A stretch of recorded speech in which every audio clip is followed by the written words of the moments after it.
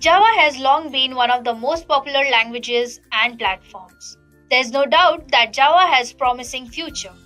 With its popularity among developers, a vast range of tools and resources, and a thriving software development environment, it remains one of the most in demand programming languages even today. Hello everyone and welcome to this session. You are currently watching an Edureka Java Full Course video. By the end of this video, you will have a thorough understanding of Java all the way from theory to practical application.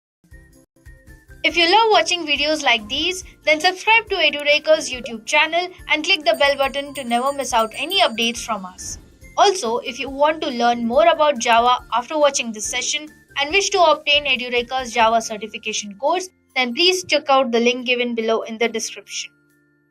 Now let's begin with our agenda, where we'll have a brief overview of what we'll cover in this Java Full Course video.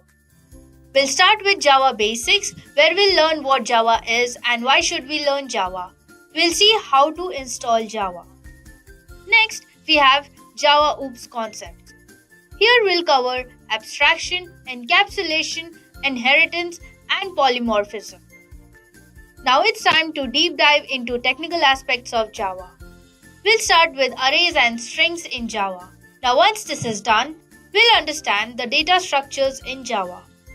We can then see some of the core concepts in Java like file handling, object serialization, Java threads, and regular expressions in Java.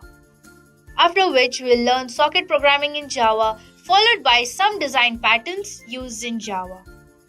Now after all this, we'll head over to our Java projects. We truly hope that this session assists you in getting jobs in the industry. In order to accomplish so, we will look on to how a career in Java is, followed by some essential Java interview questions. Now let's get started with our first topic, what is Java?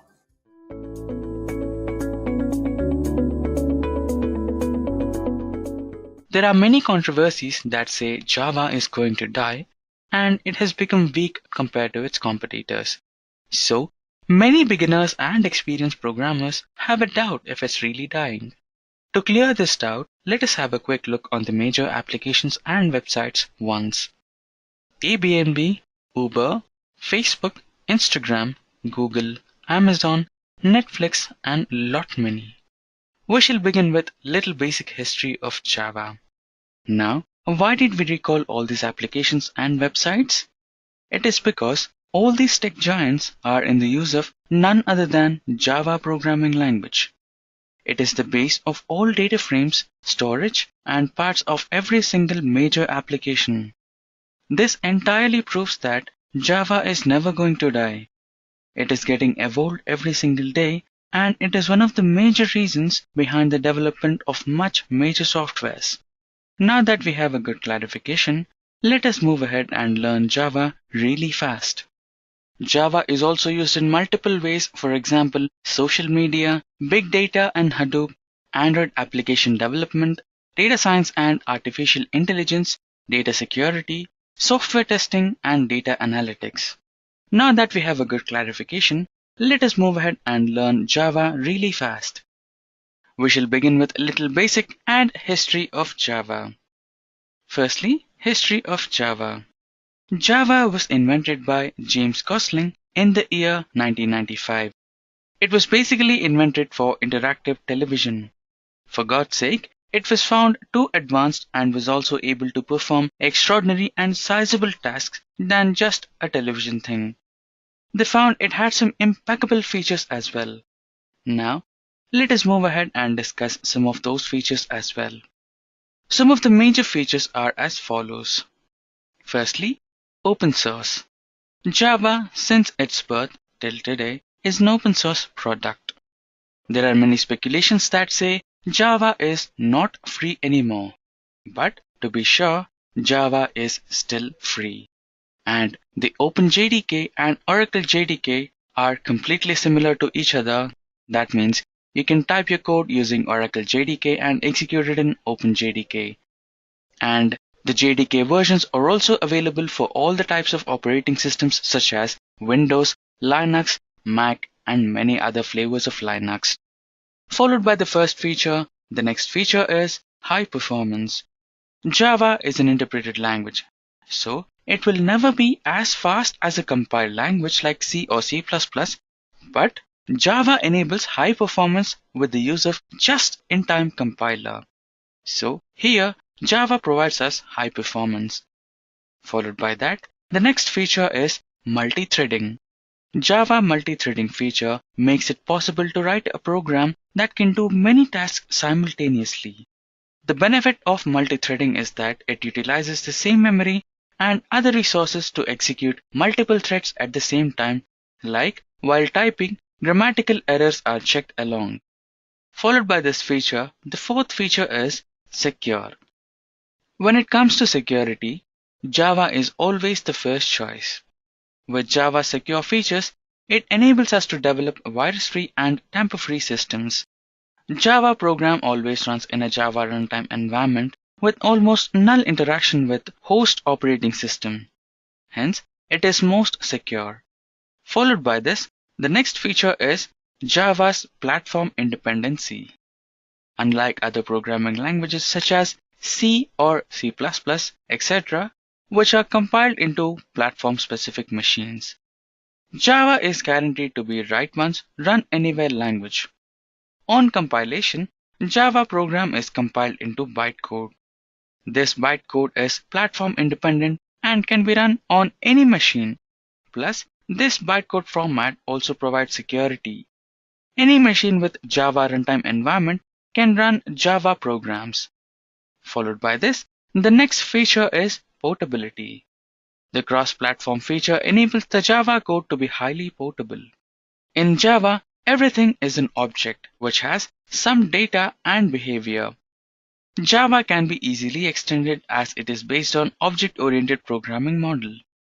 The last but not the least feature of Java is its robust nature. Java makes an effort to eliminate error-prone codes by emphasizing mainly on compile time error checking and runtime error checking. But the main areas in which Java improvised were memory management and mishandle exceptions by introducing automatic garbage collector and exception handling. Now, let us enter into the installation process. We shall now install Java into the local system. Our local system will be Windows. To download Java, just Google Java download for Windows operating system. You will be redirected to a new web page, and from here you can select Java SE Downloads Oracle Technology Network Oracle link to download Java for your local system. And now you will be redirected into a new page where you will be shown the Oracle JDK Platform 13. Select the download button, which is shown here in the blue color. Now you will be redirected into the next web page where you can select the version which can match your particular local system. For us, we should be downloading the Oracle JDK version for Windows. Just select Accept License Agreement and click on the version you need to download for your local system, and it's done. You can see that the JDK version for Windows is getting downloaded.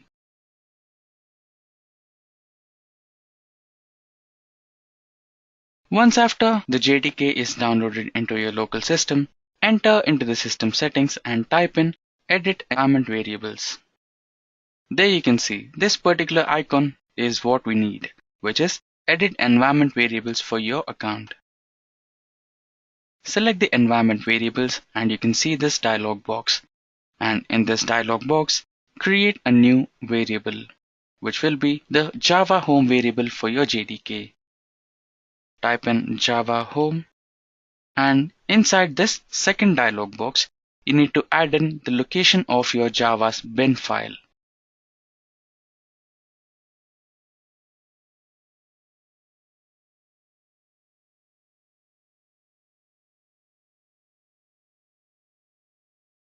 As you can see, the location of my Java JDK is this. So you can just copy this particular path and go back to the Edit Environment Variable dialog box and place in this value. And just select OK to save it. As you can see, I have already set my Java path, so I would prefer to cancel, but you have to select OK. Once after you set the Java home, you need to set the path for your JDK. The path to the JDK can be set using the path select option from the edit environment variables. Just select path and select edit option, and you will be shown with a new dialog box. And in here, you need to select the path to your Java file. You can set the Java path by selecting bin and copying the path. You can see the path to my JDK is C program files Java JDK and bin. Copy this path and paste in the edit environment variable path file. As you can see, I have my JDK path already set, which is C program files Java JDK bin. After this, just select OK. As I have already set my path, I would prefer to select cancel, but you have to select OK. Once after your path is set, select OK and close the edit environment variables properties or your system properties. Now that Java JDK has been installed into your local system, let us check the version of Java which is existing in your system. So to check the Java version in your system, just open your command prompt. Once after the command prompt is open, just type in Java C. So if you get this on your command prompt, then it is sure that Java has been successfully installed into your system. Yet, we can also check the version of Java that is installed onto our local system. To do so, we can type in Java space hyphen version and press enter. You can see that the Java version installed into our local system is Java 1.8. Now, we have got Java installed into our system successfully. To run Java, we might need one of the popular IDEs such as Eclipse, IntelliJ, and many more. To execute our programs, we shall select Eclipse IDE. To install Eclipse into a local system, just type in Eclipse download on Google. Once after you type in and enter Eclipse download, you will be redirected to a new web page where you will find many links, and you should select the first link, which will redirect you into the Eclipse Foundation. And in here, you're supposed to download Eclipse IDE 2019-12 installer file. And you can see your installer file is getting downloaded.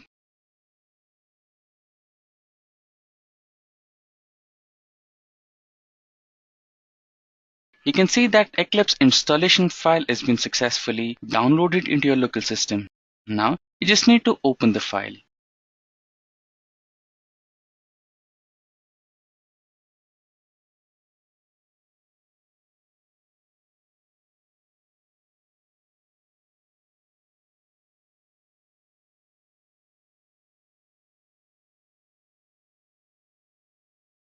Now you can see multiple options of Eclipse IDE, such as Eclipse IDE for Java developers, IDE for enterprise Java developers, IDE for C or C++ developers, and many more.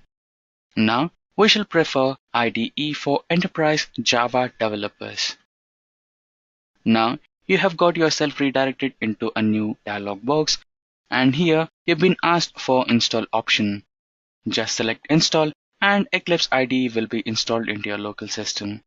I already have an Eclipse IDE installed in my local system, so I would prefer to go back, but you should select install to install it into your local system. Once after you install the Eclipse IDE into your local system, you shall see something like this. So inside the Eclipse IDE, to create a new file in the Eclipse IDE, you need to select File option, and inside File, you need to select New, and inside New, select New Java project, and there you go. You'll be redirected into a new dialog box where you should enter the name for your project. Let us enter Edureka. Followed by that, Finish. Your project has been successfully created. Now, select your project and right-click on it. Or click the drop-down menu and you can see a source file. Select the source file and right-click the source file, and now create a new package. The name of your package will be set as Edureka by default, which is your project name. Just select Finish to create a new package. Once after you create a new package, just select the package and right-click and select New to create a new class. Now, name your class. The class name can be anything. For now, let us write in Hello. And after that, you can also select in public static void main as default. And after that, just finish. And there you go. Your new class has been successfully created. Now, let's go back to our presentation. You can see that we have successfully installed Java.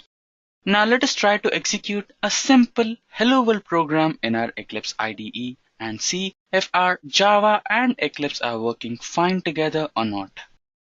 So here you can see that this is our first program, and inside this we are trying to just print Hello World message.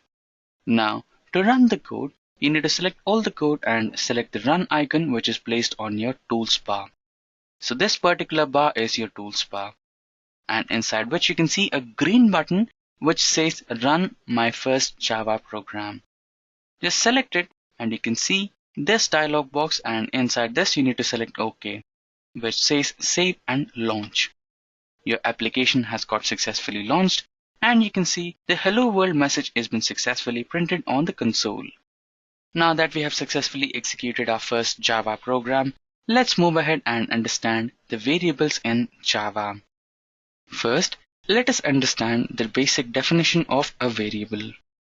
A variable is a container that holds the value while Java program is being executed. A variable is assigned with a data type. Variable is the name of the memory location, and there are three types of variables in Java, which are local, instance, and static. Let us understand local variable. A variable declared inside the body of a method is called local variable. You can use this variable only within that particular method, and other methods in the class will not be aware of that particular variables which are used in your local class. A local variable cannot be defined with the static keyword. Followed by that, we have instance variable. A variable declared inside the class but outside the body of the method is called instance variable. It is not declared as static. It is called the instant variable because its value is instance specific and not shared among other instances. The last but not the least is the static variable. A variable which can be declared as static is called static variable. It cannot be local. You can create a single copy of static variable and share among all the instances of the class. Memory allocation for static variable happens only once when the class is loaded in the memory. Now, the next part is the data types. The data types supported in Java programming language are int, float, double, long, short, character, byte, and boolean. Now, let us also go through the size of each data type supported by Java. Java supports 2 bytes for integer data type, 4 bytes for float data type, 8 bytes for double, and 8 bytes for long. Followed by that, 2 bytes for character type data type, 1 byte for short, 1 for byte, and 1 byte for boolean. These data types are called as primitive data types. Followed by variables and data types, now let us enter into the operators that are available in Java. The operators in a programming language are specific or special symbols used along with the variables or numbers so as to carry out some specific operations. The various operators available in Java are as follows. They are unary operator, arithmetic operator, shift operator, relational operator, bitwise operator, logical operator, ternary operator, and finally the assignment operator. We shall discuss about each and every single operator available in Java. Firstly, the unary operator. The Java unary operator requires only one operand. The unary operators are used to perform various operations such as incrementing or decrementing a value by 1, negating an expression, inverting the value of a boolean, and many more. Now, let us execute a simple example of unary operator in Java. As you can see, this particular example is based on unary operators. So here, I have declared a value 10 to the variable x of integer data type.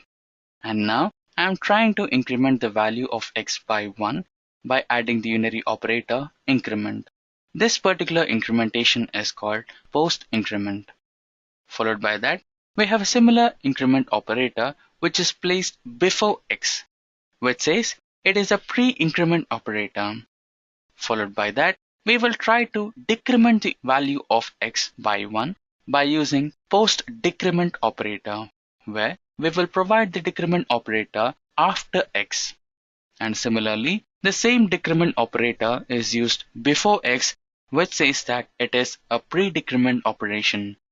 Now, let us try to execute our program and see the output. You can see the output has been successfully generated. Now, followed by this, let us move ahead and understand the arithmetic operator. Java arithmetic operators are used to perform addition, subtraction, multiplication, and division. They act as basic mathematic operations. Now, let us see a basic example for arithmetic operators. You can see I have provided two variables, that is a and b. A has the value 10 and b has the value 5. So, the basic arithmetic operations that I will be performing are addition, subtraction, multiplication, division, and modulus. So the addition symbol is carried out by plus, subtraction is minus, multiplication is star, division is /, and modulus is modulus symbol. These are common. Now, let us execute this and see the output.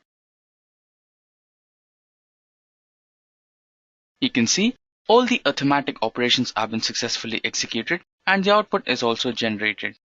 So you can see the addition is 15, subtraction is 5, multiplication is 50, division is 2, and modulus is 0.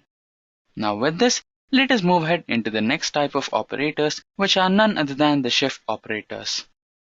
The shift operator is used to shift the bits in the value to the left or right side of the specific number of times.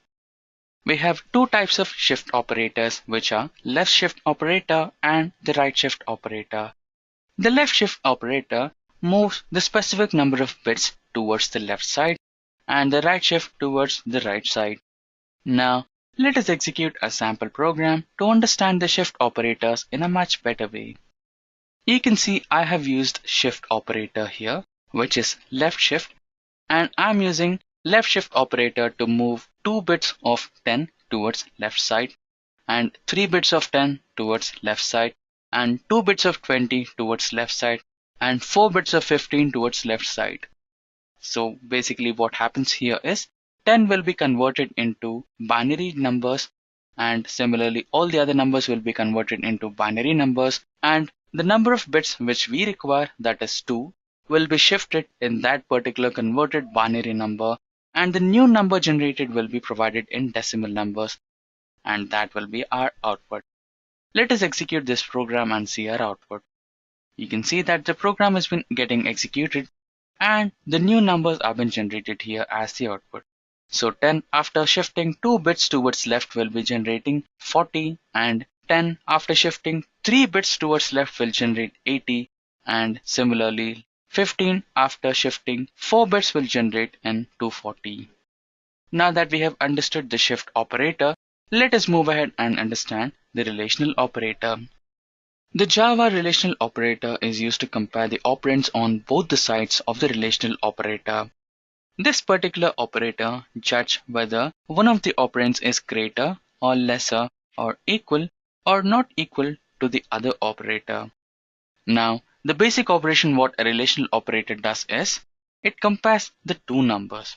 For example, if you have a as 5 and b as 10, and if you compare if a is greater than b, then the result will be false because a is smaller than b.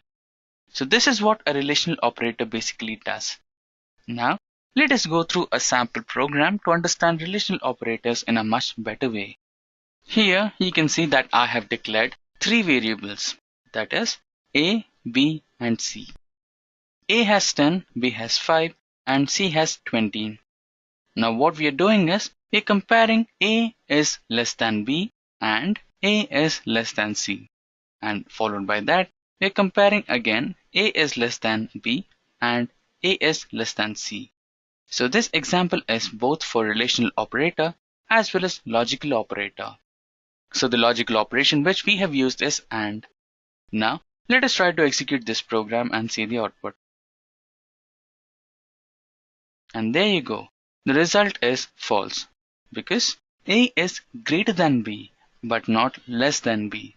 Similarly, A is less than C, but the result of AND logical operator is false because to become true, both sides of the operand should be true. Now, let us move ahead and understand bitwise operator. Basically, the bitwise operator is applied on the bits. For example, if we provide a number to the variable, that particular number will be converted into binary format, and after that, the operation will be applied on the bits one by one. Let us execute a sample program to understand bitwise operators in a much better way. So this particular example is based on bitwise operators. Here also we have the same three values, that is A is equals to 10, B is equals to 5 and C is equals to 20.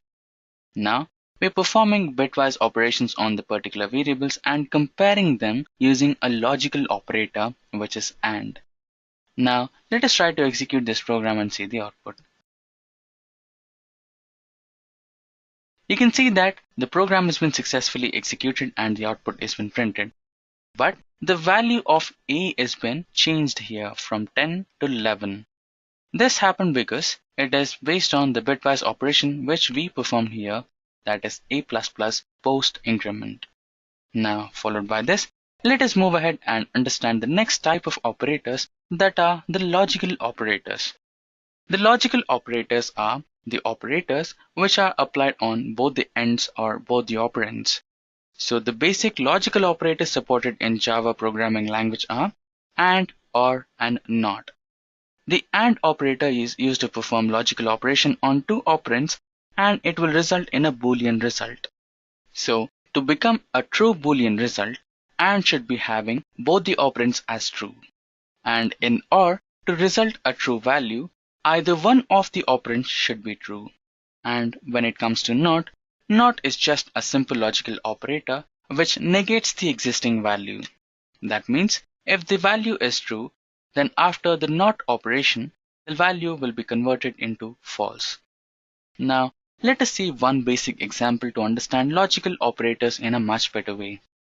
You can see the previous example is the best fit to understand logical operators.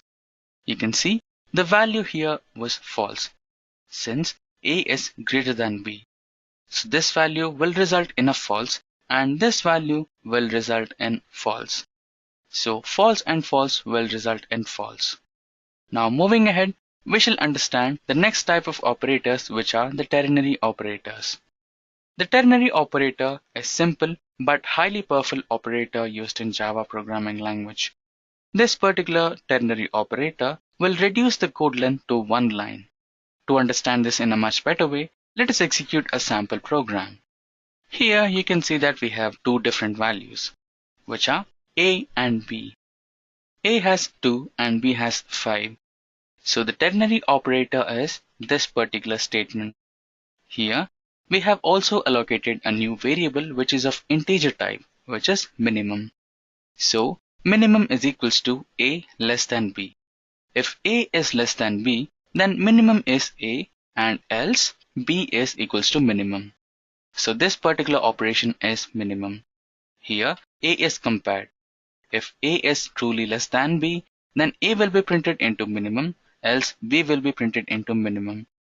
And finally, we shall print the value which is stored into minimum. Now let us execute this and see the output. You can see that the value of A, which is 2, is been printed here after executing the ternary operator present in the line number 7. Now let us move ahead and understand the next type of operators, which are the assignment operators. The assignment operators used in Java programming language are simply used to allocate the resultant memory into the variable which is located in the left side of the operand. The basic assignment operators used in Java programming language are equals to and double equals to. To understand assignment operators in a much better way, let us execute a sample Java program. So this particular program is based on assignment operations. Here we have two different values, which are a and b. A is equals to 10 and b is equals to 20. Now what we are basically doing here is using the assignment operator and adding value 4 to the value 10 and decrementing value 4 to the value 20. This particular operator used here is the assignment operator. Now the result will be a is equals to 14 and b is equals to 16. Now let us execute this program and see if the output will be correct or not. You can see the output is as expected. With this, let us move ahead and understand the control statements in Java. A control statement in Java is a statement that determines whether the other statement will be executed or not. In simple terms, it controls the flow of a particular program in Java. Now, let us see the control statements which are present in Java. So the control statements supported in Java are if-else loop, while loop, do-while loop, for loop, and switch case. So these are the basic control statements that each and every programmer must be known with.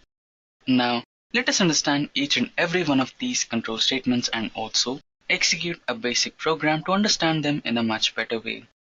Firstly, we shall deal with the if statement or if control statement. In this statement, if the condition specified is true, the if block will be executed. Otherwise, the else block will be executed. We shall execute a sample program to understand the if-else statement in a much better way. So this particular program is based on if-else control statement. Here we have the input a is equals to 15. The first if condition will be, in case if a is greater than 20, then the first printf statement should be executed. Else, the other printf statement should be executed. Now, let us execute this program and see the output. Since we know 15 is less than 20, we should be expecting the second set of statements to be executed, which is a is less than 10 and hello world. You can see the message has been successfully printed here. Followed by this, let us move ahead and understand the next type of control statements which are supported in Java, that is none other than the while loop. Known as the most common loop, the while loop evaluates a certain condition. If the condition is true, then the code is executed. The process is continued until the specific condition turns out to be false. The condition to be specified in while loop must be a Boolean expression.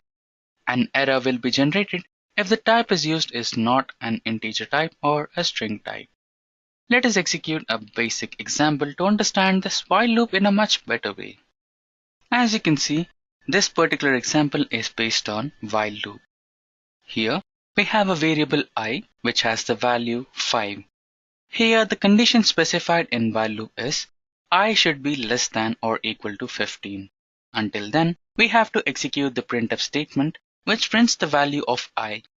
And after that, the value of I will be incremented by 2.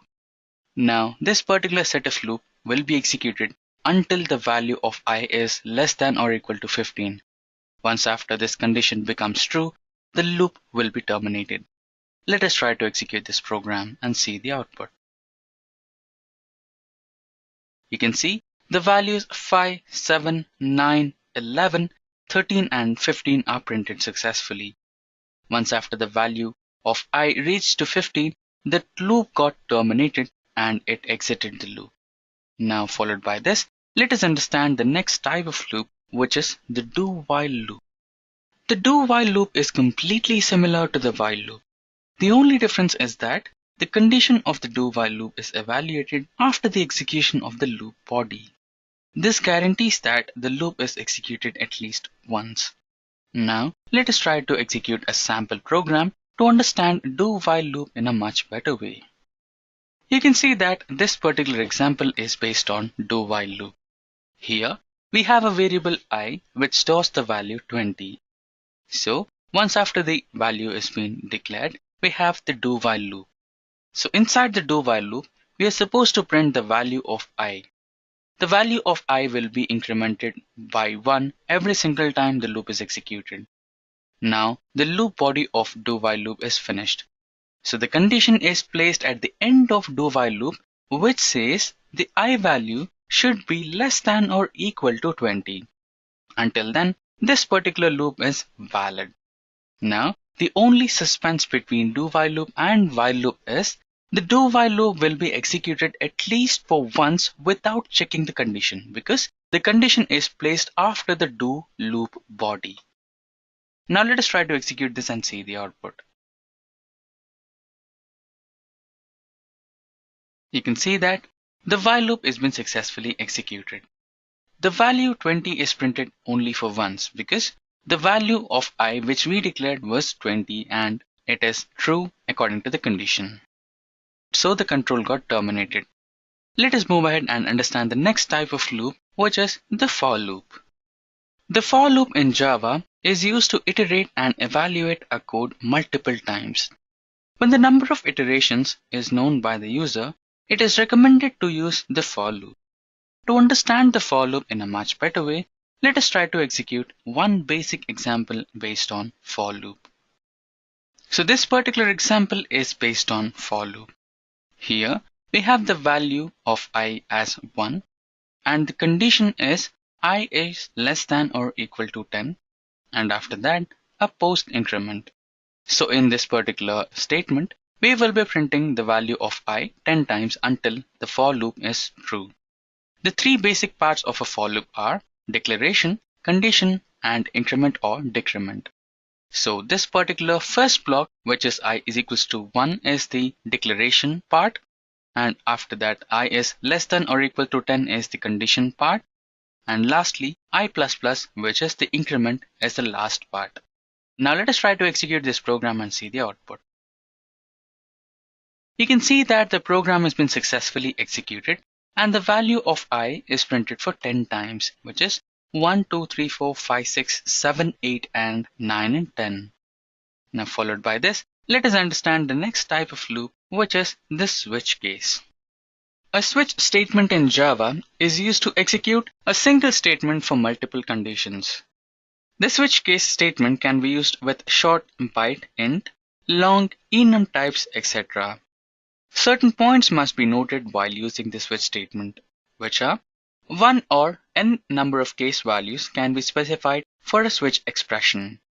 Case values that are duplicate are not permissible.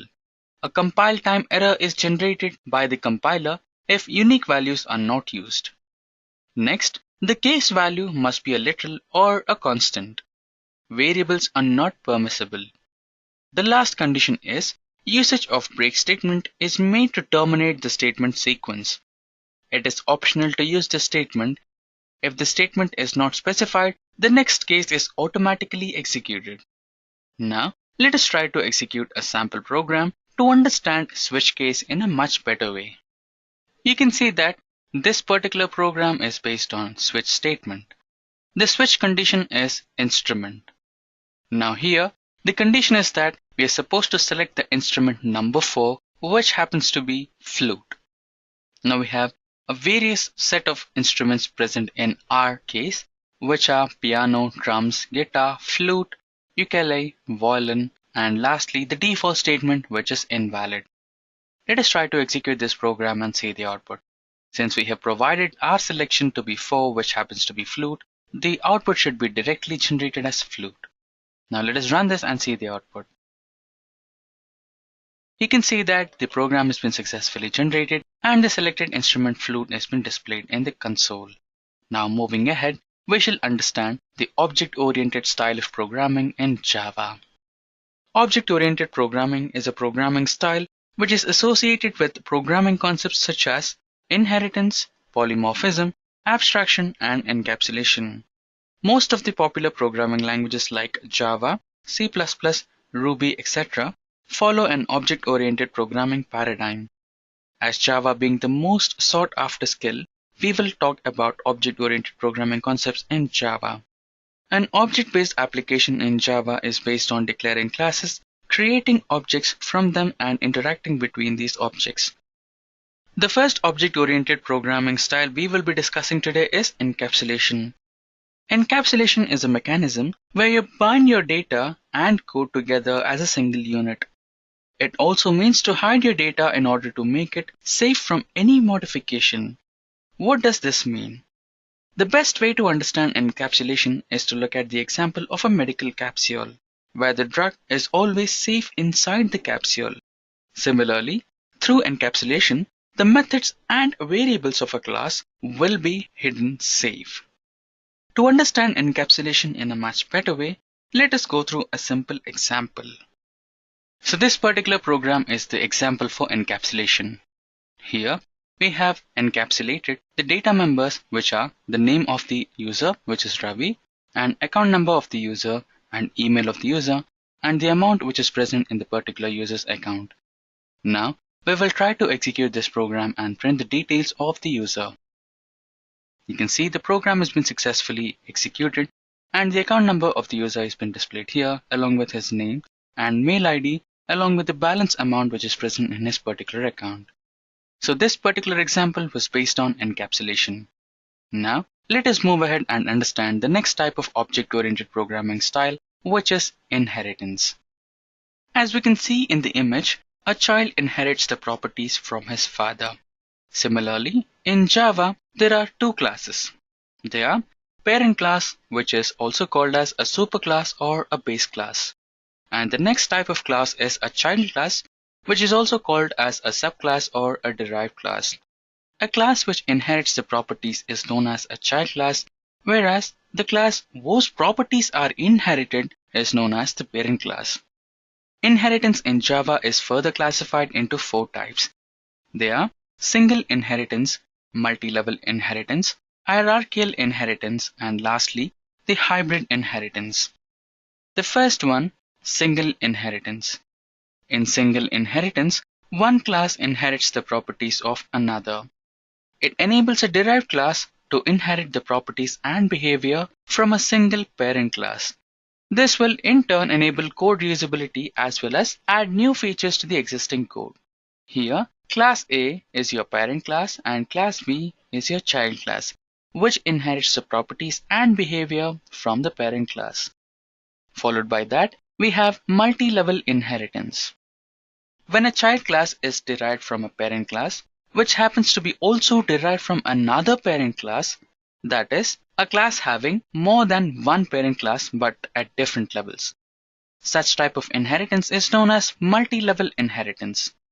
If we talk about the flowchart, class B inherits the properties and behaviors of class A, and class C inherits the properties of class B. So here, class A is the parent class of class B as well as class C. So in this case, class C implicitly inherits the properties and methods of class A along with the class B. This is what we call is a multi-level inheritance. Followed by this, we have hierarchical inheritance. When a class has more than one child class or subclasses, in other words, more than one child class have the same parent class, then such type of inheritance is known as hierarchical. If we talk about the flowchart, then class B and class C are the child classes that are inherited from the same parent class, that is class A. Followed by that, the last type of inheritance is called the hybrid inheritance. The hybrid inheritance is a combination of multiple inheritance and multi-level inheritance. Since multiple inheritance is not supported in Java, it leads to ambiguity. This type of inheritance can be only achieved through interfaces. We shall execute examples for each one of the type of inheritances. The first example that we will be executing is based on single inheritance. So in this particular example, we have the parent class as teacher and the child class as Hadoop teacher. So here, what we are trying to do is, we are trying to inherit the properties of the parent class teacher into the child class Hadoop teacher. Let us try to execute this program and see the output. You can see that the program has been successfully executed and the properties of the parent class have been successfully inherited into the child class, that is, the college name, designation of the teacher, and the main subject which he or she will be teaching. Now, followed by this, we shall try to execute the next type of example based on inheritance. Repeat. So the next type of inheritance is the multi-level inheritance. This particular example is based on multi-level inheritance, where one child class inherits the properties of multiple parents at different levels. One happens to be the first class, two happens to be the next class, and lastly, three happens to be the last child class which extends the properties of 1 and 2. Let us try to execute this program and see the output. You can see that the program has been successfully executed and the output has been successfully generated on the console. Edureka, happy learning. Followed by this, we shall move ahead and understand the next type of inheritance. So this particular example is based on hierarchical inheritance, where two or more classes inherit the properties of one parent class. So here, the class 1 happens to be the parent class and class 2 and 3 are the child classes which are inheriting the properties from the same parent class which happens to be 1. Let us try to execute this program and see the output. You can see that the program has been successfully executed and the output has been generated which says Edureka, happy learning. Now we have discussed all the three inheritances which are single level inheritance, multi-level inheritance and hierarchical inheritance. The last type of inheritance, which happens to be multiple inheritance or hybrid inheritance, happens to be not supported in Java. To make this happen, Java has come up with a new idea which is called as interface. So we shall discuss about Java interfaces in the further chapters. So the next concept in object-oriented style of programming is the abstraction. Abstraction refers to the quality of dealing with ideas rather than events. It basically deals with hiding the details and showing the essential things to the user. If you look at the image here, whenever you get a call, we get an option either to pick it up or just to reject it. But in reality, there is a lot of code that runs in the background. So you don't know the internal processing of how a call is generated. That's the beauty of the abstraction. Therefore, abstraction helps to reduce the code complexity. You can achieve abstraction in two ways. That is, by using an abstraction class or an interface. We shall understand abstract classes first. An abstract class in Java contains abstract keyword. What does the abstract keyword mean? If a class is declared abstract, it cannot be instantiated, which means you cannot create an object of an abstract class.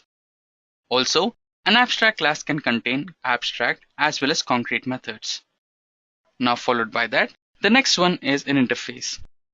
Interface in Java is known as a blueprint of a class, or you can say it is a collection of abstract methods and static constraints. In interface, each method is public and abstract but does not contain any constructor. Along with abstraction, interface also helps you to achieve multiple inheritance in Java. We shall execute one single example for each one of these to understand abstraction in a much better way. So the first example that we will be executing will be based on abstraction. And the abstract class which is declared here is person. So to declare this particular class, we have used the keyword abstract. So this particular abstract class consists of the following segments. The first one is the name of the person, gender of the person.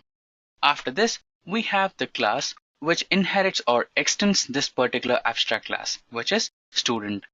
So inside student, we have a variable called as student ID, which is declared as private. Now, the elements from the abstract class will be extended into this particular student class and the output will be generated. So let us execute this program and see the output. You can see the program got successfully executed and the output is being generated. Here, we have the name of the student as Priya and gender female, similarly Karan, Kumari, John and their genders, and also their degrees. Karan, Kumari and John are pursuing engineering and Priya is not studying. So now let's move ahead and understand interfaces in Java. This particular example is based on interface, and here the interface that we have declared is about a basic calculating functions which are add, subtract, multiplication and divide. So here we have declared the interface using the keyword interface. And as you can see, we don't have any constructors inside this interface. And followed by this is our main class, which is student, which will implement the interface match to perform the addition, subtraction, multiplication, and division operations. Let us try to execute this program and see the output. Now you can see the program got successfully executed, and now the program is asking us to enter any two digits to perform addition. Let us enter 10 and 20, and you can see the sum has been successfully generated. Now it is asking values to enter to perform subtraction. Let us enter 10 and 5. You can see the output as 5. Now it is asking for values to perform multiplication. Let us enter 10 and 20. You can see the product as 200. And finally, the division operation, let's enter 20 and 5. You can see the quotient is 4. So this is how interface works. Now followed by this, the fourth and last type of object-oriented programming style is none other than the polymorphism. Polymorphism means taking many forms, where poly means many and morph means forms. It is the ability of a variable, function, or an object to take on multiple forms. In other words, polymorphism allows you to define one interface or method and have multiple implementations. Polymorphism in Java is of two types. First, runtime polymorphism and compile time polymorphism. In Java, runtime polymorphism refers to a process in which a call to an overridden method is resolved at runtime rather than at compile time. In this, a reference variable is used to call an overridden method of a superclass at runtime. Method overriding is an example of runtime polymorphism. We shall understand method overriding and method overloading in the further concepts, that is, the advanced Java programming concepts. And followed by that, we have the next compile time polymorphism. In Java, compile time polymorphism refers to a process in which a call to an overloaded method is resolved at compile time rather than at runtime. Method overloading is an example for compile time polymorphism. Method overloading is a feature that allows a class to have two or more methods having the same name but with different arguments passed to the methods are different. Unlike method overriding, arguments can differ in number of parameters passed to the method, data types of the parameters, sequence of data types when passed to a method. With this, we come to an end of object-oriented style of programming in Java. Now, let us continue with advanced Java concepts. The first amongst the advanced concepts in Java is exception handling. So first of all, what is an exception? An exception is an unwanted or unexpected event which occurs during the execution of a program at runtime that disrupts the normal flow of the program instructions. Error versus exception. Error. An error indicates serious problem that a reasonable application should not try to catch, whereas exception indicates conditions that are reasonable to an application that might try or to catch.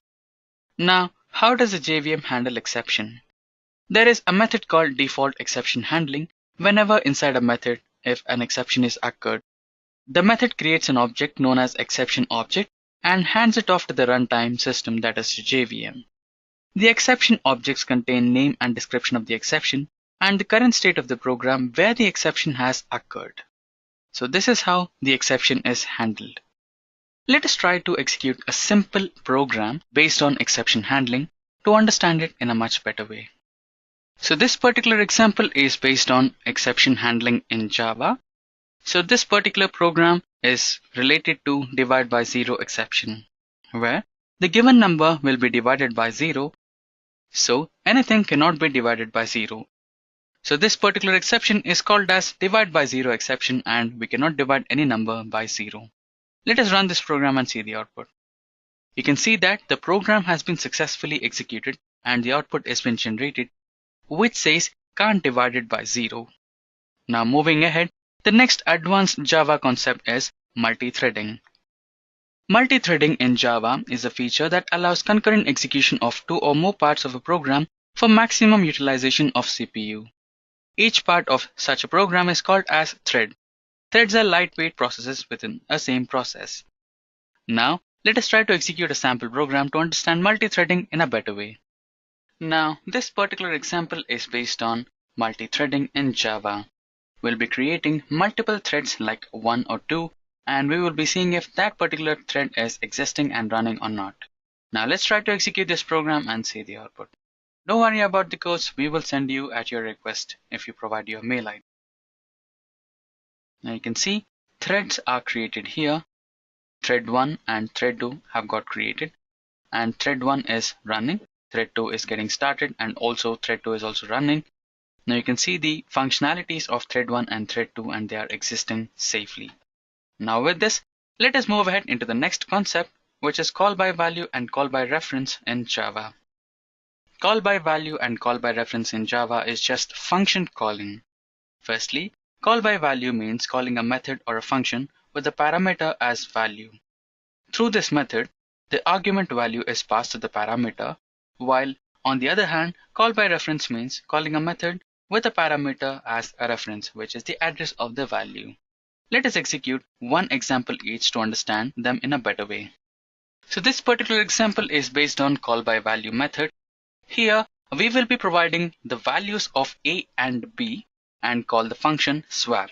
So this particular function is based on swapping the values between A and B. So the values of A is 30 and the value of B is 45. So after calling this swap function, the values of A and B will be swapped.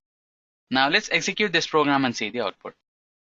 As you can see, the program has been successfully executed, and before swapping, the values were 30 and 45. Now the values are exchanged. Now with this, let us move ahead and execute an example based on call by reference. So this particular example is based on call by reference. We are performing the same swap function here, but here we are providing the address of the values. Now let's run this program and see the output. You can see the program has been executed and the values have been successfully swapped. Now let us move ahead and understand the next advanced programming concept in Java, that is method overloading and method overriding. Method overloading is a feature that allows a class to have more than one method having the same name if their arguments lists are different. It is similar to constructor overloading in Java that allows a case to have more than one constructor having different arguments list. Now let us execute a sample program to understand method overloading in Java. So this particular example is based on method overloading in Java. Here we have two different methods on the same name. The name is add, and the first method is having only two variables and the second method is having three variables. Now let us try to call these functions and see the output. You can see both the functions have been executed and the sum has been displayed in the output console here. So this was method overloading. Now let us move ahead and understand method overriding in Java. In any object-oriented programming language, overriding is a feature that allows a subclass or a child class to provide a specific implementation of a method that is already provided by one of its superclasses or parent classes. Method overriding is one of the major ways in which Java can achieve runtime polymorphism. Now, this particular example is based on method overriding. Here, we have two different functions. So the first function is in the parent class, which is move, and the second function is with the same name, which is move, that is existing in the child class, that is dog. Both these methods are implemented in the main class and the functionalities of both the methods are included in the main class. Now let's try to execute this program and see the output. As you can see, the program has been successfully executed and the output has been generated.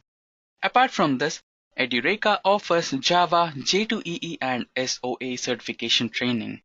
Edureka is the segment leader in providing the best-in-class live instructor-led training on Java technology, and it is provided by industry-level experts with years of real-time experience in the technology.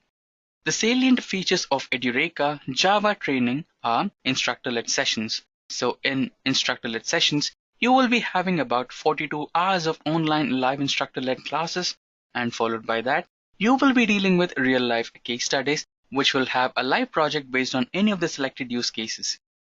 So followed by real-life case studies, you will be having assignments after each and every class where you'll get a chance to apply the concepts learned. Followed by that, you will be having a lifetime access to the learning management system. And also, you have 24/7 expert support if you have any doubts after the class. Once after you complete your course, Edureka certifies you as an SOA Java developer based on the project reviewed by your expert panel, and this particular certificate has been recognized by many multinational companies.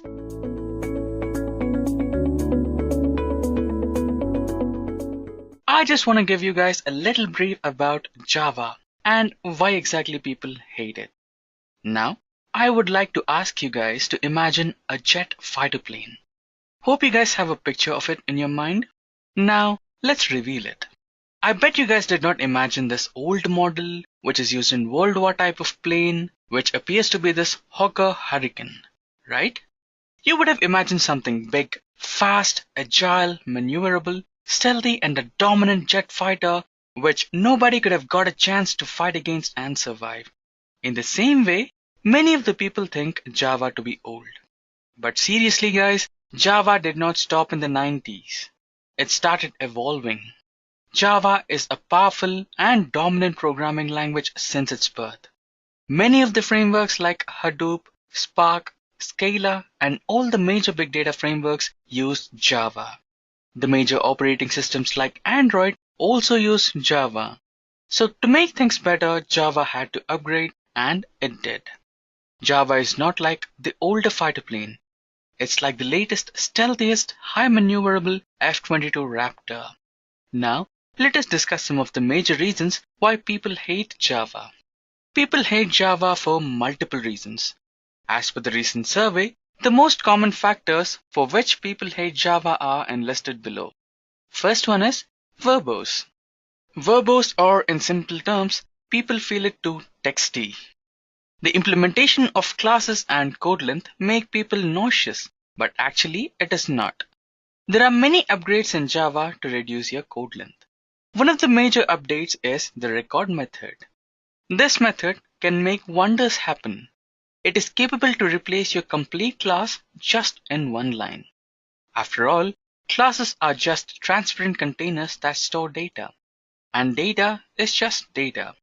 It's not meant to be read or visible all the time. We can make use of records and just make things look a little cooler and readable. One such function is also lombook. This function is capable to compress your hundreds of lines of code into very least number of codes. See, that's the magic even Java can do. Java is evolving, people. It now understands what exactly you need.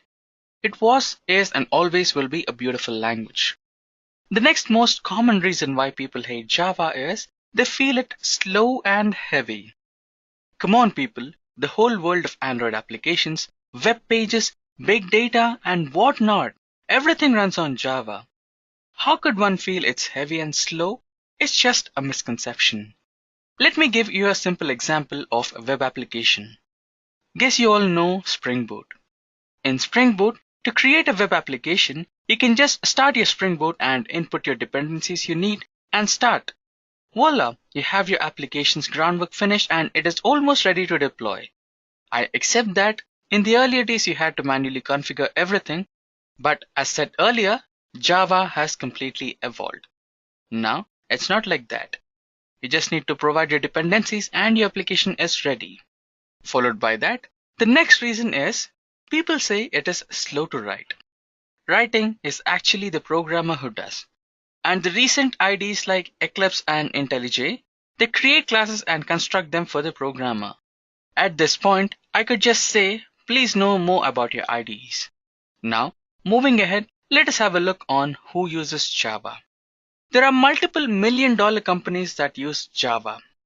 Few of the major companies are Airbnb, Uber, Netflix, Spotify, Google, Instagram, Facebook, you name it, we got it. Java is also used for big data analytics. Most of the popular big data frameworks like Spark, Flink, Hive, and Hadoop are written in Java. It's easier to find a Java developer who's comfortable working with Hadoop and Hive, rather than one who is not familiar with Java and the stack. With Java 8 came the lambdas, which rectified most of the Java's verbosity, thus making it less painful to develop large enterprise or data science projects. On the other hand, Java 9 brings in much missed REPL or read eval print loop that facilitates interactive development. So, on the other way, Java is a dominant language in data analytics. So, one way or the other, Java is a dominant language in data analytics. Also, Java is capable to work with AI. There are many misconceptions that only R and Python programming languages can be used for data science or artificial intelligence, but it is not true. Even Java is capable to run the algorithms of data science and also execute programs for artificial intelligence. Followed by this, the next major phase where we use Java is designing. Remember design patterns? Yes. Java design patterns are standards that are used worldwide to create, design, deploy, and maintain hundreds of applications. Followed by this, the database connectivity. JDBC connections are used worldwide. Most of the biggest and bulkiest data transfers are possible just because of JDBC connections. The next in the docket is development. There is no other language that is better than Java that has so many libraries and simplicities when it comes to development part. Followed by that, we use Java because it enables cross-platform. Java was born to be cross-platform. Java was a great hit just because it followed one principle, CORA or WORA. Don't worry, it is just compile once and run anywhere or write once and run anywhere. Now, let us move on to our next topic, that is about why to use Java, which will explain to us about some major features that make Java more programmer friendly. The first one is open source. Java, since its birth till today, is an open source product. Java is still free. It has open sourced all of its significant commercial features that were previously available only to paying customers, including application class data sharing, Java Flight Recorder, Java Mission Control, and Z Garbage Collector. Oracle builds and OpenJDK builds at this point are functionally interchangeable. This means that you can switch from one to the other as you please. It also means that all of this code is available under the GPL for anyone to build, test, publish, update, and support. You'll also be able to get Java implementations in almost any Linux distributions as well. Followed by that, the next feature is high performance. Java is an interpreted language, so it will never be as fast as a compiled language like C or C++. But Java enables high performance with the use of the just-in-time compiler. Followed by that, the next feature is multithreading. Java multithreading features make it possible to write programs that can do many tasks simultaneously. The benefit of multithreading is that it utilizes the same memory and other resources to execute multiple threads at the same time. Like while typing, grammatical errors are checked along. Followed by this, the next feature is security. When it comes to security, Java is always the first choice. With Java secure features, it enables us to develop virus-free, tamper-free system. Java program always runs in Java runtime environment, which has almost the null interaction with system OS. Hence, it is more secure. The next feature is platform independency. Unlike the other programming languages such as C, C++, etc., which are compiled into platform-specific machines, Java is guaranteed to be write once, run anywhere language. On compilation, Java program is compiled into bytecode. This bytecode is platform independent and can be run on any machine. Plus, this bytecode format also provides security. Any machine with Java runtime environment can run Java programs. Followed by platform independency, we have portability. The cross-platform feature enables the Java code to be highly portable. Followed by this, we have object-oriented programming style. In Java, everything is an object, which has some data and behavior. Java can be easily extended as it is based on an object model. And the last feature is robust. Java makes an effort to eliminate error-prone codes by emphasizing mainly on compile time error checking and runtime checking. But the main areas which Java improved were memory management and mishandled exceptions by introducing automatic garbage collector and exception handling. Now, let us go through the Java versions. Since from the beginning to today, Java has got many upgrades. The latest version of Java is the JDK 13. Since from the JDK 7 to JDK 13, it was a great journey and many updates have been shown up. Now, Let us check what are the stats has to say about the demand for Java developers. As per the latest stats according to the Indate, there is a huge demand for Java developers for both freshers and experienced. And the demand is on top, leaving the other programming languages like Python and C# far behind. Now, let us discuss the salary trends of Java developers in multiple countries. Firstly, let us consider India. The salary trends of a Java developer in India are: for freshers or entry-level Java developer, the salary trends lie between 4 lakh rupees to 5 lakh rupees per annum. On the other hand, for an experienced level Java developer, the salary trends lie between 10 lakhs to 25 lakhs per annum. Now, let us deal with United Kingdom. The salary trends for a Java developer in United Kingdom for an entry-level Java developer lie between £25,000 to £30,000 per year, and on the other hand, for an experienced level Java developer, the salary trends lie between £55,000 to £80,000 per annum. Now, let us consider the United States of America. For the United States of America, the salary trends for a Java developer entry level will lie between $55,000 to $75,000. On the other hand, for an experienced level Java developer, United States of America is paying $90,000 to $1,25,000 per annum as the salary. Now that we have understood the salary trends of Java developers, let us consider the skills to be learned in 2020 to become a successful Java developer. There are many skills to be learned in 2020, but let us consider the beginner skills first and later move on to the major experience level skills to be learned. The basic beginner level skills to be learned in 2020 based on Java are: he or she should be having a good knowledge of JSP servlets and object-oriented programming concepts and design patterns. Abstract classes and interfaces are a must. Followed by that, the programmer at a beginner level should be comfortable with constructors, file input operations, and output operations. And followed by that, he or she should be comfortable with file input output operation and serialization, collections like list, map, sets, and access specifiers, which will provide the access capability like public, protected, and private. Followed by that, the programmer should be good with exception handling, and finally, the generics. Now, followed by that, the advanced level of skills that an experienced level of programmer should have are DevOps with Java, then microservices, and also Spring Boot. So these were the skills required by both beginners as well as advanced level programmers in 2020. Now, let us discuss the advantages that the freshers will be getting from Java. The first advantage of Java for freshers is Java is a language which is completely easy to learn. It does not require any basic understanding of programming. You can directly start from scratch. Followed by that, Java is object-oriented. This point is really important.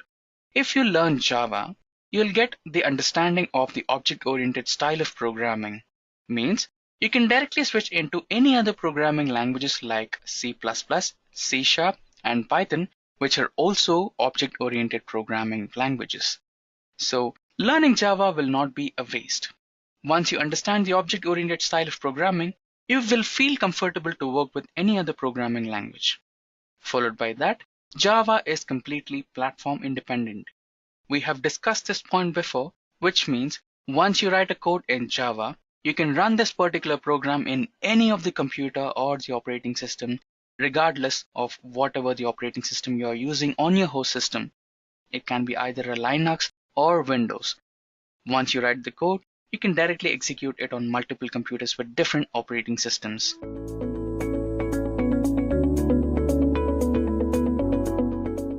Loops in Java are used to run a certain code segment in a project for a finite number of times until a certain condition is satisfied.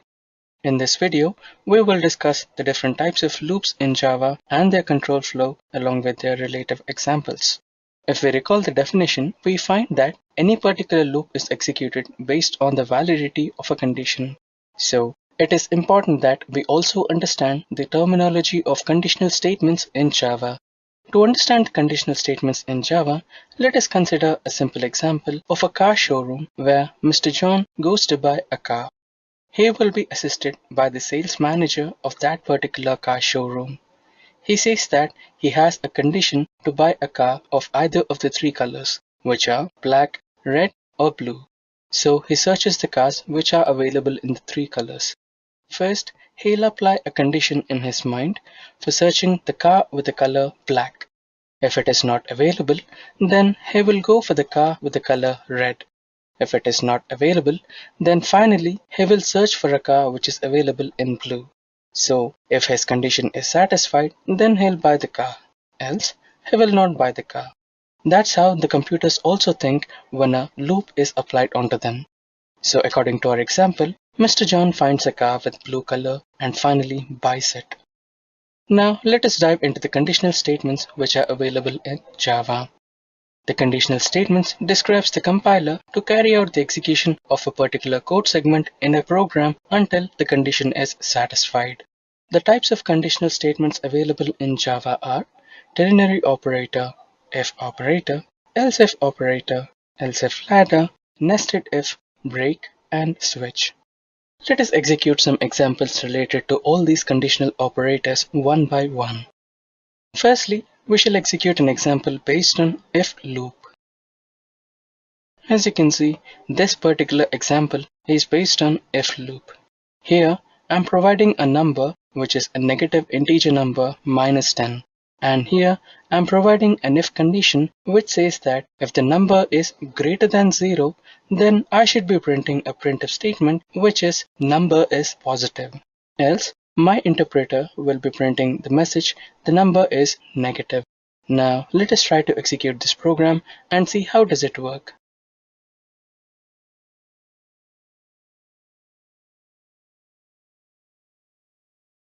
As you can see, the output has been generated, which says the number is negative. Since the number which I provided was a negative integer number, the condition here is failed, and the message which was lying outside the if loop, which is the number is negative, is being printed here. Now, let us execute the next control statement, which is the else if statement.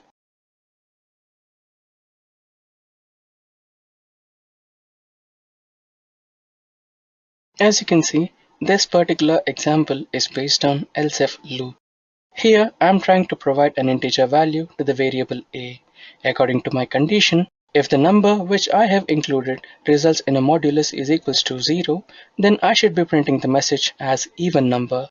Else, I should be providing the number as odd number. Now, let us try to execute this program and see how does it work.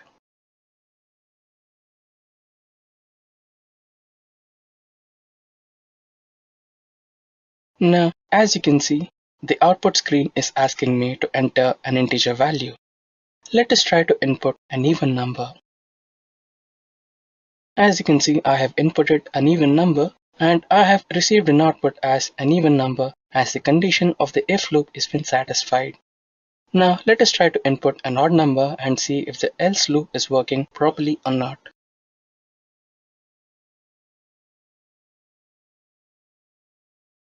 As you can see, it is asking for an input. Now let us try to input an odd number, which is 7, and see the output. As you can see, the output is generated as an odd number, which means the else loop is working fine. Now let us try to execute another example based on else if loop.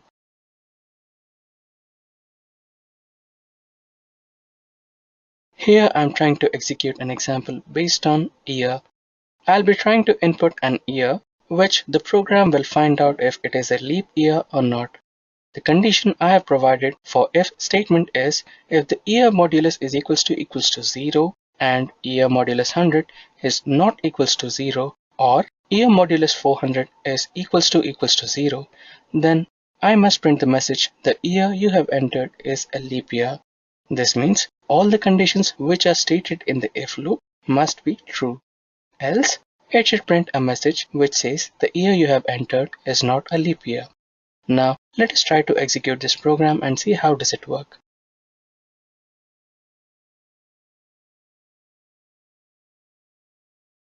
As you can see, the output screen is asking me to enter an year. Now let us try to enter a leap year. As you can see, the conditions which are provided in the if statement are true, and we are printing the message, the year you have entered is a leap year. Now let us try to provide an input which is not a leap year. As you can see, now it is asking for an year. Let us input the present year, which is 2019, and see if it is a leap year or not. As you can see, the conditions which were provided in the if loop are not satisfied, and the program is printing the message, which is the year you have entered is not a leap year. Now, let us try to execute some programs based on if-else ladder.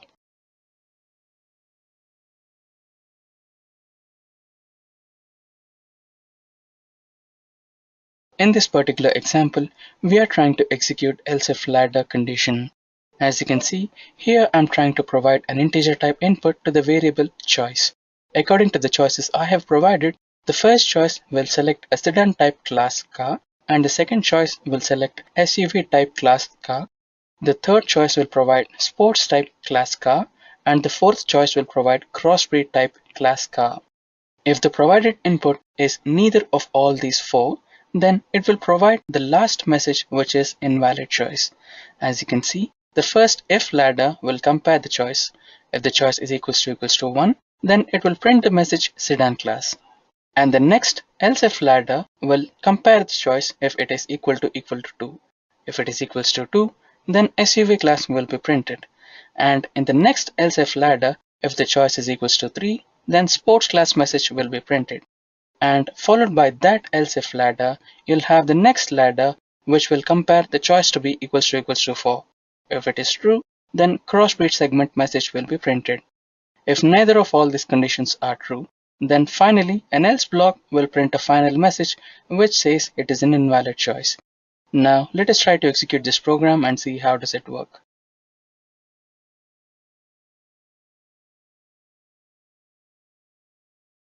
As you can see, the program has been successfully executed and it is asking for a choice. Now let us try to select SUV type vehicle. For that we need to provide an input as 2. As you can see, the SUV class is successfully selected. Now, followed by this program, let us execute nested if condition.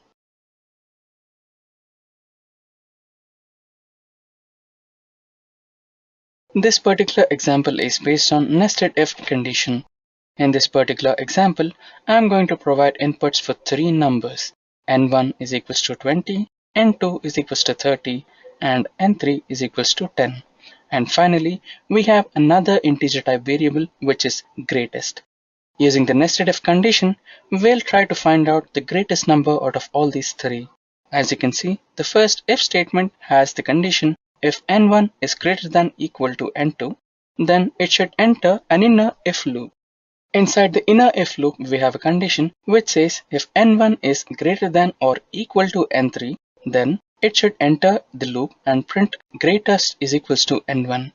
Else, it should print greatest is equals to n3. After the completion of the if condition, if neither of the statements which are provided in the if condition are true, then the control will flow into the else condition. Inside the else condition, we have an if condition which states if n2 is greater than or equal to n3, then it should print n2. Else, it should print n3. Now, the final output will be generated along with a message, the largest number is and the greatest value. Now let us try to execute this program and see how does it work.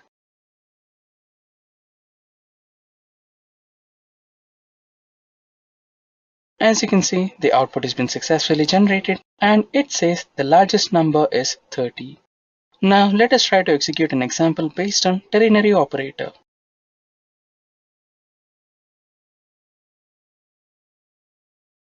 This particular example is based on ternary operator. As you can see, I am trying to provide an input to 2 numbers which are a and b, which will be integer values. This particular statement is our ternary operation. This states that if the provided input a is greater than b, then a should be declared as the greater number. Else, if the condition is false, then b should be declared as the greater number. Now let us try to execute this program and see how does it work.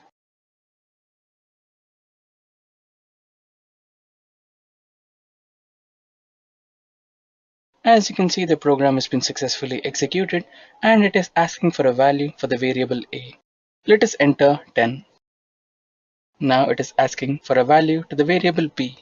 Let us enter 5. Now let us see the output. As you can see, the output is 10. This states that the number a is greater than number b. Now let us try to execute an example based on switch conditional statements.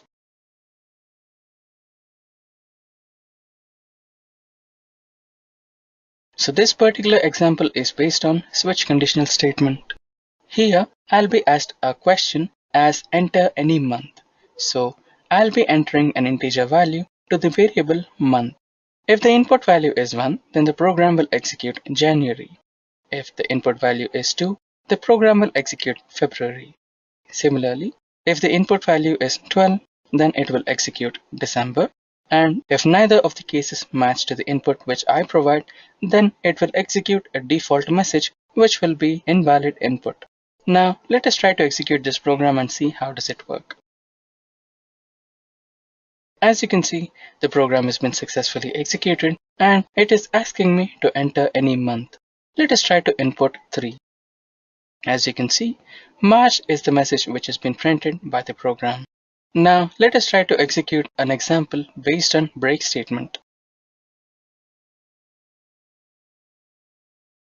As you can see in this particular example, I have provided an integer array which has the values 10, 20, 30, 40 and 50.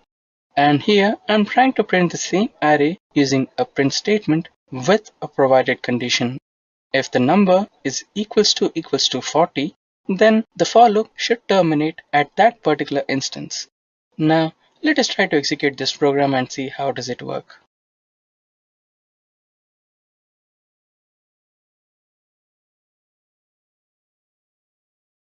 As you can see, the output has been successfully generated and the values 10, 20 and 30 are printed, but 40 and 50 are not printed because at this particular if statement, we have provided a condition that if the number is equals to 40, then the control flow should break.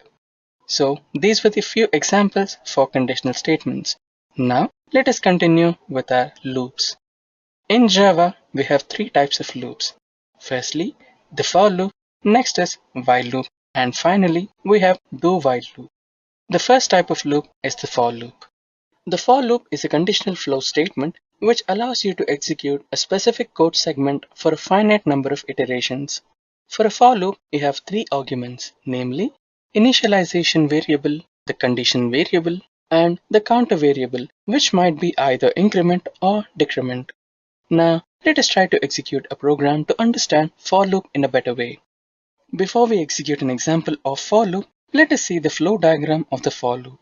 Here, we have the initialization step at the first, and later, the control flow will enter a conditional statement.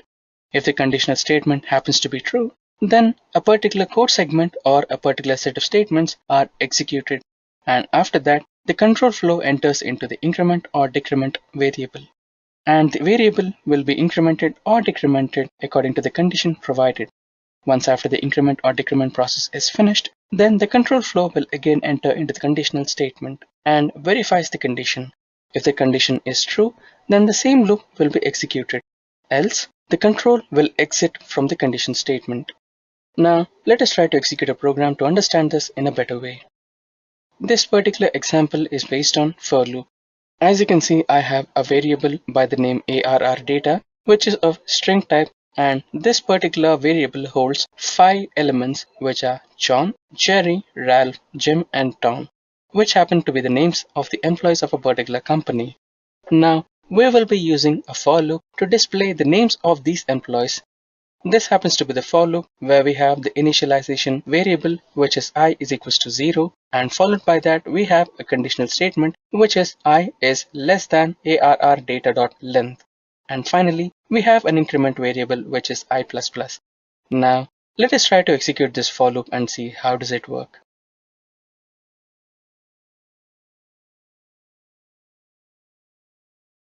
As you can see, the loop has been successfully executed and we have our output here.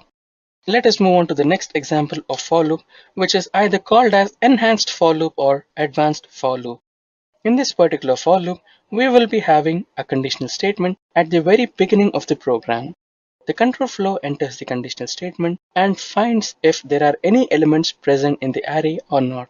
If the statement is true, then the control flow will enter the initialization statement where a variable will be initialized.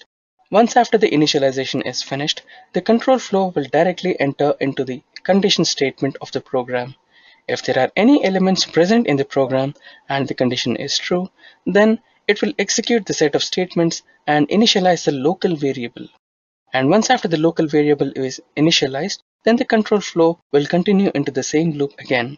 If there are no elements present in the array, then the control flow will exit the condition and stop.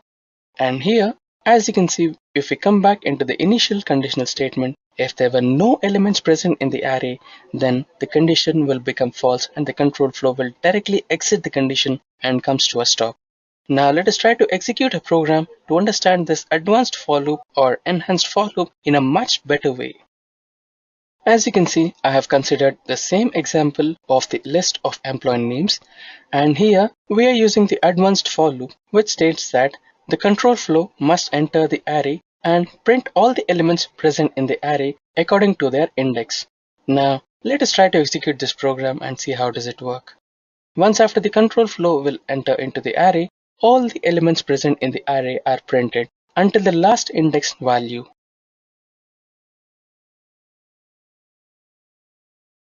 As you can see, the program has been successfully executed and the output has been generated. With this, let us try to execute nested for loop. Before executing an example, let us try to understand the flow diagram of the nested for loop. In a nested for loop, the program will begin at start and the control flow will encounter the first loop statement. After that, the control flow will enter into the condition. If the condition is true, then it will enter into the inner for loop. If the condition is false, then the control flow will directly exit the first outer for loop. Now let us see if the condition is true. Once the condition is true, then the control flow will enter into the inner for loop. And inside the inner for loop, it will encounter a condition statement. If the condition is true, then the control flow will start to execute a set of statements which are present inside the inner for loop. And once after the statements are executed, it will enter into the increment or decrement statements. Once after the increment or decrement is done, the control flow will again enter into the condition statement and checks if the condition is true or not. If the condition is true, the same loop will execute again, and if the condition is false, then it will exit the condition statement and it will enter into the increment or decrement variable of the outer for loop. Once after increment or decrement of the outer for loop is done, it will again check the condition in the outer for loop, and if it is false, then it will exit. Now, let us try to execute a program to understand this in a much better way. This particular example is based on nested for loop. As you can see, I have considered an integer type variable which is array, which is going to be a two-dimensional array. And this particular loop is our outer for loop, and this particular loop is our inner for loop. Once after the outer for loop is triggered, it will start the inner for loop. Once after the execution of inner for loop is finished, then the inner for loop will trigger the outer for loop for increment or decrement. Once after the increment or decrement is done, then the condition is verified and the control flow will enter into the inner for loop again. Once after the inner for loop is executed, then it will again trigger the outer for loop and the condition is checked. If the condition is true, the process will continue, else the control flow will exit both the for loops and execute the statements which are present outside the loops. Now let us try to execute this program and see how does it work. As you can see, the program has been successfully executed and the data present in the row 1 and row 2 have been successfully printed here. As you can see, this is the first row, which is row 0, and this is the second row, which is row 1. And the data in the row 0 is 1, 2, and the data in the row 1 is 3 and 4. Now let us learn about while loop. While loop is a control flow statement that executes itself repeatedly until a given Boolean condition is satisfied. While loop can be considered as a repeating if statement. Let us see the flowchart of the while loop to understand this in a much better way. As you can see in this particular example, the control flow will begin at a decision. If the decision is true, then a particular segment of code is executed, and again the control flow will enter into the decision box. If the condition is true, then the loop is repeated, else the condition will exit the decision box. Let us try to execute an example to understand the while loop. This particular example is based on while loop. Here, I'll be providing an input to the integer type variable, which is num. And according to the while condition provided, here we'll find out if the input number is a prime number or not a prime number.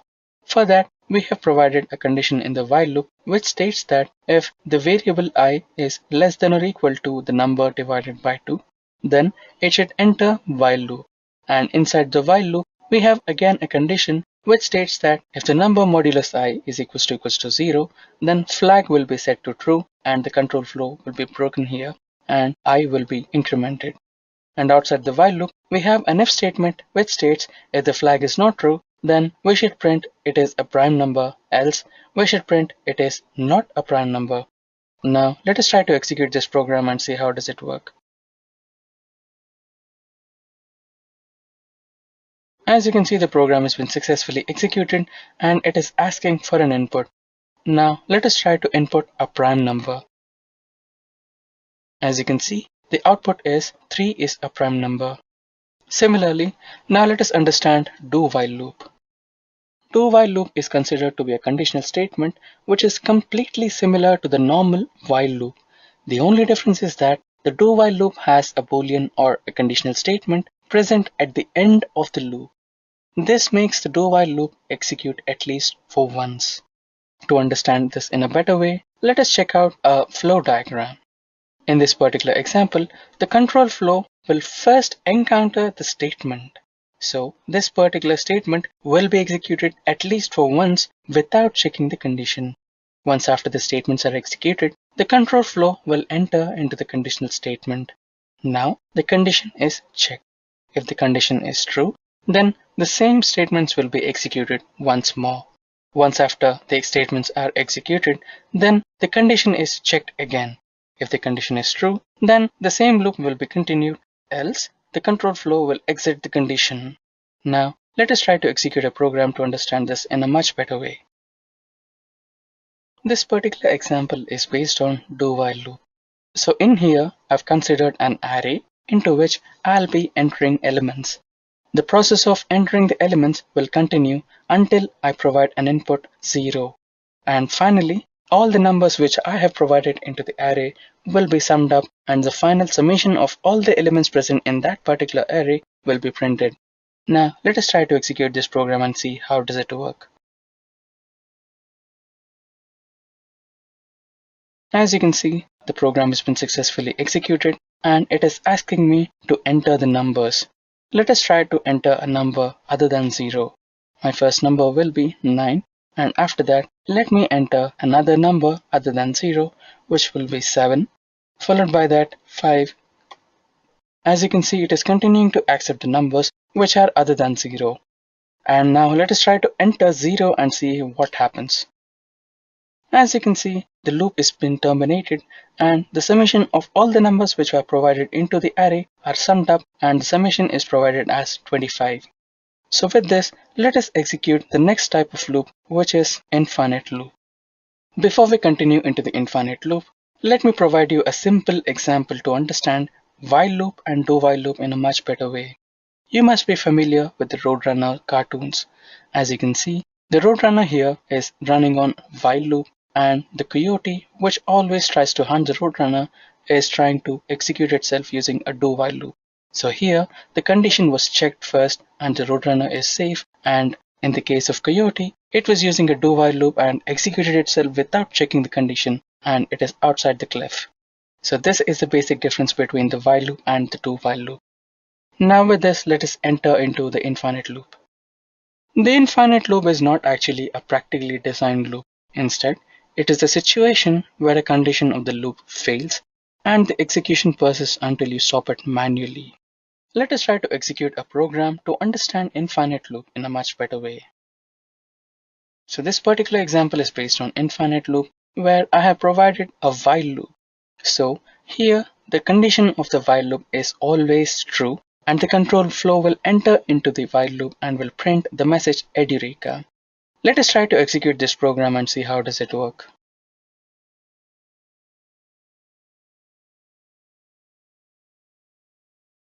As you can see, the program has been successfully executed and it is continuing to print the Edureka message continuously. Now I have to stop this manually and exit the infinite loop. As you can see, the infinite loop has been successfully terminated now.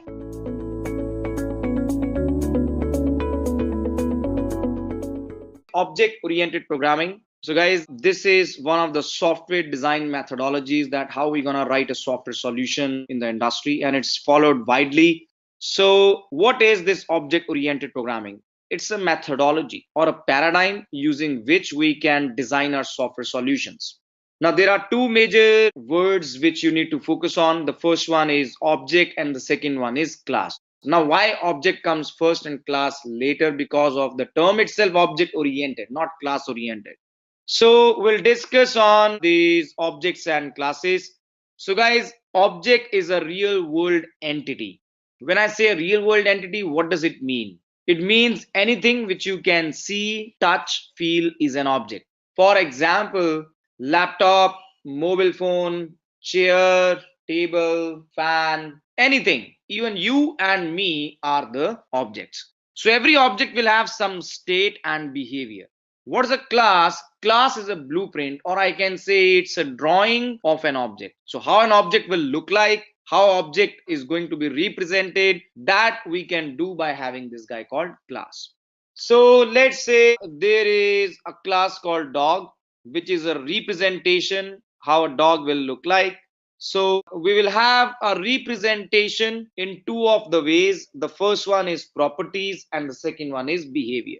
Now properties are also referred to as attributes. For example, what is the weight, what is the age, what is the size, color, breed. So these are the properties. I can even say that they are the attributes which are linked to your object. Behavior goes like eat, sleep, run, bark, etc. and etc. So let's say a nose over here is used for having a process called breathing or respiration. Respiration is a behavior. So we have object with the properties and behavior. So object will have properties, object will have behavior, and these properties and behavior will be written in the class to describe the object. So having object oriented programming approach, we can have different type of objects. So their properties will remain same, but the value for their properties will change. Now the size, age, color and breed for all the different dog objects, it's gonna change guys, right? So even when I talk about something like employee to a company, let's say plumber, electrician, carpenter, let's say HR, let's say software engineer. Now the different employees, they have the same details. That's like what is their employee ID, what is their name, what is their age, what is their phone, but the data for these properties will be different. Now same way, the sleep pattern would be different for different people, right? So this is what we are going to understand, that different objects, they will have the properties, same properties, but with the different values, right? So I can say an object is a container which is containing properties and behavior both. Now how we are different from procedural approach, the way we used to write programs in C. So how is it different, right? Let's have some comparisons coming in here. So object oriented programming is a bottom to up approach. What does this mean? This means you think of an object first and then you start coding. You think of data first. Top down approach is like where you just start writing the program. We modularize our program into objects, whereas in procedural approach we need to write functions. For security, we have access modifiers. We got default, private, public, protected, but there we have no access modifiers. Objects can move and communicate with each other through member functions, but whereas in functions we don't have objects, so data is just moving freely. So having access modifiers, our software solution can be designed with much more security, right, as compared to procedural approach. And lastly, we have features like overloading, overriding, inheritance, and many other features which object-oriented programming will give us, so that we can very easily design our softwares, which procedural programming will not do that. Now, there are four major fundamentals when it comes to object-oriented programming structure. Guys, we got encapsulation, abstraction, polymorphism, and inheritance. So these are the four major building blocks of any object-oriented programming language, right? So we even call them the pillars for the OOPS. So we'll discuss them one by one. To begin with, what is inheritance? So guys, inheritance is where the property of an object will be acquired by the other object. We'll have a relationship called is a relationship. So it's a parent-child relationship. So having this relationship, let's say animal is the parent, mammals, reptiles, amphibians, and birds, they are the children. So this is a relationship. Bird, reptile, mammal is an animal, right? So that is how we are relating them. We also call this concept as generalization, because here we are generalizing so many different types as one single type, right? So we call animal as super or the parent class, whereas mammals, reptiles, amphibians, birds, they are known as sub or the child classes. So guys, let us have one example on inheritance, and thereafter let's try to code it. So consider that there is an object structure called product. So product is going to have a product ID, product will have a name, product will have a price. So these are few of the attributes associated with the product, right? Now I'm taking this use case. Let's say we are going to develop an e-commerce solution. For an e-commerce solution, now there will be a product which can be an LED TV. So LED TV will extend the product, right? So what is the benefit of extending LED TV from product? So we'll get all these attributes in the LED TV as well, right? So we just need to write additional parameters. So we will come here and say what is the brand, what can be the technology for LED TV, and any other attributes if you want to have. We can have a mobile which can extend the product. So we can have RAM, what is the OS, what is the SD card size, and many more attributes. So extension is what is called inheritance. So if we don't have extension, so how the things will work, let's see that. With no extension, we need to rewrite a similar code snippet again and again. So you see, PID, name, price, brand, technology is the data associated with LED TV. Same is with the mobile. So PID, name, price, they are the common attributes. So when we know that we have some common attributes or common properties which will be reused again and again, this is like repeating the code again and again. Whereas when we are coming up with this structure here, so we are reusing the similar code again and again. You have product as one guy and you now keep on reusing it again and again. So let's try to come up and write one small program here and understand this example. So I'm gonna say a new Java project. So we are using Eclipse as an ID. So you can use IntelliJ, JDeveloper. So whatever you want to use, you can use that. Let's say a new Java project. I'm gonna say oops. So in this object-oriented programming structure on the SRC, I'm gonna do a right click and say a new class. Now this new class over here, let us name it inheritance app with the main method. So I'm going to write a package. Let's say co.edureka. So this package name co.edureka contains inheritance app with the main method, right? So we know what is main. Main is executed by JVM, right? when my program will run. Now let's come here and write this class as product. And I'm going to write one constructor here which says CISO product object constructed, and thereafter let's have some attributes. We got product ID, what is the name, and let's say what is the price. So we can even have more attributes, but I got these many details. So I'm going to write methods now. So this is constructor, the default one. So the methods, I'll say void, let's say set product details, where I will say, let's take three inputs, PID, name, and price. So I'm gonna say this dot PID is PID, this dot name is name, and this dot price is price. So we call this guy as a method which is setting the details into the product object. I can even say to write data in product object, we have this method.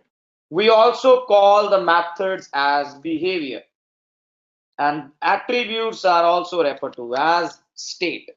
Same way, I'll have show product details, where I will come and say CISO, let's say plus product.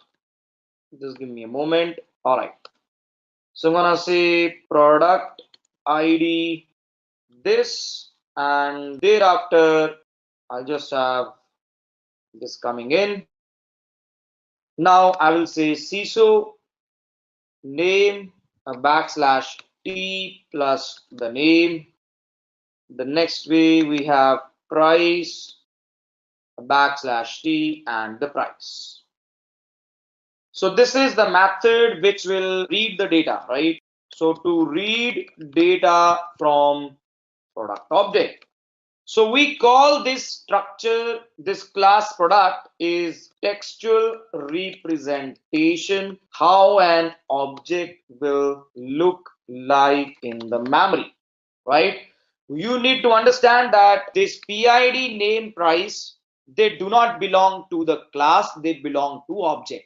So whatever we write in class is in actual property of object as we are describing the object, right?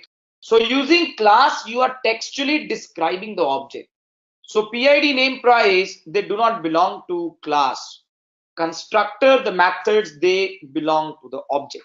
So if you want something to be property of class, if you want anything which should belong to class, make it static, right? So this is what you need to do.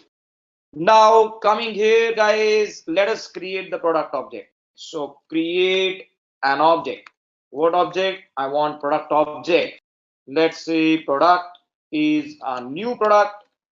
So remember, this statement is an object construction statement, but product is not an object. It's a reference variable which holds the hash code of the object in hexadecimal notation. So what does this mean? This means that if I will say product is plus product, so when you run this code here as Java application, you will get to have a product object constructed, and this guy reference variable is giving you this 7852E922. So we get 7852E922 as a hash code. Now this might vary from system to system, right? So we say product is a reference variable, right? So product is a reference variable, not an object. It is pointing to the object which is created in the memory in the heap. So next is writing data in object. So I will say product dot set the product details. Let's say product ID is 101. Let's say name is iPhone X. Let's say the price is 70,000. So this is the data within the object which we have wrote, and now let's say reading data from object, you will say product dot show the product details. When you run this code here, let me comment out this structure here. And here, after writing the data, I'm just gonna put up this CISO statement, data written in product object. So just to show this. So we got product object constructed and then data written in product object, and this is data with respect to your product object. So this is how we get to see data within the object, write and read operations. A very basic structure of an object. Now we can even write the data directly. Coming here, let's write the data directly. So I can say product dot PID. Let me create another object. So I'm gonna say a product. This time let's say this as product 1 is a new product. Or let's say this is a product 2. This guy is product 1.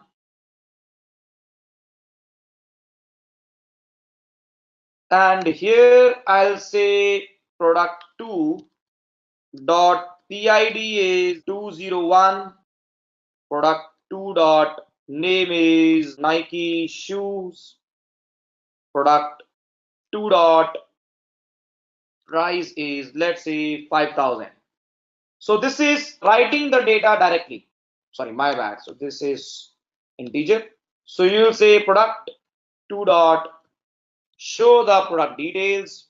So just gonna do an empty print line here for the correct output. So what you see is product object constructed. We are not writing the data using any method. We are writing the data directly, and you see the data read operation happening again. So if you don't want the data to be written directly, you can make the attributes go as private. So having your attributes as private, so you are limiting the user not to write the data directly. You see, you are now getting an error here. So I'm not gonna make everything private. Let's say the product ID is private. So when you have any attribute marked as private, you will not be able to access it. So this is an error now. Since attribute marked as private cannot be accessed. You cannot access an attribute which is marked as private. So what we will do now? So we can have an indirect way to access PID. We can create a method which is set the PID. You take integer as input and you say this dot PID is PID.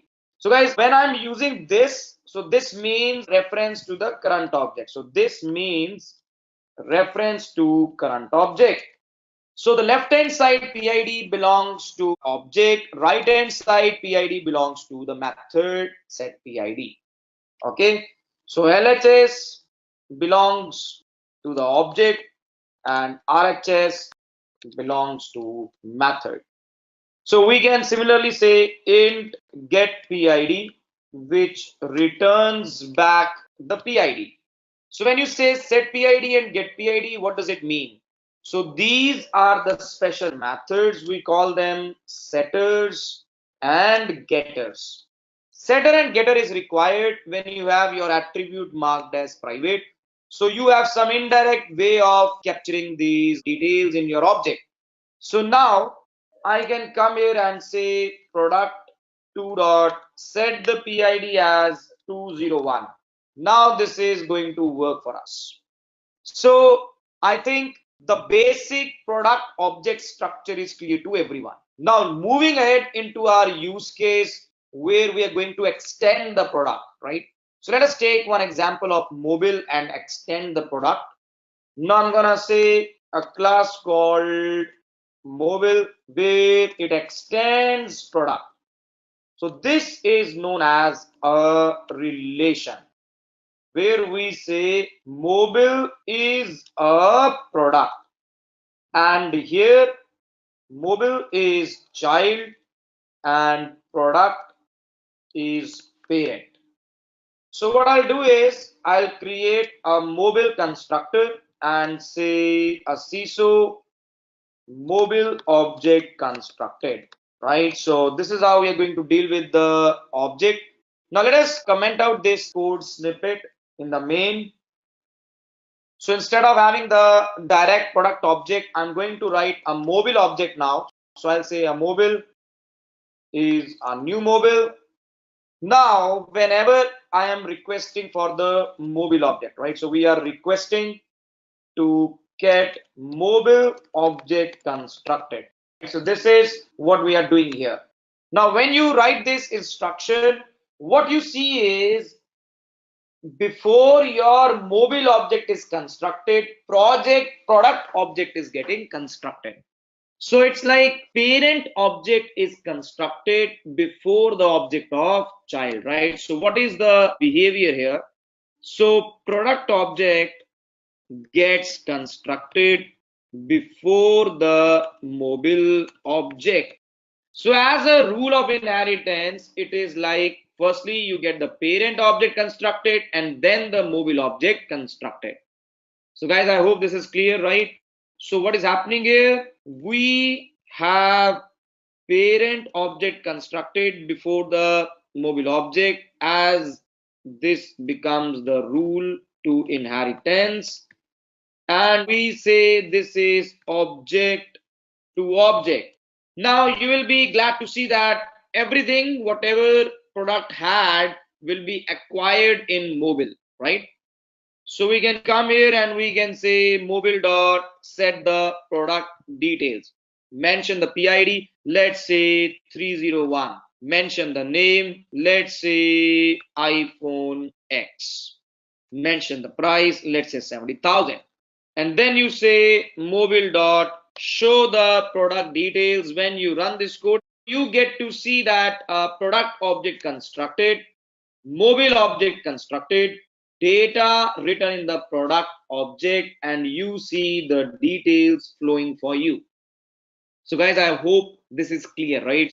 So whatever you had in the parent, you got in the child, right? So we have the things coming up for the child, and we can very easily access those things.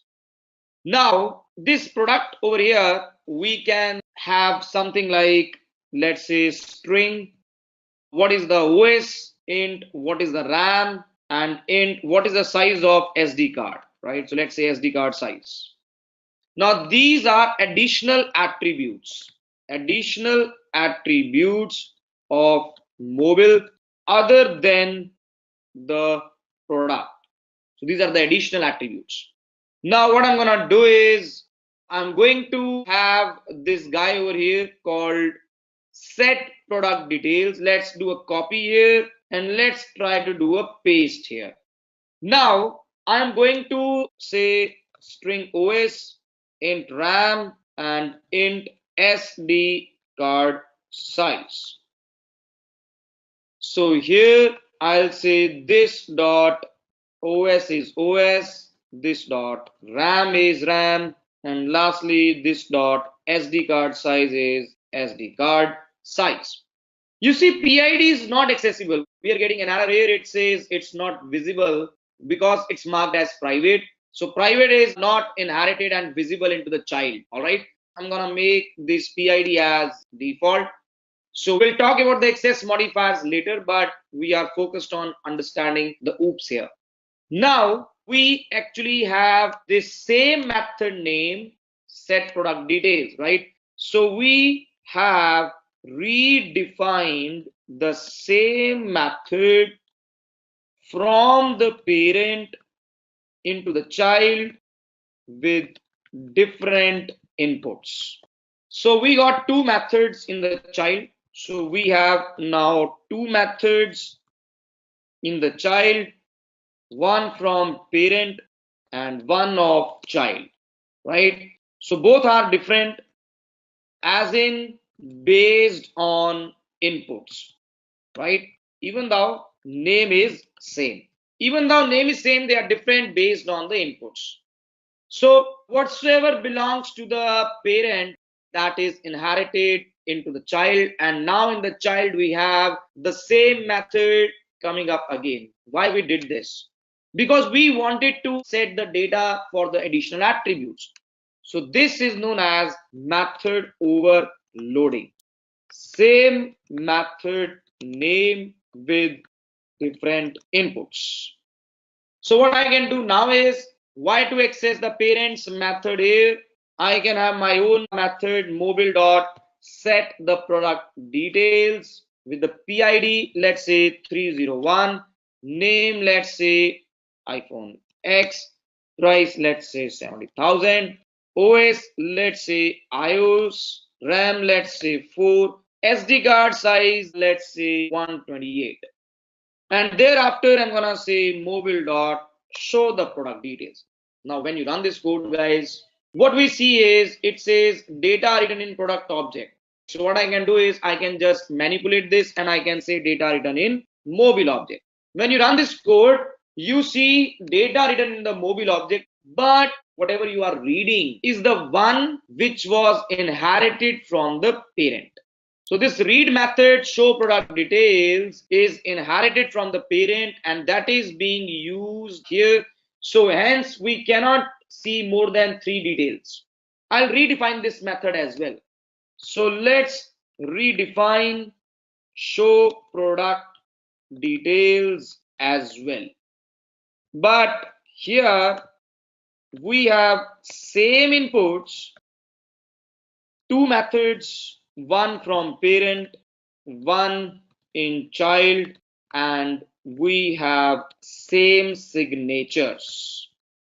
When I say same signatures, it means they have same input details. So what I'll do is I'll extend the data here. So we'll have OS, we'll have RAM, and we'll have SD card. So we'll have this OS, RAM, and SD card size. Now what you will observe is that when the show product details will be executed, so we got two show product details method, one in the parent, one in the child. So child method will be executed and not the parent method. So this fundamental over here is referred to as overriding. Very, very beautiful concept, guys. So overriding versus overloading. Method overloading, whereas this is method overriding. So same method name with same inputs in parent-child relationship. So only in a parent-child relationship. Now when you run this code here, what you see is the other details also coming in. Now we know the reason that why we need to overload a method, why we need to override a method. We need to overload a method so that we can write the exact data which we want. So we are customizing this method in the child. We are overriding the method so that we can display more data. So we are customizing the methods in the child, right? So overloading and overriding is what where we are having customizations to predefined methods. We don't want these predefined methods. We want the way we want to present the data and we have it in front of us. So this is a very quick introduction to object-oriented programming structure, guys. So now let us come here and understand the next part. So inheritance is where one object will acquire the properties of other object. It is a relationship, the parent-child relationship. So syntactically, you need to come up and say extends. So which is extension, right? What are the advantages? Code reusability. So we are reusing the code, having an extensibility. We are using overriding. We are even having the features to hide the data. If you privatize any attribute, you won't be able to inherit it. So we got different types of inheritance. So you got single level, multi-level, and hierarchical, where single level is one parent, one child, multi-level is parent to child to grandchild, and hierarchy is having one parent with more than one children. Multiple inheritance, that's opposite of hierarchy, is not supported in Java. So there is no virtual keyword, there is no pointer technique in Java by which we can solve the problems like dreaded diamond here. So in single level inheritance, we got one parent and we got one child. So arrow is upwards because B is an A, right? So it's extension relationship. Then we have multi-level, parent to child, child to grandchild. And thereafter, guys, we got hierarchy where one parent with the multiple children. So remember, we don't have support for multiple inheritance in Java. That's like the reverse of this hierarchy. Multiple parents having the same object. Next is polymorphism. So guys, it is having the same name with the different definitions. So you can say mothers, they are the best example of polymorphism. They handle kids, they handle office, they handle home. More than one form, right? So here polymorphism can happen in two different ways, compile time and runtime. So what is compile time versus runtime? So compile time means overloading. We call it static polymorphism. So compiler will ensure which method will be executed for which function call. So there are some rules to overload. The method name should be same and the argument list or the inputs to the method that should be different and unique. So the other form is runtime polymorphism. That's like dynamic polymorphism where we got method overriding. All right. So overriding, we got some rules coming in here. So the rules to override is where the method name should be same, input should be same, return type is something which must be same or the subtype of the overridden method. And access level, it must be same or more restrictive. Now, what is abstraction, guys? So abstraction is achieved using abstract classes and interfaces. So this is where we achieve a runtime polymorphism in a different approach, right? So here we have an abstract class. So an abstract class is created using an abstract keyword. So here we will have the methods with the abstract keyword. We even have non-abstract methods. This is a class for which you cannot create objects. You can have constructors, you can have static methods, but we cannot create the object, right? So you can even have the final methods. So abstract class acts as a template for the various methods and definitions to be executed. So moving ahead, so the better version of abstract class is an interface. So interface is a blueprint for a class which will contain some constants and abstract methods. So it will enable multiple inheritance and helps in achieving the loose coupling. So a class can extend a class. A class implements an interface. Now this is one of the major differences between classes and interfaces. So we got interface to interface inheritance as well. So guys, abstract class and interfaces. So as in practically we'll see it in our other sessions. So lastly, what is encapsulation? Where we are going to privatize the data. So we can have an attribute, we can mark it as private, and when the attribute is marked as private, it cannot be accessed. So we need setters and getters so as to access this private data. So encapsulation leads to data hiding. So it is focusing on security.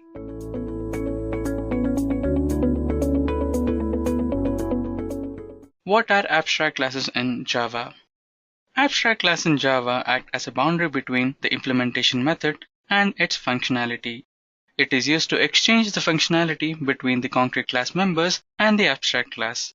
Abstract classes are considered as those classes that hide the method implementation details from the user and show only the method functionality. They are declared using the keyword abstract, and these methods can include abstract as well as non-abstract methods in them. With this, let us continue with the next topic, which is why do we need an abstract class in Java? We need abstract classes in Java for the following reasons. Firstly, default functionality. Abstract classes are designed to provide a default functionality of the defined method for all the subclasses. Next, template. Abstract classes provide a template for future specific classes. Next, code reusability. Abstract classes allow code reusability. Followed by that, we have separate method definition. Abstract classes separate the method definition from the inherited subclasses. Next, we have loose coupling. Abstract classes help the users to achieve loose coupling between the class members and class methods. Last but not the least, which is dynamic method resolution. Abstract classes support dynamic method resolution in runtime. With this, let us jump into our next topic, which is rules for using abstract classes in Java. To use the abstract classes in Java, we are supposed to follow the rules defined as below. Firstly, in any project or a program, always remember that the abstract class cannot be instantiated. The next one is an abstract class can also accommodate final methods. Next, an abstract class must always be declared using the abstract keyword. Followed by that, an abstract class can have both abstract as well as non-abstract methods. Finally, it can have constructors as well as static methods. So these are the rules required to use abstract classes in Java. With this, let us now understand the ways to achieve abstraction in Java. Abstraction is one of the object-oriented programming practices. To achieve abstraction in Java, we have two methods. First, using an abstract class, and the next method using an interface. Now, let us understand the syntax for using abstract classes in Java. For defining abstract classes and abstract methods in Java, we have the following syntax. Firstly, let us understand the syntax to declare an abstract class in Java. For example, here I am declaring a class by the name Edureka and I am using abstract keyword here. Now, similarly, let us understand how to declare a method using the syntax. The syntax for declaring a method is almost similar to the syntax of declaring a class. The only change is that the use of parenthesis and a semicolon. With this, let us try to execute some practical examples of abstract classes in Java to understand the terminology in a much better way. The first example would be student information. After this, we shall execute two more examples. The examples will be same, but implementation will be different. First, we'll use an interface to execute the same program.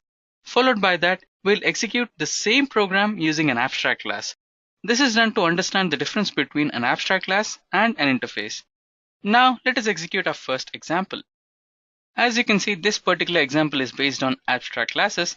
You can see that I have used the abstract keyword to declare this particular class, which is person. This person class includes private data members, which are name and gender. Similarly, I have also included another method, which is an abstract method, and I have declared that method using the abstract keyword. And inside the abstract method, I have to return some data related to the person class. Now, let us move on to the next class, which is the student class. This particular student class is a normal class, and this student class is extending the abstract class, which is person.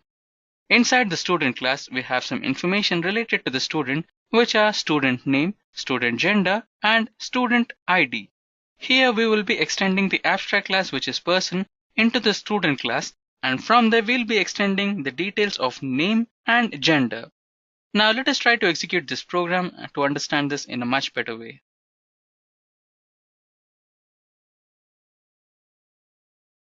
As you can see, the program has been successfully executed and the data is also been displayed here.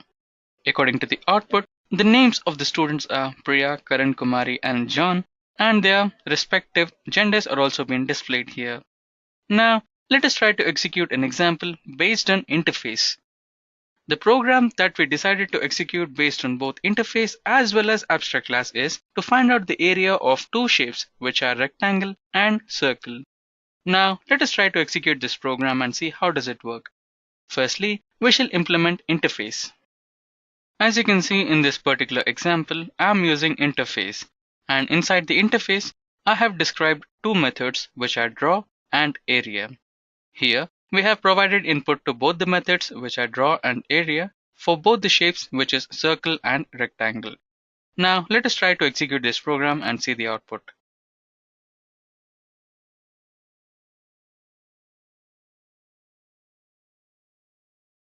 As you can see, according to the data provided to both circle and rectangle, here are the outputs of their area.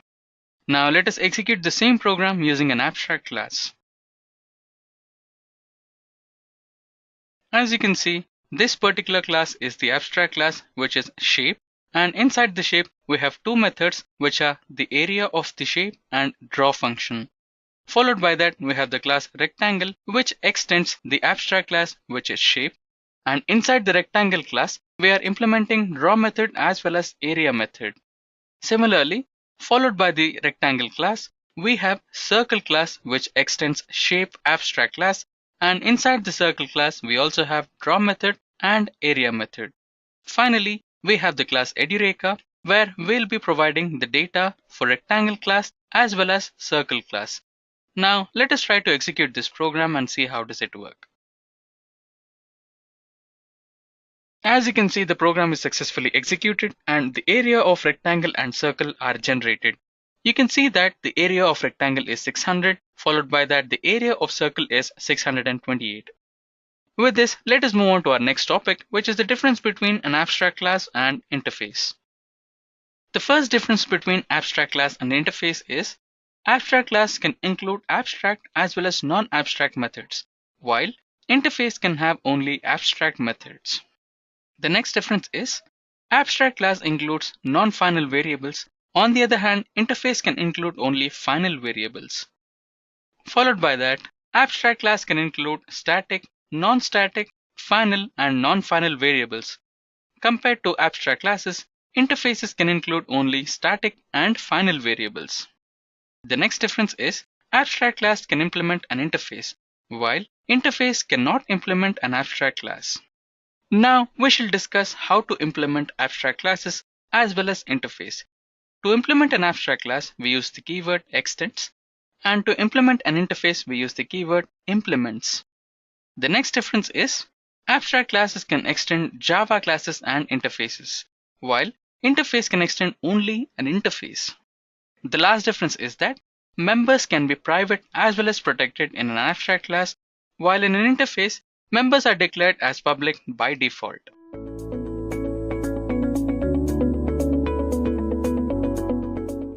Exception is a problem that arises during the execution of a program. It can occur for many different reasons. Say a user has entered an invalid data, or a file that needs to be opened cannot be found, or you can also say that a network connection that has been lost in the middle of communications, or the JVM has run out of memory, many such cases. But if we do not handle them, it leads to a system failure. So handling an exception is very important. And that's where Java introduced exception handling mechanism to handle the runtime errors so that the normal execution flow will not be disrupted. For example, class not found, IO exception, SQL exception, etc. Now let's move ahead and see the difference between error and exception. First, errors are impossible to recover, but exception can be recovered by handling them. Next, errors are of type unchecked, but exceptions can be either checked or unchecked type. Just wait a little while and you will know what are checked and unchecked type of exceptions. And errors are something that happen at runtime, but exception can happen either at compile time or runtime. Exceptions are caused by application itself, whereas errors are caused by the environment on which the application is running. So these are the key points of difference between errors and exceptions. Now let's see what is exception hierarchy. All exceptions and errors types are subclasses of class throwable, which is the base class of hierarchy. Here, one branch is headed by exception. That is, this class is used for exceptional conditions that user program should catch. For example, say null pointer exception, runtime exception, etc. And other branch error are used by the Java runtime system to indicate the errors that has to do with the runtime environment itself, that is JRE. For example, virtual machine error or stack overflow error, etc. So how Java virtual machine handles exceptions? Whenever inside a method, if an exception has occurred, then the method creates an object known as exception object and hands it off to the runtime system. And this exception object contains name and description of the exception and also the current state of the program where exception has occurred. And creating the exception object and handling it to the runtime system is called throwing an exception. Then, using try, catch, finally methods, these exceptions can be handled. So this is how Java Virtual Machine handles exceptions internally. Next, let's see the differences between checked and unchecked exceptions. In simple terms, exceptions that happen at compile time are checked exceptions like IO exceptions, etc. And runtime exceptions are called unchecked exceptions like divide by zero, array out of bound, null pointer exception, etc. Basically, unchecked exceptions are built-in exceptions in Java. So checked exceptions cannot be simply ignored. The programmer should handle these exceptions. And runtime exceptions are ignored at the time of compilation. Now, let's see the basic example of exception. So here, I have defined the class and inside the main method, I have a try block. So in this try block, the code that we are going to write may raise an exception. That is, it contains the code that raises exception. And then the raised exception will be handled in the catch block. So let's see a small program as how it occurs. First, I will create a new package called exception, Edureka. And now I'll create a new class called sample exception. Finish. So inside the class, the first thing that we are going to do is we are going to write the main method. So here I will create a string str and make it as null. So now after this, I will try to retrieve the length of the string. So when I execute this program, it will throw an exception. Why? Because the string is null and we are trying to retrieve the length of the string. As I said, it throws null pointer exception because the string is null. It does not contain any values. So now let's use try and catch method to handle this exception. So what I'm going to do here, in try block, I'm going to write the code that will raise an exception. Say I have given a as 30 and b as 0. Now I will try to divide a number by 0. Like int c is equal to a by b. So just tell me what happens here. Now say if we try to divide a number by 0, then it says we cannot divide the number by 0 because it raises an arithmetic exception, correct? So let's see how that occurs.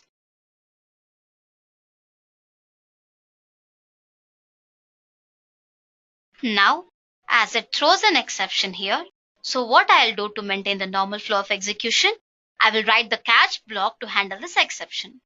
That is,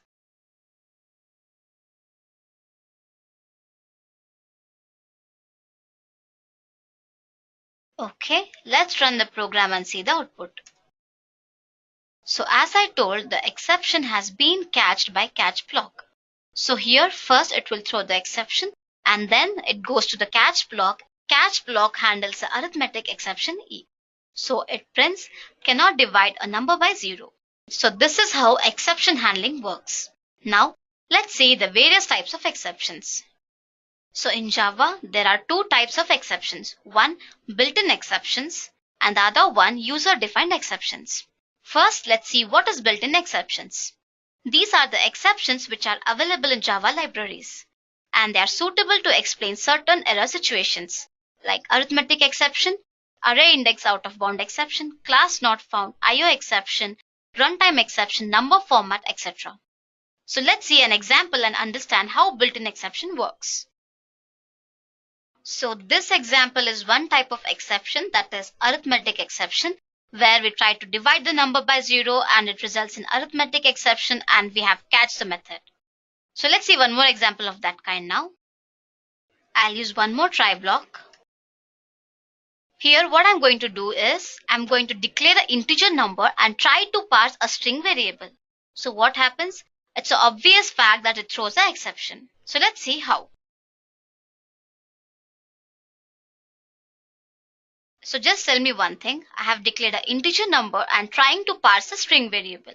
So what happens? It obviously throws an exception. Now, in order to maintain the normal flow, we have to handle this exception. So I'll use a catch block and handle the number format exception.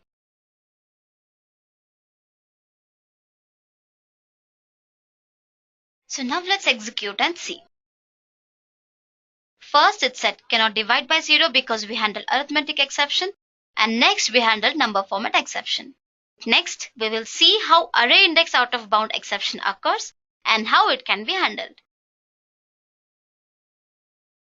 So here you can see I have created an array of size 5. And now I'll try to access the 7th element in the array. So what happens after this? It will obviously throw an exception. Why? Because the size of the array is 5 and I'm trying to access the array that is out of bound. So what happens when I catch the exception? It says array index out of bound exception.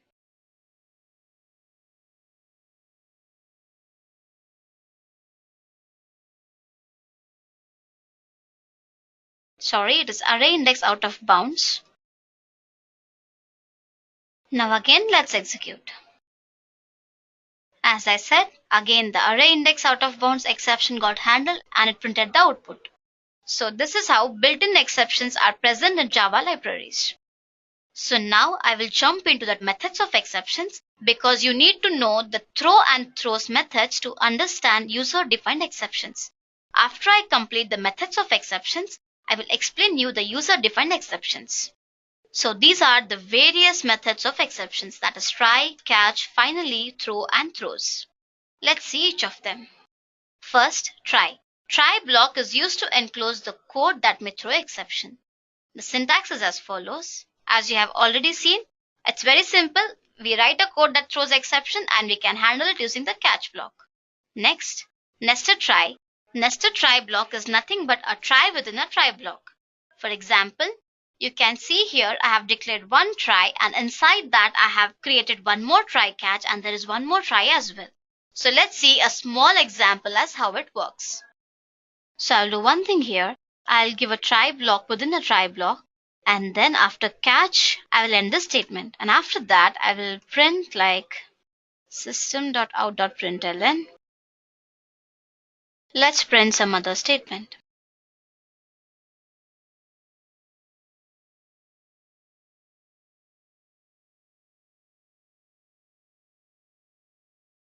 Just look at the program. First, what I did. So from here I have modified the program. I have given one try block and inside one try block I have given one more try and catch block. Okay. And now I have created one more try catch and handled here. After that what I'm doing, I'm just giving a statement as print other statement. After that I'm closing this try block. Then I'm again catching the exception and handling that. Okay. So within this one try block, there are two try blocks. So that's how nested try can be used. So let's see the output. See, first it's saying that cannot divide by 0 because it was the first thing that we have done. And within the try block, it said number format exception because the first try block got executed. And next, for this one more exception that it threw, it said it handled. And again, it's printed other statement. That's all. Because we are not declaring anything in the other try block, that is the main try block. So it is not printing that exception. If this try block has thrown any exception, again that would have been printed. But as there is nothing, it's not printing. So this is a usage of nested try and how it can be declared, and this is how it works. Now let's see the usage of catch block. As in these previous examples, you have already seen how it can be used. And there's also one more thing, that is multi-catch. That is, if you have to perform various tasks at the occurrence of various exceptions, then you can use Java multi-catch block. So here you can see you have one try block and you have multiple catch blocks. So let's see how that works. I'll modify this program only for you. So here I have one try block and I have two different catch blocks. Let's execute and see. So first it printed number format exception and then it printed other statement. Why this exception did not get handled? Because there was no any exception that was being thrown for this. Okay. If there was any exception that was thrown, then it would have been handled. So this is how you can use multiple catch blocks. Next, we'll see finally.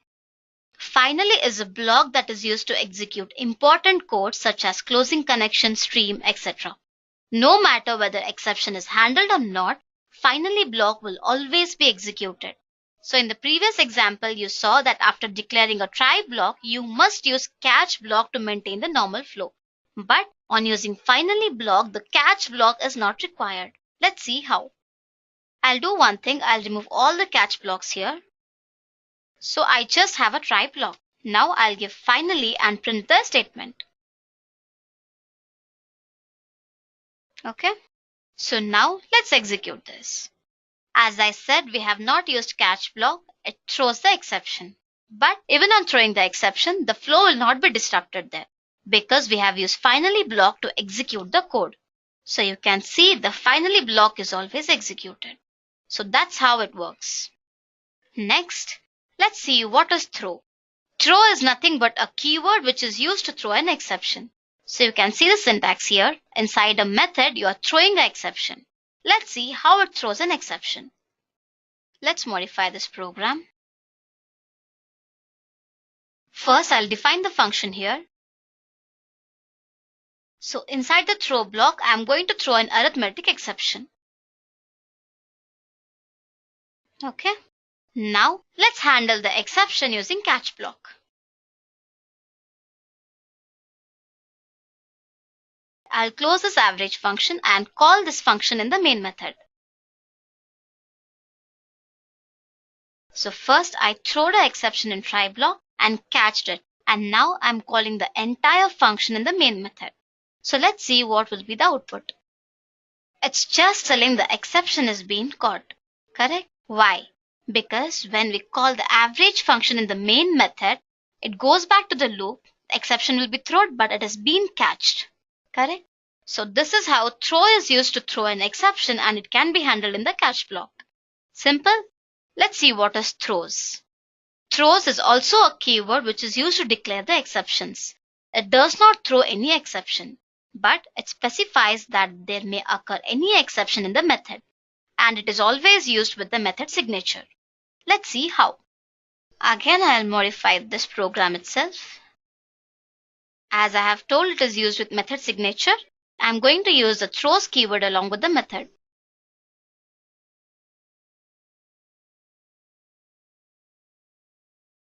And I'm also using a throw keyword to throw the arithmetic exception. Now, inside the main method, I'll use a try block. So this is an example wherein I'm using the throw keywords along with the method signature. And inside this, I'm throwing a new exception. But when I'm calling the method or a function inside the try block in main method, it will throw an exception. So instead of handling it, I'm just printing the finally block. So let's see what happens. So you can see here, first the inside average function is printed, and then it says that there is an exception in the main method. That is, we are throwing an exception. As we are not handling that, at the end it's printing the finally block. Simple? So this is how throws is used. Next, let's see the difference between throw and throws. First, throw is explicitly used to throw an exception, but throws is used to declare an exception. We have already seen how it worked. Next, checked exceptions cannot be propagated using only throw, but checked exceptions can be propagated using throws. Throw is followed by an instance and throws is followed by a class. And throw is always used within a method, and throws is used with the method signature. And throw can throw only one exception and not multiple exceptions, and throws can declare multiple exceptions. Just now we saw how it worked. Next, we'll see the difference between final, finally, and finalize. So final is a keyword, finally is a block as we saw, and finalize is a method. Final is used to apply restrictions on class, methods, and variables. But finally is used to place an important code, and finalize is used to perform cleanup processing just before the object is garbage collected. Coming to final, the final class cannot be inherited, and the final method cannot be overridden, and the final variable cannot be changed. Coming to finally, it will be executed whether the exception is handled or not. We already saw how it worked. Now, let's see a user-defined exception. Sometimes the built-in exceptions in Java are not able to describe a certain situation. In such cases, a user can also create exceptions, and that are called as user-defined exceptions. There are two important points. First one, a user-defined exception must extend the exception class. The second one, the exception is thrown using a throw keyword. So let's see how it works. I'll modify the same program. First, inside the try block, I'll throw an exception using throw keyword.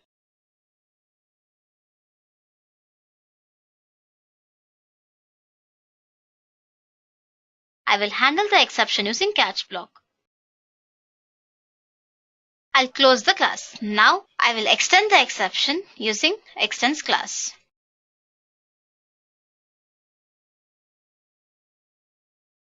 So let's parse some argument here and let's try to print the output. So let's parse some argument as we have thrown a new exception, and when I'm extending my exception, then what happens? Let's see. I've saved the program and I'm giving the value of A to B. Okay. Now let's see what will be the output. As expected, it should print the value as 5. Let's see whether it prints the same prescribed value or not. Exactly. We got the output as desired. That is, the throw keyword is used to create a new exception and throw it to the catch block. And then it got handled, and when extending that, we will get the same desired output. So this is how you can create a user-defined exception. Now coming to the end of the discussion, let's see what are custom exceptions and how to parse an exception. I'll modify the same program again.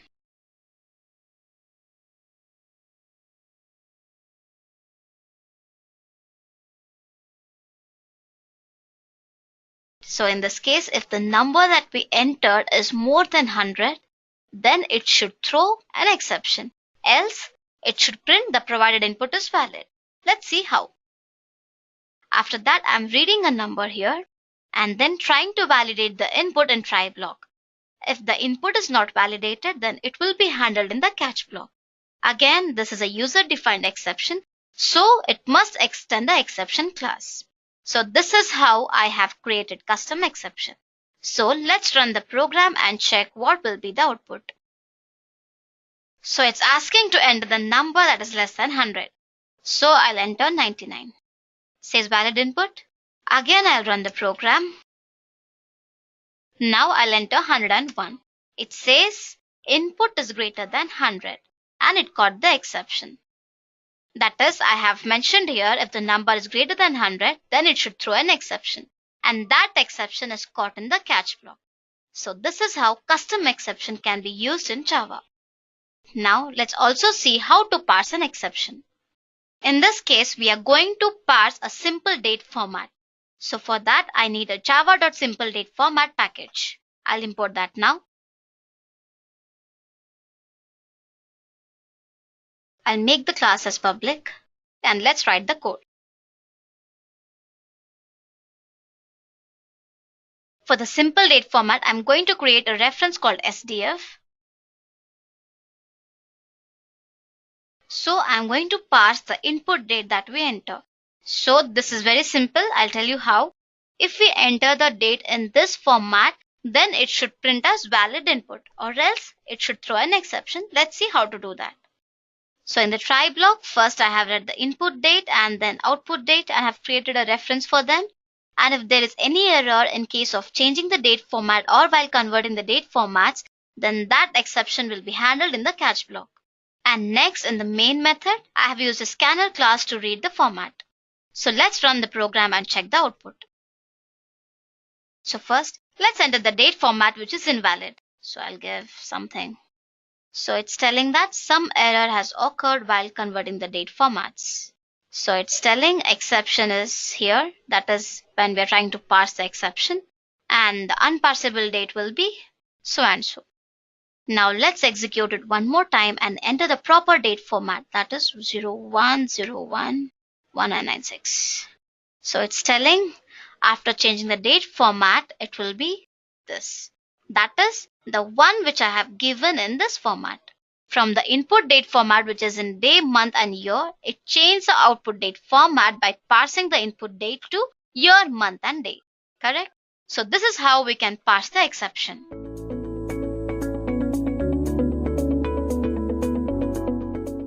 Why do we need inheritance? To understand this, let us consider a simple example of two different watches. First one is a classic dial watch and the next one is a modern digital watch. The functionalities defined for a dial watch are display date, display day, and display time. Similarly, let us get into the advanced version of the watch, which would be our digital watch. The functionalities required for the digital watch are as follows: display day, display date, display time, light, set alarm, and set timer. As you can see, three functions from the dial watch are repeating here. In real time, this would be considered as code redundancy. You might avoid by removing the extra code from the digital watch, but it results the digital watch will be missing the three functionalities, which are display time, display date, and display day. You might try to keep them in the digital watch and try to remove those from the dial watch. But again, in the real-time scenario, you will lose the existence of dial watch.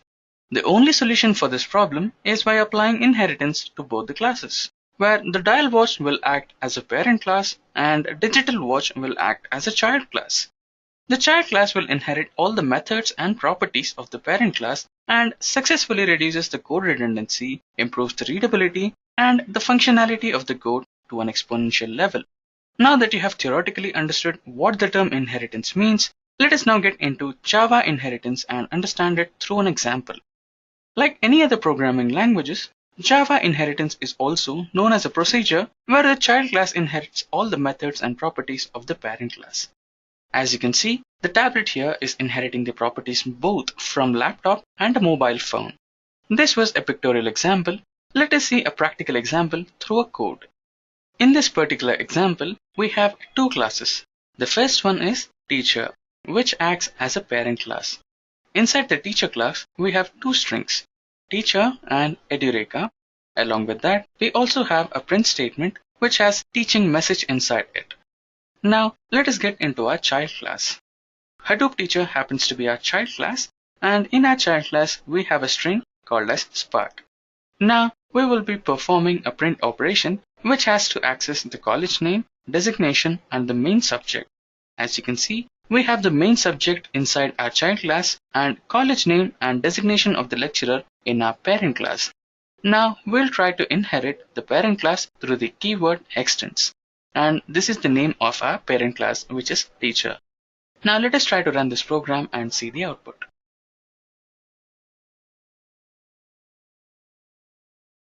As you can see, we have successfully inherited both the messages from the parent class, which is Edureka, which happens to be the college name, and the designation, which happens to be the teacher, and the main subject, which is Spark. This is being displayed from the child class, and the message from the parent class, which is teaching.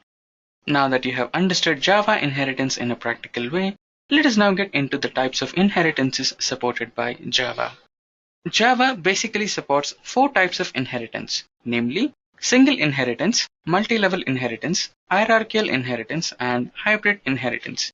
Let us discuss each one of them in detail. Firstly, single inheritance. Single inheritance is a procedure where one child class inherits the methods and properties of one parent class.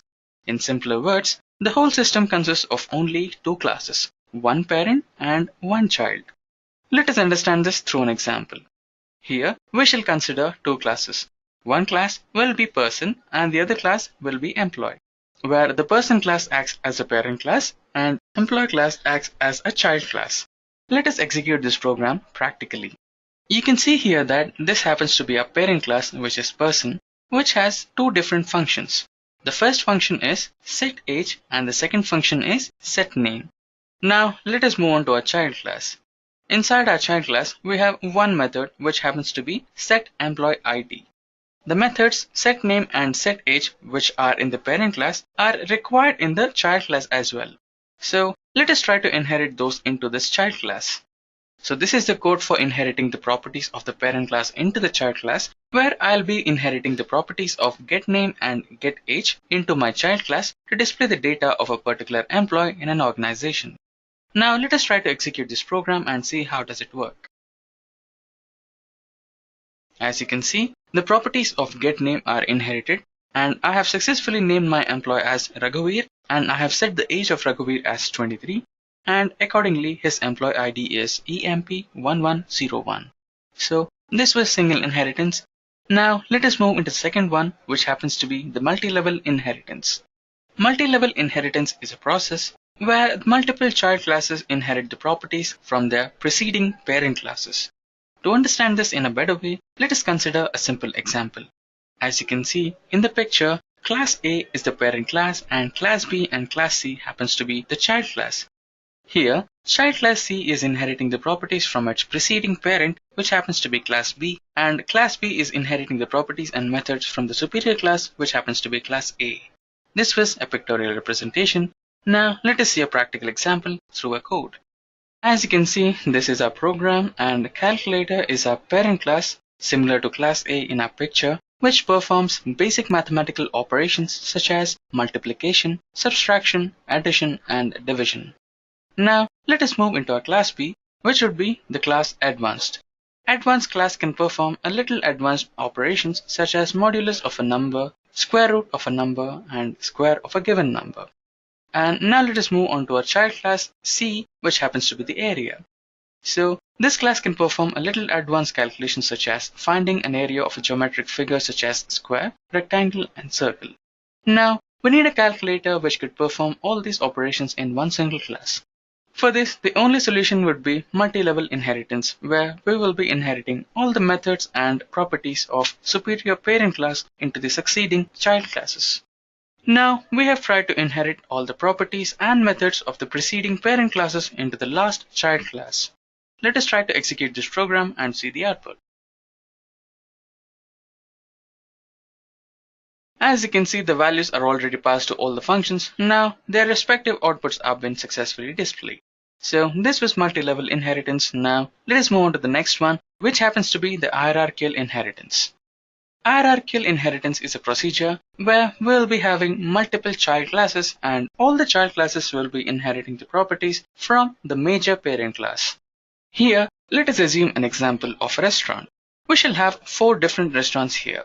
The first one would be our parent restaurant and the other 3 will be Chinese restaurant, Italian restaurant, and Mexican restaurant.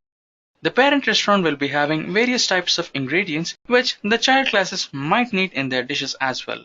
Let us see this practically to understand this in a better way.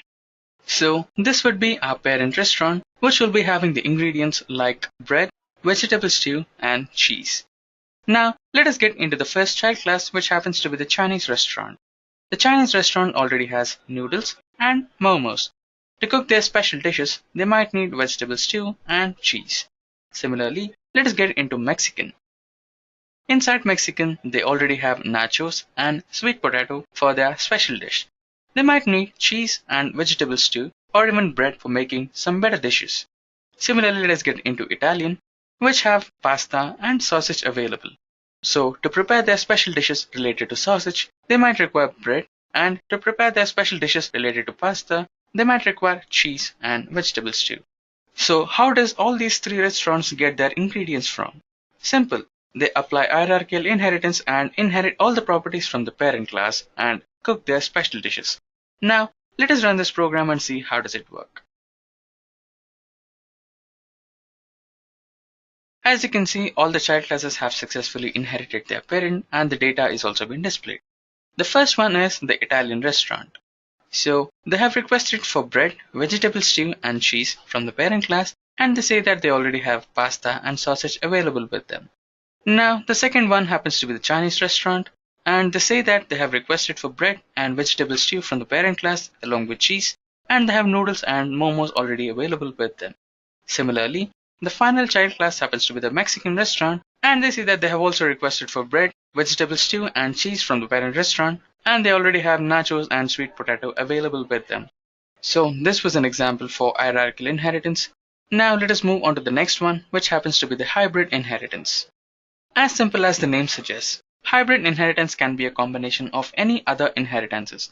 As you can see in the picture displayed here, you can see multi-level inheritance here and hierarchical inheritance.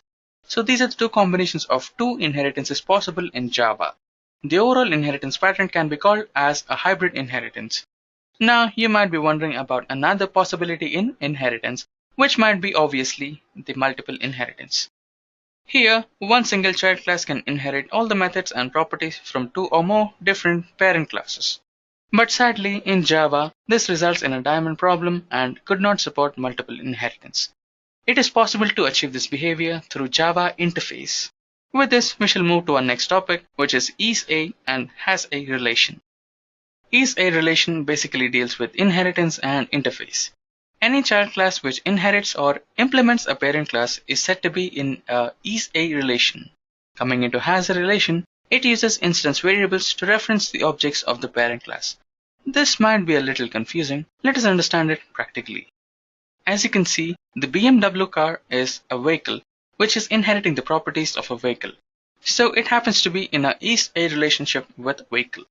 And coming into has a relation, it has an engine. So the BMW car is referencing to an object of engine class and said to be having an has a relationship with engine class. Let us execute a program and see this practically. As you can see, my child class is BMW and it is extending to the parent class, which is car, and also extending to another parent class, which is Java. So BMW class is in an is a relationship with car and in an has a relationship with engine class. Now let us execute this program and see how does it work. As you can see, the class BMW has successfully inherited both the classes, which are car and engine, and the properties which it inherited from car class is the color, which is blue, and the speed from the engine, which is 256. With this, let us get into our last topic, which is method overloading and method overriding. Method overloading is defined as a procedure of having two or more methods with the same name within a single class, provided the argument list must be different. Method overloading is divided into three types. The first type would be having different number of parameters, and the second one will be having different types of data type, and the third one will be the variation in the sequence of the parameters with different data types. Let us see each one of them practically. This particular example is the first type of method overloading. Here in our parent class, you can see we have two functions on the name of display. So the first display method has one parameter, which is a character type, and in the second display method, we have two parameters, one is of a character type and the other one of an integer type. So from the child class, I'm inheriting these both methods, and one of the object has one single parameter, which happens to be the character type, and the second object has two different parameters. One of it is a character type and the other one is an integer type. Let us execute this program and see how does it work.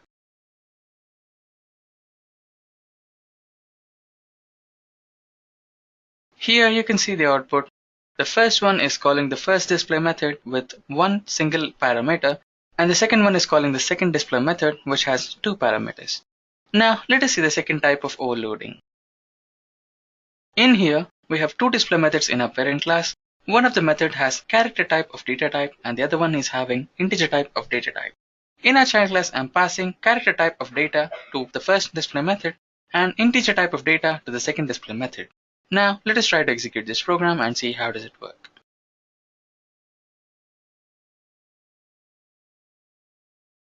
As you can see, the data has been successfully displayed. The first one is calling the method display with character type, and the second one is calling the method with integer data type. Now let us see the third type of method overloading. In here, we are having the same two display methods in the parent class. One of them is having the character data type in the first position and integer data type in the second position, and vice versa in the second display method. Now similarly, through my child class, I'm passing two different parameters. The first object will be passing character data type in the first position and integer in the second one, and the second object in the vice versa. Now let us execute this program and see how does it work.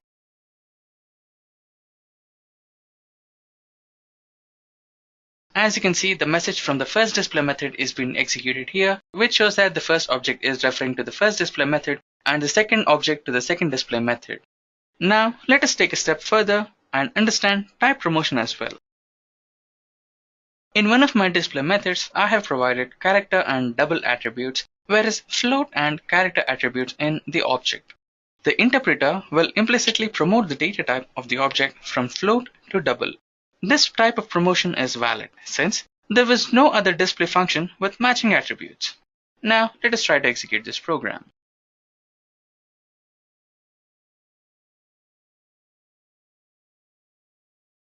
As you can see, the object has selected the first display method and upgraded the float to double. The message from the first display method is being displayed here, which happens to be function1. Now let us try an example where we shall have a display function with matching attributes and verify if the promotion is accepted or not. As you can see, the object display is passing two data types, which is an integer one and float one. And here we have the first display function with float and integer data types. Let us try to execute this program. As you can see, we have the output. Now in this scenario, there is no type promotion since there is already the data type which is available and the parameters are matching. With this, we shall get into method overriding. Method overriding is a process where both the child and parent classes have the same methods. There are also some rules for method overriding which say the argument list of the child class should match the parent class. The second one is access modifier of the class should be less restrictive than the parent class. And the third one is local parameters cannot be overridden. Local parameters in the sense the parameters with access modifiers as private, static, and similar ones. Let us see each one of these rules practically. So let us execute our first example. Here we have defined two objects which are pointing to the display methods. The first object implements the display method from the parent class, whereas the second object implements the display method from the child class. This happens in the runtime. Hence, this process is called as runtime polymorphism. Let us execute this program and see how does it work.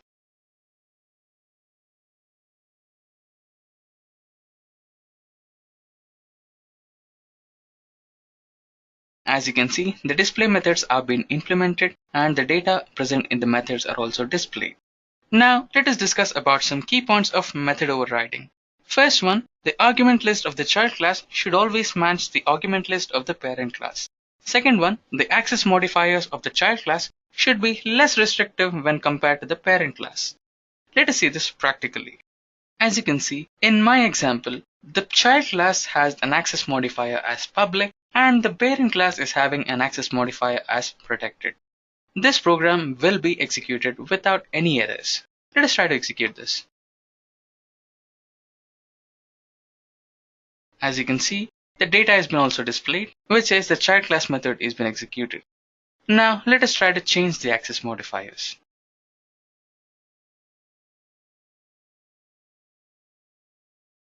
Now the only change what I have done is, I have changed the access modifier of the parent class to public and the access modifier of the child class to protected. As you can see, the Eclipse editor is throwing an error which says that the child class cannot have an access modifier which is highly restricted than the parent class. Now let us discuss our last topic, which happens to be about the super keyword in method overriding. The keyword super can be used in the child class to call the method defined in the parent class with its name. The super method is used to invoke the constructor defined in the parent class. Let us see this practically. Using super keyword, I am calling a method by name myMethod from the parent class. Now let us try to execute this program and see if it can successfully call the method or not.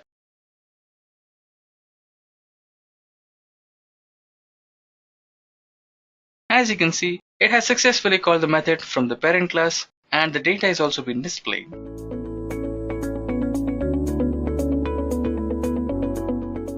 What is polymorphism? To understand this phenomena, let's take an example of a chameleon. I hope you all know what exactly is a chameleon. In the real world, you might have seen this creature changing its color based on its requirement to hide itself from the predators. If someone inquires you, how does it do that? You can simply say, because of its polymorphic nature.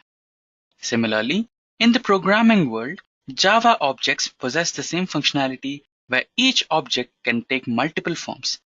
This property is known as polymorphism in Java, where poly means many and morph means one or more forms. In this session for today, we shall discuss one of the key concepts of object-oriented programming, which is none other than polymorphism. Now that we have understood what exactly is polymorphism, let us go through some examples. Here you can see the image. The person in the middle can act in multiple forms. Firstly, you can see the same person being a student. Followed by that, he will become an employee of a company and also he would like to play some sports. Followed by that, the same person is acting as an interviewer for a fresher. Then the same person is acting as a normal human being who is purchasing groceries. And followed by that, the last example of the same person being a family man. You can see the same person is playing different roles at different situations. This is called as the polymorphism of a human being. Now that we have finished the first example, let us go through the second example of polymorphism. Here, suppose you have to save contact numbers of different persons. Now it's not possible that every single person in your contact list have two numbers, but few of them may have. So in this situation, let us assume that you have a friend by name Jack and Jack has two numbers. You have saved the first number, and in case if you want to save the second number, you don't have to create the new method called createContact and save the second identity number. You can just call the same create method what you have created for the first one and save the second number with the same name. Here, you have saved Jack contact ID with the same name, but you have two different numbers. So this example is based on polymorphism. Now that we have discussed two examples of polymorphism, let us move ahead to the next topic where we will discuss about the types of polymorphism available in Java. So there are basically two types of polymorphism available in Java. They are static polymorphism and dynamic polymorphism. Let us understand each of these in a bit detail. Firstly, the static polymorphism. A polymorphism that is resolved during compile time is known as static polymorphism. Method overloading is an example of compile time polymorphism. So what exactly is method overloading? Method overloading is a feature that allows a class to include two or more methods to have the same name but the different parameter list. To understand this in a bit more detail, let us go through a sample program. So you can see this particular example is based on polymorphism or method overloading. So in the class called myClass, we have created two methods. The first method is myClass, which has the statement to print the message bricks.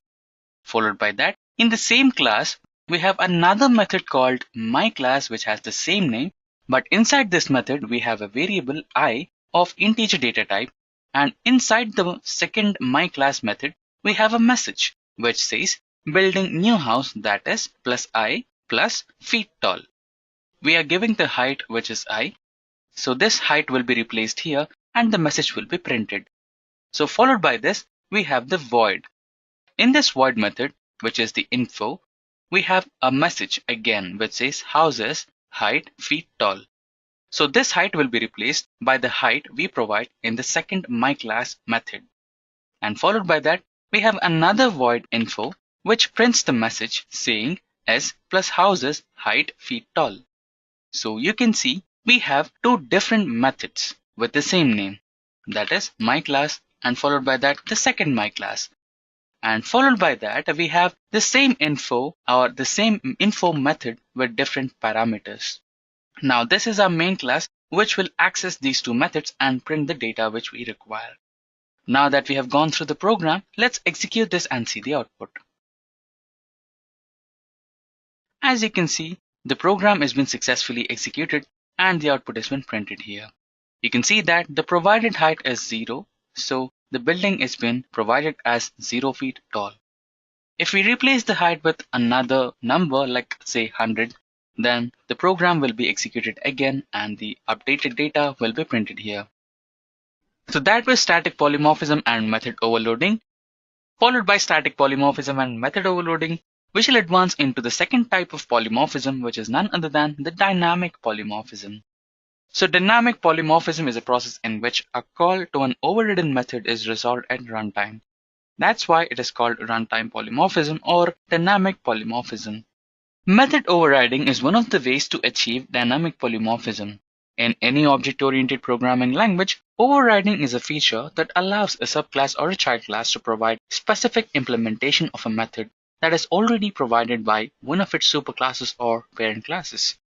Now, let us execute a sample program to understand dynamic polymorphism and function overriding. As you can see, this particular example is based on method overriding or dynamic polymorphism. Here, we have a parent class and a child class. The parent class is the animal and the child class is the dog. So inside the parent class, we have a method called move. And similarly, with the same name, the same method is also included in the child class dog. So what exactly we are doing in the main program is we're trying to call the parent class method move as well as the child class method move in our main program. So let's see and execute the program and generate the output. You can see the program has been successfully executed and both the methods are being called. So inside the parent class animal, the method move is being executed and animals can move message is been printed successfully. Followed by that, in the child class dog, the move method is being called and the message docs can walk and run message is being printed successfully. So with this, let's move ahead and understand the next topic in our discussion, that is the advantages of dynamic polymorphism. So the first advantage of dynamic polymorphism is support for method overriding. Dynamic polymorphism allows Java to support overriding of methods, which is central for runtime polymorphism. Followed by that, the second advantage is it allows subclasses to add its specific methods, subclasses to define the specific implementation for the same. So these are the few advantages of dynamic polymorphism. Let us move ahead and understand the different characteristics of polymorphism in Java. In addition to these two main types of polymorphism in Java, there are other characteristics in Java programming language that exhibit polymorphism, like coercion. Polymorphic coercion deals with implicit type conversion done by the compiler to prevent type errors. A typical example is seen as an integer and string concatenation as shown in the following example. You can see string str is equals to string is equals to 2. So this example is based on coercion, which will be an implicit type conversion done by the compiler. Followed by coercion, we have operator overloading. An operator or method overloading refers to a polymorphic characteristic of same symbol or operator having different meanings or different forms depending on the context.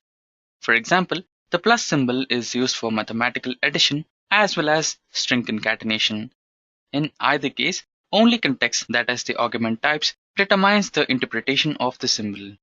The first plus symbol is used in string data type, so the plus will be considered as a concatenated operator, and followed by that, the next place where the plus operator is used is in the integer data type. So here the summation of both the numbers will be performed and the output will be as this. So the first one is 22 and the second one is 4. Followed by operator overloading, we have polymorphic parameters. Polymorphic parameters allows the name of a parameter or method in a class to be associated with different types. In the below example, I have defined content as a string and later as an integer. The declaration of polymorphic parameters can lead to a problem known as variable hiding. Here, the local declaration of parameter always overrides the global declaration of another parameter with the same name. To solve this problem, it is often advisable to use global references such as this keyword to point to the global variables within the local context. Now with this, let us move ahead into the next topic, that is the super keyword. Super is a keyword. It is used inside the subclass method definition to call a method defined in the superclass. Let us execute a sample program to understand the functionality of super keyword. As you can see, this particular example is based on super keyword. So here, you can see we are trying to call a method from the parent class or superclass using the super keyword. Now, let's try to execute this program and see the output.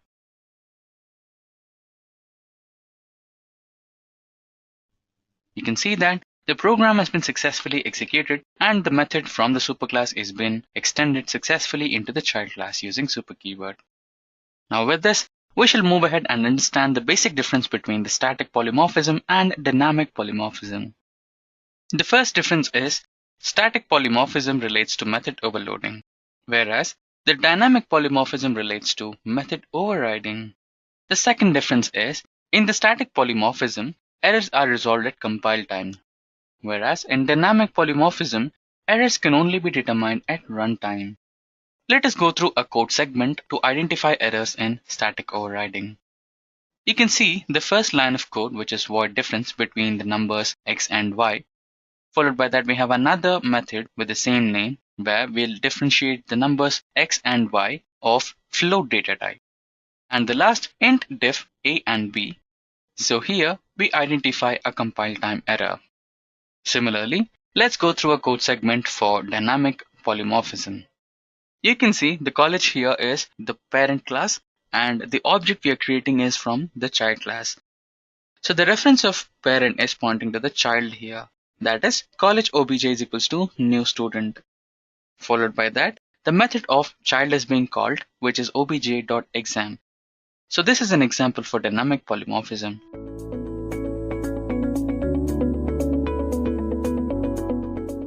What is enum in Java? So the definition of enum is Java enums are classes that have a fixed set of constants or variables that do not tend to change. The enumeration in Java is achieved using the keyword enum. The Java enum constants are static and final implicitly. Now, this was the basic definition of enum. Now, let us move on to the next topic to understand what exactly enum is and why do we need it in Java programming. So, when we come into data types, we have two different types of data types, which are user-defined data type and inbuilt data types.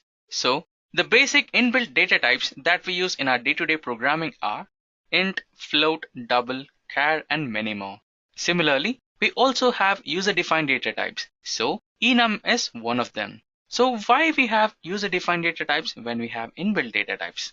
Okay, the answer for this question is sometimes the inbuilt data types are not enough. Just assume that you have different data of different data types and you have to store all that data in one single variable. In that situation, the inbuilt data types might not be useful.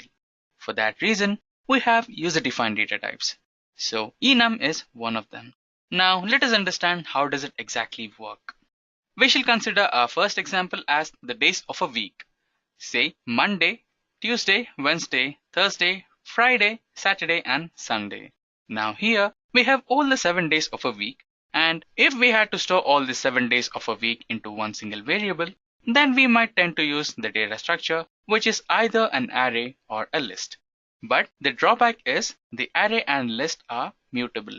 So during a different operation in a program, the data which is stored in an array might be variable. So in this case, we use enum. So we'll store all the 7 days of a week into one single variable, which is week, and the values stored in the variable week will be constant. Those will not be changed. Similarly, let us consider another example where you are the boss and you will be providing employment for different employees, which is contract, temporary, and permanent. So if you had to code a program for appointing employees on the basis of contract, temporary, and permanent, then you might look for a code which is simple and small and efficient. So in this case, if you use enum and store all these three values into one single variable, which is job, then your code will be short, simple, and efficient. So this is how enum works. Now to understand this enum in depth, we shall consider switch case. Firstly, we shall come up with a switch case code, and you have the following code here where I have provided switch case as C, and inside the switch case we have three different cases: case 1, case 2, and case 3. So we have some code segments in each of the case and we'll find for a match. So here is the problem with this code. Relationship between int literals 1, 2, 3 and executed code is not obvious. The next problem is if one of the above values, example 2, becomes not supported anymore, then this switch case is not updated accordingly and it will contain forever as the unused code. And followed by this, if new possible value, for example 4, is introduced and the switch case is not updated accordingly, then the code will probably throw an unsupported operation exception at runtime without the compile time notifications. Not only this, we also have few more problems, such as switch structure tends to be duplicated several times in the code that makes problems 2 and 3 even more complicated. And finally, the first simplest fix can be done by using int constants instead of literals. Let's define constants. So after a few changes, this is how the new code looks like. Obviously, in real life, the names of the constant must be self-descriptive. This snippet is more readable, but all other disadvantages are still relevant. The next attempt to improve this initial code snippet uses enums. Enums were introduced in Java from the version 5 in the year 2004. Let's define the following enum, and now the code will be slightly changed. As you can see, this is how the new code looks like with enum. This code is a little bit better and it will produce compile time error if one of the elements is being removed from enum action. However, it will not cause any compilation error if an additional element is added to enum action. In some IDEs or static code analysis tools may produce warnings in this case, but who is paying attention to warnings? Fortunately, enum can declare abstract method and that has to be implemented by each and every element. Now, the switch case statement can be replaced in single line. This solution does not have any of the disadvantages enumerated above. Followed by this, first advantage is it is readable. The method is attached to enum element. One can write as many Java docs as needed if any method is unclear. The second advantage is The code that calls method is trivial. What can be simpler than method invocation? Followed by that, there is no way to remove enum constant without removing the implementation. So, no unused code will remain if some functionality is no longer relevant. Followed by that, new enum element cannot be added without the implementation of method action. Code without implementation can't be compiled. If several actions are required, they all can be implemented in enum. As I have already mentioned, the code that calls specific function is trivial. So now there is no code duplication. And finally, we can conclude that although switch structure is well known and widely used in various programming languages, its usage may cause a lot of problems.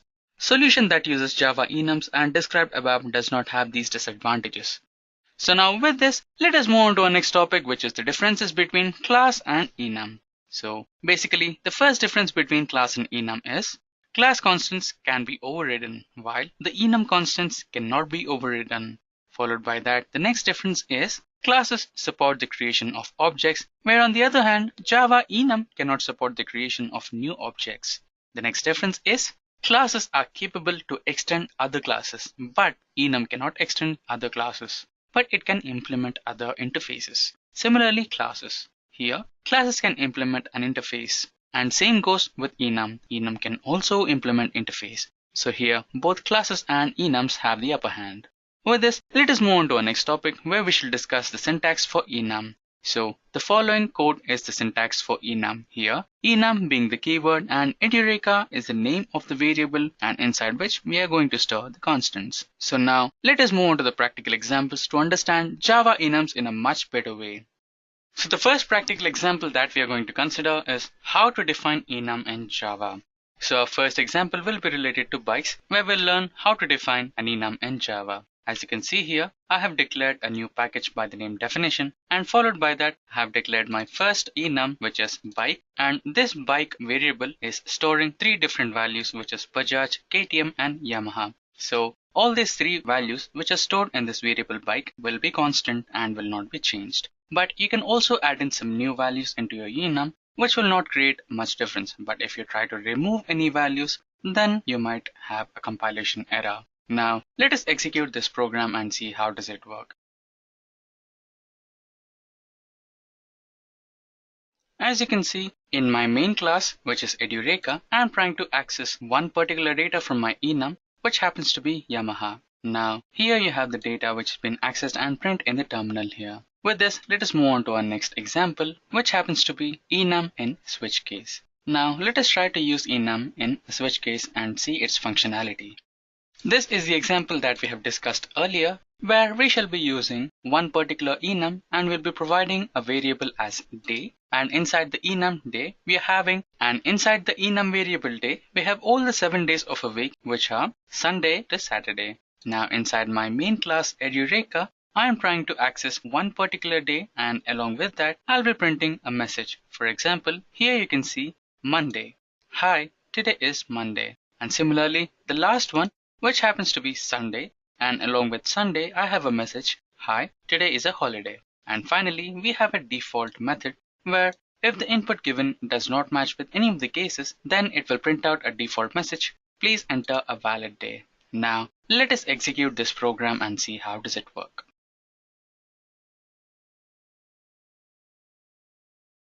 As you can see, I have provided the day as Monday, so the first case got a match, and the message along with that, which happens to be hi, today is Monday, has been printed here.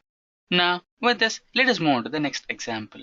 The next one happens to be inheritance in Java. Now we shall understand how does an enum inherits another class. Here, this particular example is based on inheritance related to enums in Java. Here I'll be describing three different manufacturers, which happen to be Google, Huawei, and Apple. So I'll be trying to inherit the OS for all these manufacturers. You know that Google uses Android 1 and Huawei uses Hongmeng OS, and finally Apple uses iOS. Now let us try to implement inheritance in this particular class and try to provide the OS for all the manufacturers. Now let us select Google Pixel and try to inherit the OS related to Google Pixel.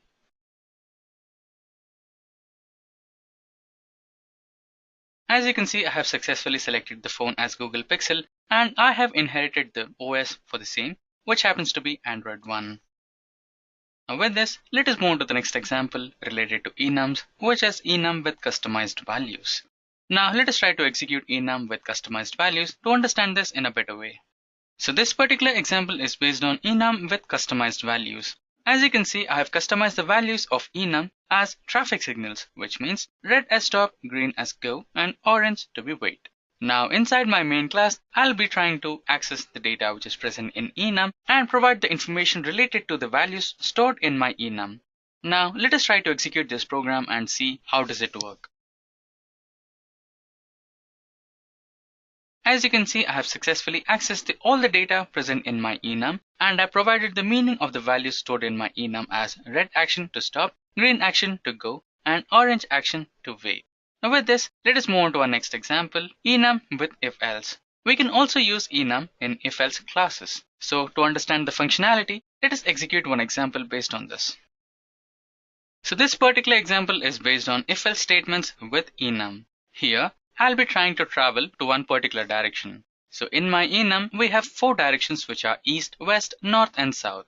So according to the input I give from the main program, my enum decides to which particular direction I'm moving to. Now let us execute this program and see how does it work. As you can see, the program has been successfully executed and the output says that I'm moving towards north direction.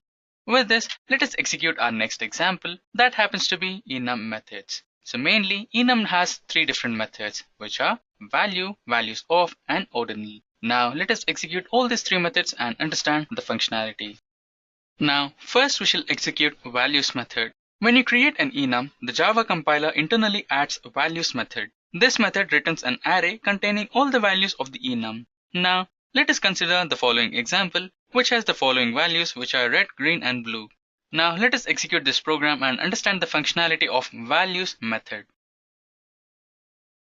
As you can see, the program has been executed successfully and the data has been returned from values method in form of an array which says that the value red is in the index 0 and the value green is in the index 1 and the value blue is in the index 2. Now with this, let us execute our next method, which happens to be values of method.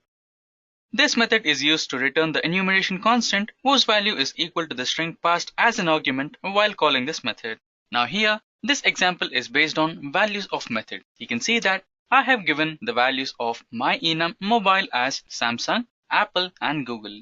Along with the elements, I have also provided the cost tags of all the mobiles. As you can see, the value of Samsung phone is $1,099, followed by that Apple has $1,250, and finally Google has $1,325. Now from the main method, I'll be passing one value to my enum which happens to be Samsung. Now what my program does is, it will enter into enum and it will access the cost details of the phone Samsung and it will display on the terminal. Now let us execute this program. You can see I have selected my input as Samsung and the cost of all the phones is been displayed here and the cost of Samsung is $1,099. Now with this, let us execute the last method of enums which happens to be ordinal method. The Java interpreter adds the ordinal method internally when it creates an enum.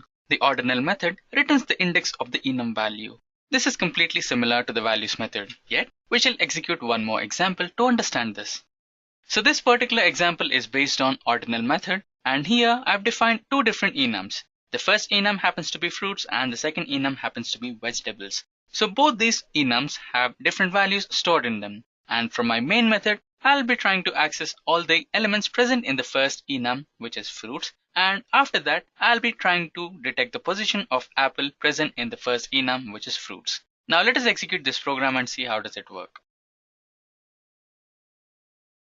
As you can see, the program has been successfully executed and the elements index values have also been displayed. You can see that the index value of apple is 0, followed by that banana 1, cherry 2, date 3 and berry at 4. You can see that cherry comes after apple.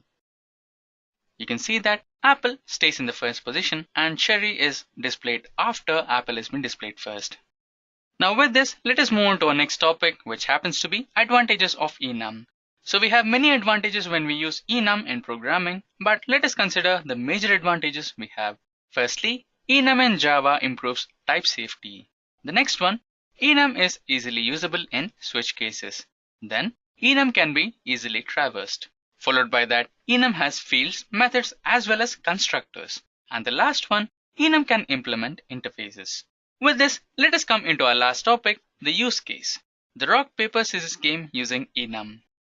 So this particular program is based on our today's use case, and the enum we are going to use is hand sign.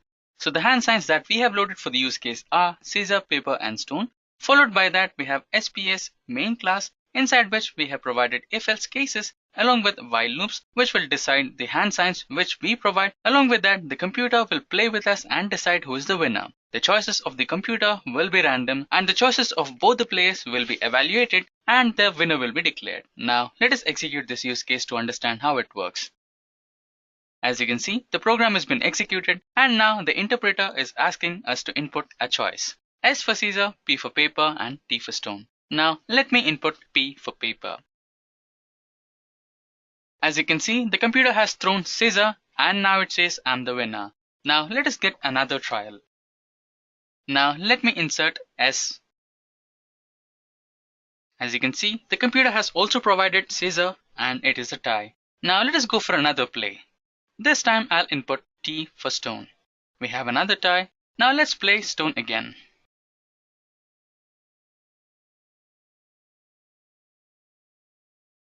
And finally we have a win here. I chose paper and the computer chose stone, and over stone paper wins.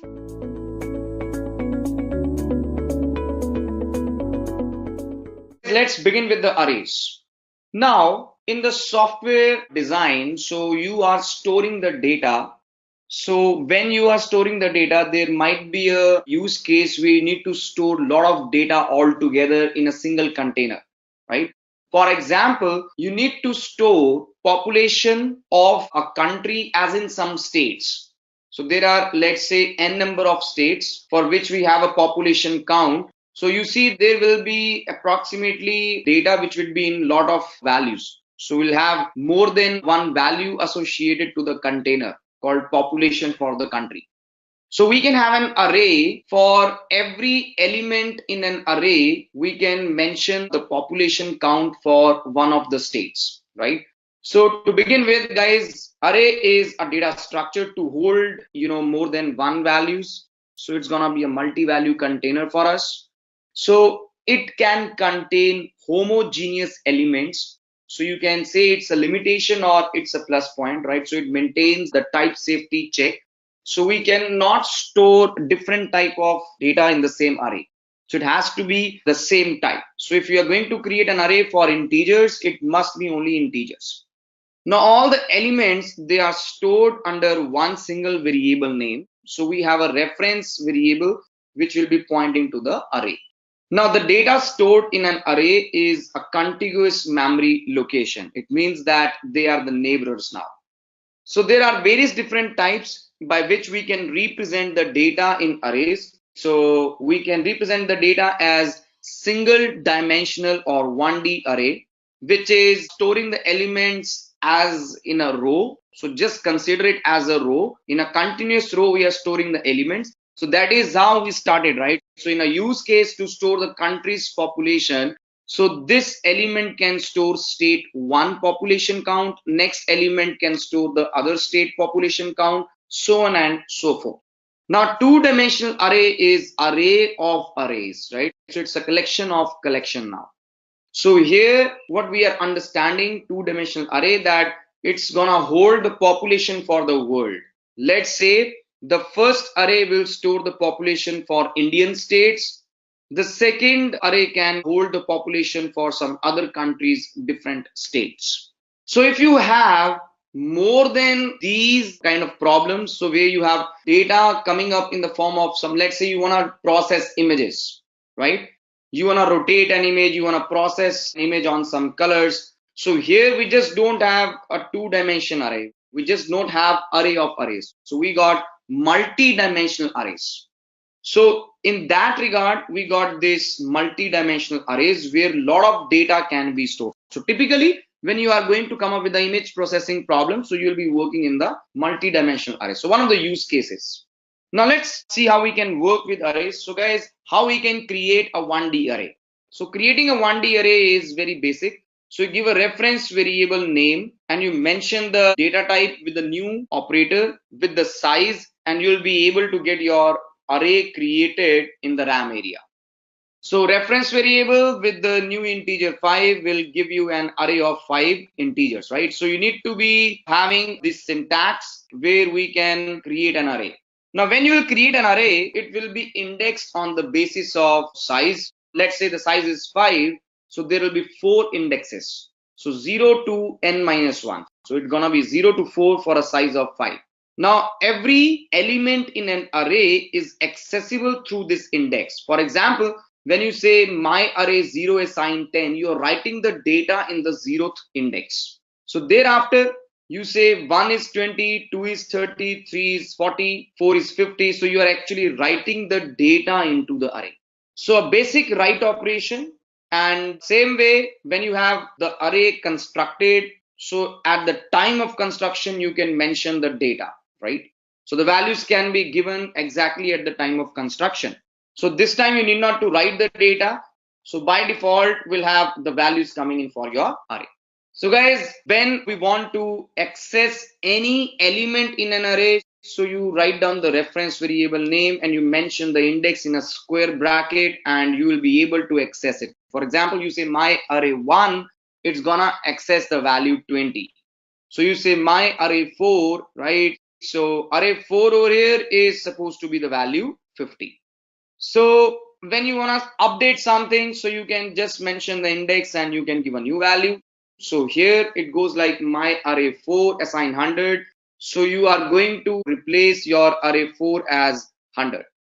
So let's have a quick practical example on 1D arrays. So what I'm going to do is I'm going to create a new Java project. So let's say a new Java project called array demo. So we'll begin with why we need arrays, and thereafter we'll process it further, right? So I'm gonna say arrays with the main method, or let's say 1D arrays. The package goes like co.edureka. Now consider you wanna store the population of a country, right? So you will have state 1. Let's say the population count is 502. Same way you will have some other states coming in. Let's say state 2, state 3, state 4, and state 5. Right. So let us say some populations are coming in for us. Now, having this population stored in 5 different single value containers, right? So what are they? They are single value containers. They cannot hold more than one value. So when I'm talking about state 1, state 2, state 3, state 4, and state 5, they are the different states, right? Containing the population. So I can say state 1 population count to be more precise, right? So considering that these are the different population counts for the different states of a country. So rather than containing these single value containers, what is a solution is to have a multi-value container, right? So how you'll create a multi-value container? So we'll write one integer array. So I'll say population. I'll just write down this name as state population, which goes like a new integer with 5 elements, right? So I gave the size myself that this array should have 5 elements. So when you print out this state population, when you run this code here, so you will see that we are getting some hash code in a hexadecimal format. It says some integer array at this 785E922. So what exactly has happened here? So guys, in the RAM area, so whenever you're gonna run the program, so in this RAM structure, so you'll have this stack coming in as a data structure, and the second thing is heap for us. So I'll just quickly write. So this is RAM allocated, this is the stack data structure, this is the heap data structure. Now we got this guy called population. So if you see this state population, So I'll not use the term state population, rather I'll say country population. So this guy contains 785E922. Right, so country population is containing some hexadecimal over here, 7852E922. So it can be any number which is coming for us over here because it is not generated by us. Now in the heap area, there will be a storage container which will be created at the same hex code, right? So this is key value pair. I mean to say it's like hashing as an algorithm. So this guy acts as a key where this is the storage container. So we got these indexes coming in for your array, right? So that's like 0 index, 1 index, 2 index, 3 index, and the 4th index. And by default, we get the data as zeros, right? So we have all the data coming in as zeros. So we have everything over here as 0, and this guy country population is basically pointing out here. Now coming here, I will first of all read the element in array. The first thing is reading the element in array. So what I'll do, I'll simply say please print me the country population 0th element. So when I'll say 0th element, so here we are with the 0th element, right? So when you run this code, you get to see that the value is 0.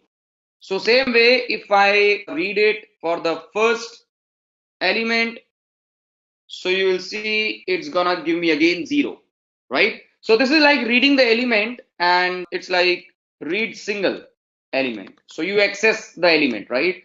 So there can be the other way around, that's like read all. So I can just put up a for loop. I can say start with 0, go till country population dot length. So length will give me the size of the array. So what I will do is I will say CISO country population of I is plus country population I. So where each and every index will represent a state. Okay. So now when you run this code here, you get to see all the values coming in as 0. So when you create any array, so all the elements will be by default 0. So what I can do is, so before I access my array, I can do a write operation in array, right? So write operation, so write slash update operation. So both of them are same for us. So I can come here and say that the country population of 0 index is 502. Same way we have 1, then the 2, then the 3, then the 4. So you got 765, 987, 456, and 876.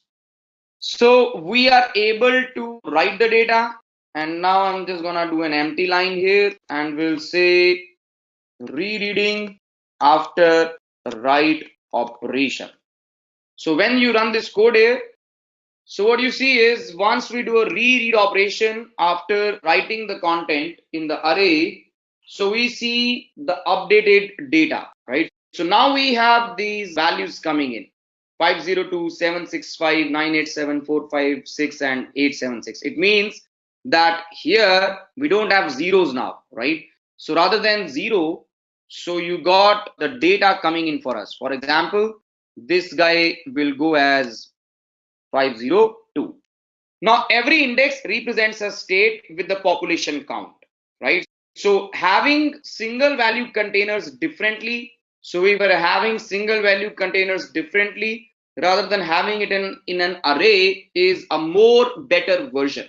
Now the same syntax over here can be replaced like this. So I can say int array country population goes like this number 502 comma 765 987 456 and 876. So what does this mean? This means that so here by default all the elements were 0, right? So in this declaration when we read, so all elements were by default 0, but here elements have some default initial value. So here elements, they have a default initial value. So even you don't write the data. So let's say we are not writing the data here. So when you try to read it, so you'll always have the data in the array now, right? So we're not performing rather any write operation. So what you will see is that you have the data coming in before you even do a write operation. So choice is yours. So whatever the way you want to write an array, you can do that. So you can have an array with all the elements having default value as 0, or you just specify the values whatever you want to provide. So the same syntax can come up like this as well. All right. So don't get confused. It's the same story, right? So this is an implicit way versus this is an explicit way. So choice is yours, right? So any syntax you want to follow, you can follow that. So now the next thing is update operation. So you already have the data. So you can use the same assignment operator to update the data, right? So let's see this update operation coming into the picture. So now when you run the code, so before you had this data and now you are having this data. So guys, I hope this is clear to everyone, right?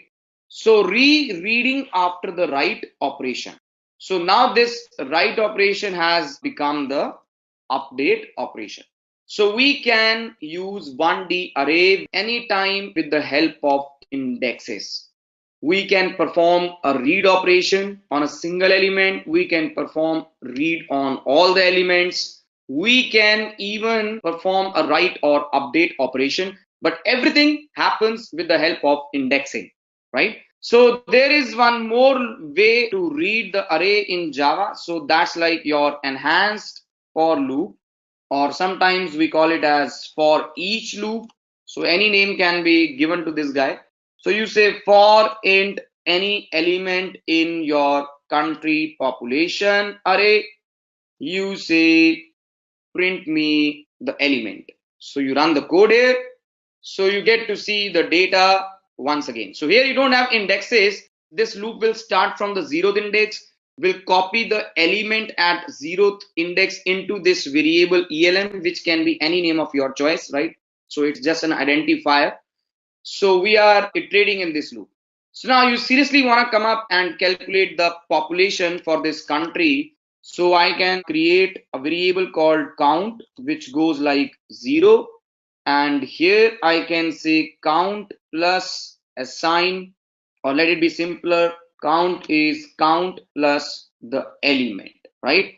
And let me come here and say population count for entire country is plus the count.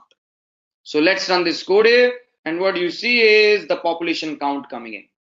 Now you might be surprised in a way that this was a bit easier approach, storing the values in a single value container and having state 1 population count. So why we are messing around with these indexes, even though this looks very easy. Now, assuming that you have to work on 30 states, so you'll be doing 1 plus 2 plus 3 plus 4 plus 5 plus 6. It's like a lot of time consuming thing, as in development effort is highly reduced. So having this one liner where you just mention all the population counts and having a loop as couple of lines and summing up the entire population. So when data is having more dimensions, so you need to focus on array, right? So solving the problems where you have a lot of data, so you structure it in a better way, and arrays, they are one of the most easiest data structures to use in your software solutions. So with this, let's now move to the next part. So the next part is working with two-dimensional arrays, right? So guys, we call them array of arrays, right? So here we mention the row and column. So row column here does not literally means a matrix concept. So row column over here means that how many number of 1D arrays you want. So the first element means how many 1D arrays, and the second means how many elements in 1D array, right? So it's basically array of arrays. We can represent a matrix using two-dimensional arrays. So this is like zeroth array's zeroth element, zeroth array's first element. Same way, first array's zeroth element, first array's first element. So if you want to access, you can say 0, 0 is 100. So zeroth array's zeroth element, right? So you put the data. So same way you can put the data for the other elements. Now, if you want, you can access any element in a 2D array by mentioning its indexes. And if you want to update the data, it's again on the basis of indexing, right? So guys, let us try to have one example on 2D arrays. So I'm gonna write one new class. Let's say 2D arrays with the main method. So to begin with, I'll just say int two brackets. I'm gonna say world population.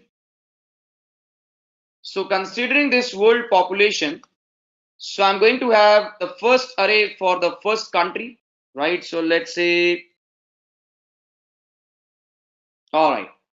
Now this is first array and let it be the second one. So this goes like some second array and this goes like some third array, right? So this is zeroth index, this is first index, and this is second index. Now when we are understanding this problem statement, so we mean to say that 0 represents country 1 and 1 represents some country 2. So just taking an example. So this represents some country 3. Same way here, this is country 1's 0, country 1's 1, then 2, then 3, then 4 and 5 and 6. So this is 0th state, first state. So these are the states now which we are talking about, guys, right? States for country 1. So these are the states for country 1, right? As in indexing. So the next is the state for the country 2, states for the country 3. So these are all counts, right? So they are the population counts, all right? So let's say that you got country 1 as India, and let's say the 0th state is Punjab. So we got the population count for Punjab. So that is how we are representing it. So there can be some other country 2, there can be some other country 3. So we have represented the data into this entire array. Now, when I will just try to say world population is plus world population and size is plus world population dot length, or let's say and length is.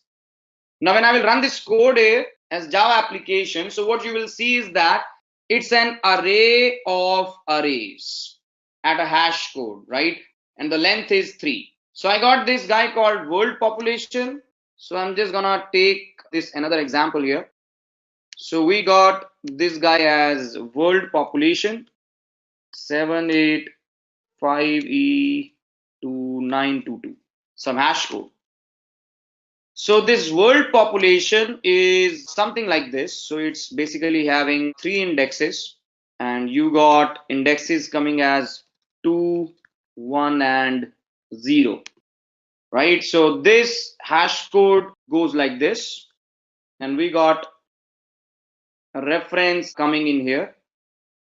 Now the next thing is we got the 0, 1 and 2. We got this world population coming in. Now what I'm gonna do is I'm gonna access the 0th index, right? So I'll say world population 0, then 1 and then 2, right? So we will come up here and say 0, 1 and 2. So guys, this is array of arrays, right? So 0th index is an array, first index is an array, and second index is also an array. So I'm going to say print me the zeros length, print me first length, and print me the second length. So 0 length is like what? 7, right? Because there are 7 elements. Then the next guy and the next guy, they have their own sizes. So when you run this program here, so you get to see the sizes as 7, 5, and 6. At the same time, what you see is we got different references coming in. Some 4E2, 705C6. So we have some hash codes. So I'm just gonna represent these hash codes here. let's say some 4001, let's say some 3001, let's say some 2001. So I'm just considering these numbers as hash codes. So further we got these arrays. So this is like 4001 array, 3001 and 2000. So guys, I'm just considering these mathematical numbers as hash codes, right?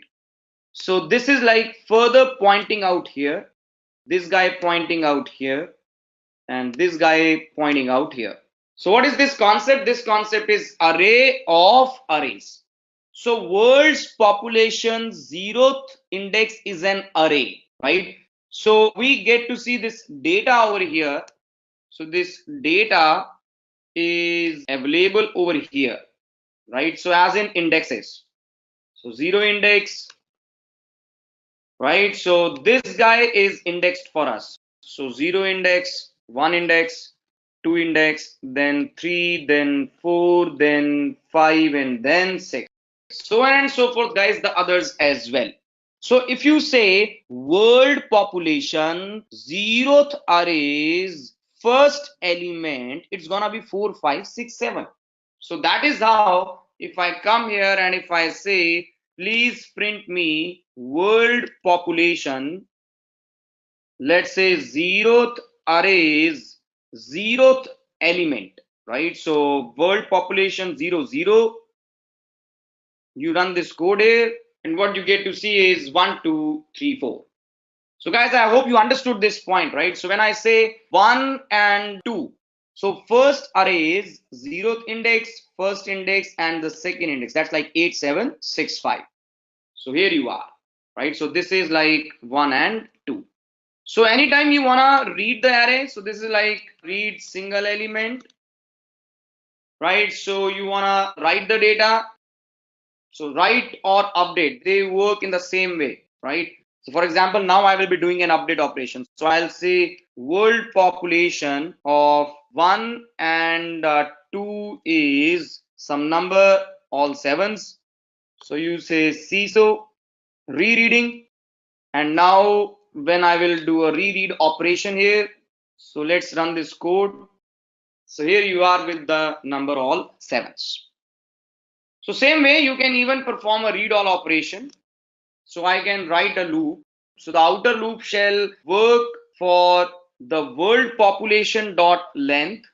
So this loop's gonna iterate 3 times because the length is 3. So from 0 to 2, because we got 3 1D arrays. Then I got an inner loop which will go from, let's say, j as in 0. We'll say j less than world population of I dot length and j plus plus, right? And thereafter I'm gonna say world population of ith arrays jth index, right? The print line, and print line will do in the next case. So let me give one empty line here. So here you are. So now you are able to print the entire 2D array. So guys, array of arrays, they can be powerful data structures when you have a lot of data. So you can even create an array of arrays by saying an ARR is a new integer. So I want 3 1D arrays with 5 elements each, right? So 3 1D arrays with 5 elements each. So here, if you will try to read this guy, so if you try to read ARR, so any guesses, guys, what will be the output when you read ARR? So what do you think? What will be the output for the ARR, right? So output for the ARR would be all zeros, right?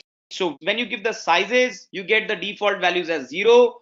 And when you don't give the sizes, you give the default values. So it's just the basic conclusion to understand the arrays, right? So giving sizes, we need to put the data later. Hence, data initially would be 0. So this is how we are understanding this guy array, right? So giving data first, we need not to give any size. So that's like the thumb rule. And guys, explore enhanced for loop on 2D arrays, right? So explore that how you can convert this nested for loop with the help of enhanced for loop, right? So that you guys explore. So this is how we got something known as two-dimensional arrays. And let me do one more problem statement. So how we can solve this matrices problem. So if you can recall your childhood mathematics, so we used to do an addition, subtraction, multiplication, and a lot of other things on arrays or on matrices. So we'll write one small program here and we'll try to solve it as an addition problem, right? So let's perform an operation on array once again. So let's take a problem statement here to add two arrays. So I'll write one 2D array called A, which goes like the first array having 1, 1, and 1. So I'll have all the values as ones, right? So same way, I'm gonna have the other guy called B. So this array B, I'm gonna have the values as twos. So it's a 3 cross 3 matrix representation, 3 rows and 3 columns, 3 rows and 3 columns. So when I have this matrix representation coming in, so what I'm gonna do is I'm gonna print them first, right? So let's see matrix A. So I'll say for int go with the 0, go less than a dot length, and then I'll write one more for loop. So we got this 2D array, so we need to access the elements. So you need to come up with a of I dot length and j plus plus. So here I'm going to print this guy called a of I and j. So this is the representation for matrix A. Let's represent the matrix B. So I'll say B dot length, B of I and B of ij. So let's run the code here. So this is how the two different matrices are coming, guys, right? Now what I'll do is I'll come here and I'll create another matrix that's like C, which is a new integer of 3 and 3, right? So we'll take 3 rows, 3 columns. And what I'll do is I'll take one loop here, run it till C's length, and I'll say C of ij is A of ij. So guys, we are adding the elements here, right? And B of ij.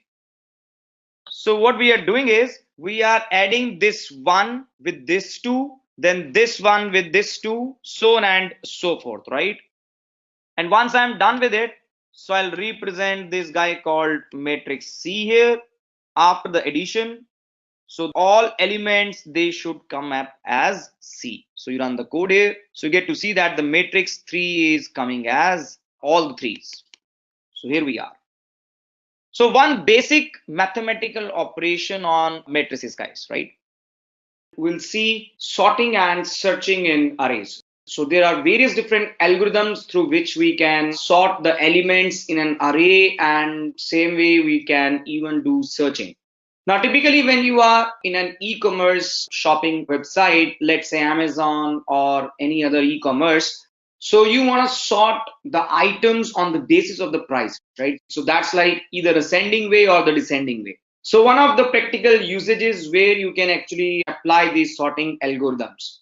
So these are some commonly used algorithms, and they have their own, time and space complexities, but we are not going to discuss that in detail here. So we'll typically see how they work and how we're gonna solve this problem to sort the data in an array. So we got bubble sort, selection sort, insertion sort, quick sort, and merge sort as algorithms, which we are going to discuss for the day.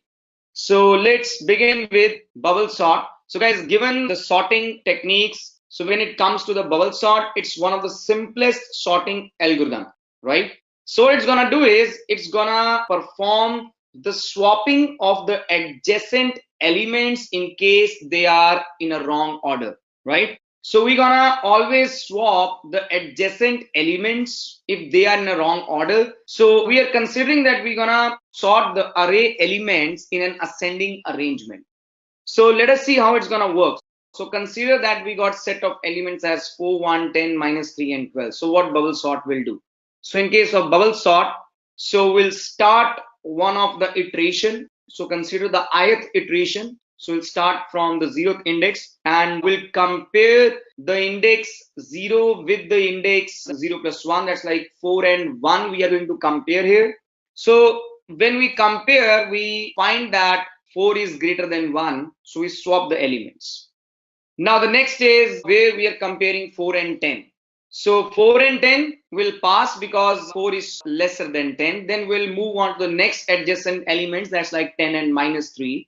So when we compared them, we found that minus 3 is a smaller one, so we swap them. And same way when we compare 10 and 12, so it's perfectly fine. So let's pass. Now in the next iteration, so we'll again begin and we'll now start from the next index of the ith loop.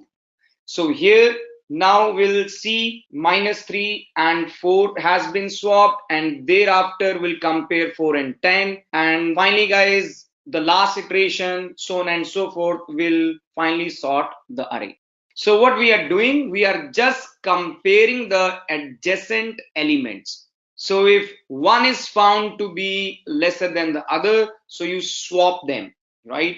So let's try to write a small code snippet on bubble sort and see how it's gonna work for us. So I'll write one small program here.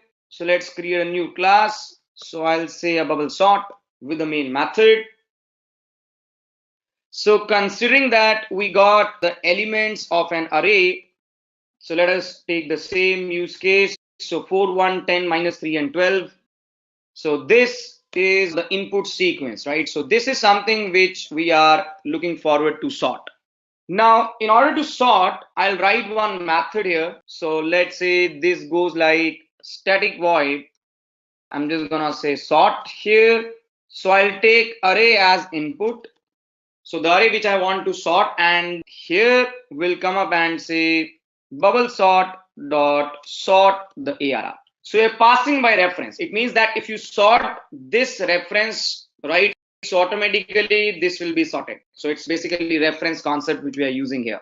So the first thing first, so I'm going to now calculate the length of the array. So let's say length is ARR dot length. So this is the size of array more or less, right? So we'll run one loop. So this is, let's say, the outer loop which starts from 0, and this loop shall go till less than your length minus 1, and thereafter I'll say an I plus plus. So it means that this loop will go from 0. So this I loop's gonna work from the 0 index, then 1, then 2, and then 3, right? Not the last one, right? So it's less than length minus 1, right? So if the length of my array is 5, so let's say the length is 5, so the outer loop here shall work from 0 to 3. So it's length minus 1. So we want to iterate till here. Now I'll have one more loop. So let's say this is the J loop. So J loops begin with 0, and J loop will run from 0 to length minus of I and minus of 1, and then I'm gonna say J plus plus. It means the jth loop is dependent on the ith value. So if the I value is 0, consider that if I is 0, so your j will vary from 0 to, now length minus I minus 1, right? So what is the length? Length is 5 minus 0 minus 1, that's like 0 to 4. So on and so forth, it's gonna work for the other indexes of I. Now let us compare in case the ARR's jth index is greater than ARR's j plus 1 index, right? So if the element is greater, we are checking for the adjacent elements. Now if the adjacent elements are being compared and we find that ARR j is the greater guy, so we'll swap it, right?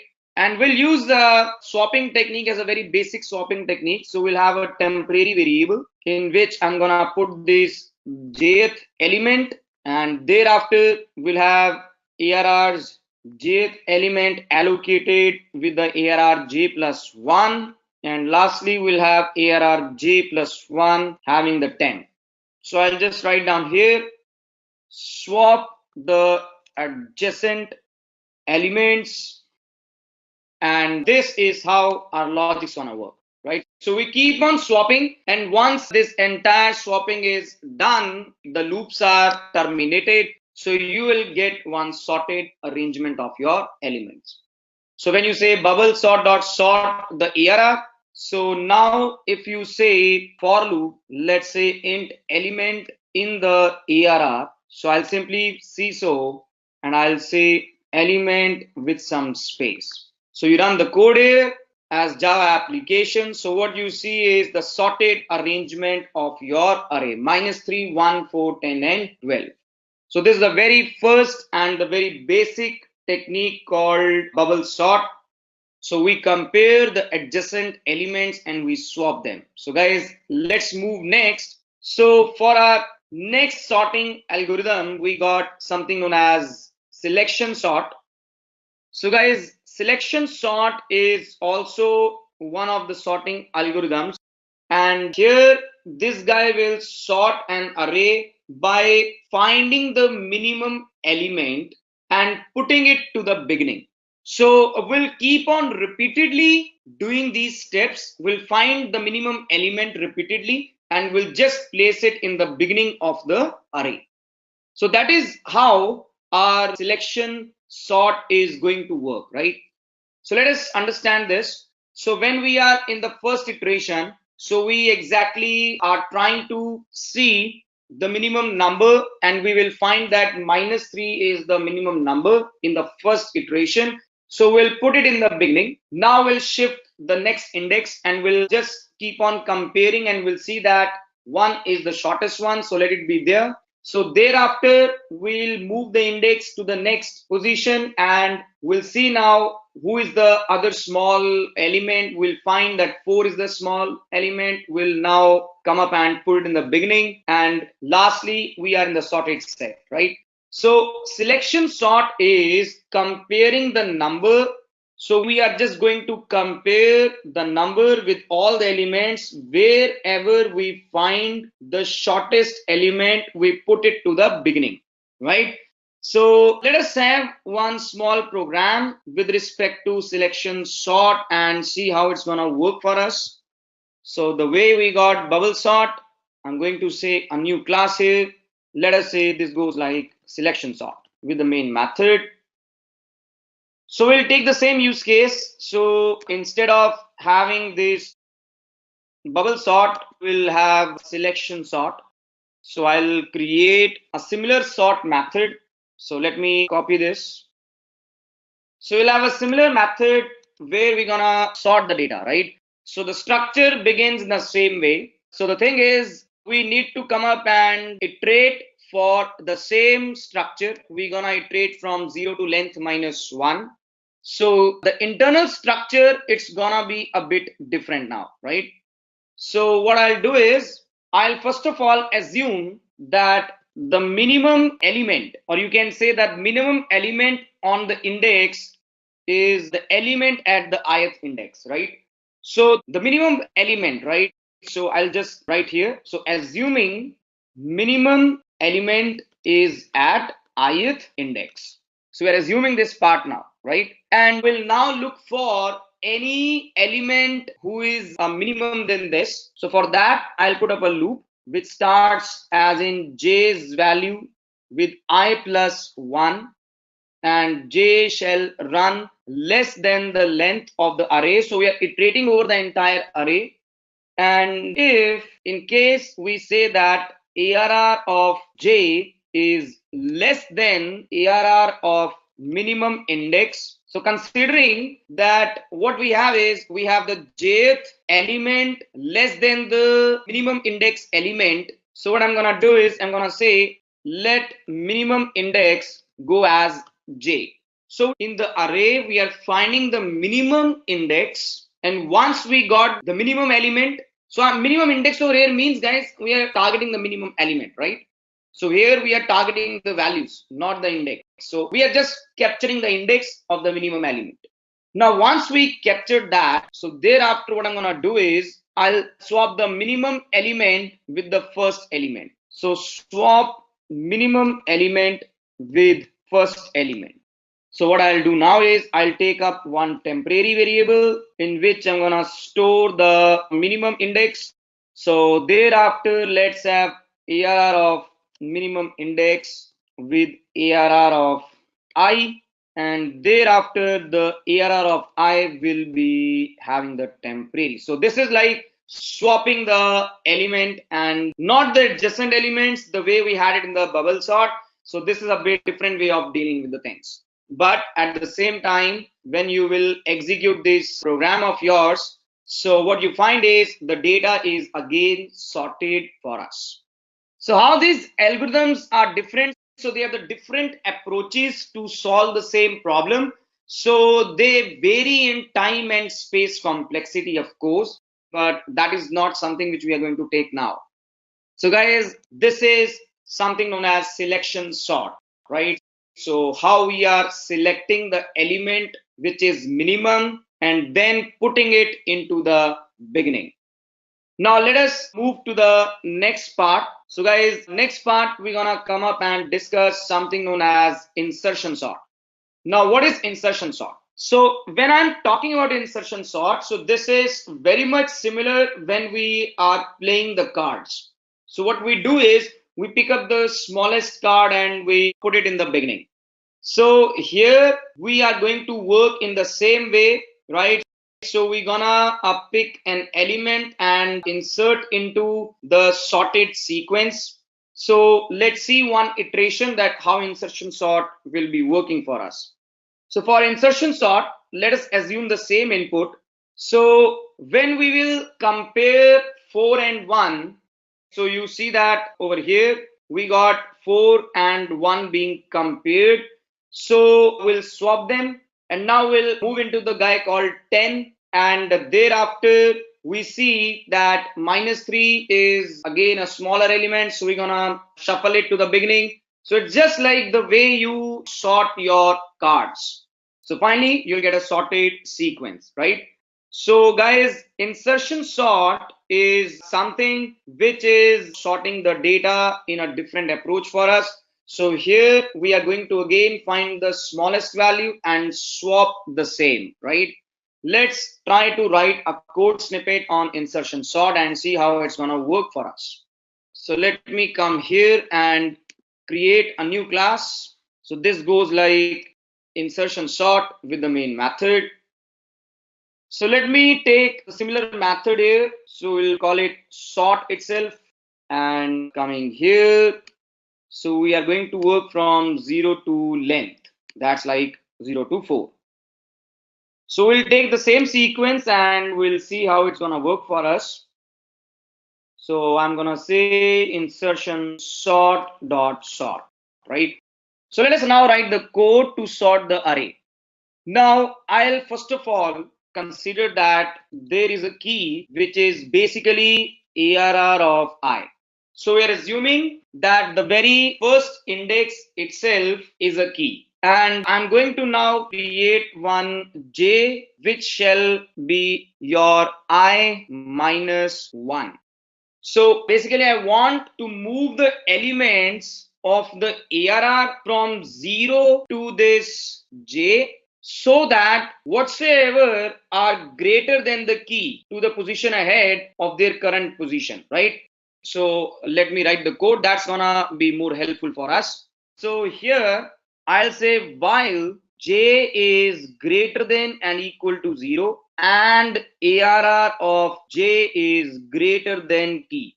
So run the loop till we have these conditions being satisfied, and if the loop is in execution, so what I'll do is I'll say ARR of j plus 1, you just copy the ARR of j and you decrement the value of j by 1. And once this loop is terminated, come out of the loop and we'll have j plus 1 index with the key. So that is how we are sorting the array over here, guys. So in order to sort, what we are doing over here is we are moving elements of ARR from 0 to I minus 1, right? But we are moving only those elements which are greater than key. And where we are moving? So we are moving them to one position ahead of their current position. So if the current position is J, we are moving it to J plus 1, exactly the way we do it in the cards, right? So you're just moving them one position. So guys, now let us try to run the same code and see what happens for the sorting technique over here.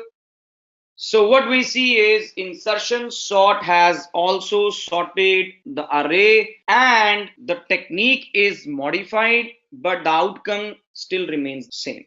So insertion sort in action. So guys, once now we have since understood what is insertion sort, so we'll be now moving into the other algorithm called quick sort.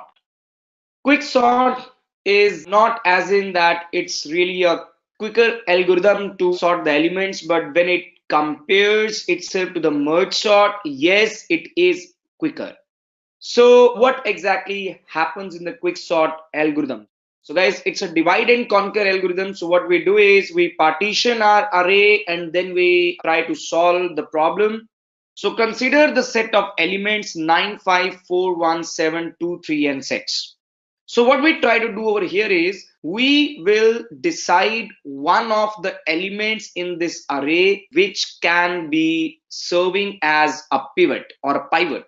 So the pivot element is the element which can be either the first element, the last element, or the middle element, or any random element of your choice. So it can be any element. Now the whole idea is to choose this pivot element and break your array in such a way that all the elements left to the pivot should be less than or equal to it, and the right to the same pivot we should have greater than elements. So we are going to make our pivot to go into the exact position. So this way we will be coming up and sorting up the entire array. So shifting the pivot to the right position will be our key success. Now consider 6 is the pivot number from the entire list of sequence. Now consider the ith index or the ith variable and a jth variable. So the variable j will be iterating over the array and we will be comparing each and every element to the pivot that's like 6. So considering when your j is 0, that's like the number 9. So we're gonna compare 6 and 9. So we know that when you compare the number 6 and 9, so 9 is greater than 6, right? So we are okay to go with it. Now we increment the j and we bring it to the 5. When you compare 5 and 6, we find that this jth element is less than the pivot. So whosoever is less, it should move in the beginning or to the left. So what we are going to do is, if we find the element lesser than the pivot, we are going to move it to the beginning, or we are just going to swap number 9 and number 5. And now I am again reiterating on the jth index and I have incremented the I index as well. So let's say initially I was pointing to this guy 5, but when we did a swap on 9 and 5, we incremented the variable I as well. Now the new number with the jth index is 4. So if you compare 6 and 4, so we understood that 4 is lesser than 6. So what we'll be doing is we will be re-swapping your number 9 and 4 and then increment I. Now again 6 and 1 there compared and we see that 1 is less, so you again swap. But 7 is greater, you don't swap. But 2 is what which we know is lesser. So what we're gonna do is we're gonna swap your 2 with the 9. So on and so forth. So lastly what you will have is you'll have the elements that's like 5, 4, 1, 2 and 3 which are lesser than the 6 and 9 and 7 greater than the 6. So we get this 6 exactly positioned after 3 and before 9, right? So guys, that is how we are doing this partition, and then we are sorting the structure. So let's see a code snippet on quicksort. So I have this code walkthrough here. So what I have is I have the input sequence of the same elements 9, 5, 4, 1, 7, 2, 3, and 6. So we got this sort method here where I'm passing array, the 0th index, the length -1. So these are the initial inputs to this sort method. So here we are with the sort method.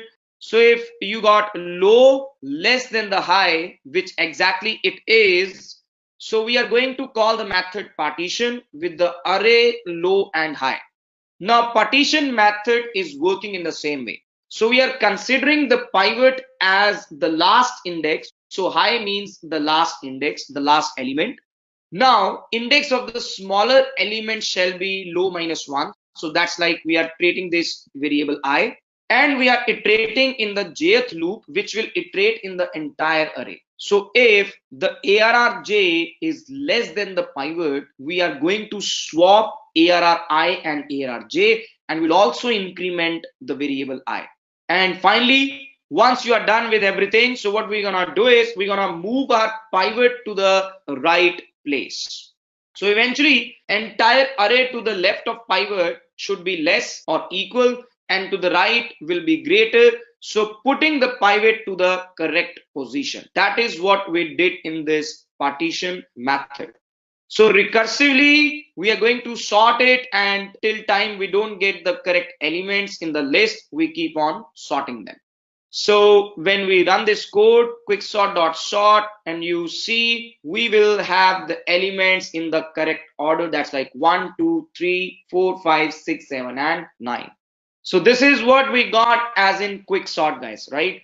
So guys, now let's have look at the other algorithm for sorting, that's like the merge sort.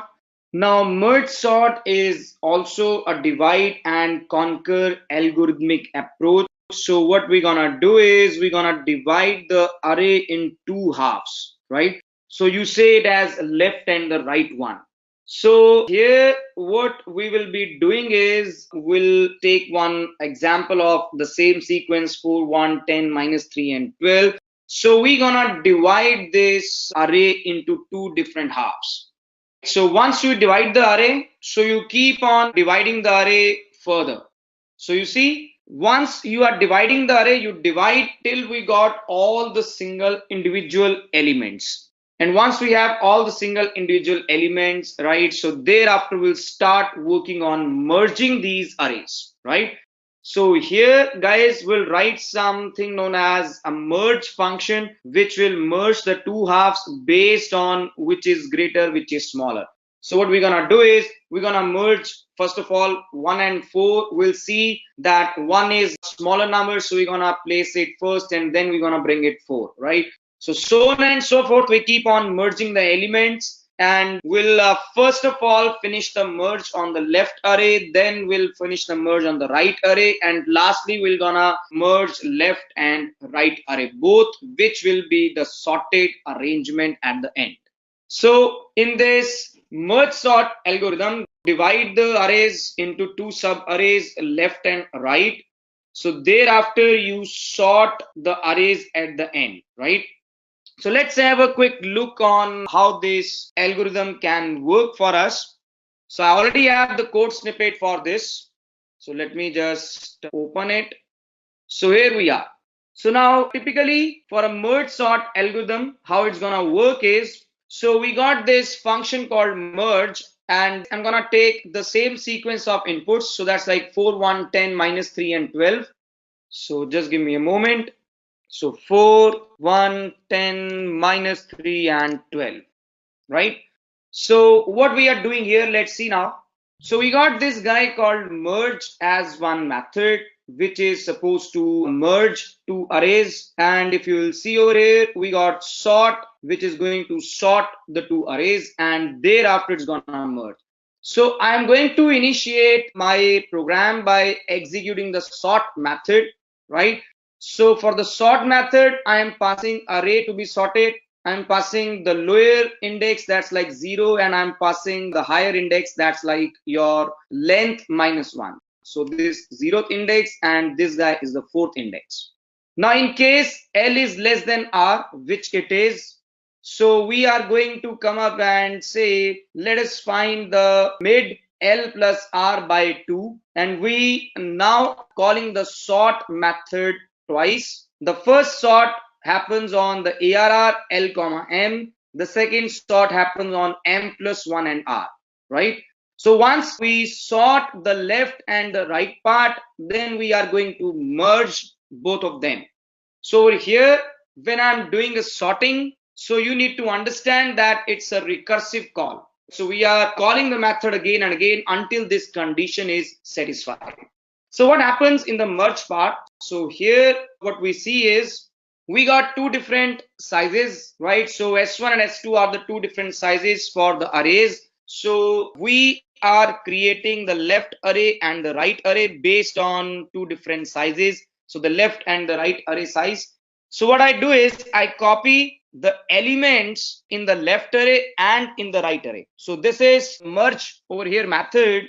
So this is going to merge two arrays which we partitioned, and you got LARR which will be working from your L to M, and we have this guy called, let's say, RARR. So there is subarray 1 and subarray 2, right? So I'll just say ARR 1 and this guy ARR 2. So the second array is going to work from M plus 1 till R. Now we are copying the elements here. So create subarrays. So this is like create subarrays, and here what we are doing is we are copying elements into subarrays. And now once you have copied the elements, so we'll start the process of merging, right? So let's say start merging process here. Now in the merging process, so what we got is we got indexes for the first and the second array. So I'll take the 0th index to be the initial index. And once I have taken that, so I'll take the initial index of merged subarray array. So that's like K is L. Now while your I is less than the S1 and J is less than S2, so what we will be doing is we'll be further checking if I index in the left is less than or equal to. If it is so, we're gonna assign the ARR's kth index with the ith index in the left array, and then you increment the I. Other way around, it's the right array which has to be considered. So till I will be less than S1, we are going to come up and copy the ith index in the left array into the kth index, and then you increment the I and the K. So lastly guys, if the J index is less than S2, you do it for the same part, but you are doing it in the right array. So we got something known as merge process, and we got something known as sort process. So when you run this code here, so eventually you will again get the sorted outcome. So guys, sorting can work in various different ways. So we got this technique called merge sort, where you keep on dividing the array, and thereafter once you have individual elements, you start the merging sequence. So this is the final outcome, that how we gonna work with it. Next part is how we are going to search in the arrays. The first one is a linear search. So what we're gonna do is we're gonna identify an element, that whether it is there in the array or not. So we'll begin from the 0th index, we'll keep on advancing till the last index. So once the element is found, we get to know the index, which index it is, and thereafter we return back the index. So in the linear search operation, so we get to see that there are few inputs to the method. So we're gonna return the index of the element which is found, right? So considering the use case, right? So we are planning to have this linear search. So we'll write one small program. Let's have it with the main method. So I'm going to take the same sequence of inputs which we have been following. So this is the array, and let's say the element which you want to search is the number 10, whether the 10 is there or not.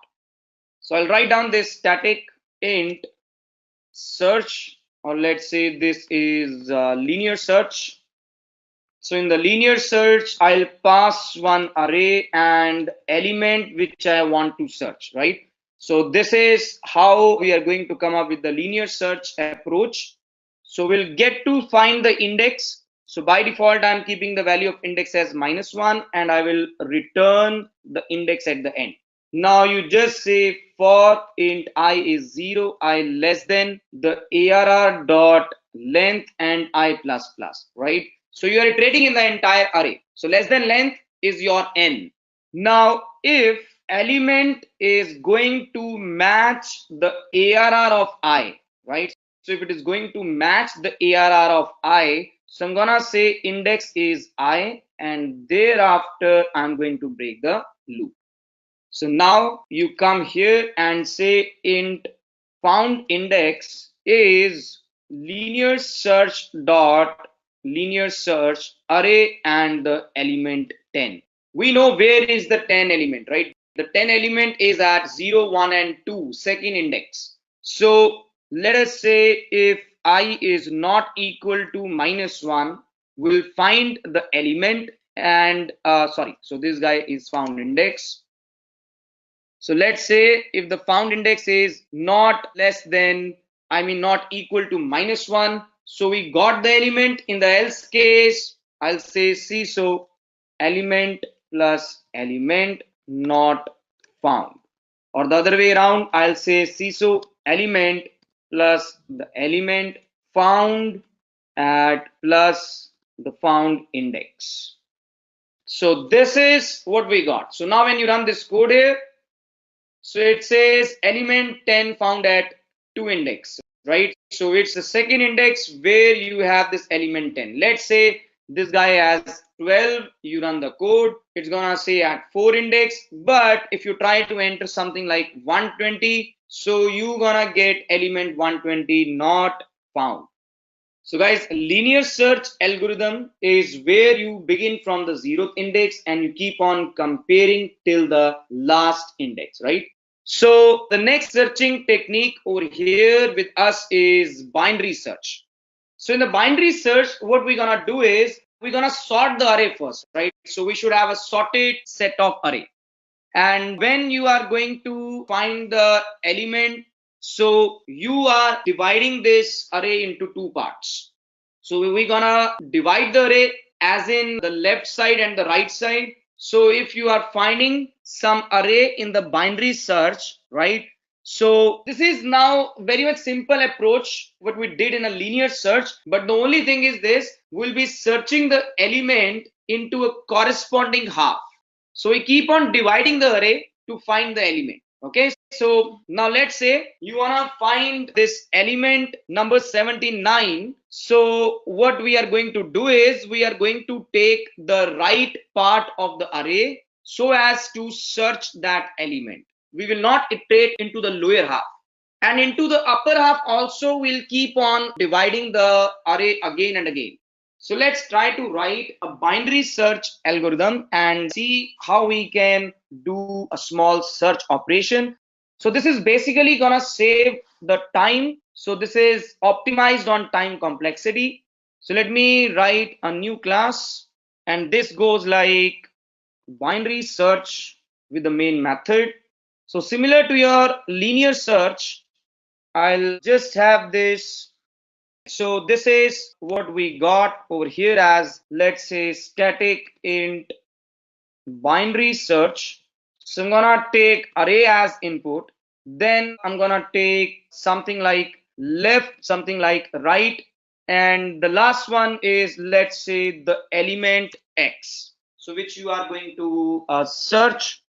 Now, the guy over here is gonna check whether R is greater than or equal to L. So if R is greater than equal to L, then we're gonna find the mid. So the mid goes like L plus R minus L divided by 2.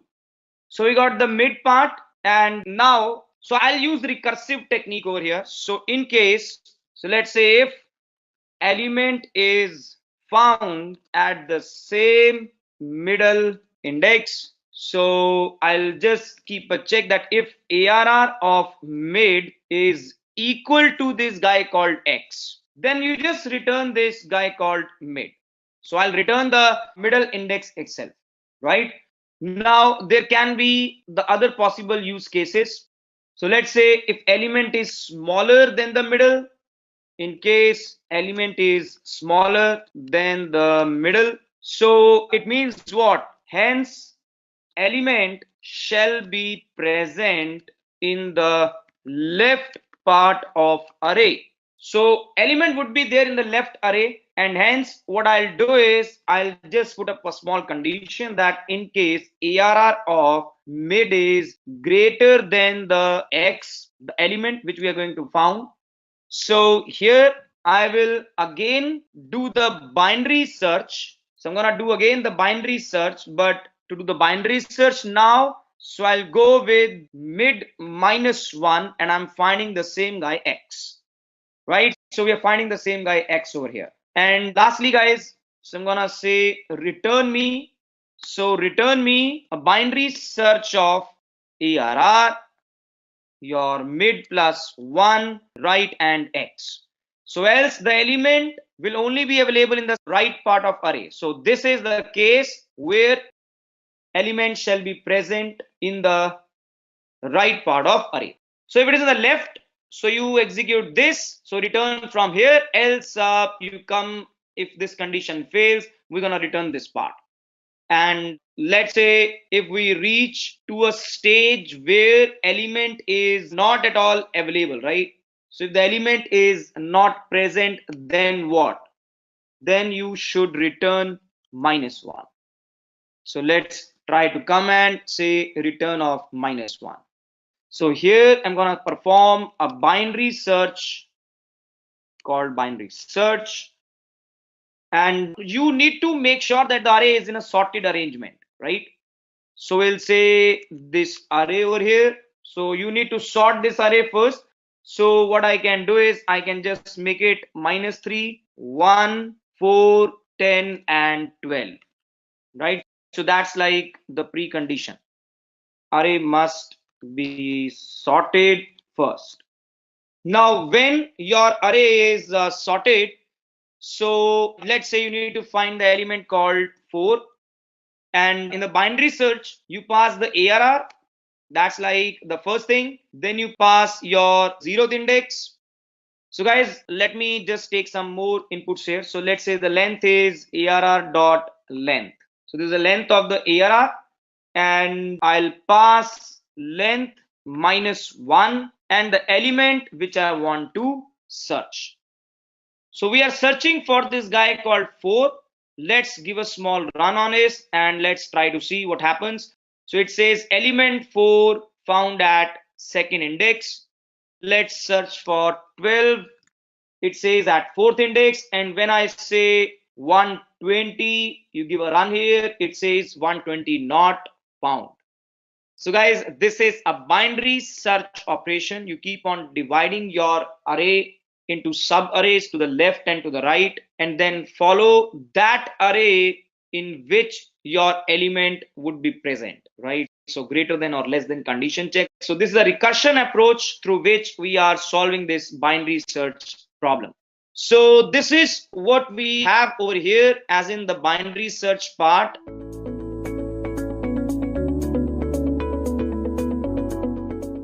A Java collection framework provides an architecture to store and manipulate a group of objects, and it includes interfaces, classes, and algorithm. In this figure, blue boxes refers to the different interfaces, and the gray color rectangles defines a class. So here, list is an interface, and ArrayList, LinkedList, vector, all these classes implements list as an interface. Similarly, as DQ is also an interface, so it extends and inherits queue interface. Now talking about ArrayList, it uses a dynamic array for storing the elements. It inherits abstract list class and implements list interface. Then list interface extends collection and iterable interfaces in hierarchical order. So this is about the hierarchy of ArrayList class. Now let's see what is ArrayList.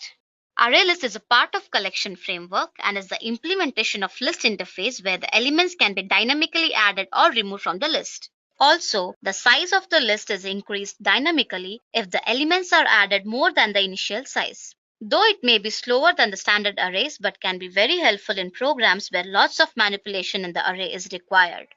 Some key points to note here. ArrayList is initialized by a size. However, the size can increase if the collection grows or shrunk if the objects are removed from the collection. Next, ArrayList allows us to randomly access the list. And ArrayList cannot be used for primitive types like int, char, etc. To access all those, we need a wrapper class for such cases. Now let's move further and see the internal working of ArrayList. First, we create an empty array and then go on adding the elements. Once the size of the array is full, that is, if the size of the current elements is greater than the maximum size of the array, then we have to increase the size of the array. But the size of the array cannot be increased dynamically. So what happens internally is a new array is created and the old array is copied to the new array. So by this, automatically the size will be doubled and it will be increased. So you can go on adding the elements how much you require. So that's how it works internally. Now let's see the various constructors supported by Java ArrayList. First, ArrayList. This constructor builds an empty array list. Coming to syntax, my array is a reference to an array list that holds the references to object of type E. Array has an initial capacity of 10 cells, although the capacity will be increased as needed as references are added to the list. And cells will contain references to objects of type E. Next, array list of collection C. This constructor is used to add all the elements of specified collection C to the current array list. That is, you can add all the specified collection C to the current array list. Next, array list of incapacity. Here, this is used to build an array list that has a specified initial capacity. An initial capacity is the number of cells that the array list starts with. It can expand beyond this capacity if you add more elements. Now let's see a small example to understand how and where these constructors are used in ArrayList. I will open my Eclipse and first create a package called Edureka. Now I will create a class called constructor.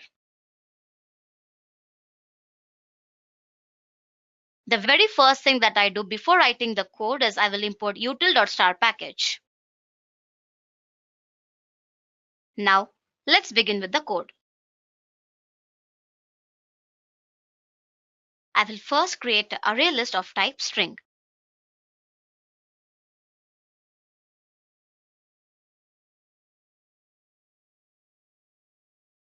I initialize the counter value to 0 and using advanced for loop, I'm trying to increase the count of counter. But we don't have any elements present in the array list. So if I try to print the counter value, it will not retain any value. Why? Because we don't have any elements present in the list. Okay? Now, I will create one more array list and initialize the capacity to that. I'll change the name and give it as B. And I will initialize the capacity to 30. Okay? Now again, if we try to print the counter value, it will not print because we have just initialized the capacity. Again, if we try to obtain the value of counter, it won't get incremented. Why? Because we don't have anything in the list.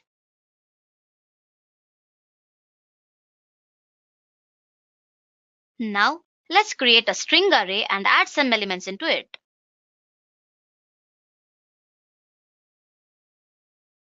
After creating a string array, I will create an object of ArrayList and then append an element using add method. So let's see how to do that.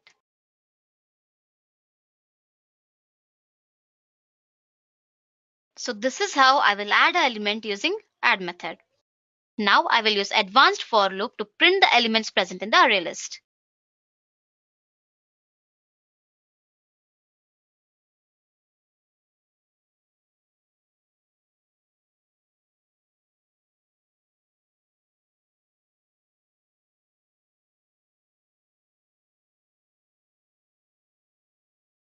Now let's run the program and see what will be the output.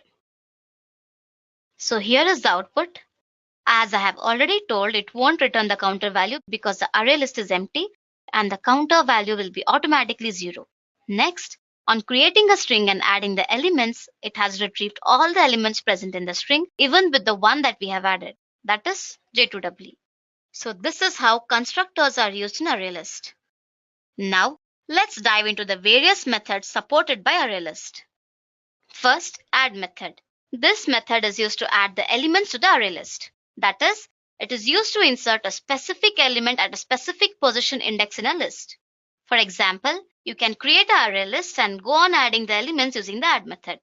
We will demonstrate and see all the methods of ArrayList in Eclipse after knowing the concepts of them. Next, clear method.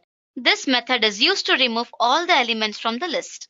That is, you can just use clear method to remove all the elements present in the list. Next, trim to size. This method trims the capacity of an ArrayList instance to the list's current size. That is, if you are creating an ArrayList of size 9 and if you're adding only 3 elements to that, on calling this method trim to size, it trims the size of ArrayList from 9 to 3. That is, it reduces the ArrayList size to the number of elements that it contains in the ArrayList. Next, index of. This method returns the index of first occurrence of the specified element in the list. If that element is not present in the list, then it returns -1. Suppose in this case, if you want to return the index of 5, and if you write here 5, then it will return A of 2 because A of 1 and A of 2. But if you try to find the index of 3 which is not present in the array list, then it will return -1. That is, it returns -1 if the list does not contain the particular element. Next, object clone. This method is used to return a copy of the array list. That is, on calling this method, it clones the entire array list. So for example, if you're adding 2 elements in the array and you're cloning the entire thing, then again after clone list, it will return the whole element present in the array list. Next, object to array. This method is used to return an array containing of all the elements in the list in the current order. For example, if you have all the elements in the list, then it will return all the elements in the list in the correct order. Next, remove method. This method removes the first occurrence of a specified element from the list if it is present. For example, if you want to remove n from the added list, then it removes the first occurrence of n. If there is one more occurrence of n here, it won't remove that. Next, int size. This returns the number of elements in the list, that is the size of the list. Suppose say we have added 4 elements, then it returns the size of the array list as 4. Now let's demonstrate all the methods and see how it works and how it is used. I'll create one more class called ArrayList. Now in this example, we'll see how to add the elements. We'll create an ArrayList of type AL, that is a reference. And we'll go on adding the elements into this. Now we have added 3 elements. Now let's try to print the size of the array and the contents present in the array.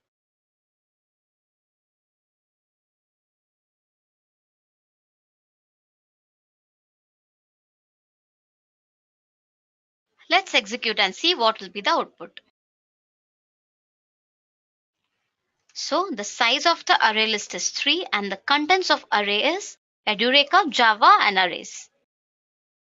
Now I want to remove Java from the list. So what will I do here is I will use a remove method to remove the element from the list. Now again, let's print the size of the array list after deletions. So when you remove Java from the list, it retrieved only Edureka and arrays and the size will be decreased to 2. So this is how we can remove the element, we can add the elements and we can retrieve the size of the array list. Now let's see how to clone the array list. First we'll make clone list as an object and then call the method.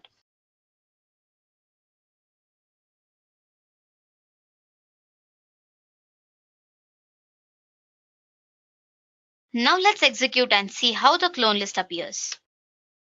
So as we have already removed the elements from the list, so it returns only the elements after deletion in the clone list. So if I make whole remove part as comment and execute, then it will retrieve the entire elements present in the array list. See, that is elements in the clone list are Edureka, Java and arrays. Now let's see how object to array method works.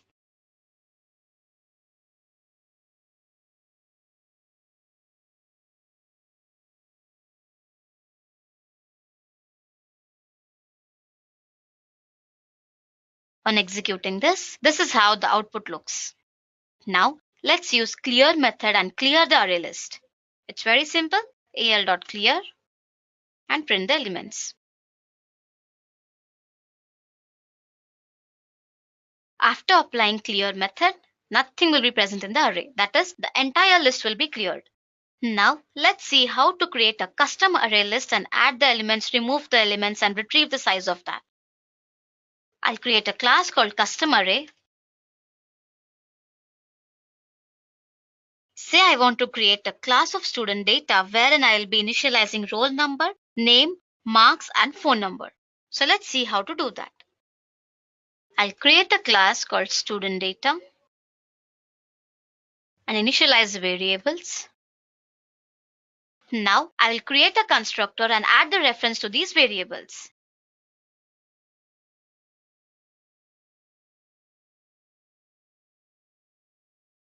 Now let's begin with the main method.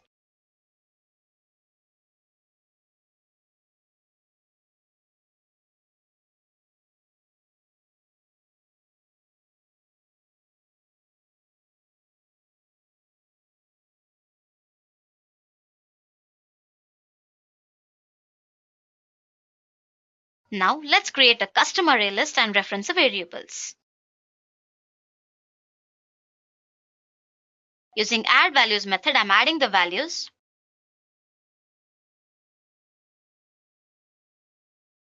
Now I will invoke this function and define it.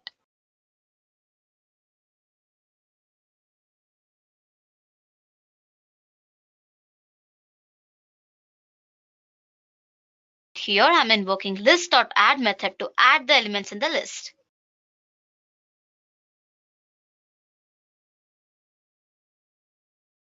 Now, in order to print the values present in the list, I'm invoking a function called print values of list, and here I will give the definition for that.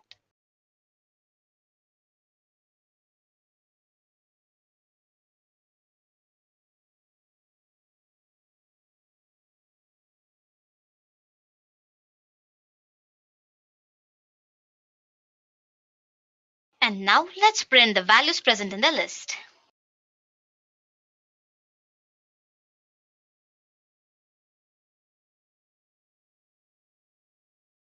Now let's execute and see what will be the output. That is, it displays all the elements present in the array list. That is the roll number, name, marks, and mobile number. Now, if you want to remove one of the rows from the array list, let's see how to do it using remove method. Here I will give list.remove.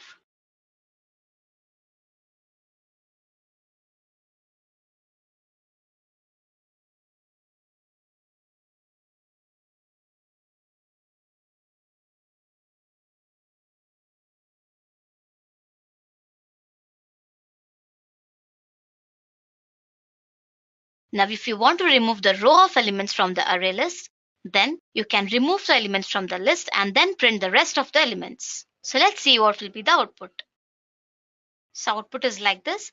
First, it has printed all the elements present in the list. Then it printed the size of the list and it removed the first occurrence. When you use remove method, it removes the first occurrence present in the list. That is, it removes the first value. So it has removed the first row, that is Chris, and it retrieved the rest of the elements. So that's how you can create a custom array list and add the elements accordingly. Now let's jump into the last topic of today's discussion, that is advantages of array list over array. First, array list is variable length. Arrays are of fixed length. You cannot change the size of the array once they are created. But array list is variable length, that is, it can grow and shrink dynamically. Next, size of the array can be modified dynamically. When you add the elements into an array, the size will be increased, and if you remove the elements, the size will be automatically decreased. Next, you can add any type of the data, maybe list, union, structure, etc. Not only that, it also allows you to add the duplicate elements in the list. Next, you can traverse an array list in both the directions, that is, forward and backward directions using list iterator. And it also allows you to insert and remove the elements at a particular position. So I hope you understood the concept of array list and the difference between array and array list.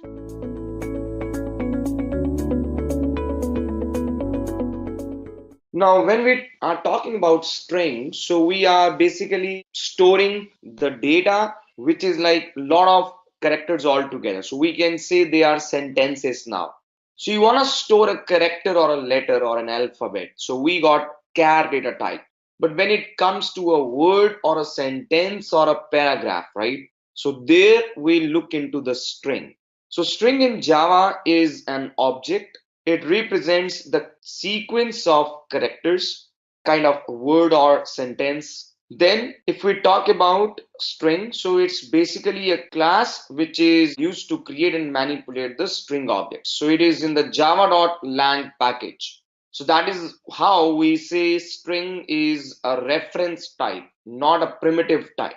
Now, when we create a string, it is immutable in nature. So what is meant by immutability? It means the data which is once there in the string object, it cannot be manipulated.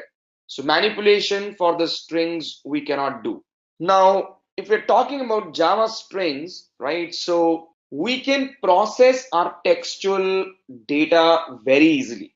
Given a use case, so we write a sentence, so we can very easily search some words in the sentence. We can use an API like contains, which can tell whether the word is there in the string or not, right? So searching is one of the inbuilt feature in the string API.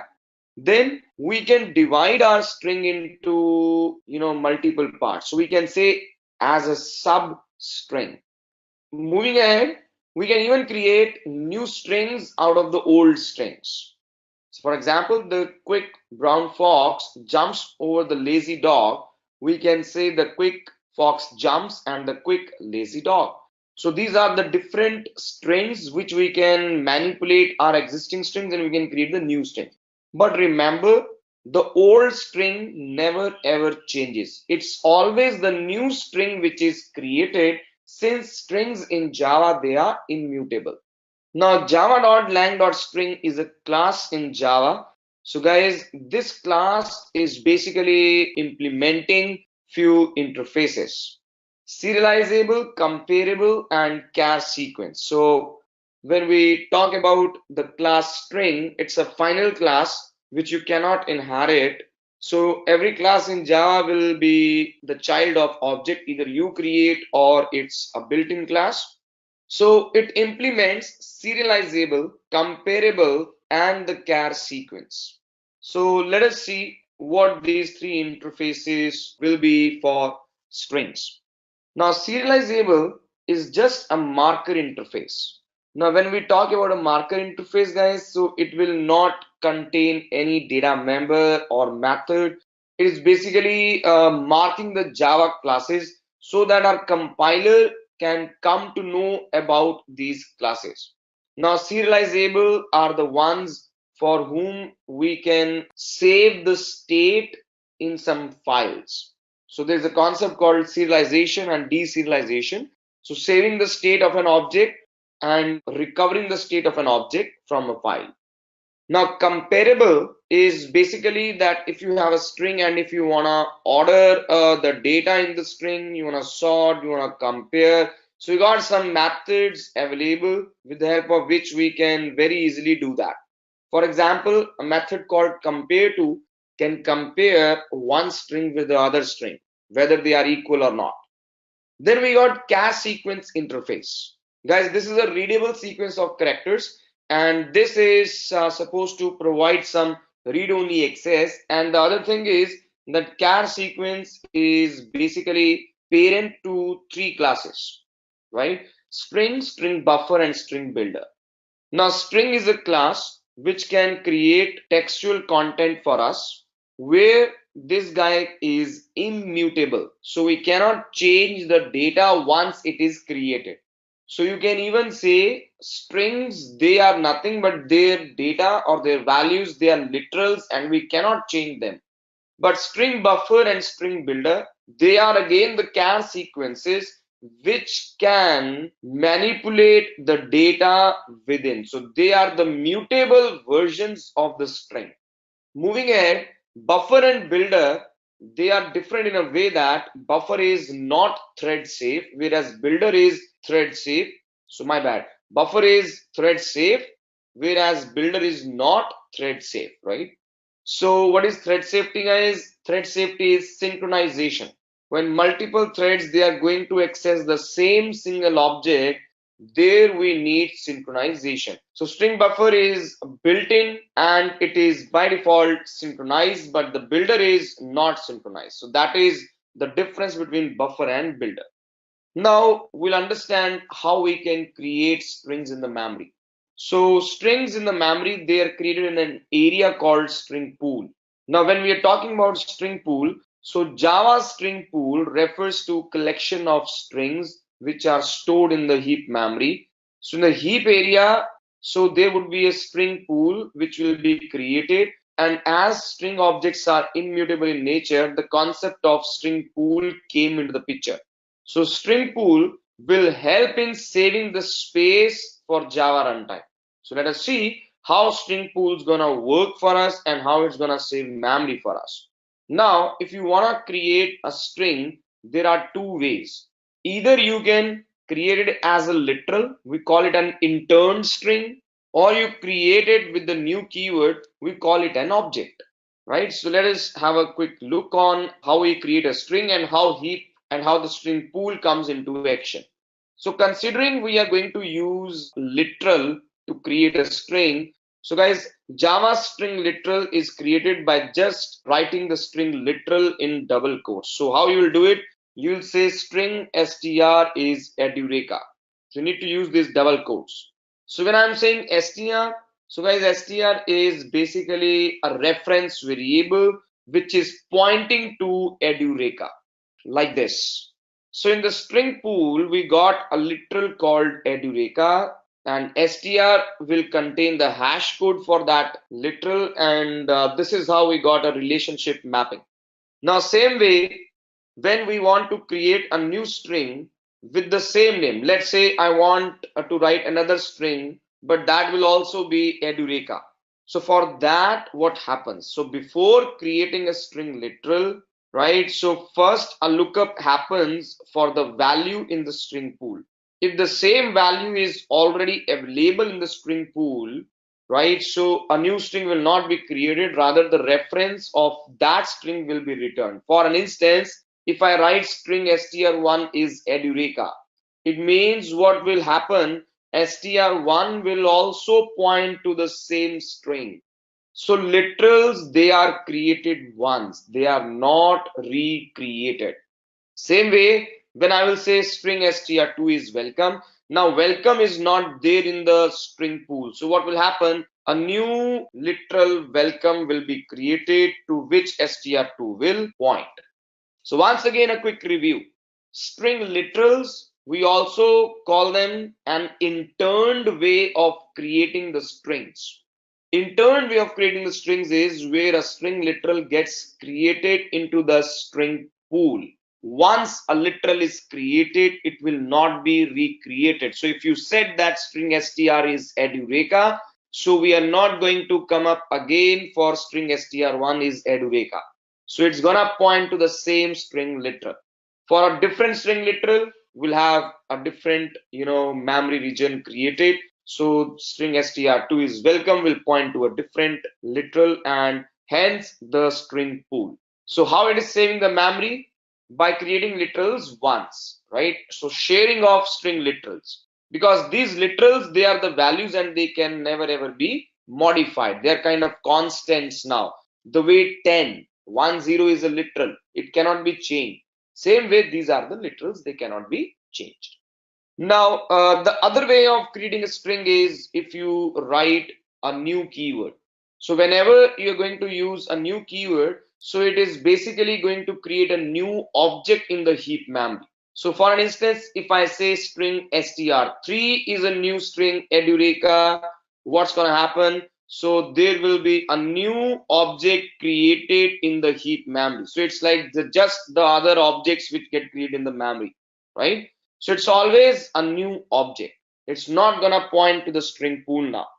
So guys, this is the difference between how we can create a string literal and how we can create a string object. So object construction happens with the new keyword, and it is always a new object. So even if I will say string str4 is a new string with Edureka, it will be a different object constructed in the memory. Even though the contents are same, but new keyword will always create a new string object in the memory.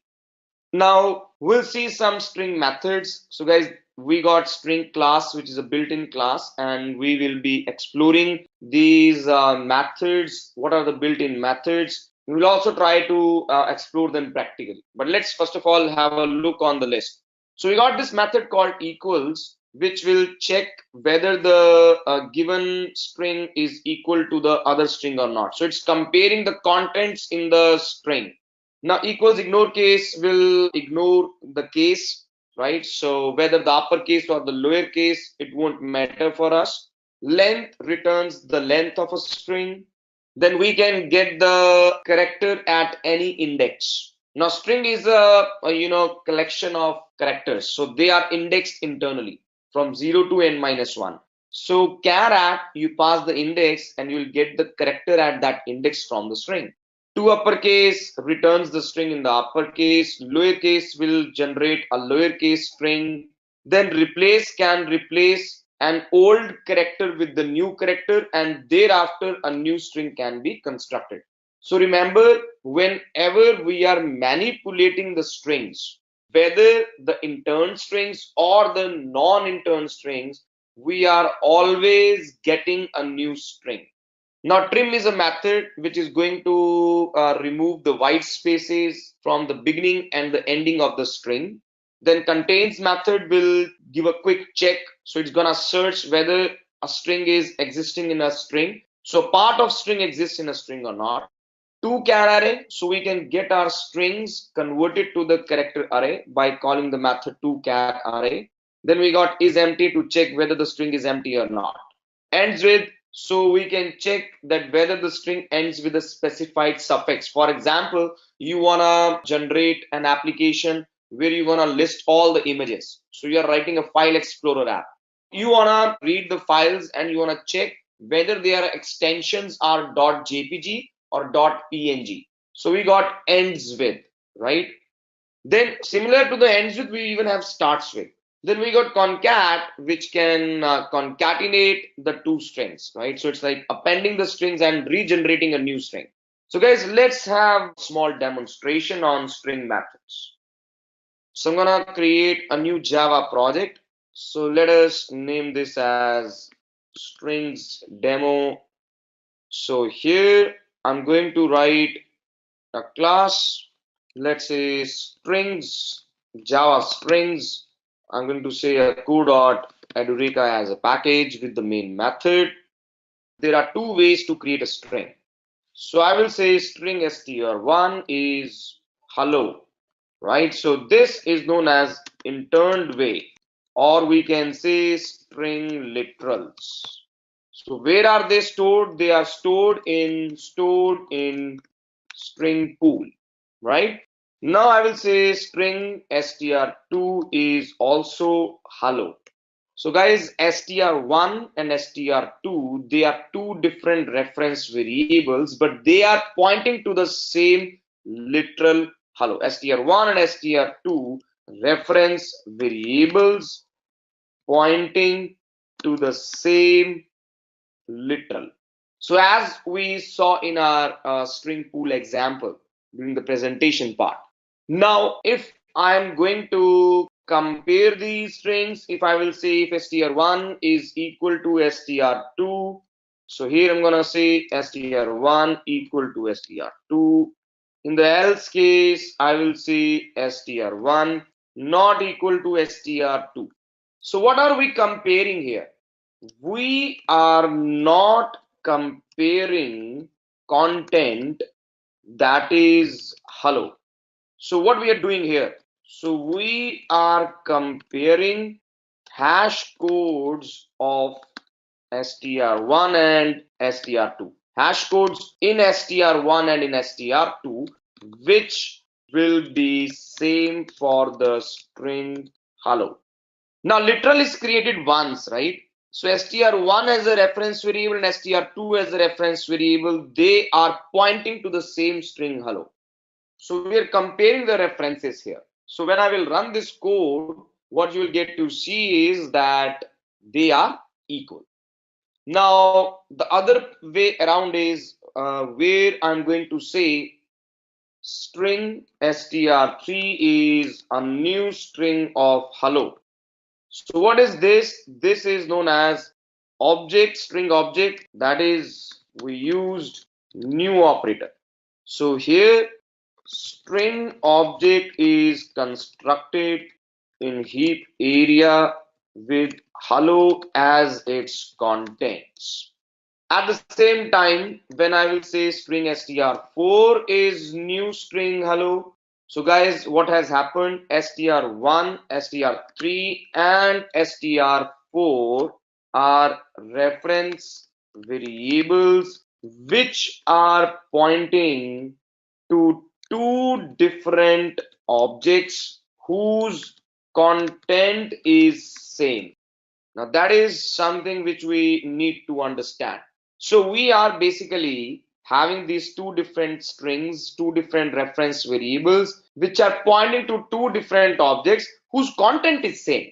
So when we are going to compare str3 and str4, we are not comparing the content, we are again comparing the hash codes in str3 and str4, which will be different for the string object containing hello. So you see there's a difference now, right? So if you will compare 3 with the 4, so when I'll compare 3 and 4, you will see it is not equal to.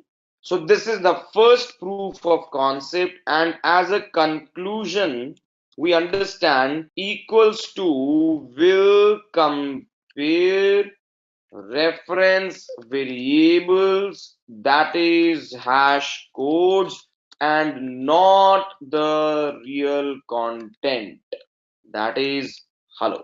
So equal to is comparing the references, it's not comparing the content. And we also saw that if we have a literal, if we create a string literal, so there we get to have the same reference for the same string. So str1 was compared, but str3 and str4 were not compared. So how we should compare, right? So how should we compare strings? There are two ways. The first way, I'm going to write here that if str3 dot equals str4.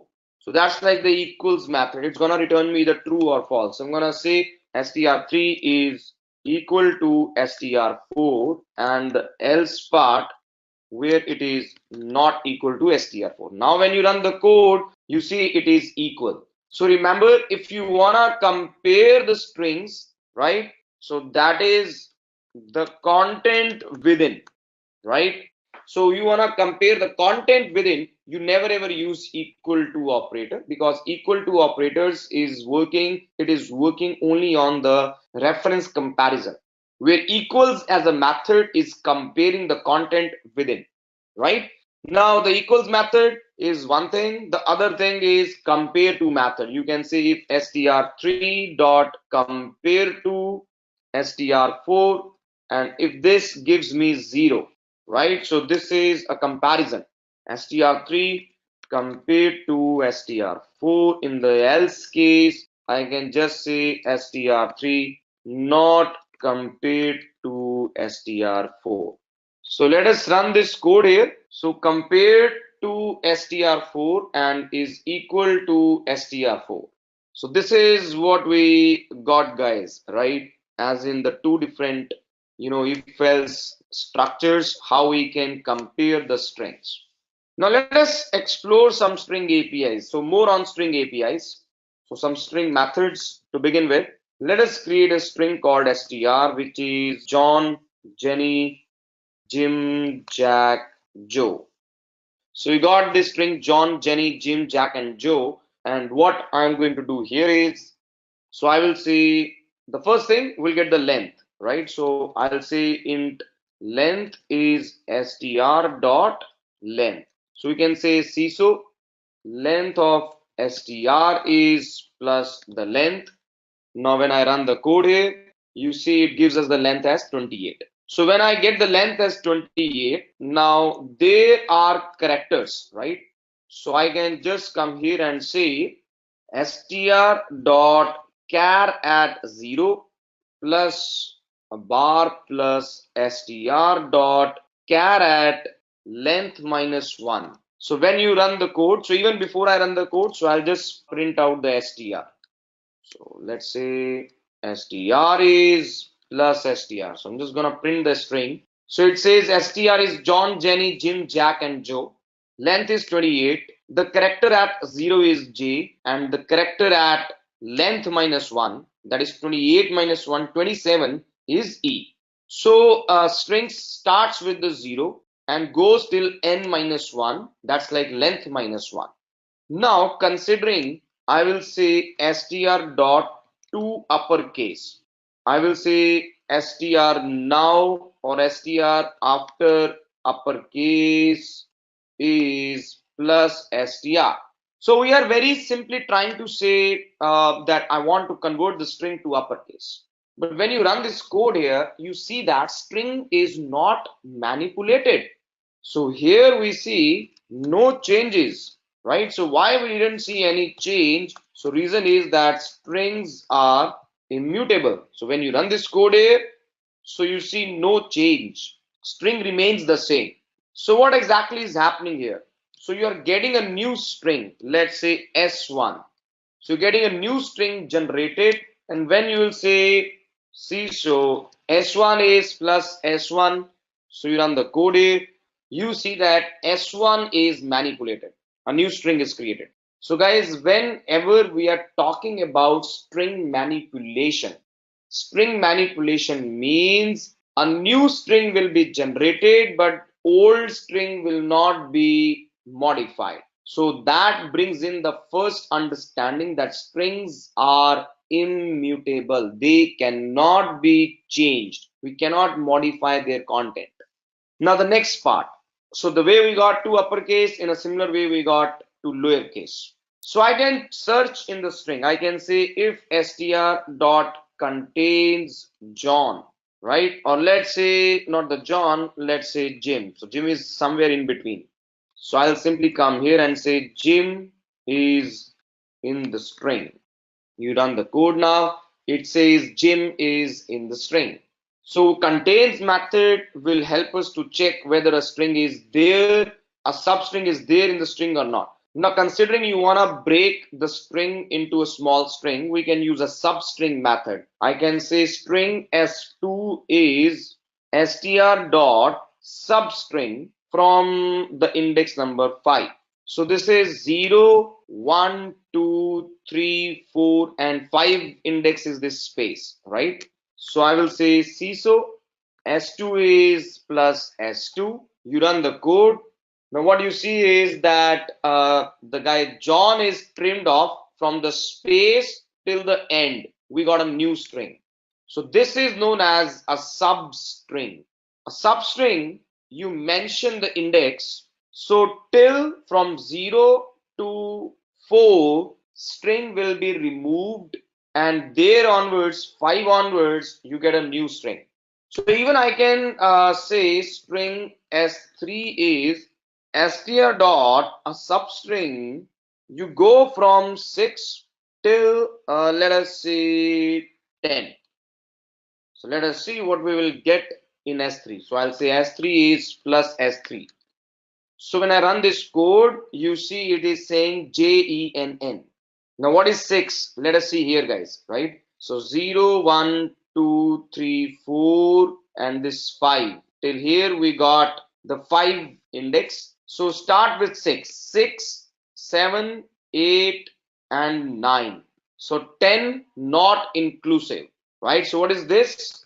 So starts with 6th index and till 9 index, right? So it's like that is less than 10.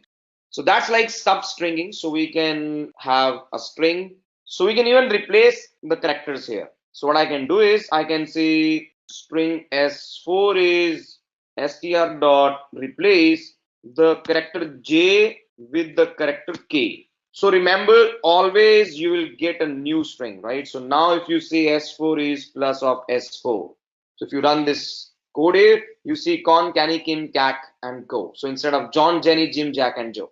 Now the next part here, I will try to now, get all the characters from the string. So I will create a char array, char, which is str dot to char array. So I have just converted the entire string into the array of characters. So I got the array of characters from the string. Now I can say for char ch in char, so putting up an enhanced for loop. So I'll just do a print, not the print line. And I'm going to print the ch along with some space. That is what I'm going to do. So lastly, I put an empty print line. So when I run the code here, so you see the string with the space coming in. So this was read as an array of characters. So we got array of characters coming in. Now let us take one of the use cases where I want all these names pulled out of this string. That is like str. I want to pull all the names from this string. So what I can do is I can say a string array. So let us say strarr. So we will say str dot split on the basis of comma. So we need to put in a pattern on the basis of which we can split the string. So thereafter I will say for string s in strarr. So I'm gonna do a CISO on s. So when you run the code here, what you see is that we got all the strings coming in. But here we can see some space in the beginning because we got a space in the beginning after this comma, right? So if you want to remove the space, you can just call the method called trim. So trim is going to remove the space in the front or in the end, beginning or ending, right? So now you see there is no space. So splitting will help us to get the strings out of the string on the basis of some pattern, right? Some pattern. Now, moving ahead, I'm gonna write a string called email, which is like john at some example.com, and string like, let's say, phone, which is some phone number, let's say 9999 and thereafter 8888 and 8. So some string, right, for the phone number. And let's say there is a password. So for this, the password goes like password 123. So this is what this is data during registration, right? So while we are registering the user, we are going to have this data from the user. So you want to validate the data, right? So we would like to validate the data from user. That is whether the data is correct or not, right? So I can simply come up and say if email dot is empty. So I'll put a not here. So if email is not empty, right? So I can say CISO email is available. Other than in the else case, I can say CISO please provide an email. Now, if email is not empty, email is available, there can be even one more check that if email dot contains at the rate and email dot contains a dot operator. So if it is containing, then it's a valid email, right? So if I'll put a not here, it means that if anything is missing, I can simply say email is available, but email is not a valid email. In the else case, I can say CISO email is a valid one. So this is how we can, use our string operations to check whether we get the correct string from the user or not. So when I run this code here, it says email is available, email is a valid one. So if you don't put the email, so let's say email is empty here and you run the code. So what you see is that email over here is not provided. So it says please provide an email. So same way, if you write an email with missing of at the rate, so it says email is available All right, so I think here I just need to put a check. Email contains, so it should contain this and this, right? So email is available, but the email is not a valid email. So we can put some conditions and check whether the data is correctly formed or not. At the same time, I can simply come here if phone dot is empty. So if phone is not empty, right? Same way the else part. So please provide a phone number. So here what we can do is we can say phone number is available, and I can put one more check if phone dot length is, let's say, not equal to 10. So we are looking for a phone with the length as 10, right? And the else part. So I can say CISO phone number is a valid one, right? So here I can say, but phone number is not a valid number. So similar validations, right? It says phone number is available, phone number is a valid one. So you miss out the phone number here. You run the code. It says, please provide a phone number. So you can get the things in order, guys, right? So if the length is not 10, it says phone number is not a valid number. So we are putting some validations here. So same way you can put it on password. Now, all these discussions which we have done, so we are concluding one thing, that strings are immutable. So it means what? If I create a string, let's say string is a new string, and I say hello here, and thereafter I will say string dot concat a space and a world, right? So concat is to append. So we can even append the data like with the plus operator. So that will also append the data. Now I will say CISO string is plus the string. If you run the code here, it is just hello. So this brings up the conclusion that strings are immutable. We cannot change them. So it is always a new string which will be constructed if you are going to do a concatenation. Now we got a version called string buffer. So here I'm going to say hello. Now buffer and strings, they are similar. So we will use append instead of concat, right? So here I'll say world, and now when you will say CISO, buffer is plus the buffer. So what you will see is that in case of string buffer, string is appended. So data is manipulated in case of string buffer, but not in case of string over here. So this brings out that in case you want to manipulate the data in the same string, right? So we got this guy called string buffer, which is mutable. So mutable sequences of the string, they are known as string buffer, as well string builder. So the way you got buffer, in a similar way we have string builder. The only difference is that builder is not thread safe, whereas buffer is a thread safe structure. So the output shall be same for both of them, and the usage is also same. So I will say builder is plus the builder here. So you run the code. So you see buffer and builder, they work same way. The difference is that buffer is thread safe, whereas this guy is not thread safe. So guys, all the three versions like string, string buffer, or string builder. So we are very well aware with the you see strings now. So we also understood what we need to do in case we need to use the mutable sequences. So all three, they implement char sequence. It means the reference variable to the char sequence, let's say CS, it is, let's say, null. So CS can point to a string, let's say hello. CS can also point to a string buffer, let's say awesome, and CS can also point to a string builder. So that's like bye. So that's like runtime polymorphism, right? So this is like runtime polymorphism in action. So this is what we got as in the strings, where strings, they are immutable. If you want mutable versions, you go with the buffer and the builder. Guys, we got many more APIs in the string buffer and string builder. So explore more from here.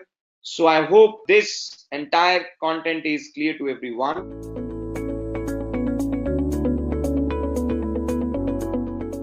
What is an interface? In simple words, an interface can be defined as anything which shares a boundary between two components. In case of computers, it separates two systems and acts as a boundary which helps in data exchange. Now, what is a Java interface? A Java interface can be defined as an abstract type which stores the methods and helps other classes to implement the behavior of the methods which an interface actually stores. Now you might get a question. We have interface for that? Yeah, absolutely. With this, we begin our next question, why we need interface. We all know that Java supports inheritance. But when it comes to multiple inheritance, Java cannot support it. It ends up facing ambiguity between two parent classes and fails to provide the required result. This particular problem is called as diamond problem. Here, as you can see, there is a superclass and this superclass is being inherited by two classes called as class A and class B. Now, we are trying to inherit the properties of class A and class B into a new class which is class C, which practically seems impossible in terms of Java. Now the question would be, is it seriously impossible to do it? That's when the interface comes to the picture. Using interface, we can achieve multiple inheritance. Here we are inheriting one class and implementing the behavior of another class. Confused? Let me explain with a little example. Let us consider an airplane which requires both the properties of carrying huge cargo and passengers. Let us assume we have two planes. One is capable only to carry passengers and the other one is capable only to carry cargo. Now we need to carry both passengers and cargo in one single plane, which seems to be impossible on the basis of how the Java works. As it feels, it cannot access the properties of two different parent classes at the same time. But you can make it possible by making Java feel that it is inheriting one plane and implementing the methods present in the other one. It is like building a commercial plane which takes both the passengers and cargo luggage. Interface is like making a bigger plane which could do both the tasks without interfering with the components of one another, instead just borrowing the methods which are present in the interface class. Now let us get practical. First, let us understand what was the problem in multiple inheritance. Here, I have defined the first class, class A, and then the next class, which is class B, and finally the class C. Here I am trying to inherit the properties of class A and class B together in the class C by using extends keyword. As you can see, the editor is throwing an error which says that it is not possible to inherit the properties of both the classes. Now let us find the solution for this. The solution is none other than using an interface. Here in this solution, I am creating an interface. I am having the same messages which I had in my earlier example, both the messages present in class A and class B. And similarly, I have also defined the interface which has both the methods, hello and welcome. Now let us run this program and see how does it work. As you can see, it is accessing both the methods and printing the message present in both the classes, class A and class B. Now, let us try a different example. In this example, I am declaring four methods: addition, subtraction, multiplication, and division. Now, let us enter into a class. Here, I'll be trying to access all the four methods and print the output. Now, let us try to run this program and see how the output appears. As you can see, the program has been successfully compiled and now it is asking for two integer values to perform the first operation, which is addition. The output has been successfully generated and now it is asking for two more integer values to perform subtraction. The difference is been displayed. Now it is asking for two more integer values for performing the multiplication operation. The output is clear. Now let us perform our final operation, which is division. As you can see, we have our result here. Now let us understand the interface nesting. As you can see, I have nested an interface by the name inner interface inside another interface, which is the outer interface. And then I am trying to generate a Fibonacci series using the method which is present in the inner interface, which is none other than the inner method. Using this method, we will be generating the Fibonacci series. Let's try to run the program and see the output. As you can see, we have our Fibonacci series printed here, and this process was being executed from the nested inner interface method. Now let us try to see an example for nesting by nesting an interface inside a class. Here, I have nested an interface called Edureka interface inside a public class, which is Edureka class. And inside the Edureka interface, I have a method called nested method, using which I'll be performing a string reverse operation. Let us execute this program. As you can see, the string I have provided is Edureka, and after the operation, you can see the string has been successfully reversed. Now let us have one short quick revision about how to declare an interface. So this is the syntax for declaring an interface, where you will be using an interface keyword followed by the name of your interface, and inside the interface you can declare your methods. By default, all the methods which you declare in interface are considered to be public. With this, let us find out the few differences between class and an interface. The first difference is multiple inheritance. Interface was designed to provide multiple inheritance, where on the other hand, classes cannot.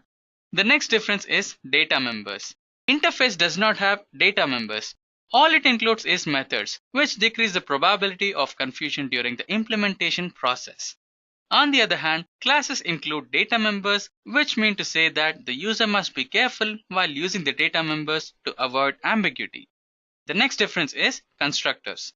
Interface does not have constructors, while on the other hand, classes take up the advantage by including them, which will help them to set the values to the members of an object. And the next one is complete and incomplete members.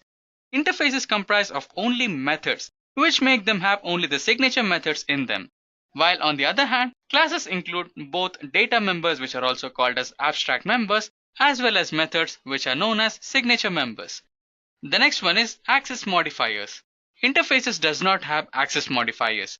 By default, interfaces take up public as their access modifiers, whereas classes provide private access modifiers which are not available in the interface. The next one is static members. Interface cannot have any static members, whereas class has all its members as static. With this, let us get into the major advantages and disadvantages of interface. First, let us begin with advantages. We can achieve multiple inheritance in Java. We can easily break up complexity and enable clear dependency between the objects. We can achieve loosely coupled applications through an interface. Don't just be on the bright side, interfaces have some disadvantages as well. Java interfaces make the application slower when compared to the competitors like Python, which support multiple inheritance. The next one is, once an interface is included in an application, it might be used once in a while, or it might end up being used multiple times at a larger scale. With this, let us discuss about the key points about Java interfaces. The first one is, can we instantiate an interface? Well, we cannot create an object of an interface. Hence, we cannot provide instances in an interface. The next one is abstraction. The major key advantage of interface is abstraction, because none of the methods declared in an interface have a body. The next key point is implementing an interface. The keyword implement is used in a class to implement the methods of an interface. The method in an interface must be provided with an access modifier as public. By default, the methods declared in an interface are also considered as public. Class must implement all the methods declared in an interface, or else it must be declared in an abstract class. Let us see an example about implementing an interface. Here I have defined an interface and declared two methods into the interface, method 1 and method 2. The first method is used to find out a square root of the given number, and the second method is used to print a message. Now let us try to execute this program. As you can see, it is asking for an input.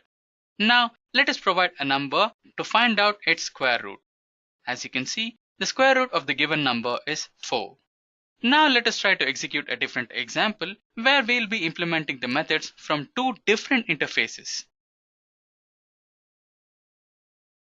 As you can see, this is my first interface, and here my first method is to find out whether a given number is an Armstrong number or not. And later, let us see a second interface where I have declared a method to find out if the given number is prime number or not. Now, let us try to execute this example and see if the program can implement both the methods from two different interfaces or not.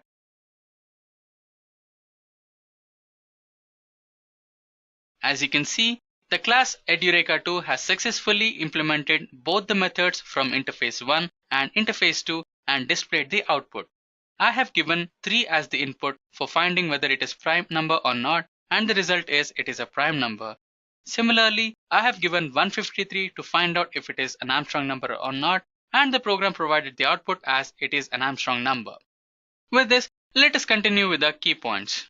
The next one is access modifiers in an interface. Interface can be declared as private, protected, and transient. All the interface methods by default are abstract and public. Variables declared in an interface are public, static, and final by default. Interface variables must be initialized at the time of the declaration, otherwise the compiler will throw an error. Inside any implementation class, you cannot change the variables declared in an interface. Let us discuss each one of these points practically. Here, I have defined an interface by name try. Here, I am trying to declare an integer type variable a using int a is equals to 10, which is valid. And similarly, you can do it by using an access modifier public, which is same as the previous one. And you can also declare this variable by using public access modifier and making it as static and final. The variable can also be declared by using final keyword and also the static keyword. All the above stand the same. Now let us see the next point which we discussed in our access modifiers. We discussed that the variables which we declare in an interface must be assigned to a value. Here I am trying to declare an integer type variable x without assigning it to any value. Now let us try to run this program and see if there is an output or not. And I'm trying to access the same x here in the main class, and let's execute this program. As you can see, there is an error, which means that we were supposed to assign a value to the variable which we declared in the interface. With this, let us move on to our next stage of key points. The next one is extending an interface. An interface can extend any number of interfaces but cannot implement them, whereas a class can implement any number of interfaces. If there are two or more same methods in different interfaces, then the class can implement all the interfaces, but one single method is enough to perform the operation. A class cannot implement two interfaces that have methods with same name but different return type. The major advantage of using an interface is that variable name conflicts can be easily resolved by using the interface name. Let us see this practically. As you can see, here I have defined an interface A with the method display, and similarly, I have also defined an interface B with the same display method inside it. Now I am trying to implement both the interfaces A and B in my class same, and I am trying to access the display method. Let us try to execute this program and see if this runs or not. As you can see, the program has been successfully compiled and the output has been generated, which says displaying data. Now let us discuss the next point. Here I have defined an interface A which has the variable x of integer data type storing the value 1000. And similarly, I have also defined another interface with name B which has the same variable x with storing different value. Now in my main program, if I try to access the variable x, then it might provide me an ambiguity. But if I use the interface name, then I can successfully access both the variables and display the data present in them without facing any of the ambiguity. Now let us execute this program and see the output. As you can see, the value of x in the first interface A was 1000, which is displayed here, and the value of x in the second interface, which is 2000, is also being displayed here. I have used the interface name A and interface name B in the print statement provided here.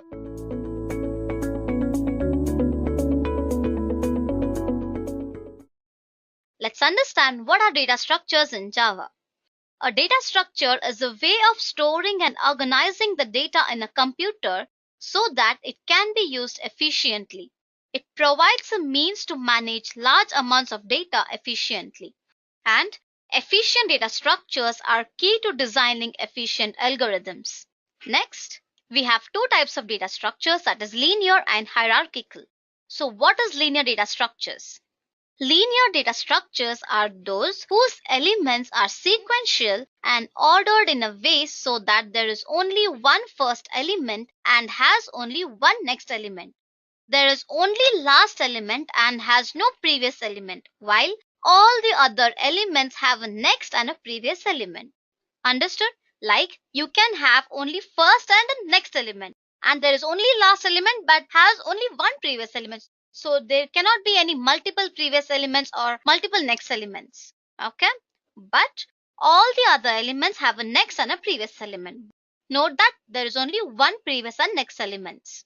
Simple. So based on these categories, linear data structure are being divided into stack, queue, and linked list. Now talking about the stack. Stack is an abstract data structure. It is a collection of objects that are inserted and removed according to the last in first out principle, that is LIFO. Objects can be inserted into a stack at any point of time, but only the most recently inserted, that is the last object, can be removed at any time. So you can see here, this is a bottom element and this is a top element. When you push the element into the stack, it goes into the bottom, and the last element, that is the top element, can be popped out. So once the top element is popped out, the next element which is available in the stack can be popped out, but the bottom element cannot be popped out first. Understood? So this is how it works. That is, it is an ordered list in which insertion and deletion can be performed at only one end, that is the top. It is a recursive data structure with a pointer to its top element. It supports two fundamental methods, that is push, that is you can insert the element to the top of the stack, and pop, remove and return the top element onto the stack. So if I have to give you an example, it can be reversing a word to check the correctness of a parenthesis sequence, implementing back functionality in browsers, and many more. Now let's see a small example of stack. So I have created a class called stack, and the maximum capacity of the stack is 1000. And as I told, we need an element called top, right? Because it's a main thing. So that's the reason. And then I'm initializing the maximum size of stack. So there are two conditions. First is empty. So if the stack is empty, then return top less than 0. Because there is no element in the top. When stack itself is empty, then there is nothing, right? That's the reason. And then I'm creating a constructor for stack and initializing the top size to -1 because nothing is there. Next, what I'm doing, I'm pushing the element into the stack. So if top is greater than or equal to maximum size -1, then print stack overflow. Return false. Else, insert the element to the top of the stack and initialize it to the variable, that is x, which is this one. Next, say that, so this element, which is the element that you have inserted into the stack, is pushed into the stack. Okay. Then return. Then again, I'm creating a method called pop. That is removing the element out of the stack. So if top is less than 0, then say stack underflow. Else, int x is equal to delete one element from the stack, that is a of top minus minus. Then return x. Again, I'm creating one more method called peek. If top is less than 0, then say stack underflow. Else, return the element at the top of the stack and return send it to x. That is the element which you have taken it over here. Simple. Now I'm writing a driver code, that is the main method. I'm initializing a stack and creating an object of a new stack and sending elements push 10, push 20 and push 30. And then when all these elements are inserted into the stack, if I want again, I can, say push 40. So when I use s.pop, so what do you think? Will this element will be popped out first or this element? Obviously this element, right? So now let's run and check for the output. So you can see first 10 was pushed into the stack, 20 was pushed, 30 was pushed into the stack and then 40. But when I used s.pop, the last element was popped out. So if I don't have this element, I'll just save this. Now see, the last element, which is 30, is popped out from the stack, right? So this is how you can execute your stack, and these are the operations that is performed on a stack. So this is how it works. Now talking about the next data structure, that is queue. Queue is also another type of abstract data structure. Unlike a stack, the queue is a collection of objects that are inserted and removed according to first in first out principle. That is, elements can be inserted at any point of time, but only the element that has been in the queue the longest can be removed at any time. So you can see here it has two ends, that is front end and back end, that is the front end and the rear end. So if you insert an element, it goes to the front and that can be popped out, that is removed. But in case of stack, it is last in first out. In case of queue, it is first in first out. It supports two most fundamentals, that is enqueue and dequeue. Enqueue means you have to insert the element at E, that is at the rear of the queue.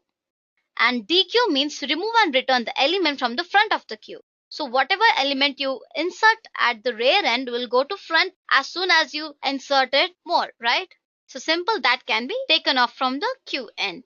So queues are used in the asynchronous transfer of data between two processes. That is CPU scheduling, disk scheduling, and other situations where resources are shared among the multiple users and served on first come first served basis. So these are some of the situations where queue can be used. Okay. So now let's take an example and understand how it works. So this is very simple. I have created a class called queue and I'm creating a string of queue and assigning it to a linked list. So what I'm doing is I'm using queue.add and I'm adding all the 4 elements and then displaying the elements present in the queue. So when I say queue.remove of 3, it will display the elements present in the queue and the queue size and says whether it contains the element 2 or not. If yes, it displays that. Let's run and check the output. So first, when I print this, it displays the size. And let me tell you one thing, this is an inbuilt function. So that is the reason when I'm using add, it is being added automatically. So then what I did, I removed the element 3.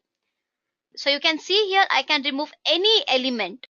It's not that the element which is there at the last or the element that is there at the top or nothing like that. You can just remove the element from any corner. And then when I remove the element and I print the queue, it says only the remaining elements, that is 1, 2, and 4. Next, queue size is queue.size, that is 3. And then whether does it contain the element 2 in the queue? Yes, true. If I say element 3 in the queue, it should say false because I have popped it out, right? So let's see what it says. It says true because initially in the queue it was present. So if I now say element 5, then run.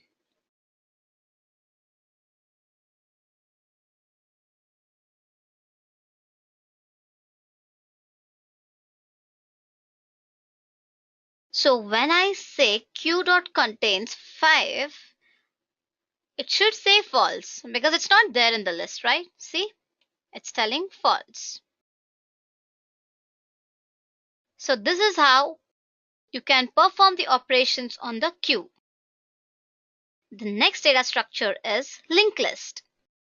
A linked list is a linear data structure with the collection of multiple nodes where each element stores its own data and a pointer to the location of the next element.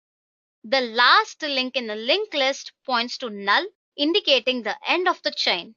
Element in a linked list is called a node. The first node is the head and the last node is a tail. So there are three types of linked list. One is singly linked list, that is unidirectional, where it contains only the information of the next node. So when it comes to doubly linked list, it contains the information of the next node, also the pointer to a previous node. And when it comes to circular linked list, head points to a tail and the last node points to the first element of the first node. That is, the last element of the last node points to the first element of the first node. So if I have to tell an example, so imagine a linked list like a chain of paper clips and they are linked together. You can easily add another paper clip to the top or bottom. It's even quick to insert one in the middle. All you have to do is you have to just disconnect the chain at the middle, add the new paper clip, then reconnect the other half. A linked list is a similar way of doing all these operations. Let's take a small example and understand this in a better way.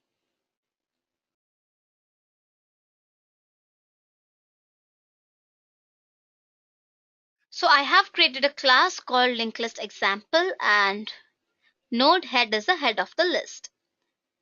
And I have created a class called static node. The inner class is made static so that main can access it. That is, the main method can access it. So I have the data and the next node. And the constructor for the node is int d because data is equal to d and next should be assigned to null. Now the next step is to insert a new node.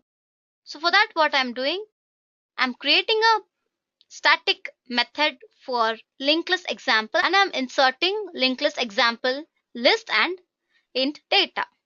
And I have to create a new node with the given data. So what I'm doing, I'm creating a new node with the data and assigning the next node to null because that is mandatory.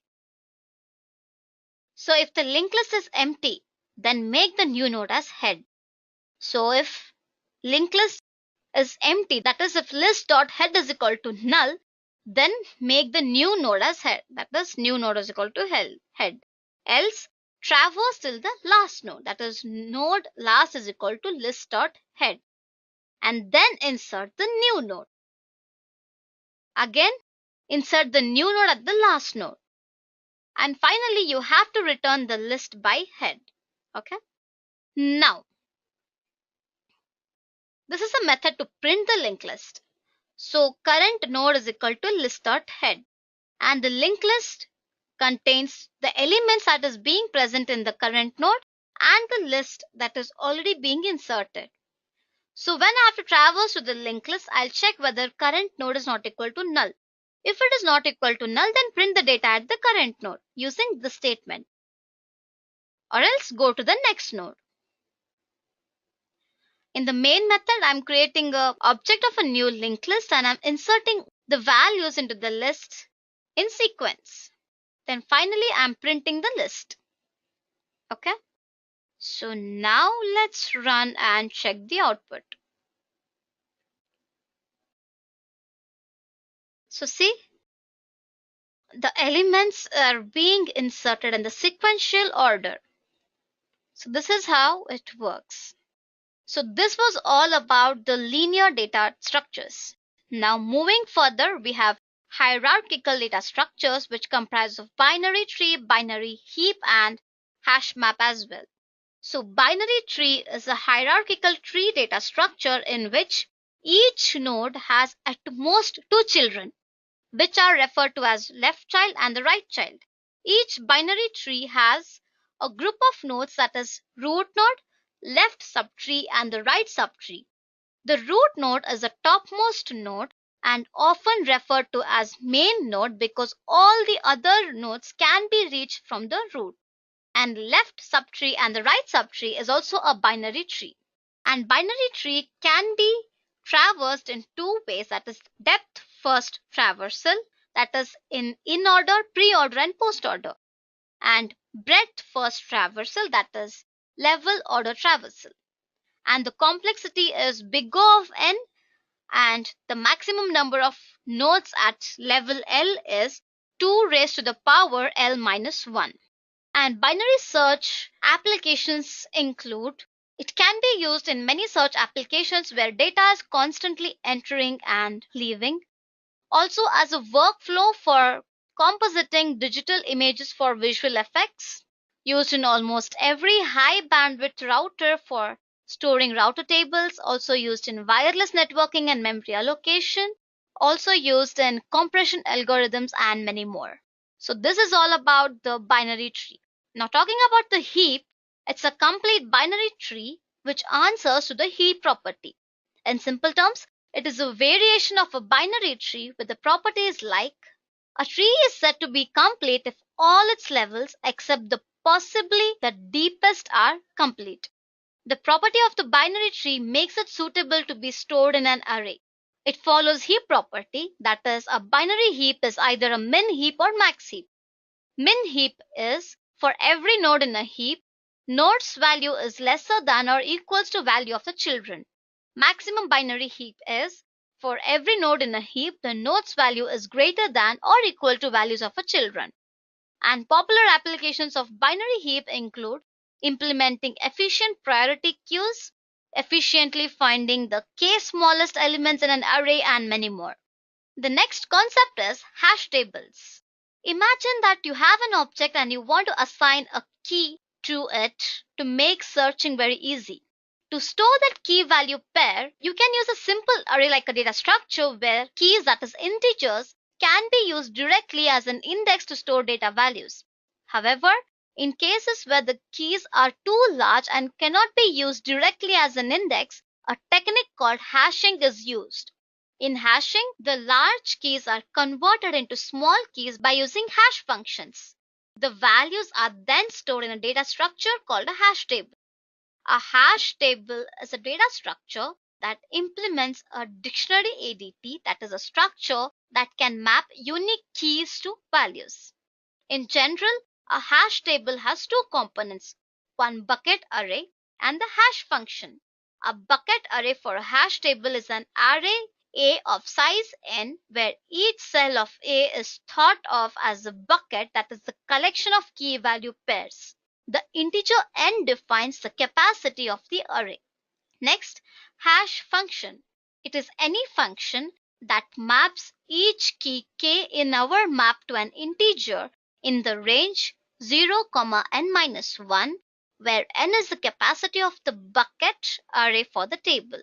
When we put objects into a hash table, it is possible that different objects might have the same hash code, and this concept is called as collision. To deal with a collision, there are techniques like chaining and open addressing.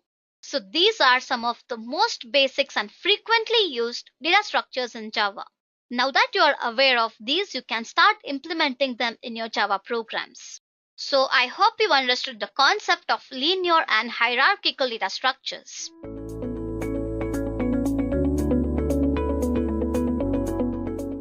What is linked list?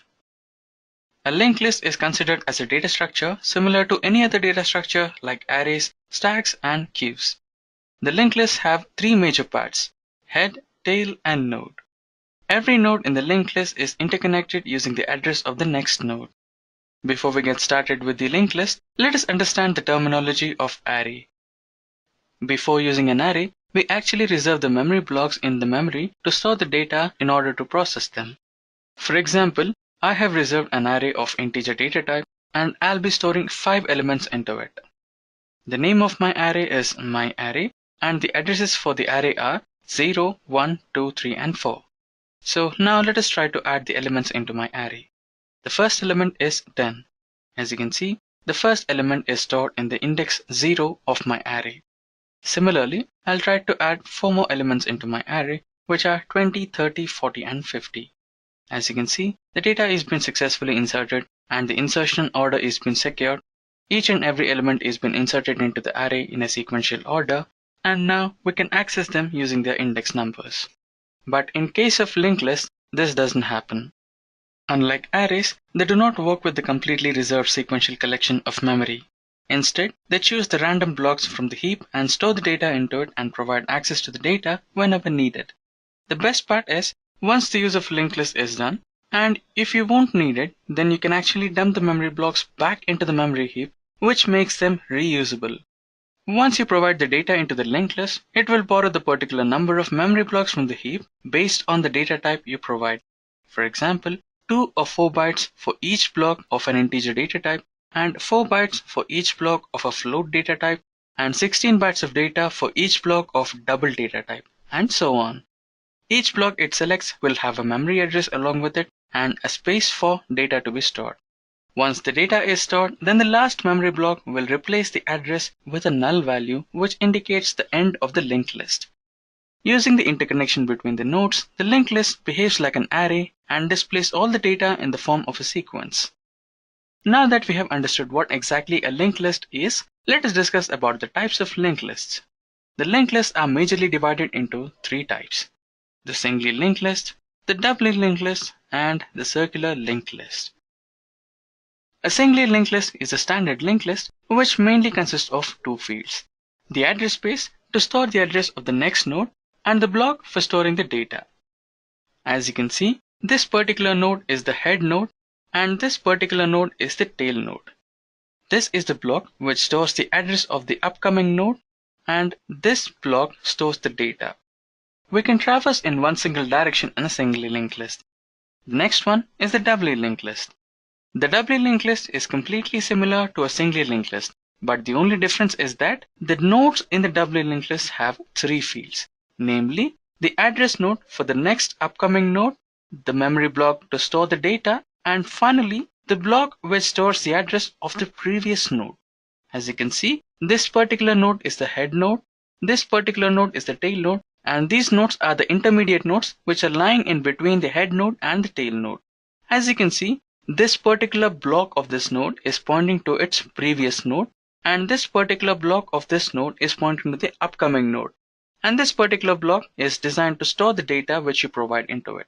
This makes the doubly linked list traverse in both directions. Now, let us move into circular linked list. The circular linked list is a singly linked list, but the only difference is that the final node address block is not ended with a null value. Instead, it points to the address of the head node. As you can see, in this particular linked list, the address of the first block is pointing to the next one, and the next to the next one, followed by which we will reach the tail node. In the tail node, the address here is not null. Instead, it is pointing to the address of the head node. That's what it makes as a circular linked list. Now, let us discuss some important features of linked list. The important features of linked list are: first one is queue and dequeue interface. The linked list implements queue and dequeue interface. Therefore, it can also be used as a queue, dequeue, or a stack. The next one is it can contain all the elements including duplicates and null. The third one is linked list maintain insertion order of elements. The next one is Java linked list is not synchronized. That means in a multi-threaded environment, you must synchronize concurrent modifications to the linked list externally. We can use collections.synchronizedList to get synchronized linked list. Linked list class does not implement a random access interface, so we can access elements in a sequential order only. We can use list iterator to iterate the elements through the list. Now that we have understood the features of the linked list, let us move into the methods that we can use in the linked list. There are more than 40 methods that we can apply in linked list, but here, to save time, let us discuss the crucial methods required to actually work with linked lists. Here, as you can see, I've used the linked list method which is provided in Java, and I'm creating a linked list. And then I'm trying to add the string type values into my linked list using the link.add method. And finally, we shall also use collection method which is previously described in Java to add few more elements which are of string type into our linked list and try to append them in the tail section of the linked list. Let us try to execute this program and see how does it work.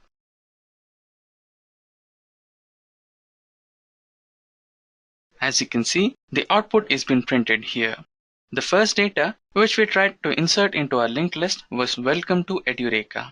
And after that, we tried to append the data of string type into the end part of our linked list, which happens to be the tail.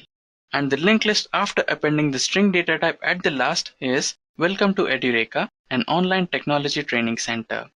Now, let us try to insert the data at the head part of the linked list.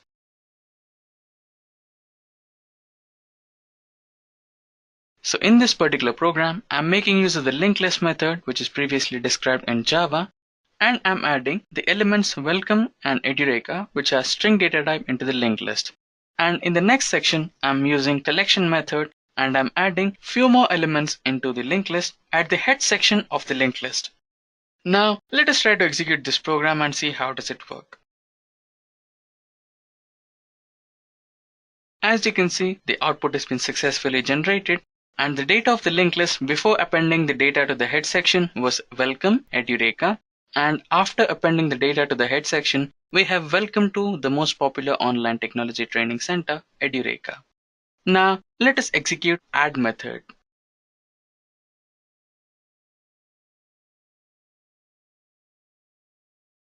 In this particular method, we are just appending new elements into the linked list. Similar to the previous methods, I have created a linked list using the linked list method, which is previously programmed in Java, and I'm trying to add up the elements into it. As you can see, in this first section, I'm having few elements called hello world message from Edureka, and after that, in the second section, I'm trying to add two new elements, which are new and element. Let us try to execute this program and see how does it work.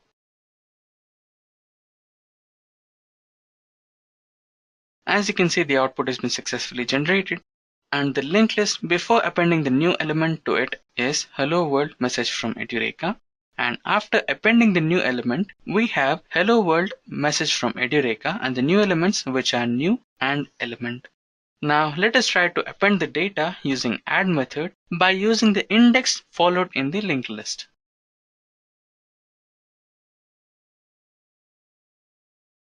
As you can see, in this particular example, I am trying to add two new elements, which are you and welcome, at the index locations 2 and 4 respectively. Now let us try to execute this program and see how does it work. As you can see, the output has been successfully generated, and the output before adding two new elements are how are question mark to Edureka. Here, I'm adding you and welcome into this particular linked list in a designated location, which is 2 and 4. So after adding two new elements, this particular linked list is making a sensible statement, which is how are you question mark and welcome to Edureka. Now let us try to execute clear method.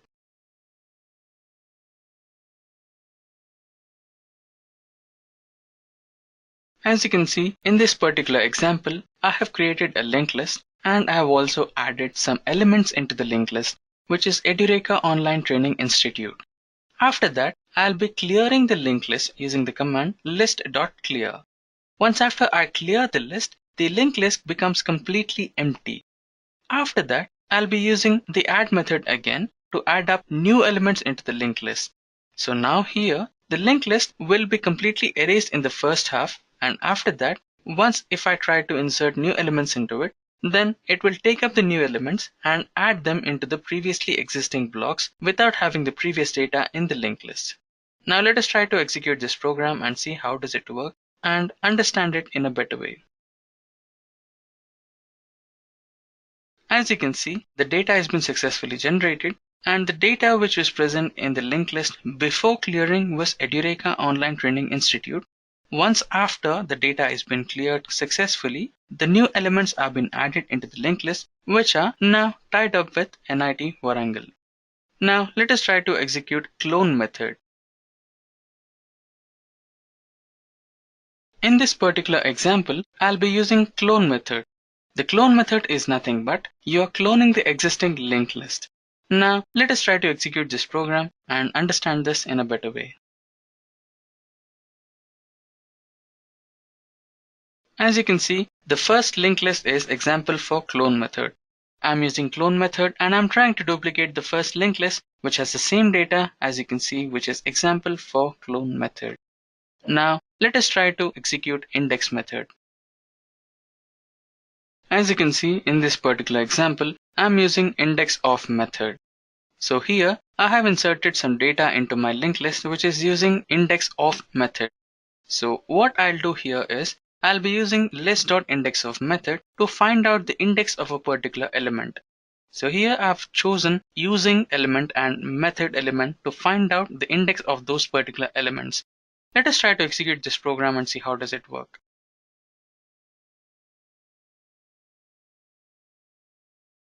As you can see, the output has been successfully generated and the linked list was using index of method.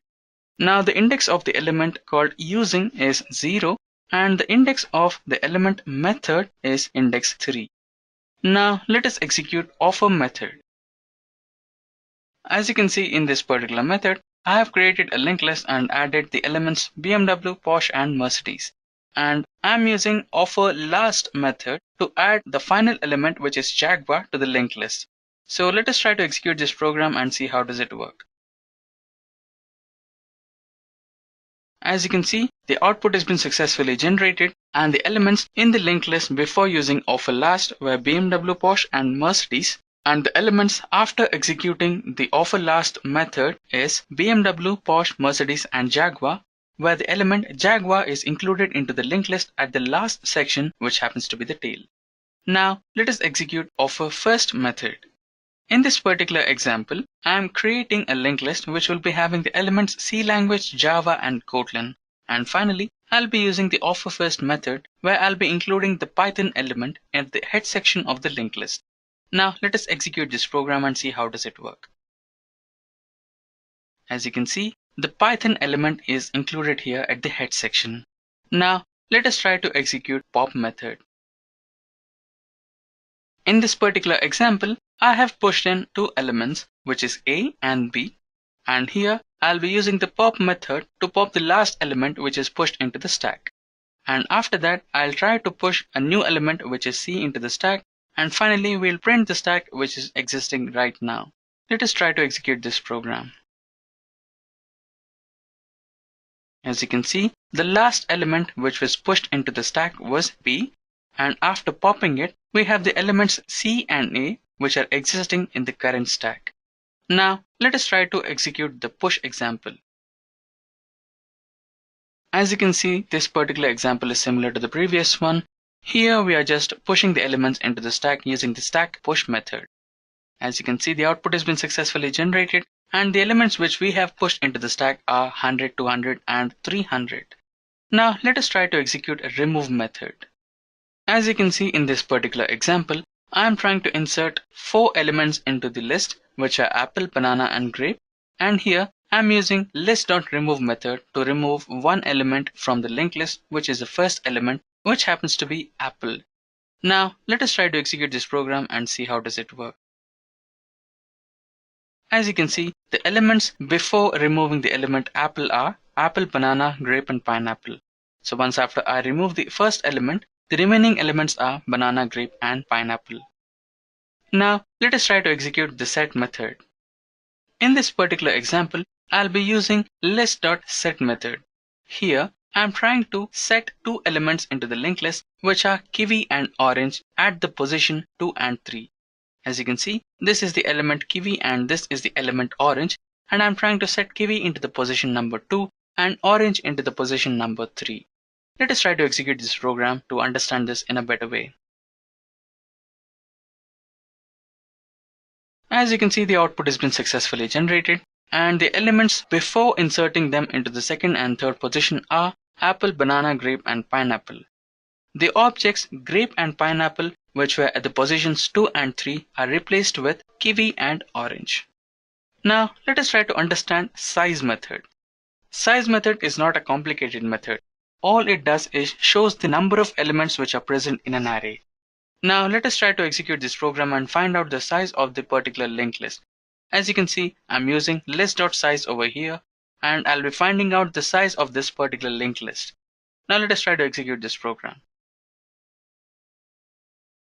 As you can see, the linked list is apple, banana, grape and pineapple and the size of this particular linked list is 4. Now let us try to convert an array into the linked list. As you can see in this particular example, I am trying to add the array which is courses which has Java, PHP, Hadoop, DevOps and Python elements into a linked list. So here I am using for loop into which I'll be adding the string s elements which are courses into the linked list, which is a course list, using the add method. Now let us try to execute this program and see how does it work. As you can see, the elements Java, PHP, Hadoop, DevOps, and Python were actually the elements of an array called courses. And using the add method, we have added the elements of an array into the course list, which happens to be the linked list. And here the output has been printed successfully, which happens to be the output of a linked list. Now, let us try to convert a linked list into an array. In this particular example, I've used add method to add the Java, Python, DevOps, Hadoop, and AWS elements into a linked list called as course list.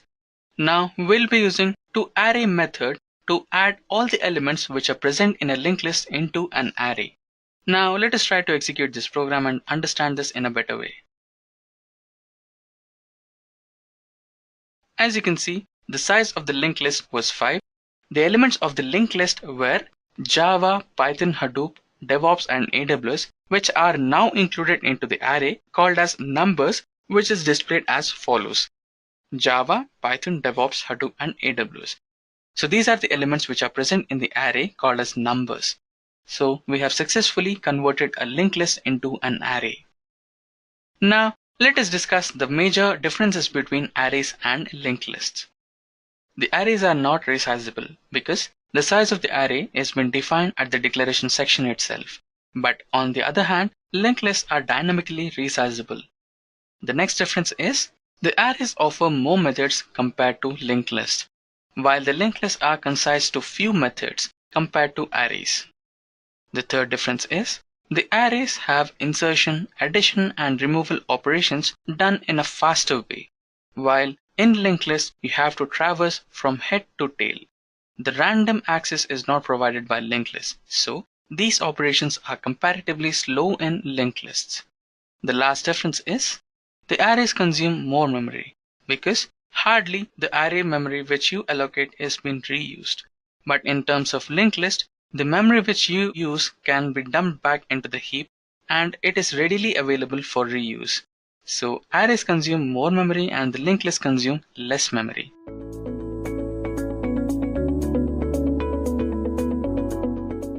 Let's understand what is a hash map in Java.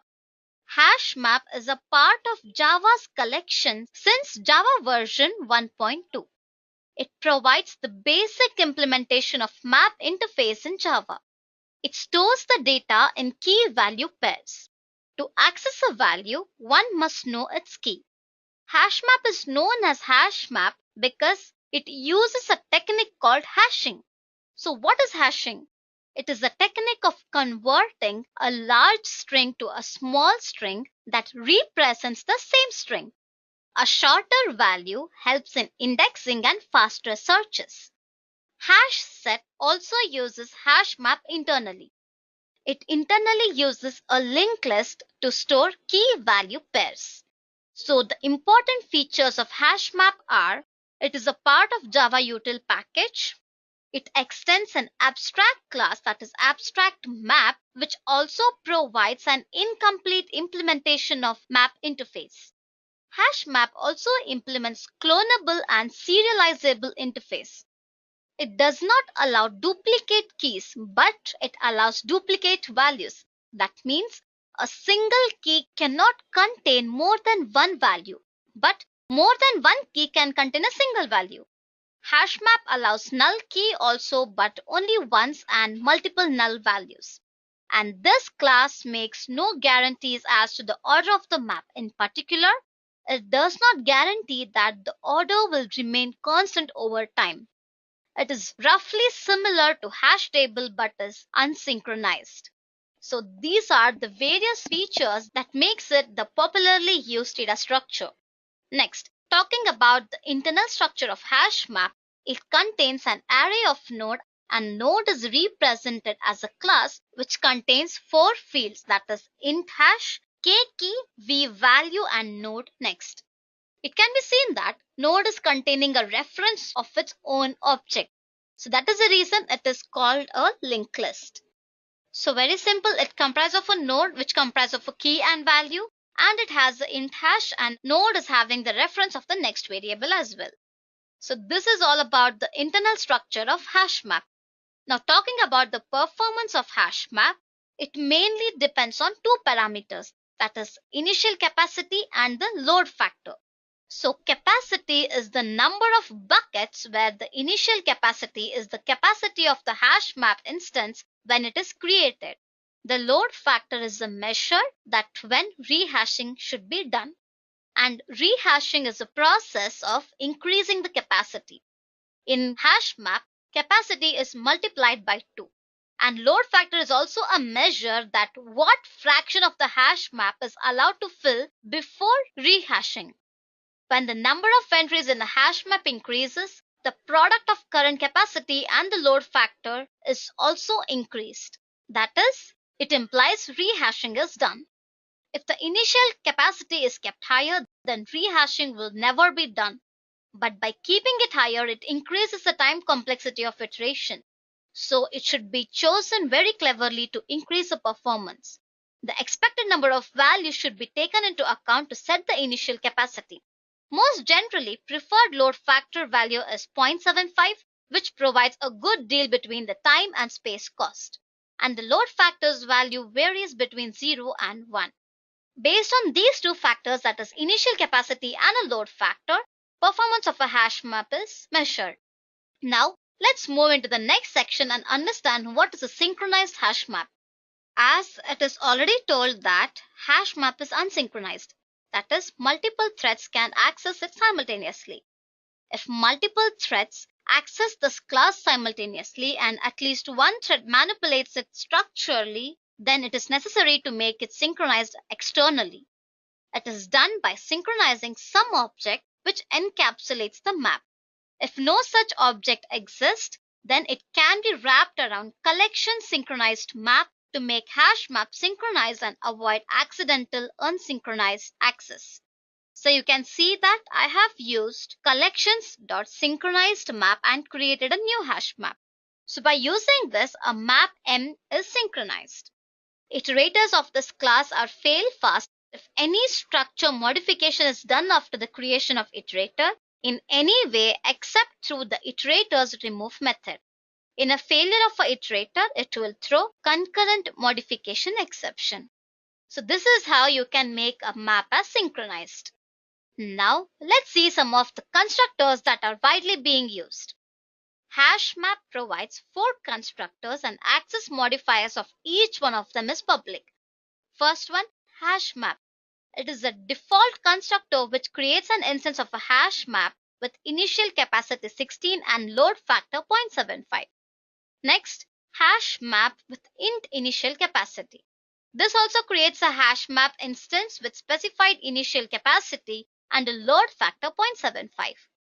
Next, hash map with int initial capacity and float load factor. It creates a hash map instance with specified initial capacity and a specified load factor. Next one, that is the last constructor, hash map, which has arguments of type map. It creates the instance of hash map with same mappings as a specified map. So now let's write a small program and understand how does the hash map work. So I have created a class called HashMap, and inside that I have a main method. And you can see I'm using HashMap and I'm passing the parameters like string and integer, and I'm mapping it with the object of a new HashMap. So first, when I print the map, it should say this map is empty because nothing is there in the map, right? So then I'm using the put method to insert the elements into the map, that is ABC10, MNO30 and XYZ20. Then when I print this, it will say the size of the map, that is 3. Then next, I will check whether a map contains a key called ABC. So this is the keys and this is the value of the respective key, right? So when I check if it has a key called ABC, then I'm using a map.get to display the value of ABC. So the value for key ABC will be whatever is present in this, right? Then again I'm clearing the map and again printing the map. Now I'm using a method called print and I'm passing the arguments for map. Means it should contain the map of same mappings. So if it is empty, then print map is empty, else return the elements and that is the key value pairs present in the map. So let's run and check the output. So first what it said map is empty because I'm printing the map without entering anything in that. So it will go to the print method and check whether the map is empty or not. Yes, it is empty. So it will retrieve the result. So next, this statement got executed and it's telling the size of the map is 3 because it has the key value for 3 different categories. Again, it will print the map. So this will again go to the function definition and print this statement because now the map is not empty. So there's a function call over here. And now size of the map is map.size. What is the size? 3. So it is displaying the size of the map as 3. And is printing all these elements. Now, value for key ABC is 10. So that's what I'm checking over here. That is, get the key for ABC and print its value. So if I do it again, like, MNO, again change it over here as well and here as well. Okay. So it will print the value will be 30. So finally, after clearing the map, again it's telling map is empty. Now let's run and check the output.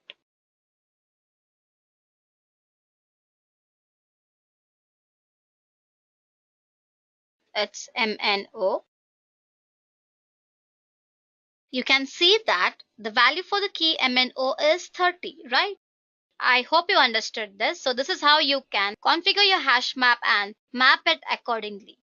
So now talking about the complexity of hash map, it provides a constant time complexity for basic operations that is get and put. If hash function is properly written and it disperses the elements properly among the buckets. Iteration over hash map depends on the capacity of hash map and the number of key value pairs. Basically, it is directly proportional to the capacity plus size. And capacity is the number of buckets in the hash map. So it is not a good idea to keep a higher number of buckets in hash map initially. So this is all about the time complexity. Now let's have a look at the various methods that are widely being used in a hash map. First, void clear. This is used to remove all the mappings from a map. Next, Boolean contains key, that is, parameter will be object key. This is used to return true if for a specified key mapping is present in the map. And again, Boolean contains value of object value. This is used to return true if one or more key is mapped to a specified value. Next method is object clone. This is used to return a shallow copy of the object of the mentioned hash map. Next, Boolean is empty, used to check whether the map is empty, returns true if it is empty. Next, object get object key. This is used to retrieve or fetch the value mapped by a particular key. Set key set. This is used to return a set views of the key. Int size used to return the size of the map. Next, object put. Parameters will be key and value. This is used to return a particular mapping of key value pair into a map. Next, put all of map M. This is used to copy all of the elements from one map to other. Next, object remove object key. This is used to remove the values for any particular key in the map. And the last one is collection values. This is used to return a collection view of the values in the hash map. So these are the various methods that are widely being used in the hash map.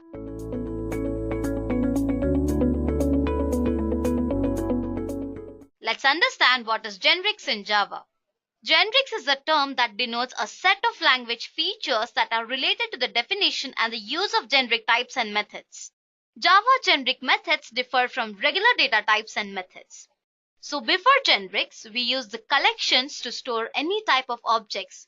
It can be either a generic or non-generic object. Now, generics force the Java programmer to store a specific types of objects.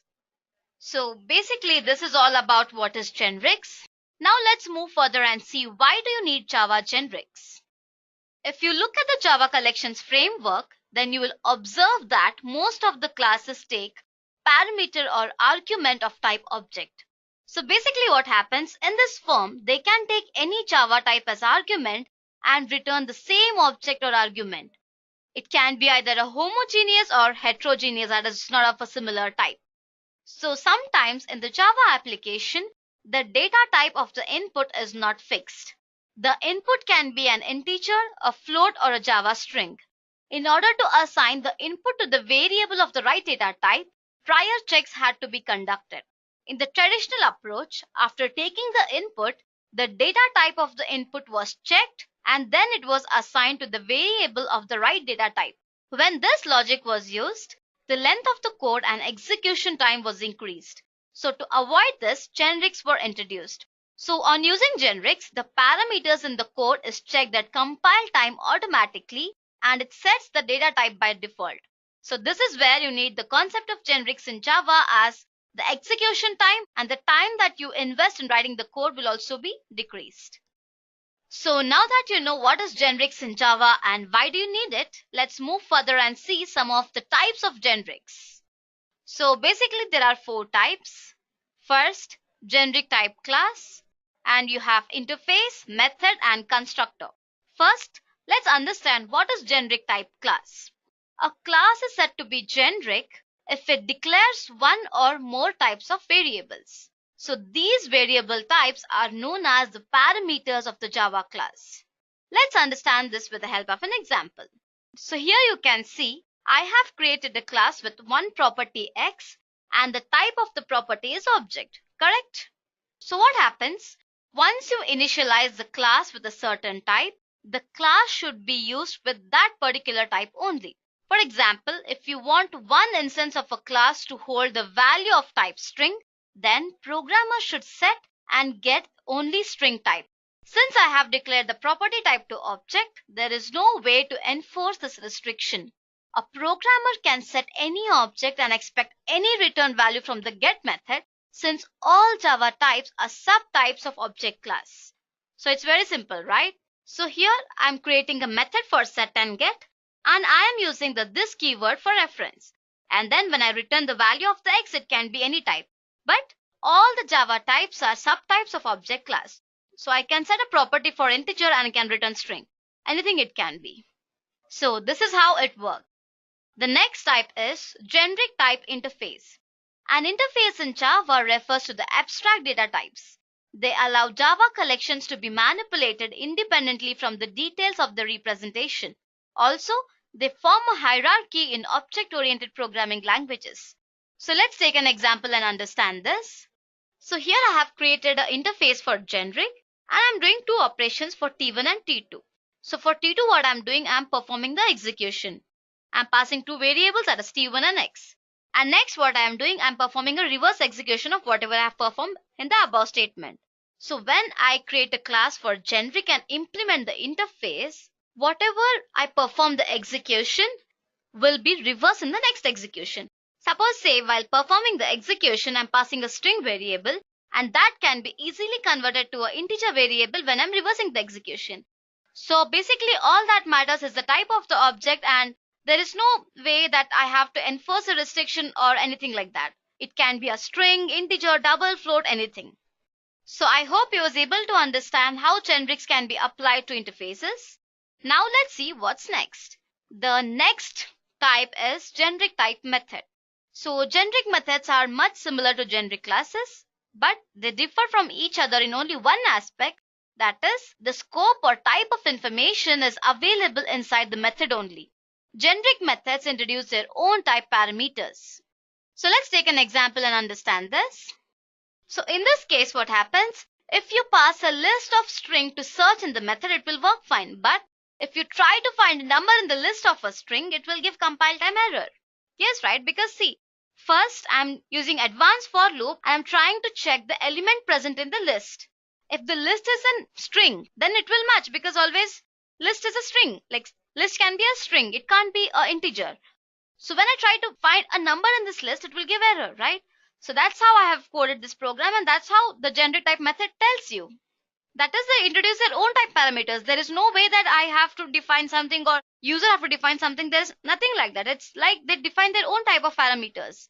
So this analogy is similar for constructor as well. So if I talk about the generic type constructors, the same goes here as well. So basically a constructor is a block of code that initializes the newly created object. A constructor resembles an instance method in Java, but it is not a method as it does not have a return type. The constructor has the same name as the class and looks like how I have written in the code. So here in this example, dimension class constructor has a type information, as you can see that. So basically you can have an instance of dimension with all the attributes of a single type only. For example, you have a class dimension that is of a type T, and I have created 3 variables. So when I create a constructor for all these 3 values, you will get the length, width and a height by using the this reference, because I am giving this dot length is equal to length, this dot width is equal to width, and this dot height is equal to height. So you cannot get any other parameters apart from this in this regard.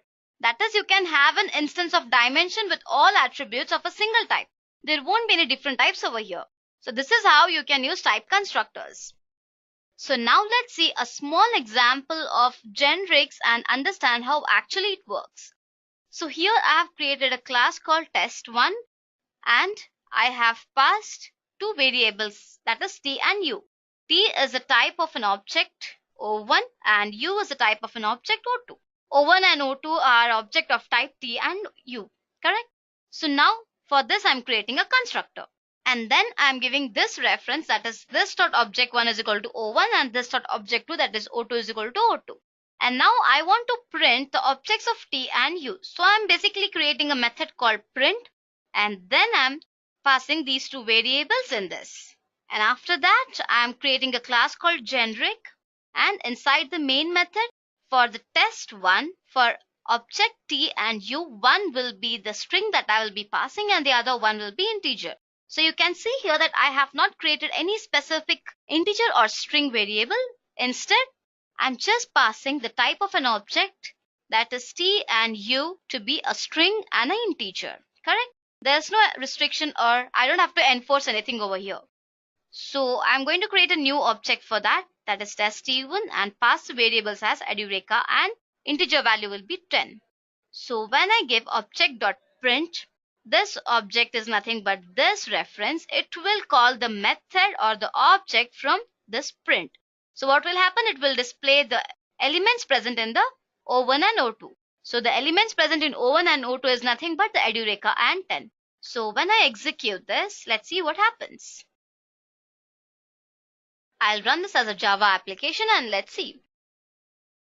So you can see here that in the output screen it said Edureka and 10, which means there is no type restriction over here. It's very simple.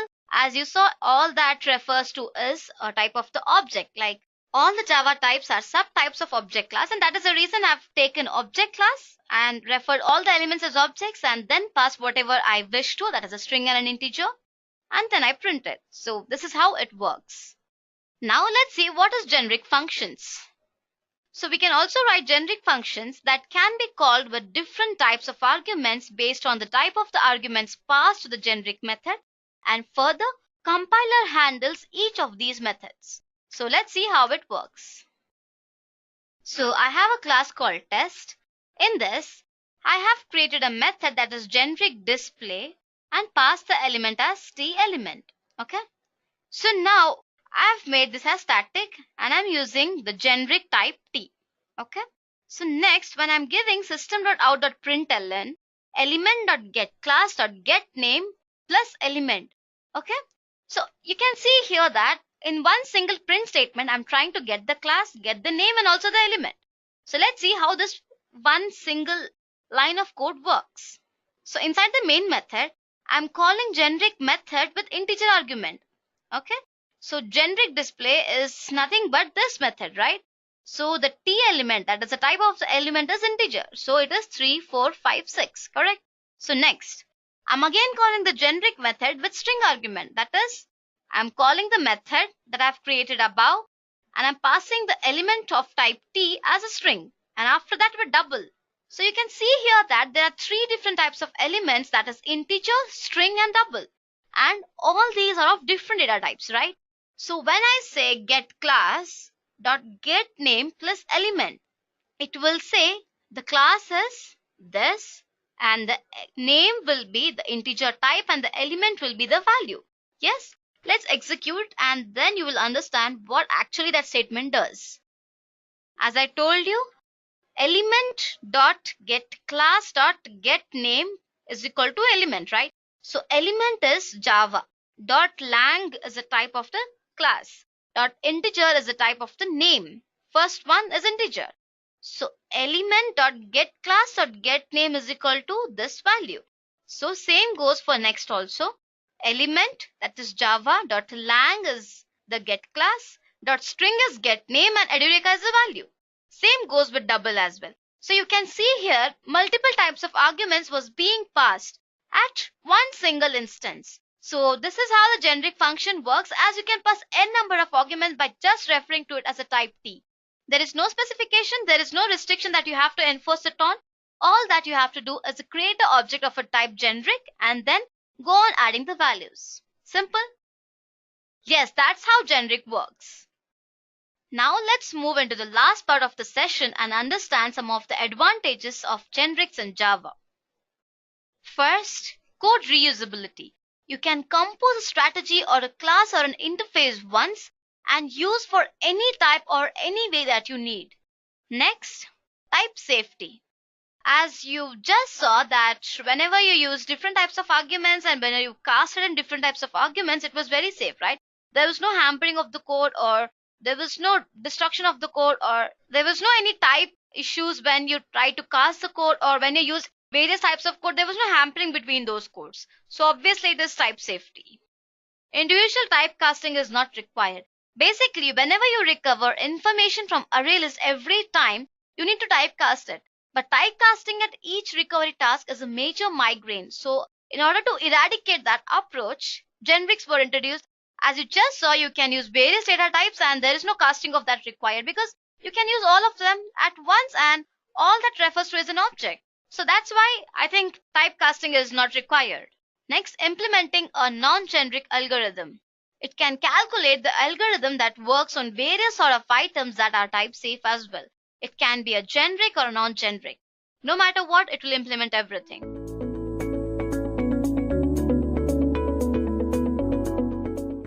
Let's understand what is file handling in Java. So file handling implies how to read from a file and how to write to a file in Java. And Java basically provides the basic input-output package for reading and writing streams. And also, Java.input-output package allows you to do all the input and output tasks in Java. So in order to use a file class, you need to create an object of the class and specify the file name or directory name as shown below. So first, you will write import java.io.file, that is used to import the file class, and then you have to create an object of a file and specify the file name. Simple? So let me tell you one thing. Java uses the concept of stream to make input and output operations on a file. So let's now understand what is stream in Java. So the stream is a sequence of data. It can be of two types, byte stream and character stream. Now talking about the byte stream, it mainly incorporates with byte data. When an input and output process happens with the byte data, then it is called the file handling process with byte stream. Now talking about the character stream, it is a stream which incorporates with characters. When an input and output process happens with a character, then it is called as the file handling process with byte stream. So these are the two types of streams that are available. Now let's move further and have a look at the various file methods that are useful to perform Java file operations. First, can read.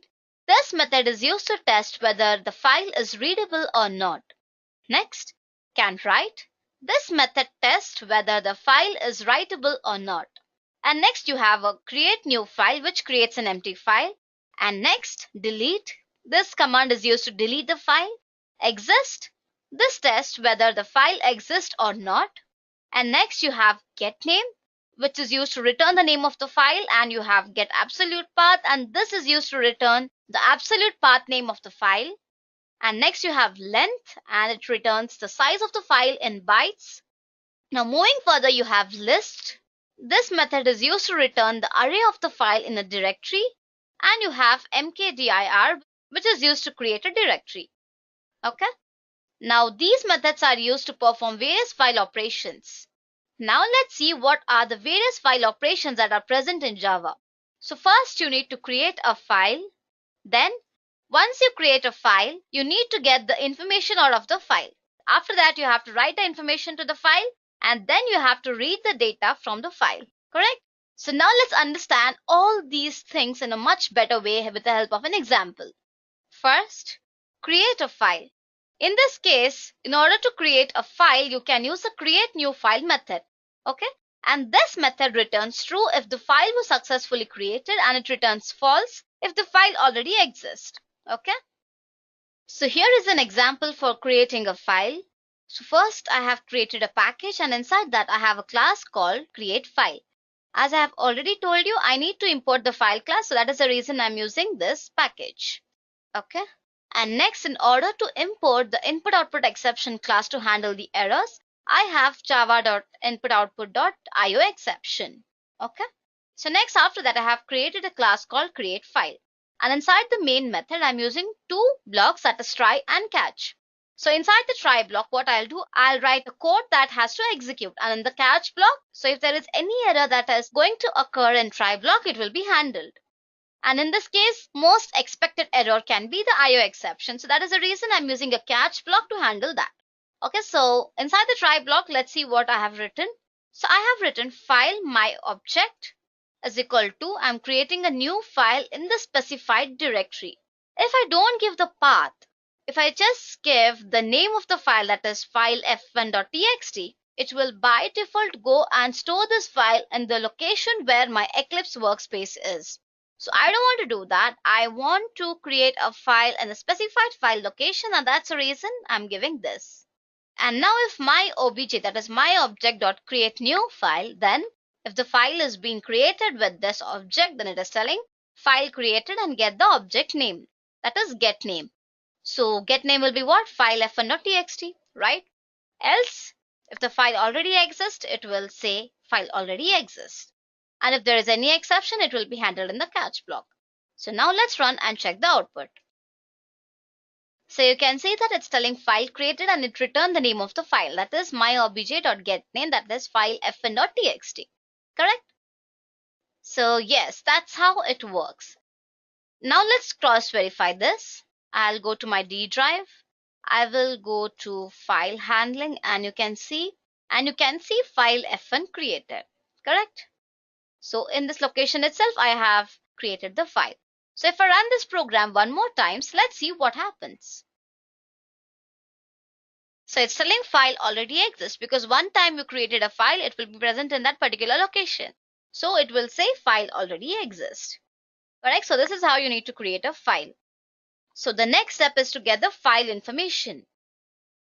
So here again, I'm importing the file class, and then I'm creating a class called file information, and inside the main method I'm creating a new file. Okay, and I will check if this already exists, then it should print the file name, get file name, that is my obj.getName, and then it should again print the absolute path of the file, and for that I'm using get absolute path method, and then I'm using, if it is writable, it will print can write. If the file is readable, it will say can read, and the file size in bytes will be my obj.length. Okay. Else, if the file does not exist, then it will print file does not exist. So you can see that I have used all the methods that I have explained you before, that is get name, get absolute path, can read, write, and length, right? So let's run the program and check for the output. So you can see that the file name is file1.txt. The absolute path is, it's in this location that I have already showed you just now. For writable and readable, it is telling true, because yeah, it is readable and writable, and the file size in bytes is 0. So I have one more file here. Let me show you that. I have a file called new file1.text. Okay. So inside that, I have written some text. So it means it consists of a text, right? So when I say the file size in byte, it has to return the length. But here it is telling 0, because I have not written anything into that file. So now if I change the file name, let's see what it will return for this statement. Let me run and check it once again. So you can see that it returned the file name, absolute path, it is readable and writable, and the file size in bytes is 52. Correct? So if you have written anything in the file, then it will return the file size, or else it will not. Simple. So this is how you need to get the file information. Next, let's see how to write to a file. So here I have created a class called write to file, and inside the main method again I have two blocks, that is try and catch. And here I'm using the myWriter method. So here I have used the FileWriter class together with its write method to write some text into the file. Let's now understand how actually it works. So I have used the FileWriter and I've created an object of the writer. And this is the path where I have saved my file, and this is where I want to write some data into the file, right? Then I'm using myWriter's write method to write this particular context in the file. And after that, I have to close it. So once I close this, I will say successfully wrote to the file. Okay. If the data has been written into the file, then it will say I have successfully written the data into the file. Else it will throw an error and will be handled in the catch block. Let's now run and check the output. So it's telling successfully wrote to the file. Now let's cross check this. So you can see that it has written the data into the file. That is, Java is a prominent programming language of the millennium. If you want to do any editing over here, you can do, which means it is writable. And if I want to read the data from the file, I can read it as well, right? Correct? See? So simple. It will even ask whether to save or not. If I say save, yes, it will get saved. Very simple, right? So that's how you need to write the data to the file. Now that you have written the data to the file, you know that you can go to the particular file location and check whether the data is being written into the file or not. But how does Java know that, right? So now let's write a Java program to read the data that you have written into the file. Again, I'll create a class called read from file, and inside the main method, I will write file myobj is equal to new file, and this is the path of my file. And then I'm using scanner and my reader. Why? Because I want to read it. That is the reason. And I'll pass a parameter as myobj. MyObj refers to the file, which is this one, right? And next, while myReader.has next line. So if it has next line, or if there is n number of data that is being present in that, it will read everything. So that is the reason I want to check whether it has a next line. If yes, again string data is equal to myReader.nextLine, and it will print the data. And after everything, it says myReader.close because I have to close this. And finally, if the file has not found, then it will throw an error and will be handled in the catch block. Simple. Now let's run and check the output. So you can see that it returned Java as a prominent programming language of the millennium, which I had written from this thing, right? So from the write method. And this I manually typed, so it will again print the data that has been present. So this is how you need to read the data from the file. I hope you understood how to create a file, how to get the information from the file, how to write to a file, and how to read from a file. So these are the various file operations that you can perform on a file. So that's how it works, and that was all about the file operations.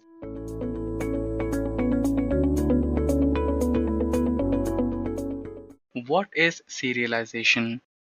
To understand serialization in a much better way, let us consider a simple example where we have two different JVMs at two different locations. Let us assume that JVM1 is executing a particular object and the same object is expected to be executed in JVM2 as well. Now, the only way would be transferring this object from JVM1 to JVM2. To transfer the object from JVM1 to JVM2, we must either follow the process of serialization or we must be using an externalizable interface. Now here, we shall use serialization process. In the process of serialization, the object is converted into a byte stream. And this byte stream is either saved in memory or a database or in form of a file. This byte stream is transferred to the JVM2, and at the JVM2 end, this byte stream will be deserialized and the object is retrieved to the original state and will be executed in JVM2. With this example, we can finally conclude the definition of serialization as follows. Serialization in Java is the process of converting the object code into a byte stream and transfer the object code from one Java virtual machine to another and recreate it using the process of deserialization. Now, with this, let us move on to our next topic, which is why do we need serialization in Java? We need serialization in Java for the following reasons. Firstly, communication. Serialization involves the procedure of object serialization and transmission. This enables multiple computer systems to design, share, and execute objects simultaneously. The next reason is persistence. The state of any object can be directly stored by applying serialization onto it, and it can be stored in a database so that it can be retrieved later. Note that only the particular state of an object is stored here, not the entire object. Followed by this, the next reason for using serialization will be deep copy. Cloning process is made simple by using serialization. An exact replica of an object is obtained by the process of serializing the object into a byte array and then deserializing it. The next reason will be caching.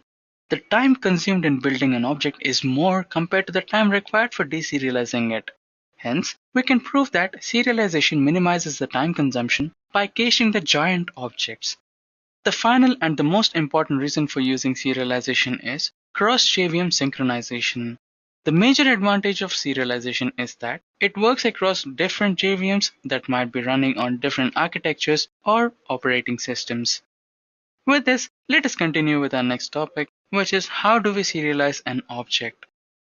A Java object is serializable if and only if its class or its parent class is implementing either of the two libraries, which are java.io.serializable interface or its subinterface, which is java.io.externalizable. In the serialization process, we convert an object state into a byte string so that it could be transferred from one JVM to the other and revert the byte stream back into the original object. To understand this in a better way, we shall execute an example. In this particular example, we have class persist. The class persist takes care of the process of serialization. In the class persist, we have some details of the employees, which are the employee IDs and the employee names. Now, we have another class called employee, and in this class, we are implementing the library, which is java.io.serializable. And in the last class, which is dpersist, which is none other than the deserialization class, which takes care of the process of deserialization. Now, we shall execute this program and see how does it work. As you can see, the program has been successfully executed and the IDs and names of the employees have been displayed here.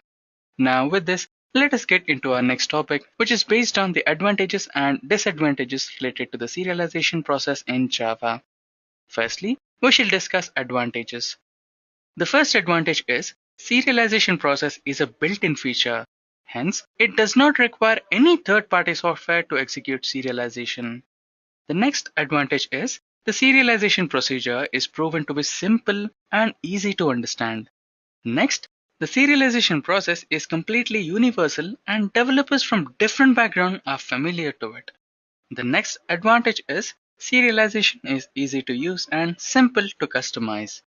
The next advantage is serialized data streams support encryption, compression, authentication, and secure Java computing. And the last important advantage is that there are many critical technologies which are relying in the process of serialization. Now with this, let us move on to the disadvantages of using serialization process in Java. The major disadvantages are as follows. Objects while deserialization becomes completely brittle and they are not sure to be deserialized effectively. The next disadvantage is the declaration of transient variables while serialization creates memory space, but the constructor is not called. This results in the failure of initialization of transient variables, resulting in the variation to the standard Java flow. The next disadvantage is the process of serialization is inefficient in terms of memory utilization. The next disadvantage is serialization is not preferable to be used in the application which need concurrent access without the requirement of third-party APIs. as serialization does not offer any transition control mechanism for every software enterprise. The last disadvantage is serialization procedure fails to offer fine-grained control to access objects. With this, let us jump into the practical examples based on serialization in Java.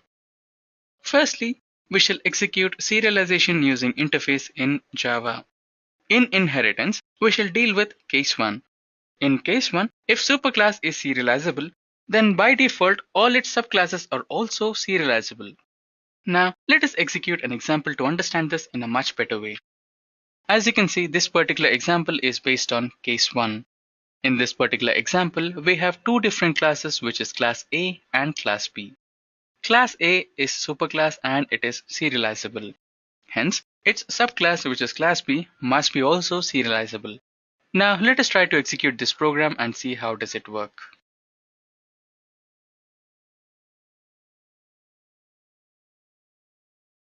As you can see, the program has been successfully executed and the output has been displayed, which says that the object has been successfully serialized as well as deserialized, and the deserialized objects are displayed here, which have the values I is equals to 10 and j is equals to 20.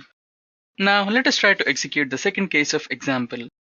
The second case says that if the superclass is not implementing the serializable interface, then the objects of the subclass can be manually serialized by implementing the serializable interface in the subclass.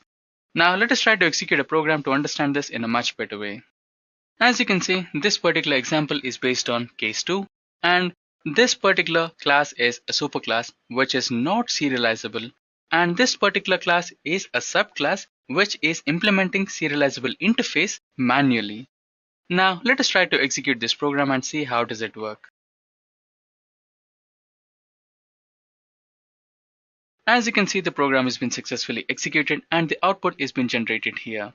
Now let us move on to the next case, which is case 3. In this case, the serialization of subclass can be prevented by implementing the write object method or read object method in the subclass, and it needs to throw a not serializable exception from these methods. Now let us try to execute a program to understand this in a much better way.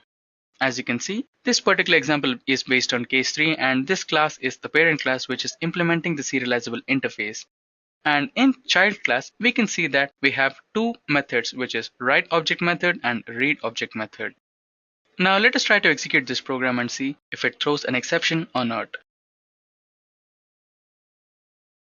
As you can see, the program has been successfully executed and the serialization of the objects is been stopped. And the program did throw an exception, which is java.io.notSerializable exception. Now with this, let us get into our next topic, which is serialization using a static member. Serialization of a static member field is ignored in the process of serialization. Serialization is always related to the object's latest state.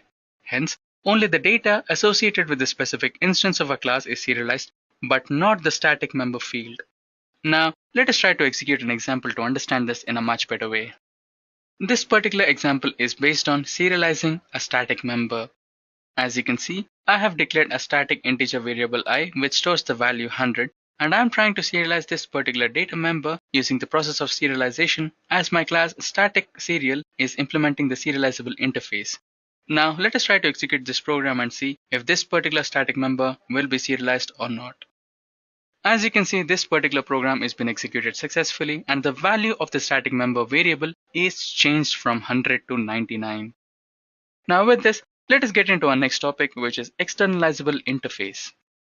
The externalizable interface in Java is similar to serialization, but the only difference is that it is capable to offer customized serialization where you get to decide the objects to be stored in the stream.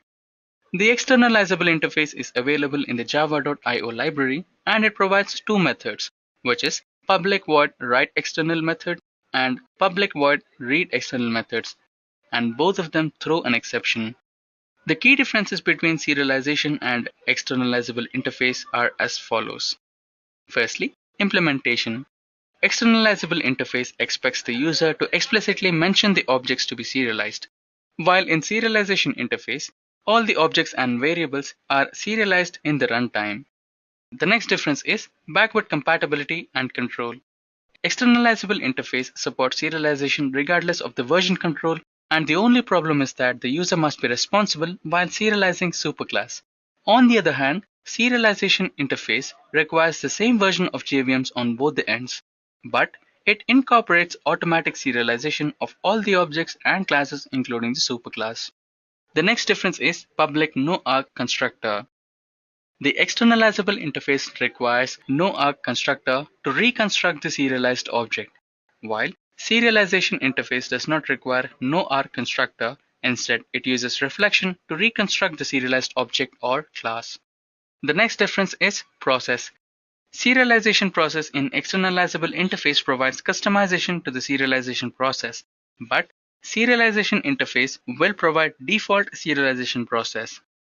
The last difference is methods.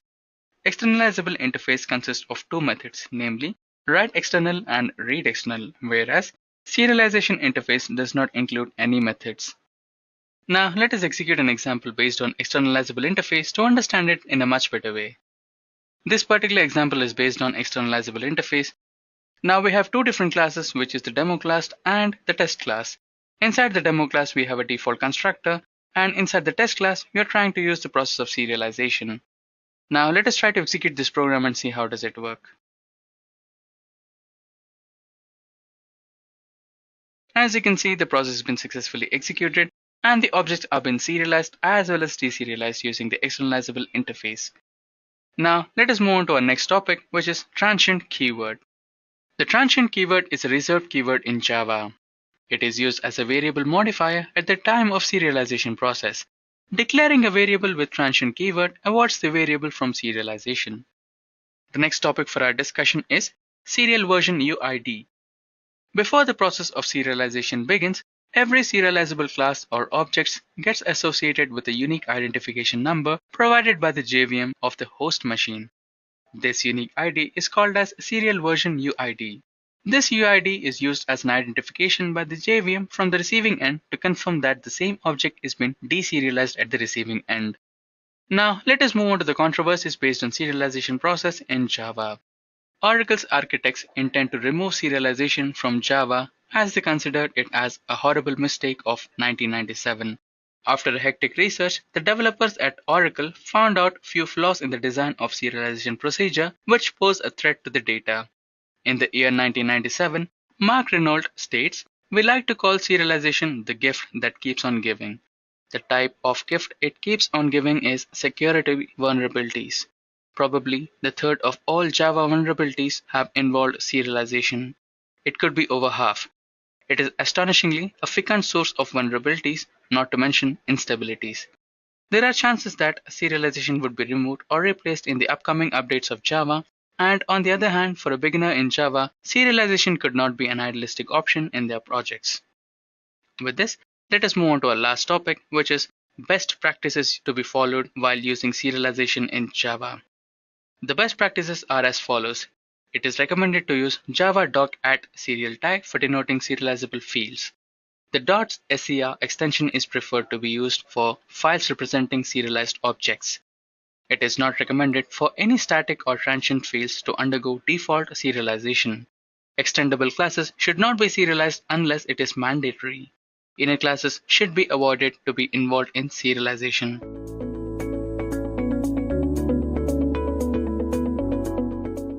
What is a Java thread? So guys, a Java thread is a lightweight sub process. Now in an application, so we have one main thread. So when our application is running, so operating system is going to create one process. So same way over here, Java virtual machine will take care of your Java applications. So process would be created and each and every process will have a main thread. So thread is a lightweight sub-process. So here it is the smallest independent unit of a program. It contains a separate path of execution, and every Java program will have at least one thread that is something known as the main thread. So main is nothing, it's an execution context where the certain jobs will be executed one after the other in a sequence. Now, if you want to create a thread in Java, so we got this thread API from the java.lang package itself. You need not to even import it. So it's by default in the lang package. Once we create a thread, it will have a life cycle. So how it's gonna work, right? So a thread can lie only in one of the shown states at any point of time. So typically, guys, we'll have a thread with a state called new. So when you create a thread, its state is new. Then we move into the runnable, then into the running, and finally the thread will be terminated. In between, a thread can have the waiting state, which can iterate between your runnable and running. So let us have a look onto individual states. What exactly is what state? So having a new state means that we are going to initiate a new object of a thread. You can even say that the thread is just born, right? It's just like creating an object of a thread in the memory. Thereafter, once a thread is created, we start the thread. So once we start the thread, the state is changed to the runnable state, right? So that it can run. And finally, your thread is now running. So running means it is executing a run method, which is the method we have to override from the thread class, right? And we even have the yield method that can send them to go back to the runnable state again. What is waiting state? When a thread enters a state of inactivity, so thread is not performing any action, it is waiting for some other thread to give back the data, or it is sleeping, or it is blocked at certain scenario or a use case. So that is known as a waiting state. Your thread is not currently resuming the tasks. Finally, the thread is terminated. So when your thread has completed its task, right? So it is terminated. Now let us take one example of this thread. Consider that you are going to play one audio file in a media player, right? So let's say you have a media player and you're going to play an audio file. Now the moment you tap on the button to play that audio in your phone or in your PC, right? So a new thread is created. And you see that finally the thread starts proceeding. So your song starts to play. So from the runnable, it enters into the running state and it keeps on running till the song is not finished, right? So that's like the terminated. So in between, you just go for the pause, right? That's like where your thread is now doing a wait operation. So when your song is automatically finished or you stop the song, that is the terminated state. So one of the just an analogy that how the thread is going to work for us. Same way, there can be a use case that you want to download some image from the server. Now, threads are typically used when we have to perform a long running operation, right? So there we create this thread. Downloading an image can be a long running operation because it is dependent on the network speed. Now, when you want to download an image, so you create a new thread. So in the background, what we will do is we'll start fetching the bytes from the server for the image, right? And in the running state, your thread is continuously fetching the data. There can be a state called waiting. Let's say network connection has been disconnected. So our thread can wait until the network connection is, re-established. And terminated would be a state when the image is properly downloaded. So a couple of examples demonstrating how life cycle of the thread is supposed to be. So now we will look into how we can create a thread. So guys, if you want to create a thread, right, you need to understand the reason why you want to create a thread. So we by default will have a main thread in our application that is represented by the main method. So what is a main thread, right? So typically whenever you run your Java application or any application, you will write your code in the main method. Now the code in the main method is executed as a main thread itself, right? So main method will have the instructions written within it, and all those instructions are being executed as a part of the main thread in a sequence, one after the other. Now, what will happen if you are going to do a long running operation within the main itself? It can take time, right? So the below written instructions in the main method, they will be blocked because of a long running job, right? Now that is where your operating system, it will start giving messages to the user that this application is not responding. Would you like to wait or kill this application? So this is what we need to understand, right? So when we have long running operations, we need not to put the load on the main method or the main thread. We need to create a separate thread. So that is what we are going to understand now. So creating a thread is like what now? We have two different ways by which we can create the thread. Either we extend from the thread or we can implement the runnable interface, right? So guys, having a thread class, so we'll just say extends thread. Any class name extends thread. You override the run method, you create the object of your thread class, and we invoke the start method, which will internally execute the run method. Same way, so here you can see a bit of code snippet coming in. So there can be a class called myThread extending the thread. We have a run method which will do some job, and in the main method you create the object of the thread and you just say start. So start method will internally execute the run method. The way we got thread class, in a similar way we do have something known as runnable. Now many a times we are already into inheritance, right? So let's say your class is inheriting some other class. Now it cannot inherit thread at the same time because multiple inheritance is not supported in Java. So what we got runnable interface. So if you are already extending some class, you cannot extend the thread class, but we got a runnable interface which can be implemented. Rest of the structure remains the same, right? So you override the run method, create the object of the class, and invoke the start method. So guys, here we go, right? So your thread class will implement runnable. So let's now do a little bit of coding here and understand that how it's going to work for us, right? So I'm going to write a new Java project. We'll see how we can create threads using the thread API and the runnable interface. So I'm going to say threads demo. Let's say next and say finish. So we got a small Java project created here in the SRC. I'm going to write a new class and I'm going to say threads with the main method, or I will say this as app with the main method, right? So app means application here, app with the main method. Now when we have this main method coming in, so guys, we will come here and say that main method represents main thread, right? So main method represents main thread. So whatever we write in here will be executed by main thread, and threads always execute the jobs in a sequence.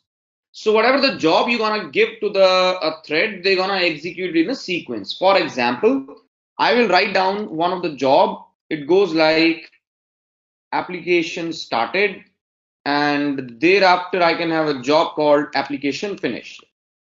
So in between I can have, let's say, a small job. It will print some documents for me, right? So I'm going to say that for int of, let's say, document 1 till the document number 10 and document plus plus. So I'm printing some documents, right? So let's say this will be some code snippet, right? So some code to print the documents, right? So this guy is printing some documents for us. So I will write down the CISO statement here. So printing document plus the doc, right? So whatever the document we are printing, so I'm just putting up here. Now, when I will run this program, it is all CISO statements. It's nothing complicated to understand, I hope so. So your application started. We printed the document 1 till the document number 10. So we are printing these 10 documents in a loop. So you see, everything is happening in a sequence. So what I'm trying to say is that this goes like your job 1. Consider this entire snippet as job 2. And this goes like, let's say, some job 3. So we are not getting job 3 before the job 2 or job 1 after the job 3. So what is the output? Output is a sequential output, right? Now that is what a thread is. So what is a thread? Thread is an execution context. So what does this mean? This means that it's gonna execute your code in a sequence. Threads always execute code in a sequence, right? So one after the other. So this is one of the demonstration regarding the main thread, which is nothing represented by the main method. Now what I will do is I will write one class here. Now this class goes like some my task, which extends, not extends, let's say my task.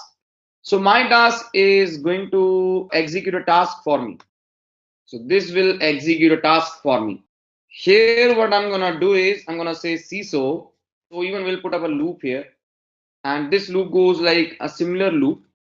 So printing the document number document, right? So here I'm going to put some different delimiter so that we can understand. Printing document number this from printer 1, right? So this is from, let's say, printer 2.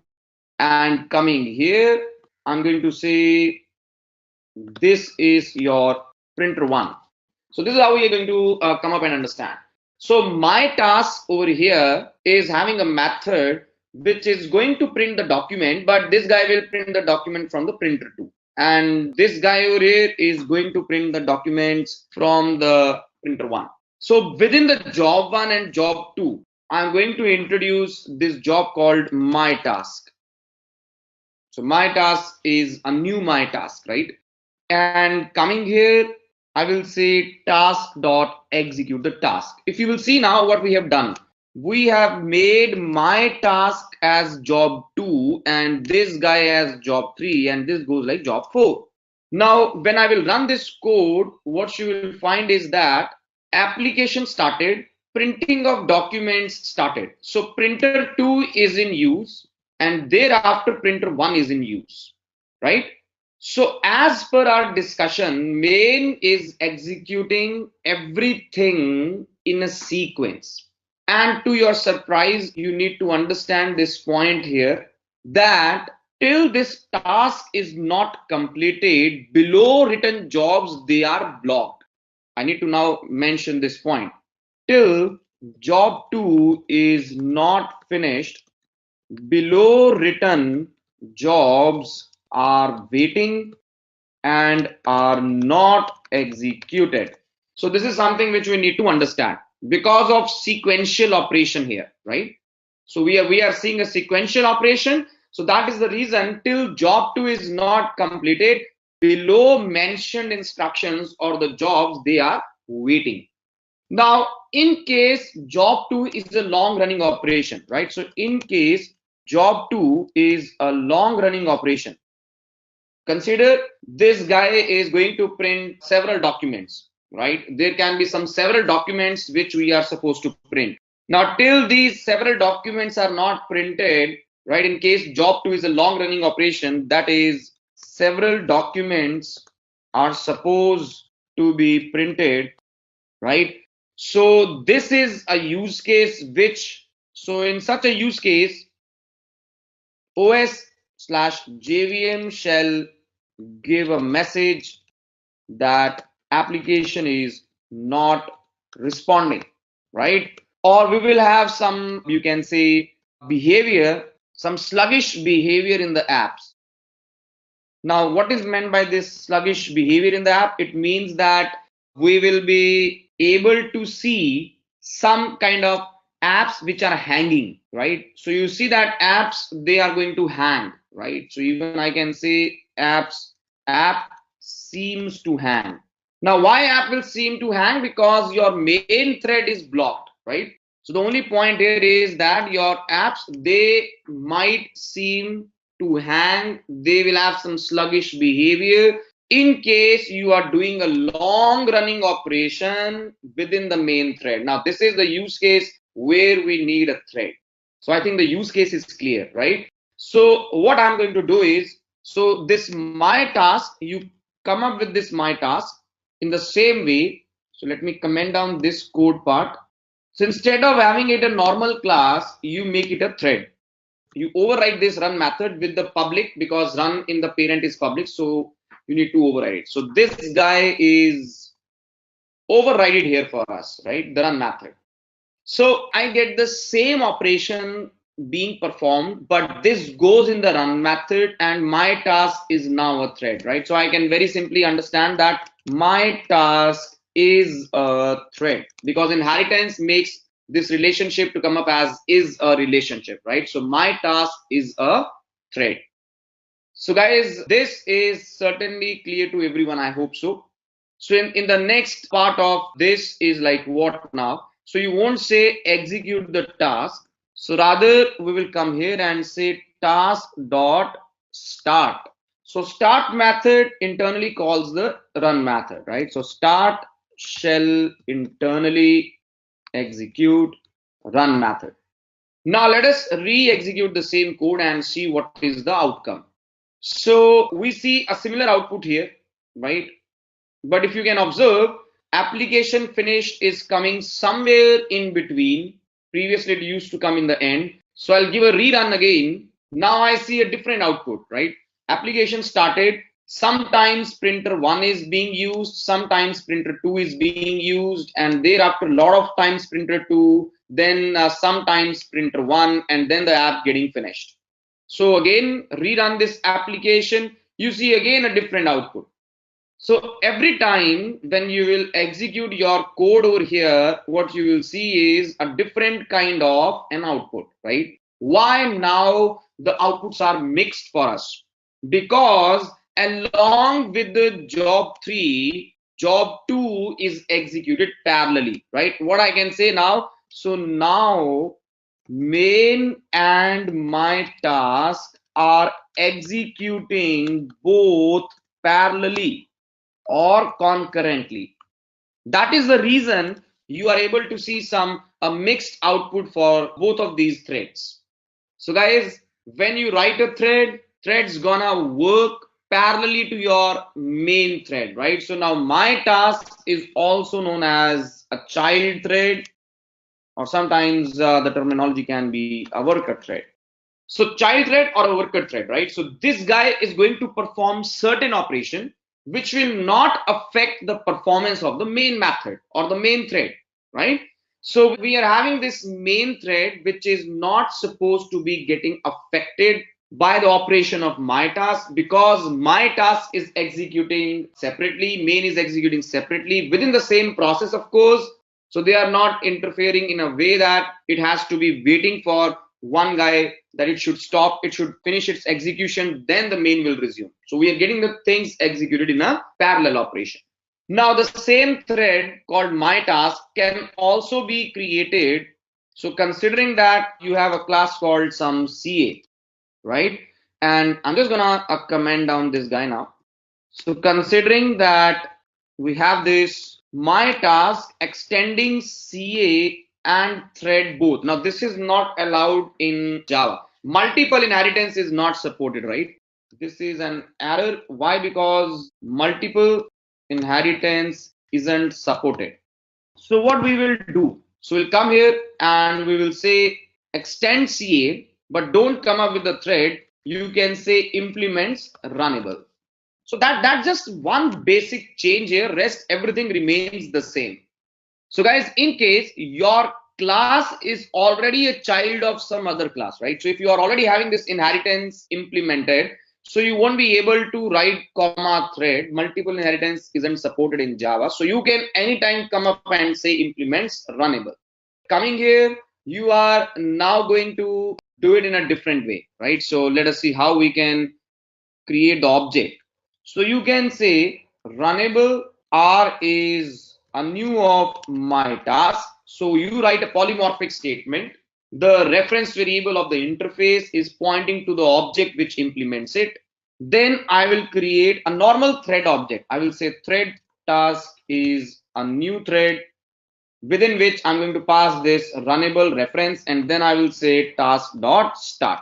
So this is a bit of change when it comes to runnable versus your threads. So you run this code here. So it's gonna work in the same way for us, right? So it's again a thread. So printer 1 or printer 2, right? So they are now the mixed outputs. Mixed outputs, they definitely show that our jobs are getting executed parallelly. So main is not getting affected now, right? So that is how we are able to understand this point. So every time you will run this code, you might end up in looking the different outputs. Why different outputs? Because execution of threads is not in our hands. It is in the hands of JVM. JVM can perform time slicing. It can give some time to the main thread, some time to the my task, right? So that's how we are able to understand the threads in Java. Guys, I hope you have understood it. So now we shall be proceeding towards the next part. So the next part over here is to differentiate between thread class and the runnable interface, right? So guys, there is some common things and some dissimilarities.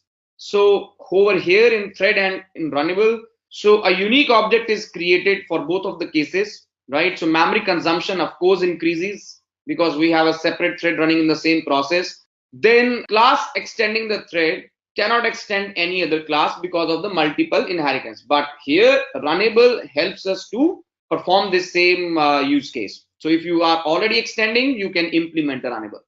So thread class is extended only if there is a need of overriding the other methods of it. So if you are actually inheriting the thread class, so you might be looking forward to override its other methods as well. But in case you don't want to do that, runnable is the best use case, right? Because runnable, you can only have this run method which you can override. Then having thread, we got tight coupling, and runnable is loose coupling. So of course, guys, when you have a loose coupling, dependencies, they gets reduced and is a better use case to use. So moving ahead now, so I hope thread versus runnable is good to go. We saw how to create a thread, what is a thread, and how it is helping the main thread to accomplish the jobs. So what is this main thread? Once again, main thread revisited. Guys, main thread is the important or the most important part of any application or a Java program. So whenever you run your application, your main thread is executed. So every program will have this main thread, and Java main thread is needed so that we can spawn the child threads. We can create child threads, we can start them. You have seen that we created my task, we started the my task, right? So it must be the last thread to finish the execution. That is, the main thread stops the program, terminations. So it's gonna terminate the program. So when your main thread is finished, so it is basically a termination of your application itself, right? So Java main thread, guys, how it's gonna work, let's see that part now. So typically JVM is going to start the main thread and some other daemon threads at the same time, right? So when you run your application, the main thread and the daemon threads, they are started by the JVM. Your main thread can further start multiple child threads. For example, child thread A, child thread B, and the threads can further start the other threads. For example, thread A can start the thread C. So if we talk about our example here, so there can be my task, there can be your task. For an instance, we can have some other guy called your task, right? So this guy is working on some printer 3, right? So we can have these multiple threads which can be spawned in the main method itself. So here I can just say thread your task is a new thread. In between I can pass a new of your task, and then I can say your task dot start, right? So it's one the same story. Either you write this polymorphic statement or you directly pass the reference. So these two instructions can also be, written in a way of a new thread, and in a new thread you pass a new of your task, and then you simply say the start, right? So you can conclude it in a single statement in case you want, if you don't want to have the reference to the thread. So these threads, right? So they can be multiple threads here and there. So now we see multiple threads in action, right? So if you want, you can have your threads in a lot of threads executed from the main thread itself. Even what we can do is from these threads we can execute some other threads. So that is what we were trying to understand. And one more thing, any thread can be marked as a daemon thread. So you can just say task dot set the daemon as true, right? So what is this daemon thread? Daemon thread is a thread which is going to be executed by the JVM whenever the application starts, right? It's gonna execute the thread along with the main thread. If you see the image, so that is a bit about how the main thread is going to be executed. So now next part is multi-threading in Java. So typically multi-threading begins when you have more than one thread in your process. So of course, if along with the main thread, a new thread is getting into execution, that is a perfect example of multi-threading itself. But what we are going to do is we are going to take up some use case that in case there are a couple of threads or multiple threads other than the main thread, so how they're gonna work and what can be the scenarios which we can observe when they are executed. So what is multi-threading? So guys, multi-threading is the ability of a program to execute more than one threads concurrently, where each thread is handling a different task at the same time, right? So that the available resources can be utilized in the most optimal manner. So let's say there's a main thread, and main thread is going to start some child threads, and there can some switching between these child threads, right? Because they are going to perform the jobs, and your time slicing will be coming into the action where some jobs of thread A will be finished, some jobs of thread B, some jobs of thread C, right? So there will be a switching between these execution of the threads. So let us see one demonstration where multiple threads can be introduced. So I'm going to write a new Java program, so a new class. So this goes like my, let's say, sync app with the main method. So this time I'm going to perform a separate operation, right? So consider that here your application started. So this is your beginning of the main thread, and this will be the ending of the main thread, right? So that is how we are considering. So main is a thread, now we understand it, right? So main is representing main thread. Always remember this, guys. So in order to prove this, what I can do is I can just try to say int I is 10 divided by 0, right? And I will run this code here as Java application. So what you see is it says there is an exception, and the term which JVM is using is thread main at line number 11. If you see this line number 11 is divide by 0 error, that's like arithmetic exception, right? So what I'm getting is thread main, right? So JVM says main method as thread. So that is one of the proof of concept what I'm trying to say, that why main is representing the main thread, right? Now there is a class called printer. So printer is supposed to print the documents. So I'll have this guy called print documents, right? So printer is supposed to print the documents. How many documents do you want to print, right? So in begin, or let's say int some number, right? So I'm just gonna take some number here. So I will say for int I assign 1, go till this number and say plus plus. So there can be even more details in the print document, but I'm just taking one of the examples here. So I will say CISO printing document plus the I. So we are going to have this document printing done for this I. I can even take one of the name, right? So I can take doc name, and this can go like number of copies. What is the name of the document which you want to print and how many number of copies you want. So I'll take this number of copies goes less than equal to number of copies, right? And printing instead of the document, I'm just going to have this document name. So I think this is one of the use cases which I wanted. Yeah. Now having a printer object, so I'm going to write a printer object. Printer is a new printer. This is one of the printer object. And if I want to print the documents, right? So what I will do is I will say, dear printer, please print me the documents. I want 10 copies for a document called Ishant's profile dot PDF. So I want the 10 documents for Ishant's profile dot PDF. So when I will run this code here, so you see your printer is printing the copies. So it has clearly said 1 to 10, right?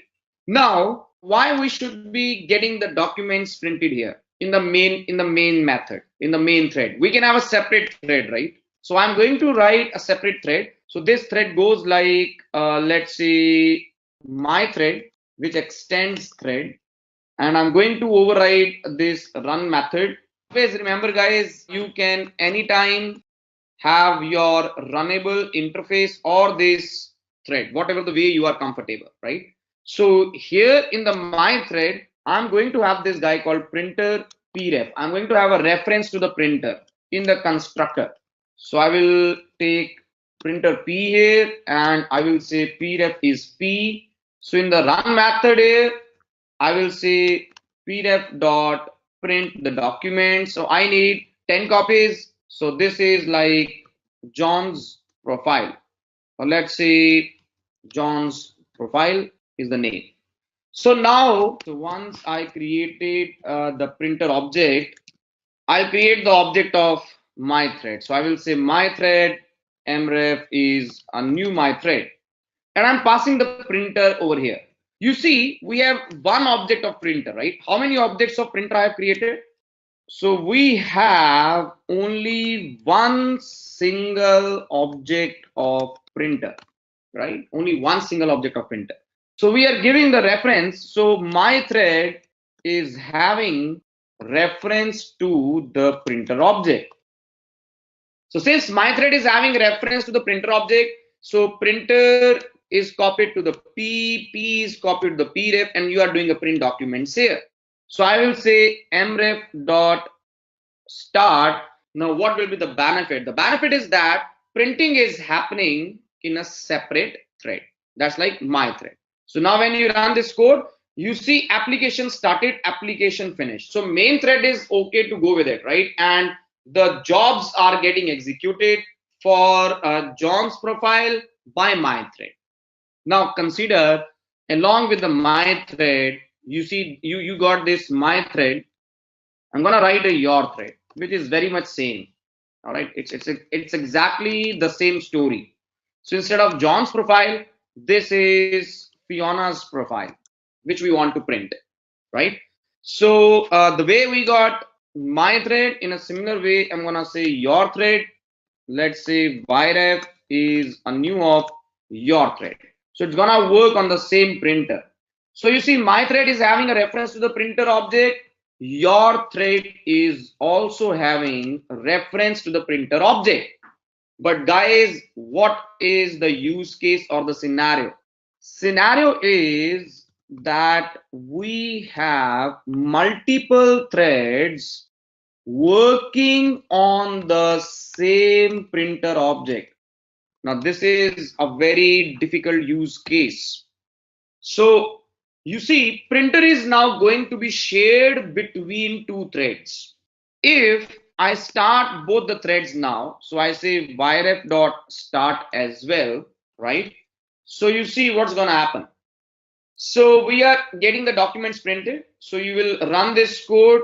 So any point of time, what you will see is that the outputs they're gonna get mixed up for us. Right. So let me just keep on running this part here. So you see the outputs they are getting mixed up now. So 1 to 9 for the John, then 1 to 10, and then the John profile. So it's totally, you see the output coming here now, right? So it's all mixed up. Can you imagine such a scenario in a real-time environment? So let's say two people, they want to print the documents in the printer. Can you imagine printer printing document 1 from the first fellow, and then the document 2, and then document 3, then 4? So it's all mixed up, right? So rather, what printer will do? Printer will take the commands from the multiple people, multiple computers, but it will print one after the other. So this is one of the use cases which is not good to go, guys, right? So this is certainly not what we want. So what is this? This is known as asynchronization. Threads are running parallelly. Now there can be a use case, there can be a scenario where multiple threads, so if multiple threads are going to work on the same single object, we must synchronize them. So they are not supposed to be executed in a sequence. So what I'll do is I'll introduce one more method here in this for loop here. So I will say a thread dot sleep for, let's say, 500. What is this thread dot sleep? Guys, sleep method will temporarily pause the execution. All right. So I'm going to select this guy and say surround with try catch, because sleep method will throw an exception. Now when I run this program here, so what do you see is, along with some delay, the output is coming up for us, right? So let me run this code once again.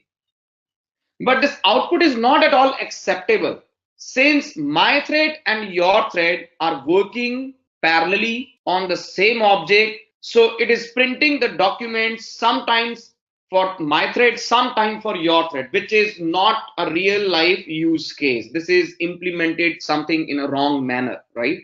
So what I can do is, immediately after the start method, I can say mref.join. So what does this join method is going to do? So it will again throw an error. So we'll surround it with the try catch block. So now what you will observe is synchronization coming into the action. Let me run this code. What you see is, after putting the join, all the documents are printed from the my thread, and then it is your thread in execution. Let me re-execute the program for you people. So guys, you see your John's profile, till John's profile or John's papers are not finished, Fiona's paper were not started. That is what we are able to understand as synchronization. That is by having this join method coming into the action. So if you have many people who are going to, get this printer utilized, you cannot put join on each and every, method call on every thread. So what I can do is, I can come here and I can just mark my method to go as synchronized. So what is synchronized method now? So when your thread is going to execute this method called print documents, it will acquire a lock. We call it an intrinsic lock, right? Now, once the lock is acquired, no other thread can access the print documents. So rather than having the join function call, what I'm doing is I'm marking my method as synchronized. So if multiple threads are going to access the same method again and again, so what we are going to do is we are going to synchronize them. And now when I will run the code, what you see is the same output coming in for us, right? What is the benefit here? The benefit is, now we need not to put join method calls on each and every thread, right? So we got this synchronized method itself. We can come here in our thread, we can say a synchronized block instead. So synchronized method was acquiring the lock on the method, right? So no other thread can access it if one thread has acquired the lock. So this is acquiring the lock as a block. Now no thread can execute or access the printer object till this block is not finished, right? So this synchronized block has to go in your threads. So there are two different ways by which we can implement synchronization using the synchronized keyword. So the output will again remain the same for us. Now, where is synchronization needed? In multi-threading. We need synchronization in multi-threading when both the threads or multiple threads, they are working on the same single object. Now that is the use case where you need to implement synchronization. So guys, I hope this is clear to everyone. What is the synchronized keyword? So now let us come back. So guys, this way we have synchronization. In a similar way, we have something known as a thread pool, right? So thread pool will manage the pool of worker threads and contains a queue that keep the tasks waiting to get executed. So there will be a queue now. We will have a lot of tasks, right, for the application which we have to do. And a pool can be maintained for these threads which will be executed automatically by this API called thread pool. So explore this part. So what are the various thread methods, guys? So in order to create the threads, we got a thread object and then say start, right? So we can join the thread. There is something known as a thread.sleep. There can even be an inter-thread communication. So guys, we have wait and notify as methods, and a thread can be marked as a daemon thread. You just say set daemon as to what's a daemon thread. It's gonna get executed along with the main, right? So when the JVM is gonna start the app, it's going to start the main as well as the daemon threads.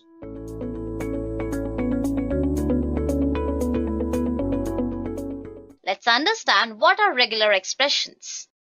A regular expression is a sequence of characters that constructs a search pattern. When you search for a data in the text, you can use the search pattern in order to describe what you are looking for. So for example, you have a regular expression like this as shown in the slide, and you can see that the cap represents the start of the line, and a set which is enclosed within the square brackets represents letters, numbers, underscore, hyphen, everything. It comprises of all the alphabets, numericals, and special characters as well. And also, if you want to write a regular expression which is of 3 to 15 characters long, then you can enclose it within the curly braces as shown here, and the dollar symbol implies the end of the line. So this is the basic regular expression where you can understand how you have to start writing a regular expression and how you can include the alphabets, the patterns, everything within the square brackets, and how to represent the length of the characters in flower braces, and finally the end of the line, right? So a regular expression can be a single character or a more complicated pattern. It can be used for any type of text search and text replace operations.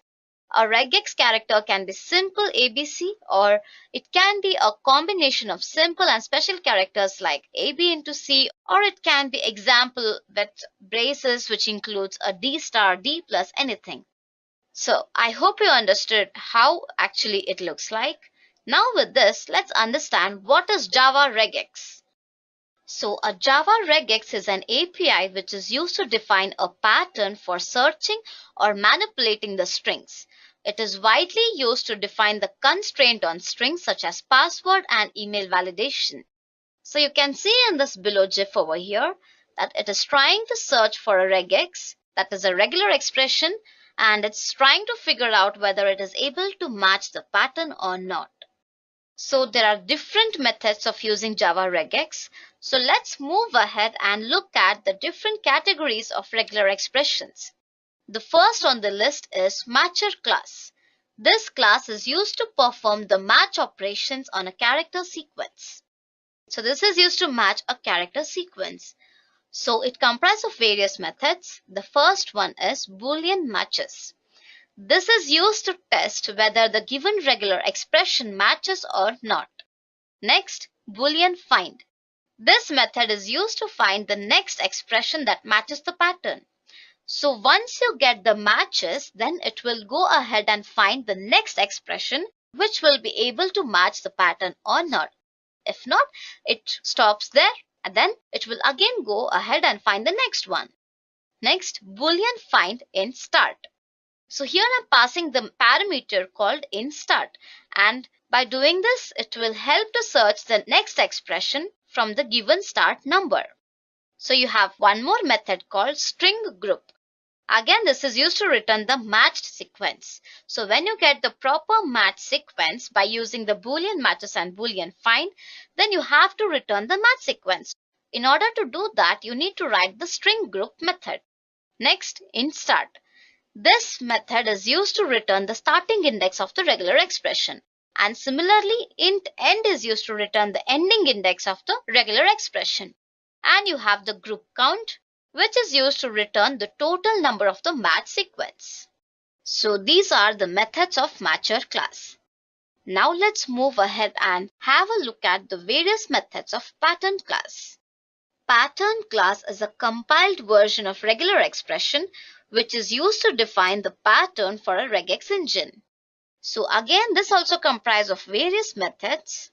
First, static pattern compile, and here I am passing the parameter as string regex. Okay. This method will compile the given regex and returns the instance of a pattern.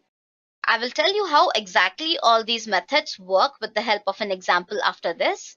For now, let's understand all the different methods. Next, you have a matcher match, which comprise of a parameter called char sequence input. So this is used to create a matcher that matches the given input with the pattern. And the matcher is the one which is the previous one, which comprises of a boolean find, boolean search, int start, int end, everything. And this matcher is used to create a matcher that matches the given input with the pattern. So suppose say you have a pattern that comprises of special characters along with the numericals and alphabets. So what it will do, it will try to match the given input with the pattern. So for that reason, you need to use this method.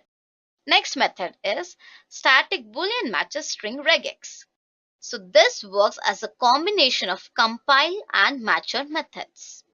Next you have string split. This is used to split the given string around the matches of a given pattern. So after that you have a method called string pattern, and this is used to return the regular expression pattern. Now let's see a small example of how exactly it works.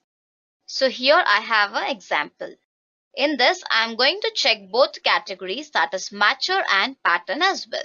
So first what I'll do, I'll just import the package for regex, and then I am creating a class called regex example. And inside the main method, I'm giving the pattern as pattern.compile dot and dot, that is the starting index and the ending index. So it implies I can use anything as a starting index and I can use anything as an ending index. But the thing is, it should comprise these x and x in between. So for that, I will use the matcher, which is used to match the given pattern, right? So inside this matcher, I'll write A and B. So what it will do, it will match the given pattern. So this is the pattern and this is the matcher. I'm using both the classes, that is the matcher and the pattern. So I will check whether the given pattern will match the given input string or not. And if the string matches the given regex, then it will say matcher.matches and it will display the output. So now let's run and check for the output. Okay.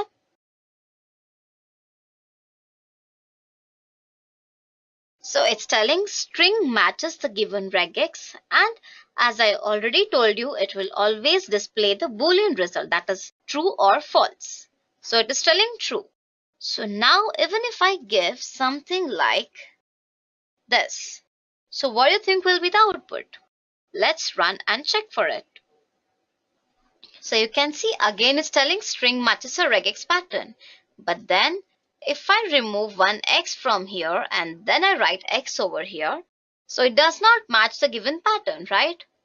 So obviously it will say as false. So you can see here it's telling false, right? So I hope you understood how to write the pattern and how to write the matcher for the given pattern. And remember one thing, it always displays the output in the form of a boolean, that is either true or false. So what happened here? In this case, internally it uses pattern and matcher Java regex classes to do the processing. But obviously, this reduces the code lines. And pattern class also contains the matcher method that takes the regex and input string as argument and returns the boolean result after matching them. So this code works fine for matching the input string with a regular expression in Java. So that's exactly how it works. Now let's move further and see the next category, that is regex character class. So again, even this comprises of various methods like ABC. So it comprises of ABC, which implies a simple class that comprises of A, B or C. Next, negation of ABC. This comprises of any character except A, B or C. That is a negation. Next, you have A to Z and capital A to Z, which implies a range that includes small a to Z and capital letters from A to Z. Next, it has A through D or M through P. That is a union. That is A through D or M to P. And next you have D, E or F, which is the intersection for A to Z. And next you have A through Z except for B and C. That is AD to Z. That is a subtraction, but you have to negate B and C. Okay? And the last one is A through Z and not M through P. So these are the various categories of a character class. Let's again take a small example and understand whether this works fine or not. So now let's check how this works. So again, inside the main method, I'm using a pattern.matches method to check whether the given set of characters matches with the given pattern or not. So first, it comprises of X, Y, and Z. So you can see here all the character set comprise of the simple class that is ABC, that is XYZ. So when I pass WBCD, it will obviously return false because it is not among X or Y or Z. And now if I just pass X, it returns to Y because inside this class, it comprises of X, Y or Z, right? And again, if I try to pass double X, 5Y and 1Z, it returns false because X and Y comes more than once. So that's the reason it will return false. Now let's run and check for the output. So as I have already told you, it returns false, true and false. So this is the given character class, right? And if I try to match the pattern that is out of the character class, then it will obviously return false. So this is how you can write an example for character class and check whether the given set matches with the input pattern or not. Now let's move ahead and understand what are regex quantifiers. The quantifiers specify the number of occurrences of a character. So again, even this comprises of various methods. For example, X followed by a question mark. It implies X occurs either once or not at all. Then you have X plus, which implies X occurs more than one time. And X with a star, that is a multiplication symbol, implies X occurs 0 or more times. And if you have an X followed by an N within the curly braces, it implies X occurs N times only. And if you have an N with a comma, then it implies X occurs N or more times. And if you have a parameter like Y, Z, then it implies X occurs at least Y times but less than Z times. So these are the various methods of regex quantifiers, and let's see even how this works. So inside the main method, I'm simply printing this thing, that is quantifier, and now I will try to check whether the pattern matches or not. This symbol in the quantifier implies it should occur either one or it should not occur at all, right? So when I say A, Y, and Z followed by a question mark, and inside that, if I just pass a parameter A, it will say true, which implies A occurs only one time. Next, in the same category, if I write A 3 times, it says false because A comes more than one time. So as I've already told, the symbol implies either once or not at all. Again, in the same category of class, if I write this, it will again say false because all these alphabets comes more than one time. So that's the reason. Again, even for this case, which says A, M, N, T, A, it is false because M, N, T is not under this category and A comes twice. That is the reason. And this should be true because AYZ again does AYZ as well. Okay. Next, plus quantifier implies what? It should occur more than one time. So AYZ plus implies it should occur more than one time. So it says true because A comes once. Even if I write 3A, again it says true because A comes more than one time. And even if I write this pattern, again it says true because it comes more than one time. And even if I write this, it says false because MMT is not a matching pattern. Okay, that is M and T are not a matching pattern. So this implies it should occur either 0 or more number of times, right? So when I give this pattern followed by a star, which implies, and if I write the matcher this, it says yes, because A, Y, and Z occur either 0 or more number of times. So let's execute and check the output.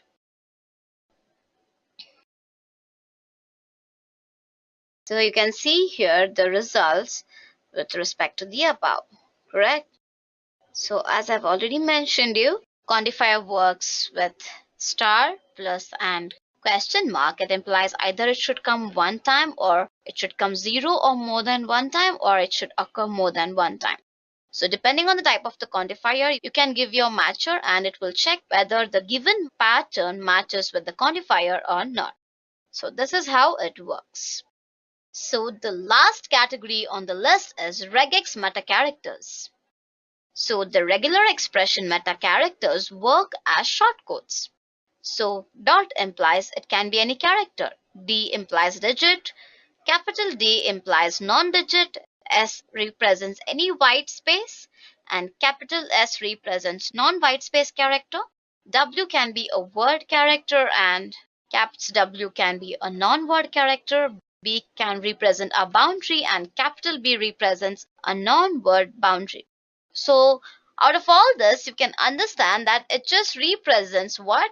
A shortcode, right? So let's also check an example of how exactly this works. So inside the main method, I have written meta characters D. So D means digit, right? So in D, if I give ABC, it will say false. Again, and in D, if I give 1, it says true. Why? Because digit comes only once. And in the same D, if I give 444 and 3, it says false because digit comes more than once. And inside the D, if I give a combination of digit and a character, again it says false, right? So now in case of meta characters capital D, so if I give a meta character capital D and if I try to write an alphabet that is a character, it says false because capital D means a non-digit, but it comes more than once. So if I give in the capital D as just 1, it says false again because it is a digit. Again, the same thing goes with here as well because these are the digits. So in this capital meta character D, if I give a matcher M, it is true because it is a non-digit and it comes only once. So a meta characters D with the quantifier. So if I give D and followed by a star and if I pass ABC, then it says true because it is a non-digit and it can occur 0 or more number of times. So in these cases, what happened? I just used a single meta character and I tried to pass a string. So that was the reason it was telling false. Now if I give this, it obviously says true because it is a non-digit and also it can occur more number of times. So here only, if I give D plus, so it will say true only. So this is how it actually works. So that was all about the meta characters. Now let's move further and see a small demo where I will tell you how to find the given pattern out of the string, and also I will explain you how to verify the email validation. Okay, so I have an example over here. This is used to find a given regex pattern and it will also check whether the given string matches with our given pattern or not. So I have a class called demo and inside the main method I'm using scanner sc is equal to new scanner of system.in. I am using a scanner class because I want to read the input from the user.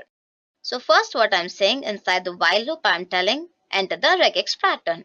And I have to obviously use this because I want to scan for the next line if there is anything as such. Then I'm using a pattern class to compile the given regex pattern, that is a user input pattern. And then I will use the matcher class to match whether the given input string will fall under this given matcher or not. If not, it will say match not found. If it will find the pattern with the help of a matcher.find, it will say found the text, whatever is entered by the user at the starting index of what is the start of the index. The matcher group is used to return the matched patterns group and the ending index, and finally it will retrieve the matcher.end means the ending point. So it will say found the text at the group starting at the index, the location where it started and the location where it ended. If it is not found, then it will say matcher is not found. So let's execute and check for the output.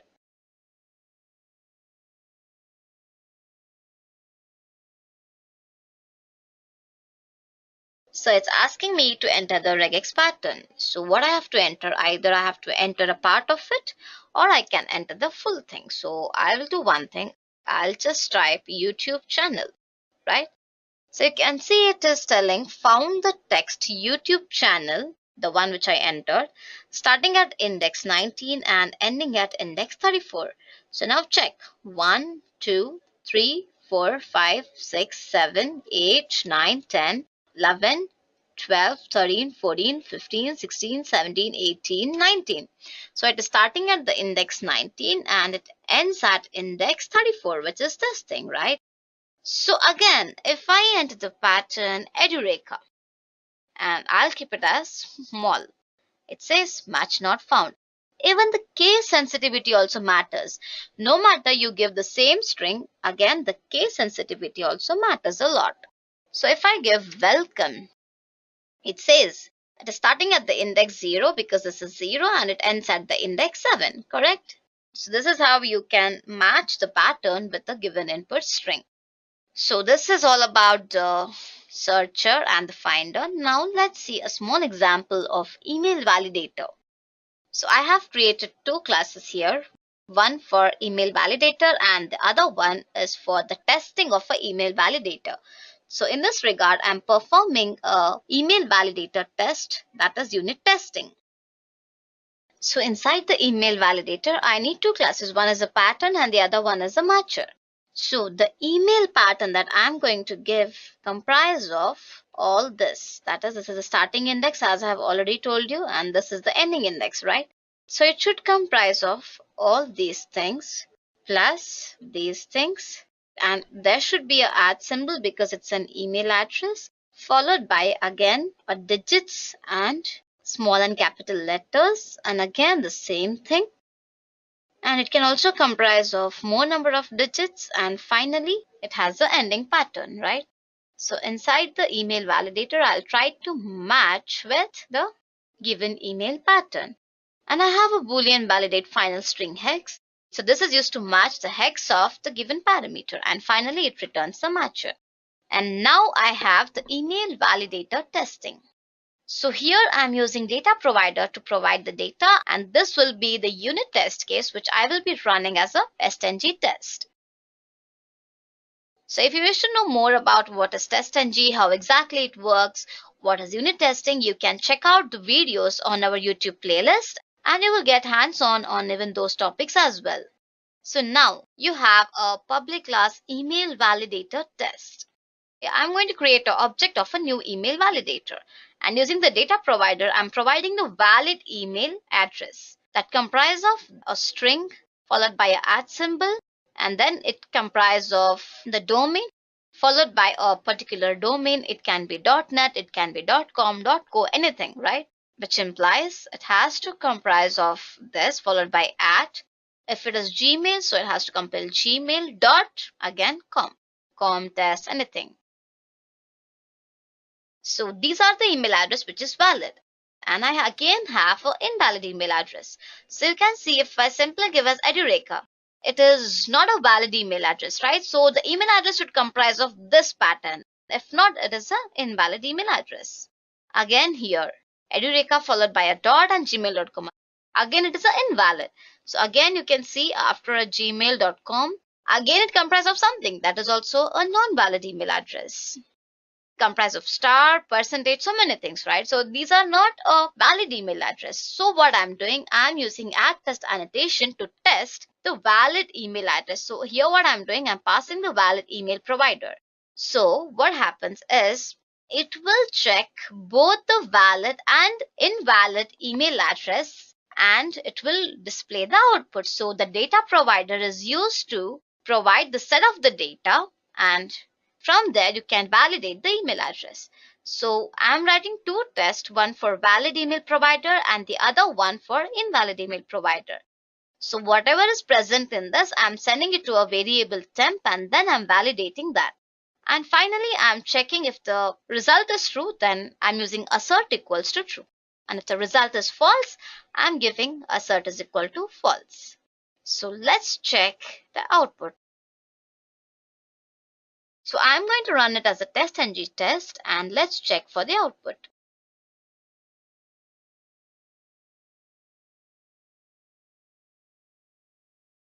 So you can see here, first, the valid email addresses till here, right? So these are the email addresses which are valid and that's true. And now talking about the invalid email addresses, it starts from here and it is false. Why? Because that's not true. That's the reason it is false. And it will also return the string for valid email test and the invalid email test. So both on the default test and suit, the test that was executed was true and there were no failures because whatever I have written the code was working perfectly fine, and that's the reason. So even if I have to check the result of running class email validator test, you can check all these. The test that was run was true, one is valid and one was invalid. And this is the class name which is followed by a package. On both the default suit and test, the test was run within these many seconds. Yes. So this is how you need to validate the given email address and check whether it is invalid or invalid. That's exactly how it works, and I hope you got a brief idea about what is regular expression, how you write a regular expression, what are the different categories of regular expressions, and how to configure your program and check whether the given regular expression or a pattern matches with the given input string or not, and how to validate an email address as well.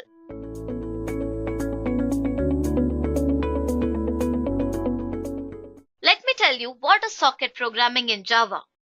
So Java socket programming is used for communication between the applications that is running on different Java runtime environment. It can be either connection oriented or connectionless. So basically, socket and server socket classes are used for connection oriented socket programming. I also told you that it also has a connectionless programming, and that is achieved with the help of a datagram socket and datagram packet.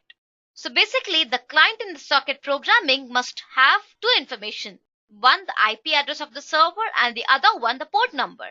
So in order to connect to a server from the client, and if the client wants to send a request to the server, then it should know the IP address of the network and the port number which the server is operating on. So this is all about the brief of the socket programming. Now let's move further and understand what is a socket. A socket is one endpoint of a two-way communication link between the two programs that is running on the network. The socket is bound to be a port number so that the TCP layer can identify the application that data is destined to be sent. So basically, a connection will always happen between the server and the client port. And obviously, when a client sends a request, server has to wait for the client request. Then the server has to accept the request and then establish a connection with the client and processes the request and send the response back to the client. So this is what it does. And for all these things, what do you need? You need a socket, which is an endpoint for a two-way communication between the two networks or the two programs that is running on the same network. So I hope you understood this. Now let's move further and see some of the methods of socket and socket server classes. The first method for socket class is public input stream get input stream. So this method will return the input stream that is attached with this particular socket. Next, output stream, and this method will return the output stream that is attached with the socket. And next you have public synchronized void close. If you use this particular method, it will just close the socket. That is a connection. The next one is socket server.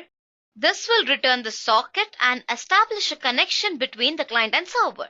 Because as it is a socket of the server end, it will obviously have to return the socket and establish the connection. Because that is what it is doing, right? When a client sends the request and if the server will not accept the request, then there won't be any connection between them.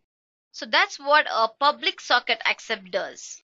And after that, you have one more, that is public synchronized void close, and this will obviously close the server. So these are few methods of socket and socket server classes. Having understood this, now let's move further and understand the client-side programming. So what do you think a client-side programming and a server-side programming as? So basically, when a client wants to connect to a server, or if a client has a request that a server should accept and a server wants to send back the response, then what happens? You need to first write a client program for which you need to send a request to the server, and you have to write a server-side programming so that your client will get the response back from the server by accepting the request. So that's why we need the client and the server-side programming, and this is achieved with the help of a socket, which will help you to connect between a network and which will act as an interlink to help you to connect to a network between the client side and the server side. To connect to one another machine, we need a socket connection. As I have already told you, a socket connection means the two machines will have the information about each other's network location, that is the IP address and the TCP port. And the java.net.socket class represent a class. So in order to open this socket, what you need to do, you need to create an object of a new socket and pass the IP address and the port number. Okay. So that's how you need to first establish a socket connection using java.net.socket and provide the IP address and the TCP port number. And after that, you need to communicate over a socket connection, and the streams are used to both input and output the data. So that's what is communication with the client, where you use the streams to input and output the data. And after that, you have to close the connection by using public synchronized void close. Simple. So this is all about the client-side programming. And now I'll also tell you what is server-side programming, and then we will see a demo how to establish a connection and how the client sends a request and how the server accepts a request and how it responds back everything. Before that, I will explain you what is server-side programming. So after you close the connection using the client, the socket connection is automatically closed explicitly once the message to server is sent. And now the first thing is I have to establish a socket connection, and to write a server application you need two sockets. A server socket will wait for the client request when a client makes a new socket, and a plain old socket is used for communication with the client. And after that, you have to output and communicate with the client through socket. So you will use the get output stream method. After finishing everything, it is important to close the connection by closing the socket as well as all the input and output streams. Now let's take an example and understand its working. So here I have two programs, that is the client and the server. So first I'll tell you about the client. I have imported the package, that is import java.net.star, because I want a network connection. That is the reason I'm importing that. And after that, I'm importing the java.io.star because I want the input and output streams. That is the reason. So first what I will do, I'll initialize a socket. I'll initialize the input stream and the output data stream. So for that, what I'm doing, I'm just writing it as private socket is equal to null. I'm initializing all the variables to null because I want to use it in the later part. And after that, I'm creating a constructor for this class, that is client, and I'm passing the address and the port number, that is the IP address and the port number. And now, what is the first step? I have to establish a connection. So in order to establish a connection, what I'll do, I'll give socket, I'll create an object of a new socket and pass parameters and the arguments as address and port. And as soon as it does that, I have to print connected. And now for that, I need to take the input from the terminal. So for that, what I'll do, I'll give new input data stream is equal to system.in. And after that, out is equal to, it has to send the output to the socket. So that is the reason I'll use this. So any exception, then it has to handle. And after that, I need a string to read the message from the input tab. That is the reason I'm using it in this way. And one more important thing over here, it keeps on reading unless and until over is displayed on the screen. So I can write as many number of lines as possible unless and until this over will be displayed on the console. So inside that, I'm getting line is equal to input.readLine, and I'm outputting that. Again, after that, I'm sending the request, I am establishing the connection, I am communicating with the server. Finally, I have to close the connection, so I have to explicitly close all these connections, that is the input data stream, the socket, and the output data stream. So these are the variables for that, and I'm closing all these connections. And finally, inside the main method, I'm just giving the IP address and the port number. So this is all about the client. But before the client has to say connected, I need a server program which has to wait for the client to get connected, right? So let's now see about the server program. Again, the same thing, but here, instead of the output data stream, I will get the server socket, because I told it is a server side programming and I need a server socket for this. That is the reason I'm using this. And then I am creating a constructor of this and passing the variable as input. So I'll create an object of a new server socket and pass the variable as port. And I'll say server has started waiting for the client. When client get connected, when I go back and connect the client by passing the address and the port number, server says client accepted. So after that, what I'm doing, I'm writing the string unless and until the over will be displayed. So this line will take the input from the get input stream. Okay. And it will read the string line from that. And after that, I have given input because I need to do input.readline and out.write UTF. So here what I'll do, inside the try block, it will say read the input that is given by the client and then display that. After that, again, I have to close the connection and create an object of a new server with the port number. Here I'm passing everything. Here just I'll give the port number because client is connected to a port and server is connected with both IP address and the port number. So that's how I'm writing this.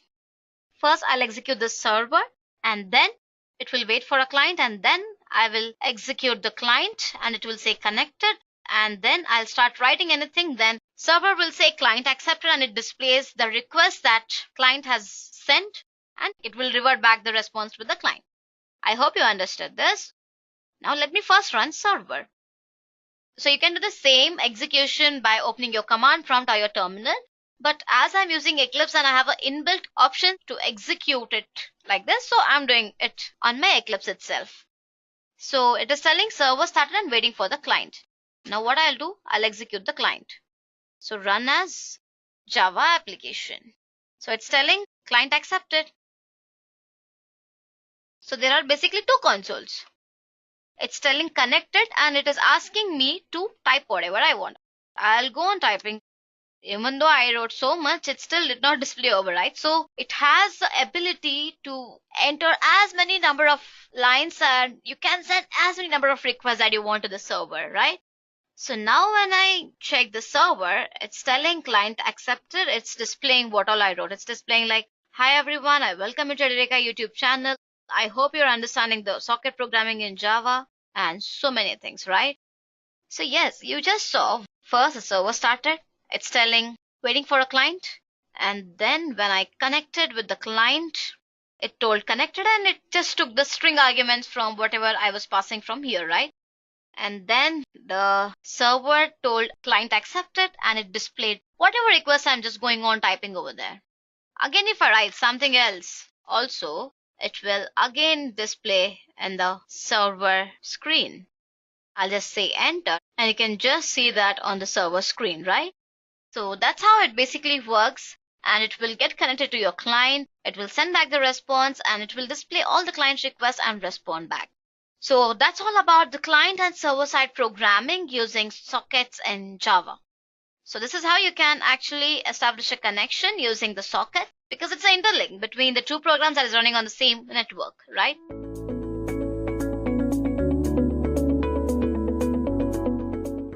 Why do we need design patterns?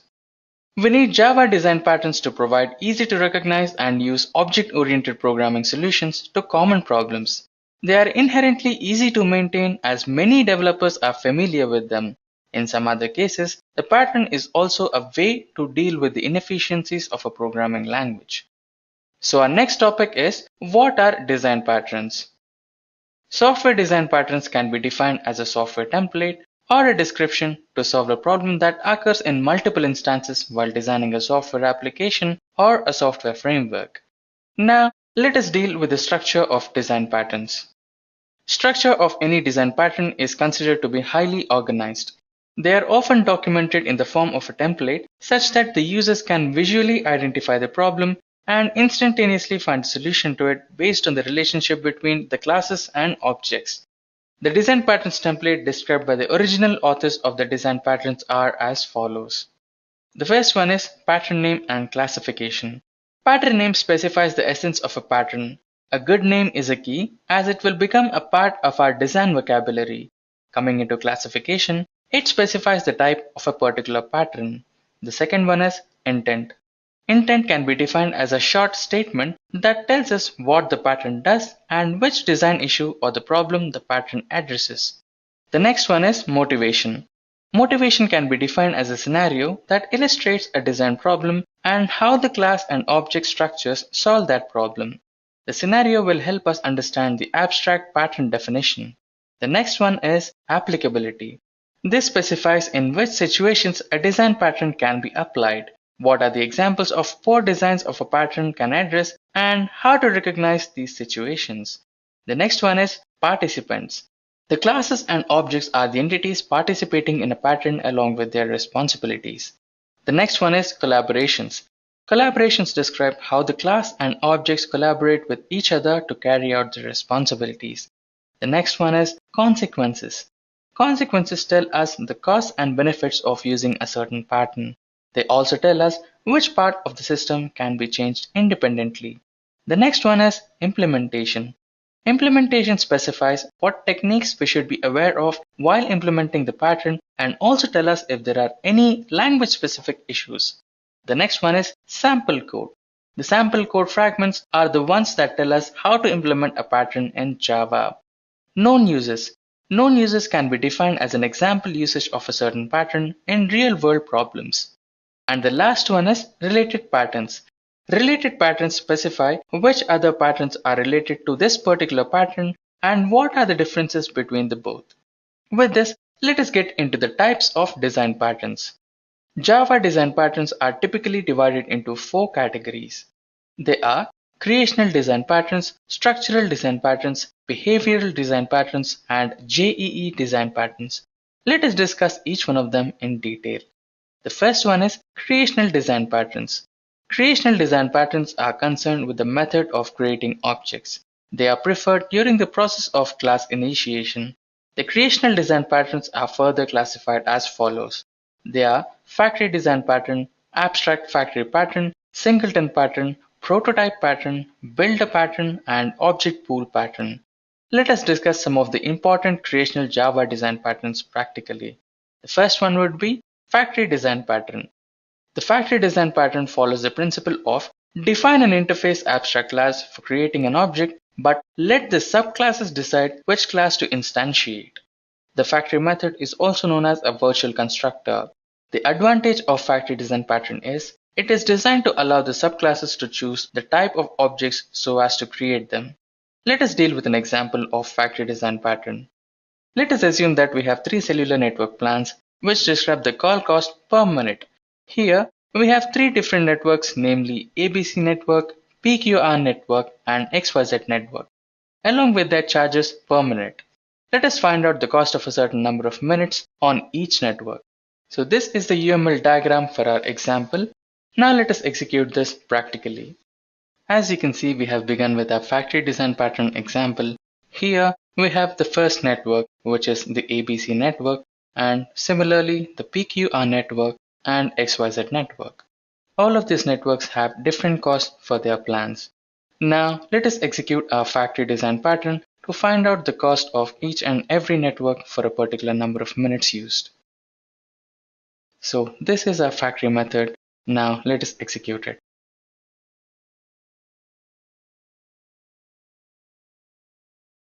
As you can see, the console is asking us for the network we want to use, and we have three networks here.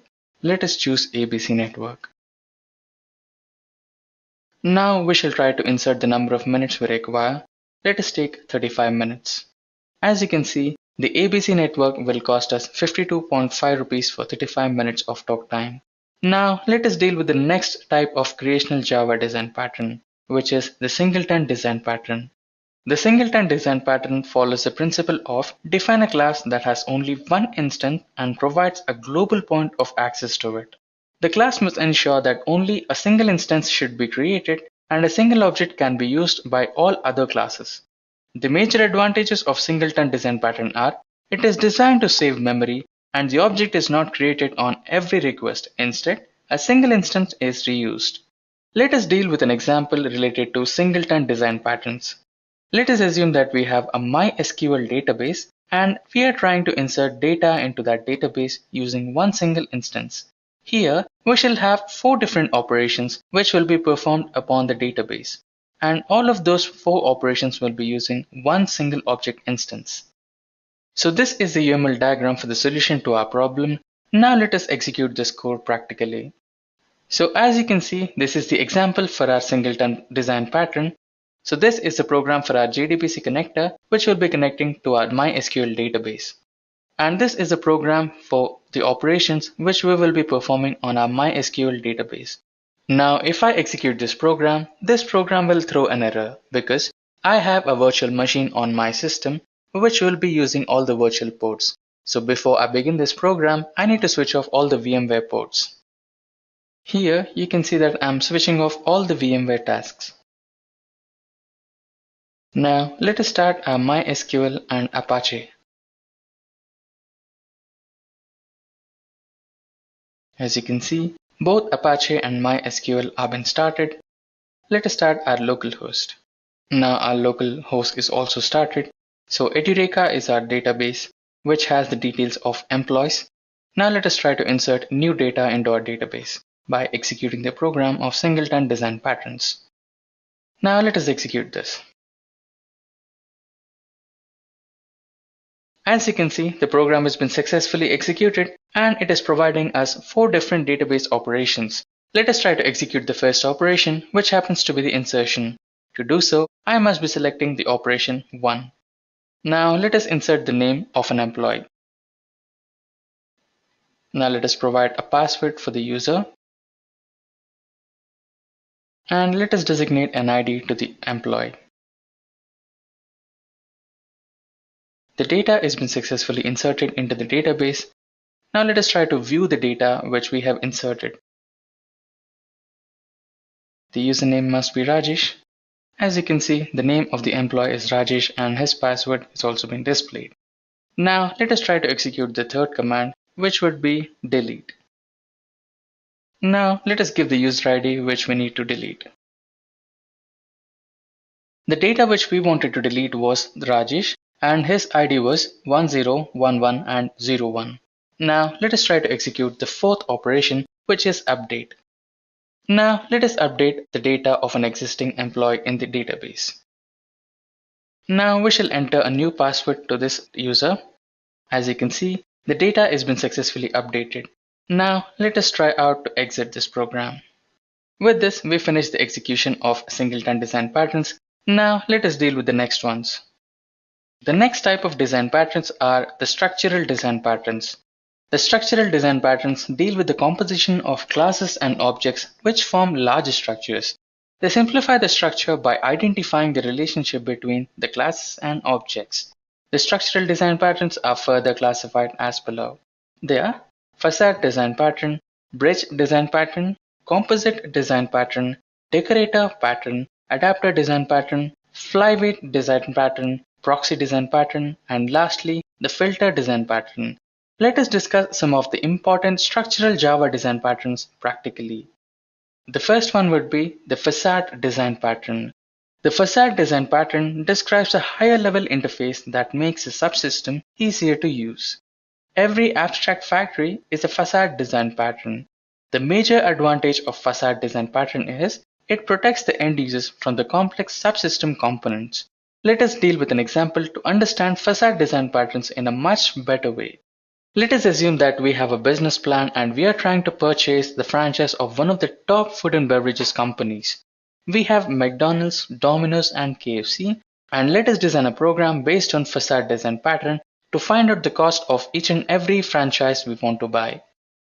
So this is the UML diagram of the facade design pattern. Now let us execute this code practically. So this is the code for one of the franchise which happens to be Domino's. And the next one is the KFC and the last one is the McDonald's. Now this is the franchise service registration code, and finally this is the client code. Now let us try to execute this program and find out the output.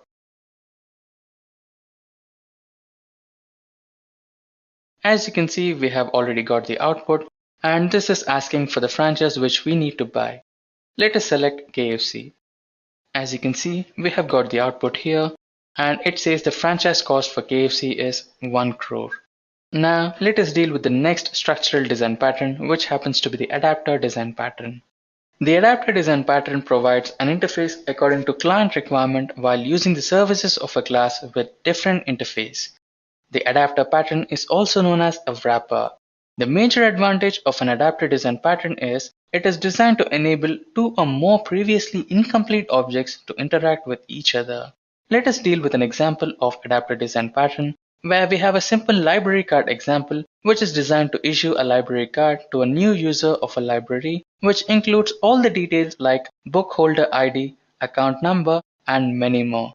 Let us execute this adapter design pattern and see how does it work. So this is the UML diagram for our example. Now let us execute this practically. So this particular segment of code deals with the book holder ID, name, and account number, and the next one is related to the library card, and finally this code will give us the details of libraries such as library name, book holder ID, and many more. And finally the adapter class. This class is going to interact with all the other classes and get the details which we need. Now let us try to execute this code and see the output.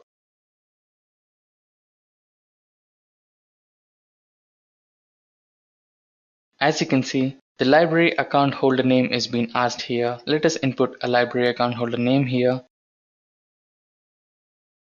Now let us try to provide an account number to the account holder. Now let us give the name of the library. As you can see, the library card has been successfully issued, as it says the account number 201907 of Karan in MG library is valid and authenticated for issuing a library card.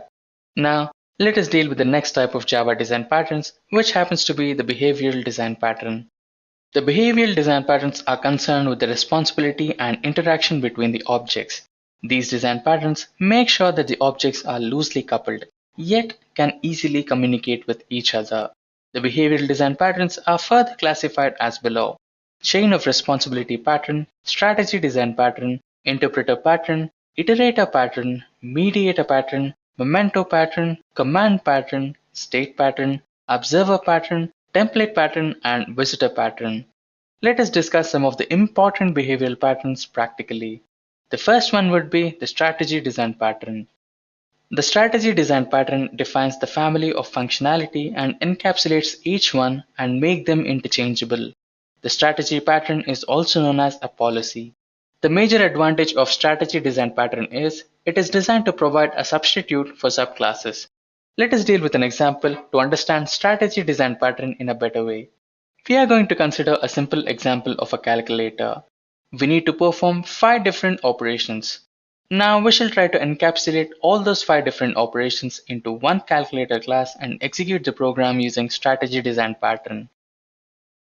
So this is the UML diagram for strategy design pattern. Now let us execute this practically and see how does it work.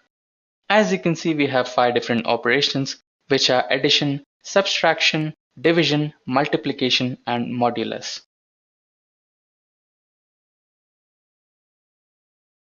We also have one interface, which is calculator, which all the other operations will be implementing.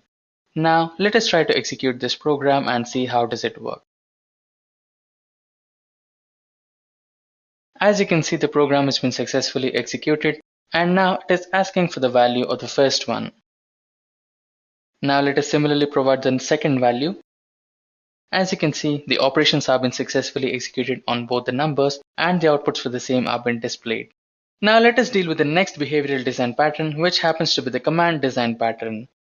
The command design pattern encapsulates a request under an object as a command and passes it to the invoker object. The invoker object looks for an appropriate object which can handle this command and pass the command to the corresponding object, and that object executes the command. It is also known as action or transaction.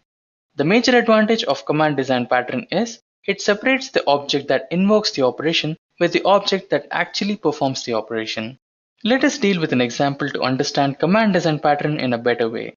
This example demonstrates a simple command execution cycle where the user requires to exhibit switching on and off of the various electronic devices in his house like bulb, stereo player. He invokes the command using an invoker object called as simple remote control. Now let us see the UML diagram of this example. As you can see, we have two different electronic devices in the home which are light and stereo. Now let us try to execute this program and see how does it work. So as you can see, this is our code, and the first one is our interface, which is command, and this is the code for light. Now this happens to be the command for executing the light operations.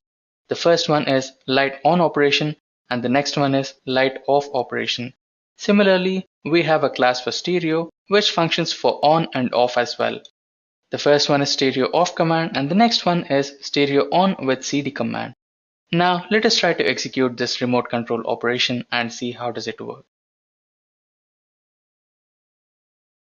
As you can see, the remote control has been successfully executed and the lights are switched on and the stereo as well. Now let us move on to our next design pattern, which is the observer design pattern. The observer design pattern defines one-to-one dependency so that when one object changes state, all its dependents are notified and updated automatically. The major advantages of observer design pattern are it illustrates the coupling between the objects and the observer. It provides support for broadcast type communication. Now let us deal with an example to understand observer design patterns in a better way. We are going to execute a program using observer design pattern to display the current average score and the current predictable score of a cricket match. This happens to be the UML diagram for the observer design pattern. Now let us execute this practically and see the output. As you can see, we have the first class, which is the cricket data, which happens to be displaying the current score display and the average score display. And the next one is related to the average score display, which calculates the runs and gives us the score. And now let us try to execute this program.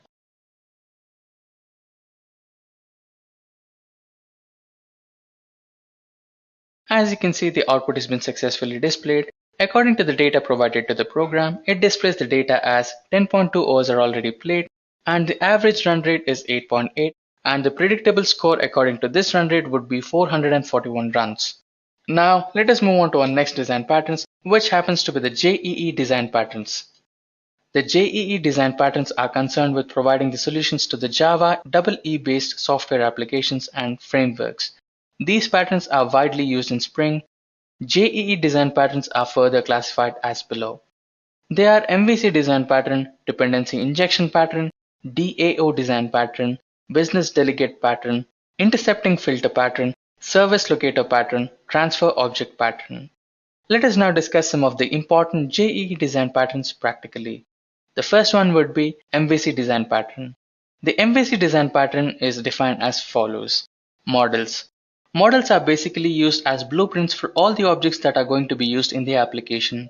The next one is views. The views are used to represent the presentational aspect of the information and the data located in the models. And the last one is controllers. Controllers control and act both as models as well as views. They serve as a connection between the models and views. Controllers are capable to instantiate, update, and delete models.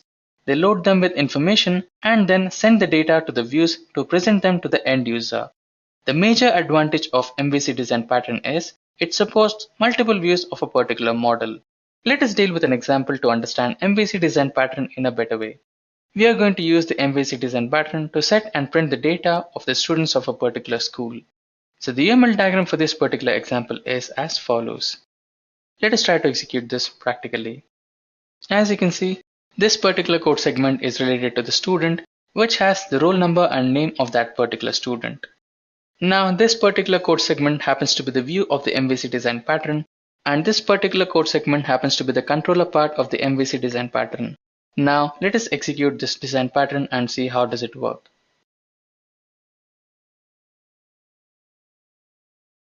As you can see, the program has been successfully executed and the output has been displayed. According to the input provided, the students are Karan Kumar and Sandeep Shukla, and relatively their roll numbers are also displayed. Now let us deal with our last design pattern in JEE design patterns and see how does it work. The last one in JEE design patterns is the DAO design pattern. The DAO is a pattern in which the objects are dedicated to the communication with data layer. These objects instantiate session factories and handle all of the logic behind communicating with the database. The major advantage of DAO design pattern is it uses common calls to retrieve the objects. We shall deal with an example to understand DAO design patterns in a better way. In this example, we are going to display the developer details of a certain IT company using the DAO design pattern. The UML diagram for our example is as follows. Now let us try to execute this practically. As you can see, this particular class is a developer class, and similarly we have an interface called developer DAO which will be implemented by the other classes of this program. Now let us try to execute this program and see how does it work.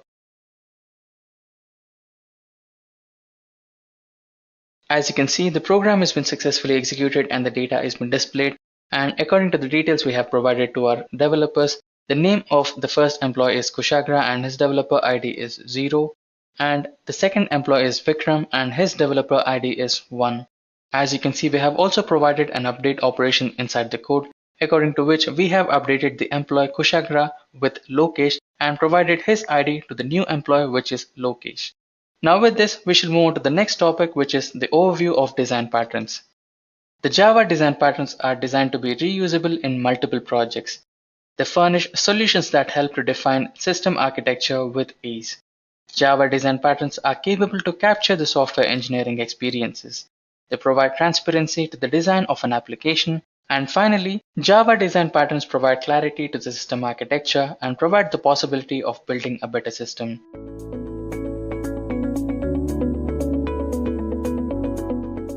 We will be discussing 3 useful projects which are based on core and advanced Java concepts. The projects that I will be discussing today are ATM machine, which is based on core Java concepts, text editor that is based on swings and applets, and the sign up form which will make use of servlets and JSP concepts. Without wasting any further time, let's get started. First, ATM machine. All of you know what is ATM and how it works, but implementing the same using core Java concepts is something interesting. So let's see how to do that. Here we will be developing the code for user account details, bank account, and then further we will perform few operations like deposit the amount, withdraw, check the balance, etc. Basically, it's based on core Java concepts and is developed using Eclipse. So all that you require is your Java install, that is your JDK and JRE, and you just need to have Eclipse installed on your machine. Let me tell you one important thing, that is I have set the privileges for account number and password. That is, you can see on the screen that I have given 2 account numbers and passwords. While running the code, if you give the account number and password as mentioned on the screen, only then you can do the further operations. Else it will just display a message saying wrong account number or PIN. Now let's see how it works and how the code is being developed. So basically when you run the code, this is how your console appears, and it asks me to enter the account number. That will be the one which I mentioned on the screen, and the password is going to be this thing, enter. So when you enter this, it will ask you to select the account you want to access, that is whether your checking account, your saving account, etc. So first I will say type 1, that is checking account. So in the checking account, the operations that you can do is you can withdraw the balance, you can withdraw funds, you can deposit the funds. So let's see how much balance is there in my account. It's 0, is it? Now I want to deposit the funds in the checking account. So how will I do that? Again checking account, option 3, which is deposit funds. So it's asking me amount you want to deposit from checking account. So I say I want to deposit some 10,000, enter. So you can see here the new checking account balance is 10,000, correct? Again I will choose checking account, and now I want to withdraw the amount from the checking account. So I'll say option 2, and I'll say I want some 5,000 from that account. So you can see here I've withdrawn 5,000 and the new checking account balance will be 5,000. So this implies I've withdrawn 5,000 from the account. Again I will choose option 1, I will view the balance. So it says 5,000 is remaining. Correct? Now we'll go to savings account and again view the balance and do the same operations. Balance is 0. Again, same thing. I want to withdraw some funds like say 4,000. It says 4,000. And now I want to withdraw some funds, say some 5,000. Let's see what it says when the amount that we want to withdraw is more than the amount which is in the bank account. It says balance cannot be negative. Correct? So when you try to access more amount than which is there in the bank account, like the savings account, it says balance cannot be negative.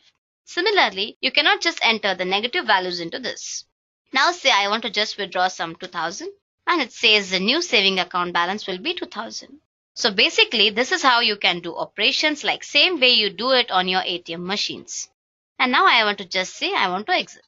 So suppose if I enter invalid account number, say I'll enter something like this and I'll give the PIN something. It says wrong customer number or PIN number.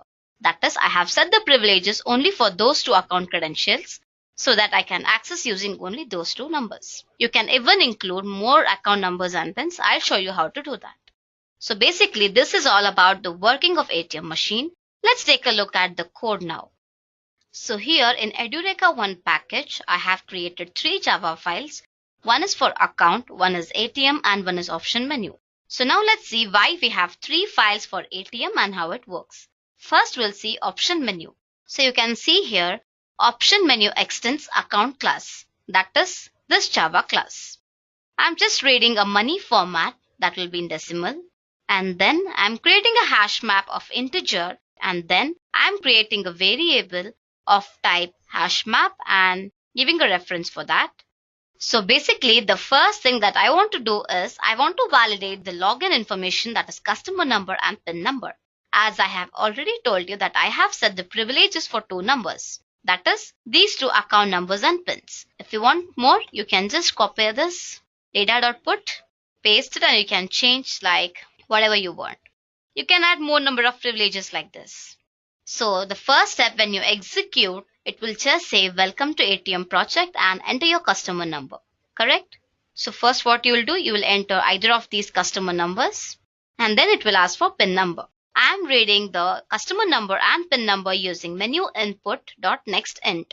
So in case if you enter some characters, it has to catch an exception. Correct? So what it will do, it will say invalid characters and it will ask you to enter only numbers because I have set the privileges only for numbers.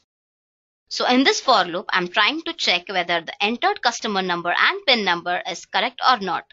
If it is not correct, it will print saying wrong customer number or PIN number that you already saw in the output.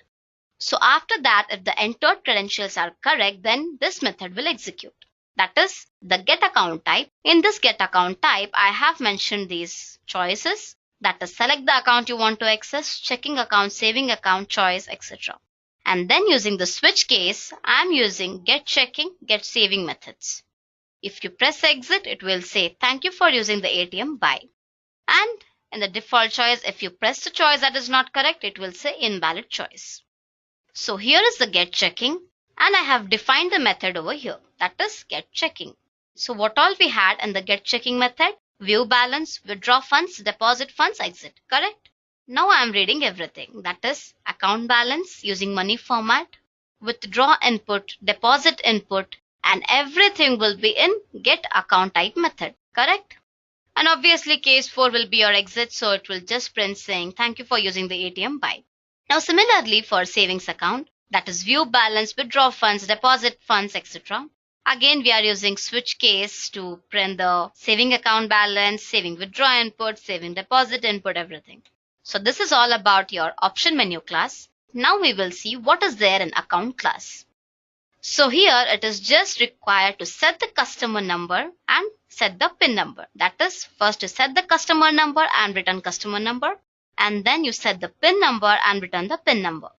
So basically, account class is to retrieve all the details that is being set in option menu. That is your checking balance, saving balance, your withdraw input, deposit funds, everything that is being mentioned in option menu class.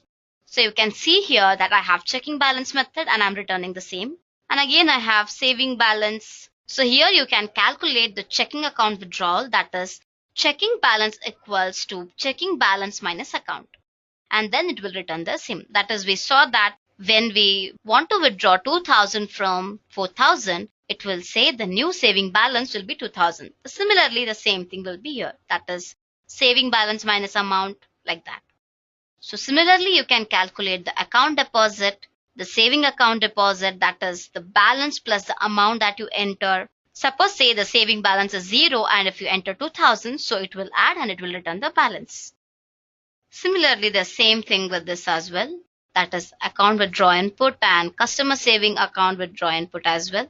And then it will just check the deposit amount. Same thing for savings as well. And I have initialized all these variables as private because I want them to be local to the class. So this is how it works. And now coming to the last file, that is atm.java. So here this class extends the option menu and option menu extends account. So what ATM should do? It should obviously extend option menu. And I'm just creating an object of option menu and just trying to get the login from option menu. So when I execute again, it works same. It will ask same thing again. If I enter something, it says wrong customer PIN or account number. As I have told, if I enter something else apart from the numerics, it says invalid characters, only numbers. That is the exception that I have thrown. So this is all about the ATM project. I hope you understood it. Now let's move further and see the text editor. So here I'm making use of Java swings. That is, I will be using JText area, menu bar, J menu bar, etc. And all the menu items will have action listener to detect any action. And as I have told, it makes use of Java applet and swing concepts. And similarly, all that you just need is a Java installed and the Eclipse IDE. We can say like we can perform all the operations like we perform in your WordPad or your Notepad, and it is very efficient. So now let's see how it works. So first let's execute and see how it works, and then I will explain you the code. So you got a text editor here. You can see you have file and it consists of all the operations like new, open, save, exit. And you have edit option like cut, copy and paste. You have font like bold, plain, italic, and you have size like up to 28. And you have font type, that is Roman, Helvetica, Arial, Courier, Century, etc. And also you can set the background and foreground color, and you can undo and redo the operations. Now let's see each of them how it works. So I want to say like welcome to Edureka YouTube channel and enjoy learning. Now suppose I want to change the font of this. I'll capture everything like Control A and then I'll give font like bold. So you can see here it became bold. Say suppose I want it to be italic.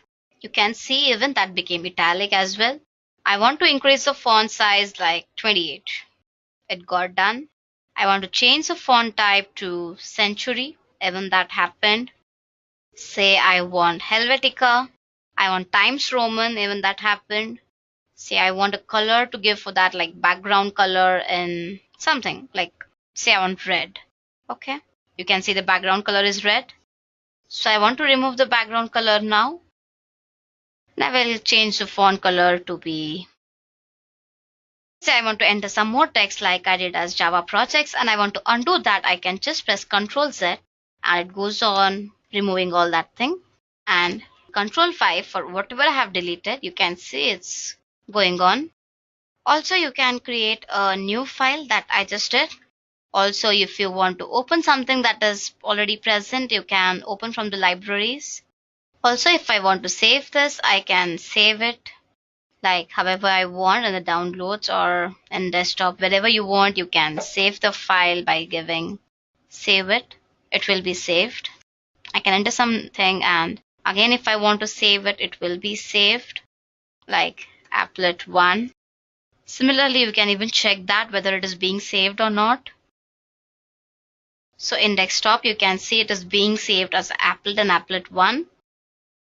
So basically, this is all about your text editor as how it works. Like you can perform all the operations like edit, font, file, color, undo, redo, everything, etc. Sounds interesting? Let's see what is the code behind this now. So here you can see a undoable text area that extends the text area and implements state editable.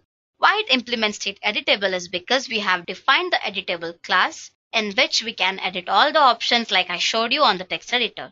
So you can see here I have given the key state as undoable text area key, and then I have declared the current edit and undo manager. In the first undoable text area, I have defined it in various ways. The first thing, it is 0 parameterized, and then in the next I have defined some parameters like string, and I have given it in super as well. And then I have used rows and columns, and then I have used string along with rows and columns, and then string, rows, columns, and scroll bars as well. So in various ways, I have declared this undoable text area constructor. So if in case something happens, you are stuck and you cannot undo some operations that you have performed, then automatically the exception will be catched here. And next, same for redo as well. If you cannot perform any redo operations, then it again catches an exception. You might be wondering why it need to catch an exception, correct? It's just because to maintain the normal flow of execution so that your further operations will not be interrupted. And next, to store the state and restore the state that I have given, I'm using the key state as a variable. And for the snapshot method, I'm giving like condition if the text is being changed, then use undo and add edit to edit the current state. And now I'm declaring the init undoable and giving some new reference variables for undo manager and current edit, and I'm adding the key listener for new adapter. And then I'm using the focus listener to focus the event that was being captured. And similarly for text listener as well. If the value is changed, it has to say that the text is being changed. And now you can see there's a text editor class which undoable text area has extended. In this, I'm declaring few parameters like frame, file dialog, font, etc. And now here comes the text editor parameters like say courier, its style, its size, everything. And here I have used the option menu bar, that is Times Roman, Helvetica, Arial, Century, etc. And I have given one parameters for each of them. And then using the add method, I'm adding all of them, like appending it to the menu. And we have to use the action listener to detect any action that is being performed. So similarly for bold, plain, italic menu that all we saw. And again using action listener, we are calling that event. And then I'm declaring all the sizes over here that you saw, like till 28. And appending it using the add method. And to detect them, I'm using add action listener. Even for new, open, save, exit. Again using action listener for all them. And for cut, copy, paste, edit options as well. For background and foreground color, and for color, for undo, redo, for everything, it all remains the same. And then I'm implementing the action listener class to invoke that method, correct? Like for undo and redo, and similarly for file name, untitled, for select menu, everything. So whatever the options we have seen here, they all have to implement the action listener class. So you can see I'm detecting save. Else what happens, the action will not be detected. You can see again for exit as well, for read file, everything. And even cut, copy, paste. For everything we have to use action listener classes. Even the size class implements action listener, like for size 10, size 12, for 14, 16, 18, similarly till 28. That's all. And then I'm extending an applet class and implementing the action listener even for this. In bold, I want courier, font, everything. And even in plain, I want the same thing. So as you can see, if I type anything here, so it is by default courier, correct? So that's what is here. That is in get action command, in bold, plain and italic, whatever it is, the first thing is courier, correct? And then comes the type, that is Times Roman, Helvetica, Courier, Arial, Black, Century, everything. And then again, I'm choosing the color, that is the background or foreground colors. And then I'm implementing the main method and setting the size of the text editor to 800 and 600. So that's how it works. Like you can perform any operations on text editor and do rest everything. Now let's move further and see the sign-up form, which is developed using servlets, JSP, and web development tools like HTML, CSS, etc. So I'm just going to create a basic sign-up form. And all that you need is servlets, Java server pages, Apache Tomcat server, and cascading style sheets, and Eclipse for enterprise edition.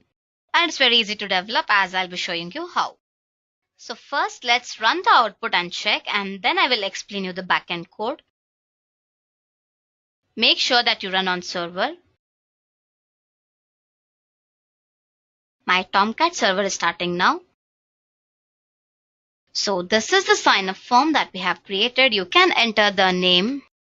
I'll give some email like 13 or older is my option. So here in the sign up form, you can see your name, email, password, your age.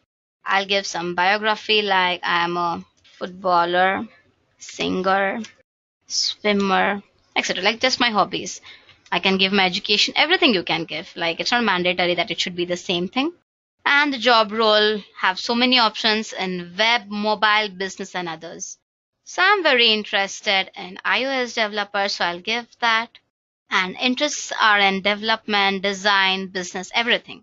And when I sign up, it says, "Hi Chris, welcome to Edureka," because the sign up that I have done got saved. So where will be the output? Like, or where you can see the details that you have entered in the backend. In this console tab, you can see the details that you have entered. That is your name, your email ID, your password, your over 13, your biography, your job role, your interest, etc. So that's all was there in the form. So you can see here in this form, these are the basic information that is being given. So now let's take a look at the backend code. In the sign up, I have created 5 files like HTML for creating a form, CSS file to add some beauty or make up to the form that we have created. We have servlet class files like request post form and person1.java class. And then to retrieve the data from the servlets, we have the JSP file. And also we have the web.xml file to add the mappings to the servlet. And we have JSP file to retrieve the data from the servlets. So for this front end, that is your sign up form, we have used HTML. You can see here that I have linked with CSS as well. That is for giving some makeup to the file. That is, you can say beauty to the form that you have created. I'm giving form action as request post form and method will be post. So here you can see in the label, you have created like name, email, password, age, you're under 13 or above 13, whatever it is. And then for your profile or your biography, you have created one more label tag and giving the text ID is equal to bio and name is equal to user bio. And for the job roles, there are so many. So you have created a first label for job role. And the first opt group label will be web. In web, you have so many options. And again, you're closing that and opening one more opt group label. That will be your mobile, your business, your other. So same things. And then for your interest, like this one, you can see you have checkboxes over here, correct? For that checkboxes, we have given the class type, value, everything. Like for development, for design, for business, everything. And last, it will be the submit button. That will be your sign up. So this is how your index.html file will be. And now coming to main.css file. For each and everything, I have given the paddings like the font family, the color, the maximum width, the margin, background, everything. Even for the first thing that will be the H1, I have aligned it to center. You can see here I have aligned it to center and that is in H1. Even for that, I have given the specified color and the font family as well. And coming down for form as well. And for all these things, I'm using a select type for background, border, font size, height, margin, outline, padding, width, color, everything. Even for the box shadow as well, you can see there's a shadow for this box. It's not just a simple one. And even for the checkboxes, for buttons that is present as well, for field set, for legend tags, for label, for number tags, everything. So this will be your main.css.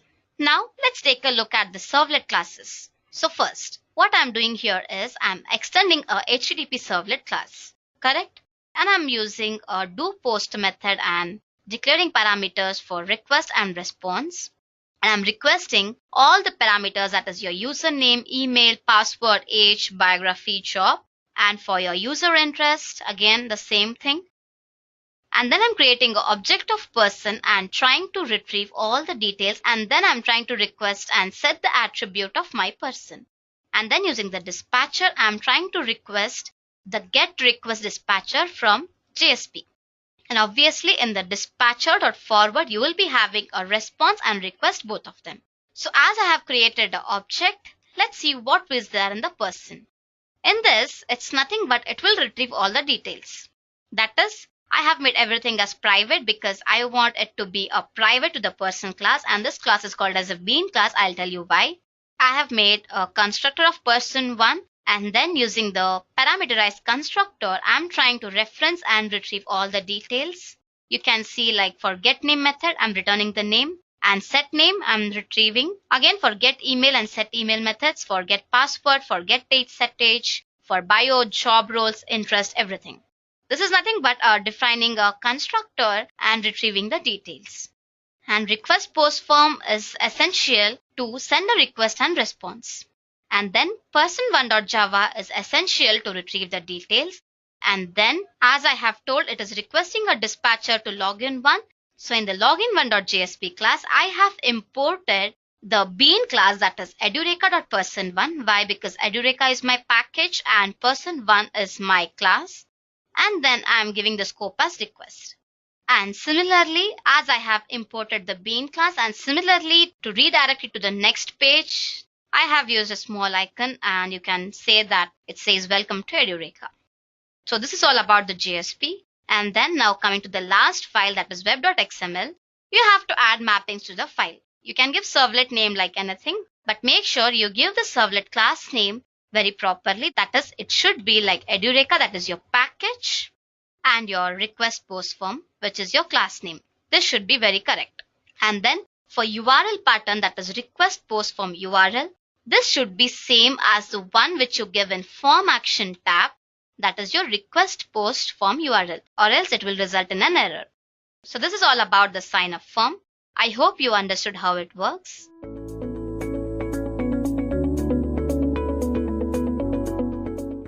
Who is a Java developer? Java developer is a computer software developer, a programmer who integrates Java programming language into the development of mobile and computer applications, web development, and other sorts of requirements needed at both client and server end. Now with this, let us move on to our next topic, which is how to become a Java developer. To become a Java developer, there are basically 3 stages. In the first stage, you have to earn a college degree. The first stage requires you to complete a qualification in computer science with a focus on software development. This could be any degree related to computer science and information technology, or you can either choose Bachelor of Engineering or Bachelor of Technology in the field of computer science or information technology. In the next stage, you need to get certified with Java. The second stage requires you to complete an online or an offline course specializing in core and advanced Java. Trying out online examples is a good way to develop your specialization in Java. And in the third stage, you need to get experienced. The third stage needs you to look for a placement or an internship program while studying. This will provide you with relevant experience as well as guidance and mentorship from experienced software developers. And finally, you become an experienced and professional Java developer. With this, let us move on to our next topic, which deals with the Java developer skills overview. When you Google for the skills required to become a Java developer, you have a lot of skills showing up. Now, we shall categorize the skills required for Java developers into 2 variants. Firstly, the Java developer skills, technical, and later the soft skills of a Java developer. Firstly, the technical skills. The technical skills required for a Java developer are: he must be well known with core Java. The core Java includes object-oriented programming techniques as well as the design patterns in Java, abstract classes in Java, interface, and serialization. Followed by that, we have ORM. ORM stands for Object Relational Mapping. So in this skill, you need to be well versed with Hibernate, Java Persistence API, Eclipse Link, OpenJPA. And after that, you have the Java build tools. Java build tools are the most crucial skills required by every Java developer. Some of the most important build tools are Maven and Gradle. Followed by that, we have web technologies. A Java developer should be well versed with CSS, HTML, jQuery, and JavaScript. Followed by that, he or she must be exposed to Java web frameworks like MVC, Play, Java Server Faces, and next to the Java web frameworks, we have application containers. The most trending application containers are JBoss, Jetty, WebSphere, and WebLogic. And next we have Java testing tools. TestNG, JUnit, and Selenium are the most trending top testing tools for Java. And later we have Big Data. The Java developers must be well versed with DBMS, Hadoop, SQL, and JDBC. Next, we have Java EE components. The most important Java EE components are servlets, Java Beans, Java Server Pages, and finally, the code version control, which is GitHub. Don't worry, we shall discuss each and every one of them in detail for a better understanding in our next topic, which happens to be the skills required for a Java developer. Firstly, we shall discuss core Java. The most basic and essential skills required to become a Java developer is the core Java. Core Java skills are the building blocks of every successful Java developer. The crucial core Java skills that most recruiters are looking for are, firstly, the object-oriented programming skills. Object-oriented programming approach introduces class and object style of coding that deals with the concept of inheritance, encapsulation, abstraction, polymorphism. The main motto of object-oriented programming is to bind the data with the functions together and improve the code stability and safety. Followed by that, we have design patterns. Design patterns in Java are the standard solutions followed to solve routine problems faced in software designing lifecycle. Every design pattern acts as a blueprint that allows customization to solve any given design problem in any code during the development of software modules. Followed by design patterns, we have abstract classes in Java. Abstract classes in Java help the developers to achieve abstraction. Abstraction in object-oriented programming reduces code complexity by showing the relevant details of the objects used in the program and enhances code readability. Followed by abstract classes in Java, we have inheritance. Java inheritance is an advanced level of achieving abstraction in Java programming language. The interface in Java enables a better and efficient way of achieving abstraction. Followed by this, we have serialization. Serialization in Java is a concept that deals with the conversion of objects into a byte stream and transport the Java objects from one Java virtual machine to another and recreate them to the original form. Serialization enables developers to meet various factors in real-time programming. With this, let us move on to the next stage where we shall discuss about the Java build tools. Depending on the task assigned, developers need to use a specific tool for every particular task. For a Java developer, understanding the terminology of build tools in Java comes handy, as Java build tools are the programs that automate the creation of executable applications. Build tools that one must know are Maven and Gradle. Followed by this, we shall discuss the web technologies. Web technologies provide a simplified and faster way to create dynamic web content. Having a better grip on web technology is important as it helps to understand the technique of establishing communication between multiple computer systems via markup languages. It gives a way to interact with hosts for the information like websites, and it involves HTML, jQuery, and CSS at the most. Followed by this, we shall discuss Java Web Frameworks.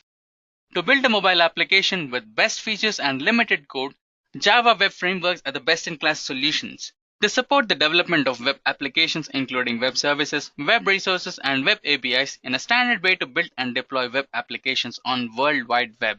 Some of the best-in-class frameworks are Spring MVC and Play. Followed by this, we shall discuss Java Application Containers.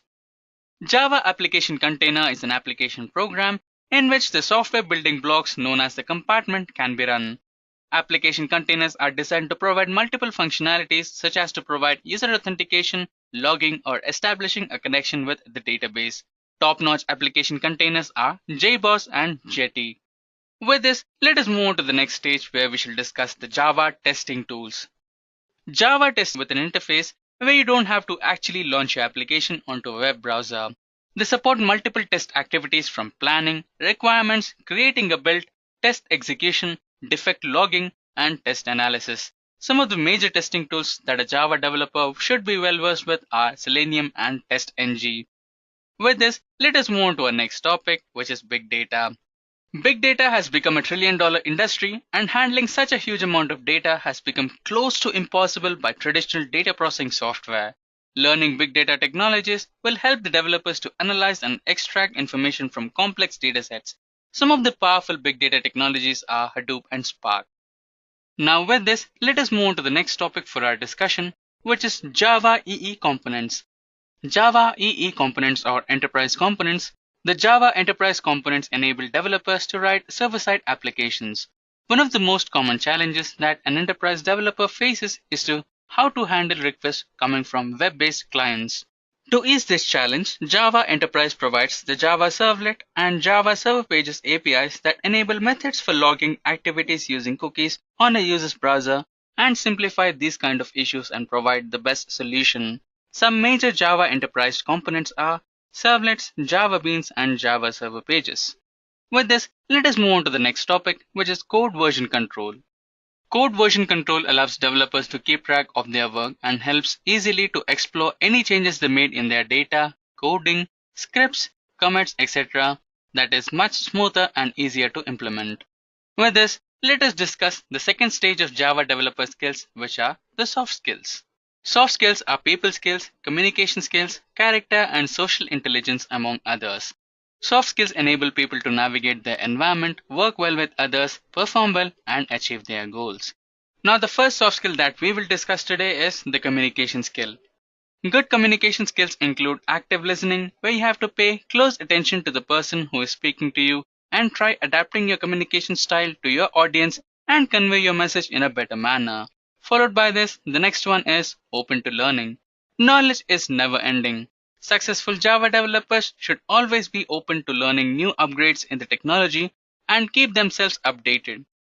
The next one is teamwork. Teamwork is a collaborative effort of a team to achieve common goal and to complete a task in the most efficient and effective way. The next one is work ethics. Work ethic is a belief that hard work and dedication have a moral benefit and an inherent ability, virtue, or value to strengthen character and individual abilities. The next one is interpersonal skills. Interpersonal skills are the qualities and behavior of a person used to interact with others properly. The better the interpersonal skills, the better the growth in one's career. Now with this, let us discuss the last part of this session, which is salary details of a Java developer. Java programming language is one of the most demanded ones in the IT industries.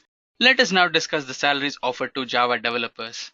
As you can see, for a beginner, the salary package lies between 3 to 8 lakhs per annum. And similarly, for an experienced candidate, 8 to 13 lakhs per annum, and the maximum salary offered to a Java developer who is experienced for more than 8 years, approximately 28 lakhs per annum, or greater than that as well.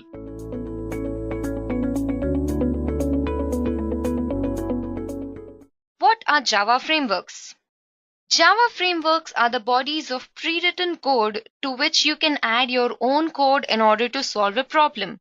You make use of the frameworks by calling its methods, inheritance, supplying callbacks, listeners, or other implementations of the pattern. A framework will often dictate the structure of an application. Some frameworks even supply so much code that all you have to do is write a very little code for your application. This can be good or bad depending on how easy is it to use. Frameworks are actually the substance of the program. You can either build it on a good one if your program is solid and fast and comes together beautifully, or you can build it on a bad one if it is short and brutish. Okay? Jokes apart, but Java frameworks plays a vital role in software development. So now that you've understood what are Java frameworks, let's take a look at the different frameworks in use. So I have a couple of popular Java frameworks on list. So they are namely Spring, Hibernate, Structs, JWT, that is Google Web Toolkit. Then we have Java Server Faces, that is JSF. We have Grails, we have Varden, Blade, Drop Visit, and Play. So let's understand them in detail. First, we'll start with understanding the Spring Framework. Spring Framework is a powerful, lightweight application development framework used for Java Enterprise. The core features of the Spring Framework can be used in developing any Java application. It is described as a complete modular framework. This framework can be used for all layer implementations of a real-time application. It can also be used for the development of particular layer of a real-time application, unlike the other frameworks. But with Spring, we can develop all the layers. Spring includes all the modules of Spring MVC, Spring Core, Spring Security, and Spring ORM, which are basically used in enterprise applications. Now let's see where this Spring framework is used. Spring framework is mainly used for web application development. Its features can be used to create any Java application, and it is also used in Java Enterprise. Okay, so these are the uses of Spring framework. Now let's take a look at the advantages of the Spring. It provides a lightweight container that can be triggered without using a web server or application server software. Spring supports JDBC that improves productivity and reduces the error. It also targets to make J2EE development easier to use. Spring also supports both XML and annotation-based configuration and also provides backward compatibility and testability of code. Okay, now these are the notable advantages of Spring. Moving ahead, let's discuss about the top companies which use the Spring framework for application development. They namely Netflix uses Spring Boot, Yatra uses Spring MVC, Amazon and eBay. Okay, so these are the notable companies which use Spring framework. I hope you guys are clear with the Spring framework. Now let's move ahead to our next framework, that is Hibernate. Hibernate ORM is a stable object relational mapping framework for Java. It makes better communication possible between the Java programming language and the relational database management system, that is RDBMS. Okay, so let me brief you about this. When you work with an object-oriented language like Java, you'll encounter a problem called object relational impedance mismatch, which is also called paradigm mismatch. This is because the object-oriented languages and the RDBMS handle the data differently, which can lead to severe mismatch problems. So this Hibernate provides you with a framework that overcomes the mismatch problems in Java. Okay, now let's take a look at the uses. It allows you to develop persistent classes following the object-oriented idiom. It also allows you to communicate with any database using very tiny alterations in the code, bridging the gap between the objects and the relational words. It also offers an advanced ORM framework that lets you perform the database operation on the Java entities. So this is about the uses of the Hibernate framework. Now let's take a look at the advantages of this framework. It mainly offers portability, productivity, and maintainability. It is free and open source framework, so you don't have to pay for this framework at all. And it also removes a lot of repetitive code from the JDBC API. Okay? Now talking about the major companies that use Hibernate framework for application development, we have Oracle, IBM, Dell, Accenture, and many more. Okay? So I hope you guys are clear with the Hibernate framework. Now let's move ahead and understand what is the Struct framework about.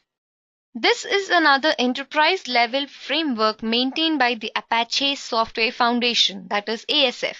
This is a fully featured Java web application framework that allows the developers to create an easy to maintain Java application. There are mainly two versions of this framework, that is namely Struct 1 and Structs 2.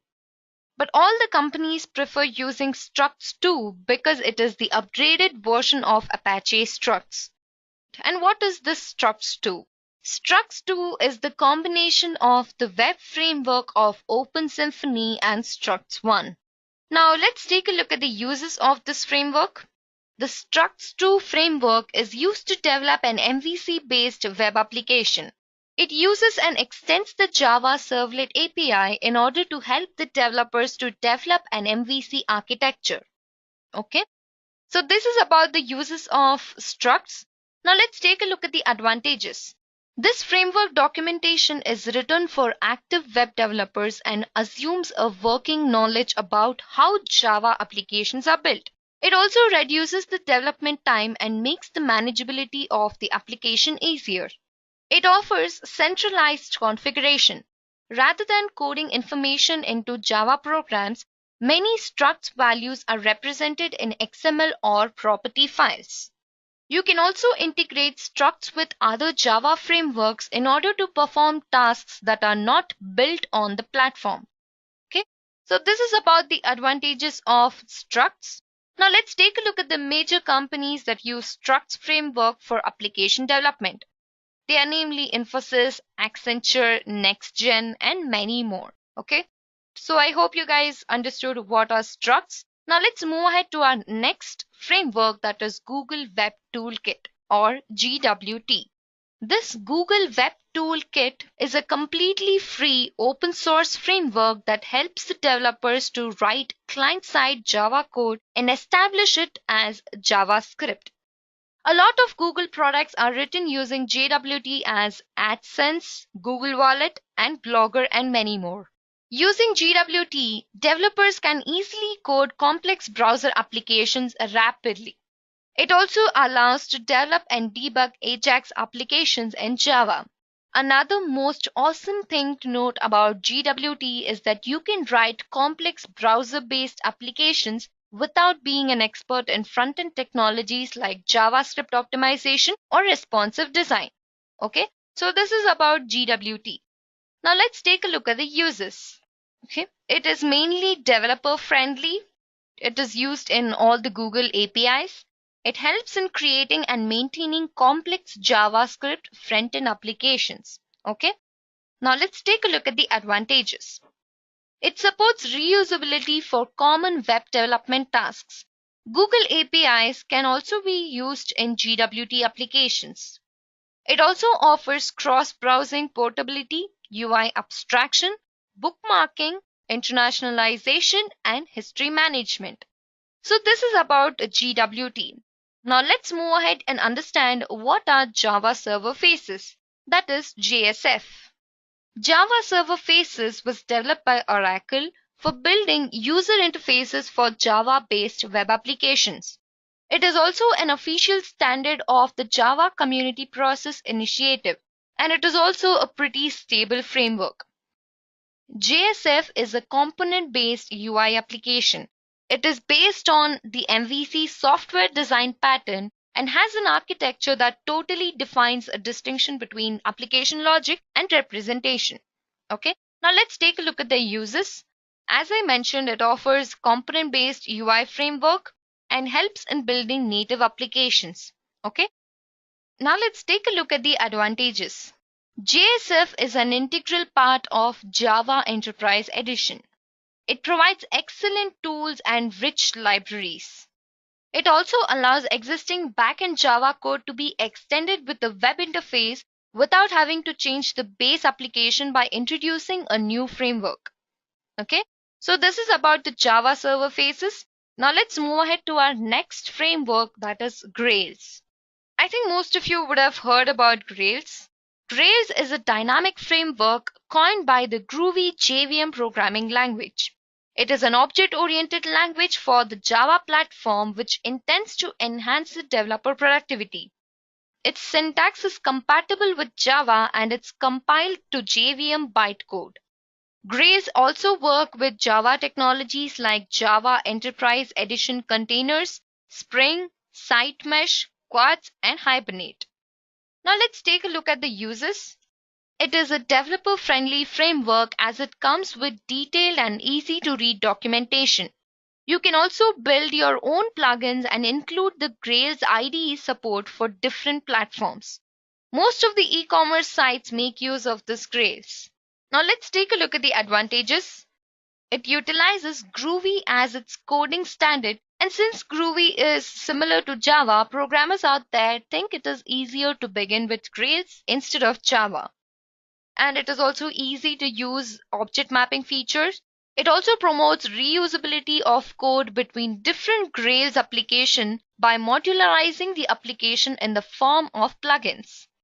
It provides flexible profiles. Okay, so this is about the Grails framework. Now let's move ahead and understand what is Vaadin. Vaadin is a web application framework which focuses on UX accessibility. It provides you with a platform for streamlined Java development. Vaadin also allows you to build web applications of customizable components. A recent version of Vaadin, that is Vaadin 10, approaches web application development in an entirely new way. It gives you direct access to the document object model from the Java virtual machine. With this new release, the Vaadin team split the previously monolithic framework into two parts. It also has a lightweight Java framework called Vaadin Flow that handles routing and server-client communication. Vaadin comes with a big set of web components that are fine-tuned for UX performance and accessibility. This means that you can build great-looking applications faster. It is also considered as the fastest way to build web applications in Java. Now let's take a look at the uses.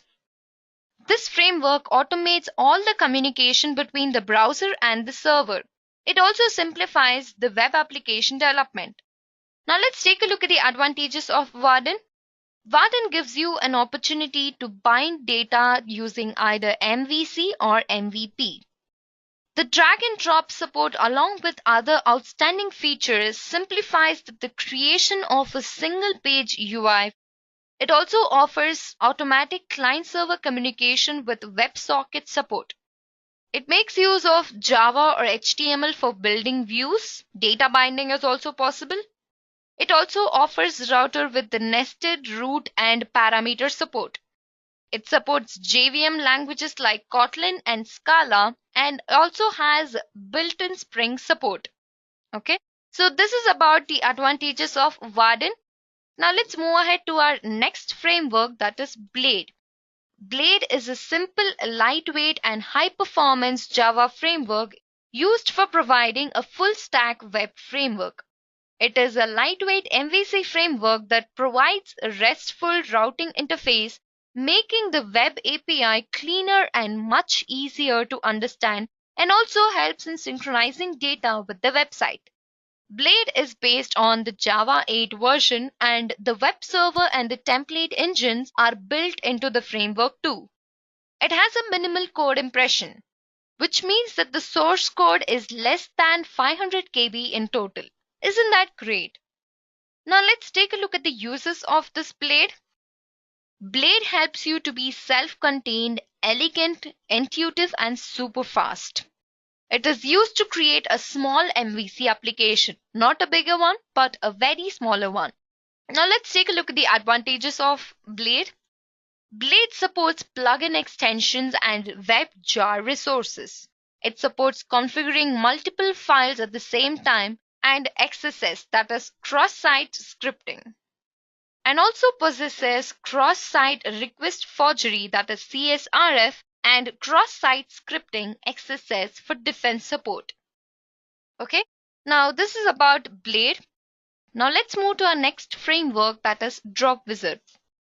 Drop Wizard is a high-performance Java framework used for rapid development of RESTful web services. It is especially suitable for creating Java microservices. The Drop Wizard framework pulls together various well-established Java libraries in order to provide with a fast and distraction-free development platform. Drop Wizard is a separate ecosystem that contains all the dependencies bundled into a single package. Okay? Most of the developers out there would not have known about this framework, but let's take a look at the uses. It offers operational friendly Java frameworks. It also helps in creating Java microservices. Now, what about the advantages? You can easily perform rapid prototyping using Drop Wizard. It helps in developing high-performance RESTful web services and also supports many open source and independent libraries. It also offers quick project bootstrap and also helps in increasing the productivity of the application. So this is everything you need to know about Drop Wizard. Now let's move ahead to our final framework, that is Clay. Clay is a reactive web and mobile framework for highly scalable Java applications. It is also considered as a unique Java framework as it does not rely on Java Enterprise Edition standards. Clay makes it possible to develop lightweight and web-friendly Java and Scala applications for desktop and mobile interfaces. It is often considered with powerful frameworks of other languages like Ruby on Rails for Ruby or Django for Python. It intends to remove all the inconvenience of traditional Java web development like slow development cycles, a lot of configuration, and many more. Built upon Akka Toolkit, Play Framework truncates the creation of concurrent and distributed applications on a Java virtual machine. So this is about Play. Now let's take a look at the uses. It helps in creating web applications that demand content creation. It also builds Java and Scala applications. Now let's take a look at the advantages. It offers features like hot code reloading, convention over configuration, and error messages in the browser. It also supports non-blocking I/O, which is crucial for high-performance applications. It is more flexible and offers failure-tolerant results. Okay? So this is everything you need to know about the top 10 Java frameworks which are in use. You might get a question, which of these are the best and which one should you use? The answer to this would be, it depends on what you want to develop. If you want to create a front-end application, you can use Google Web Toolkit. Or if you want to develop a Java Enterprise Edition web application, you can use Struts. Okay? In the same way, it depends on the user what he wants to develop. So it's up to the user which framework he wants to use for his application.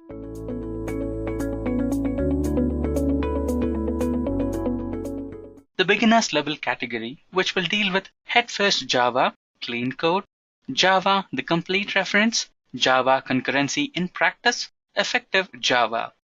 Now let's get started.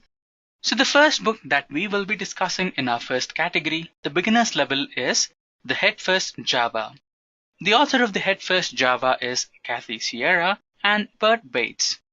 The latest version of this particular book, which is the second edition, has been recently published. It was published by the most famous publisher, which is none other than Schroff O'Reilly. If you're just getting started with Java, there is no other book better than Head-First Java. This book is really simple that explains the concepts in layman's terms and easily relates the Java programming concepts to real-life analogies. This book covers all the object-oriented programming concepts in great detail, which makes the beginner to easily get the hang of programming in Java. A few other helpful topics covered in this book are common object-oriented mistakes, distributed programming with RMI and network sockets, and threads, along with 42 mind-bending puzzles for a thorough understanding of the concepts. Though this book hasn't been updated after Java 5.0, still it is an absolute stepping stone for a building programmer. Now, followed by the Head-First Java, we have another book by the name Clean Code, a handbook of agile software craftsmanship.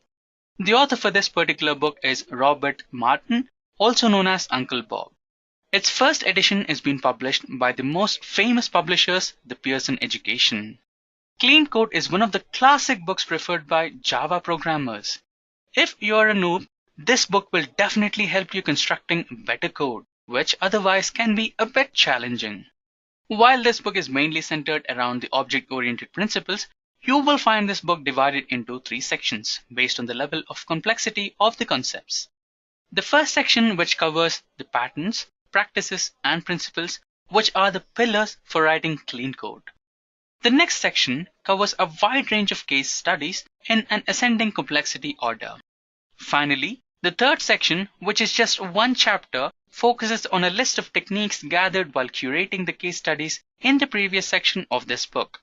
To conclude, I would say this book will give you a strong base for building knowledge on Java and teach you various programming techniques and practices that will eventually help you in day-to-day life as a programmer. Now, followed by the clean code, the third book in the list is Java, the complete reference. This book was written by Herbert Schult. The latest version of this particular book is the 11th edition, and it is published by the famous publishers McGraw-Hill Education. This book is one of the most recommended and easily available books to get your hands on Java programming. It might not be that helpful for a complete novice, but if you have a basic understanding of Java, then this book will work wonders for you. As the name suggests, it is a very convenient and comprehensive reference book with over 1,000 pages.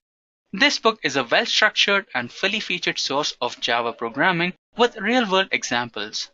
This book is a perfect tool for learning Java as it covers basic Java concepts such as Java 8 APIs, fundamental programming principles, Java language syntax, and keywords with extensive topics like Java beans, servlets, applets, and Swing.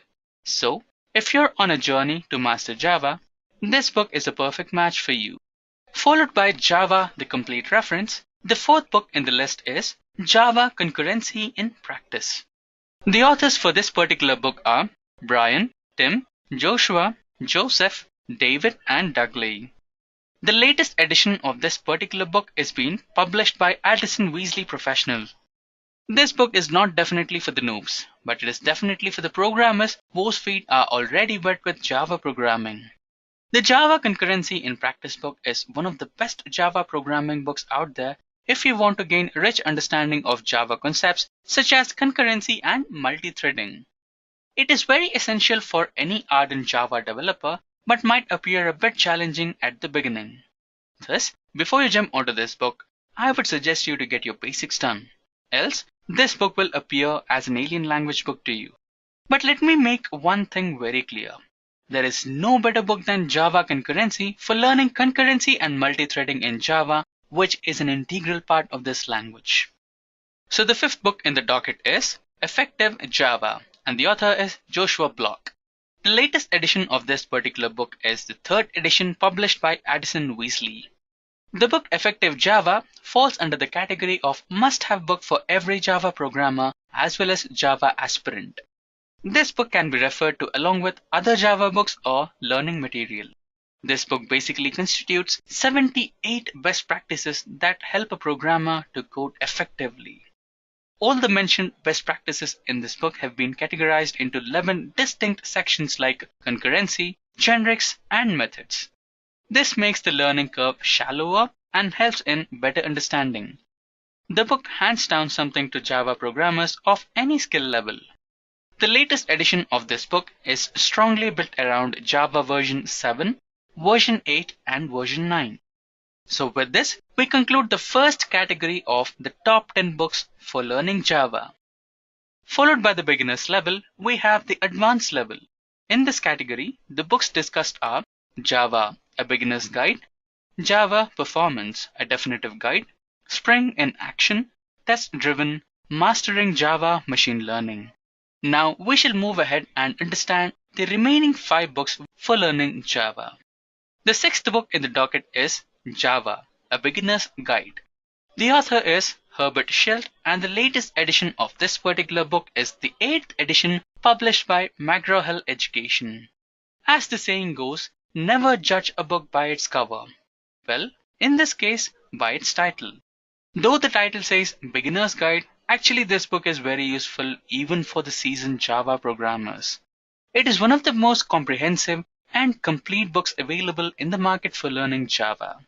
It comes with extensive hands-on exercises as well as a quiz section at the end of each chapter. This enables the reader to self-evaluate his or her learning journey. With the latest edition release, this book has been fully revised to include Java 11 SE, which means it includes complex concepts such as lambda expressions and functional interfaces. So, this might be the book just what you're looking for. Now, followed by Java, a beginner's guide, the 7th book in the docket is The Definitive Guide to Java Performance. The author is Scott Oakes, and the latest edition has been published by O'Reilly Media. Moving further into advanced Java programming, we come across the concepts such as garbage collection, Java virtual machine, and performance tuning, and many more. The only way of mastering these concepts is through the book Java Performance.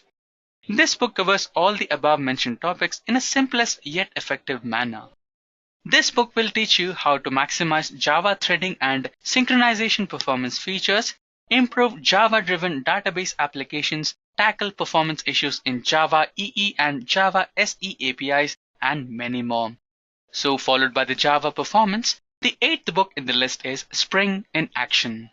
The author of Spring in Action is Craig Walls, and the latest edition, which is the 5th edition, has been published by Manning Publications. Learning Java will always be incomplete without learning about at least one of its frameworks. Spring is one of the most heavily used Java frameworks for web application developments. You can learn it easily through this Spring in Action book. This book doesn't just focus on Spring framework, but along with the course, you will dig deeper into the concepts like JDBC to find out the unseen shortcomings of JDK and many more. Not just this book will also tell you how the Spring framework helps in filling these small yet significant gaps. One thing is for sure, once you are through this book, you will discover new horizons of Java. Now, the 9th book in the docket is Test-Driven. Test-Driven Design and Acceptance, Test-Driven Design for Java Developers. So the author for this particular book is Lasse Koskela. The latest edition of this particular book has been published by Manning Publications. For the programmers who want to change their field from developing to testing, this book is a perfect solution for you. This book is an excellent book for learning how to build unique automation testing programs. This book provides industry-based examples to test drive Java code. It also covers topics like acceptance test-driven development, the FIT framework, and testing Java EE components, JSPs, servlets, and Spring controllers. So, if you're one among those who prioritize code quality as well as have a knack for writing unit, integration, and automation testing, this book is definitely for you. So followed by Test-Driven, the last book in the list is Mastering Java Machine Learning. The author is Uday Kamath. The latest edition, which is the 2nd edition, has been published by Pact Publishing. This book covers a wide range of topics that are used rigorously today in the machine learning domain. Through this book, you will gain a comprehensive knowledge of linear algebra, probability, and statistics. Not only this, but through the Java Machine Learning book, you will also learn about standard issues such as text mining, classification, clustering, big data, and machine learning. The main highlight of this book is that it is loaded with 10 real-world case studies, each of them highlighting various techniques of machine learning. So, in case you have already mastered Java, this will help you in exploring the new domain of machine learning.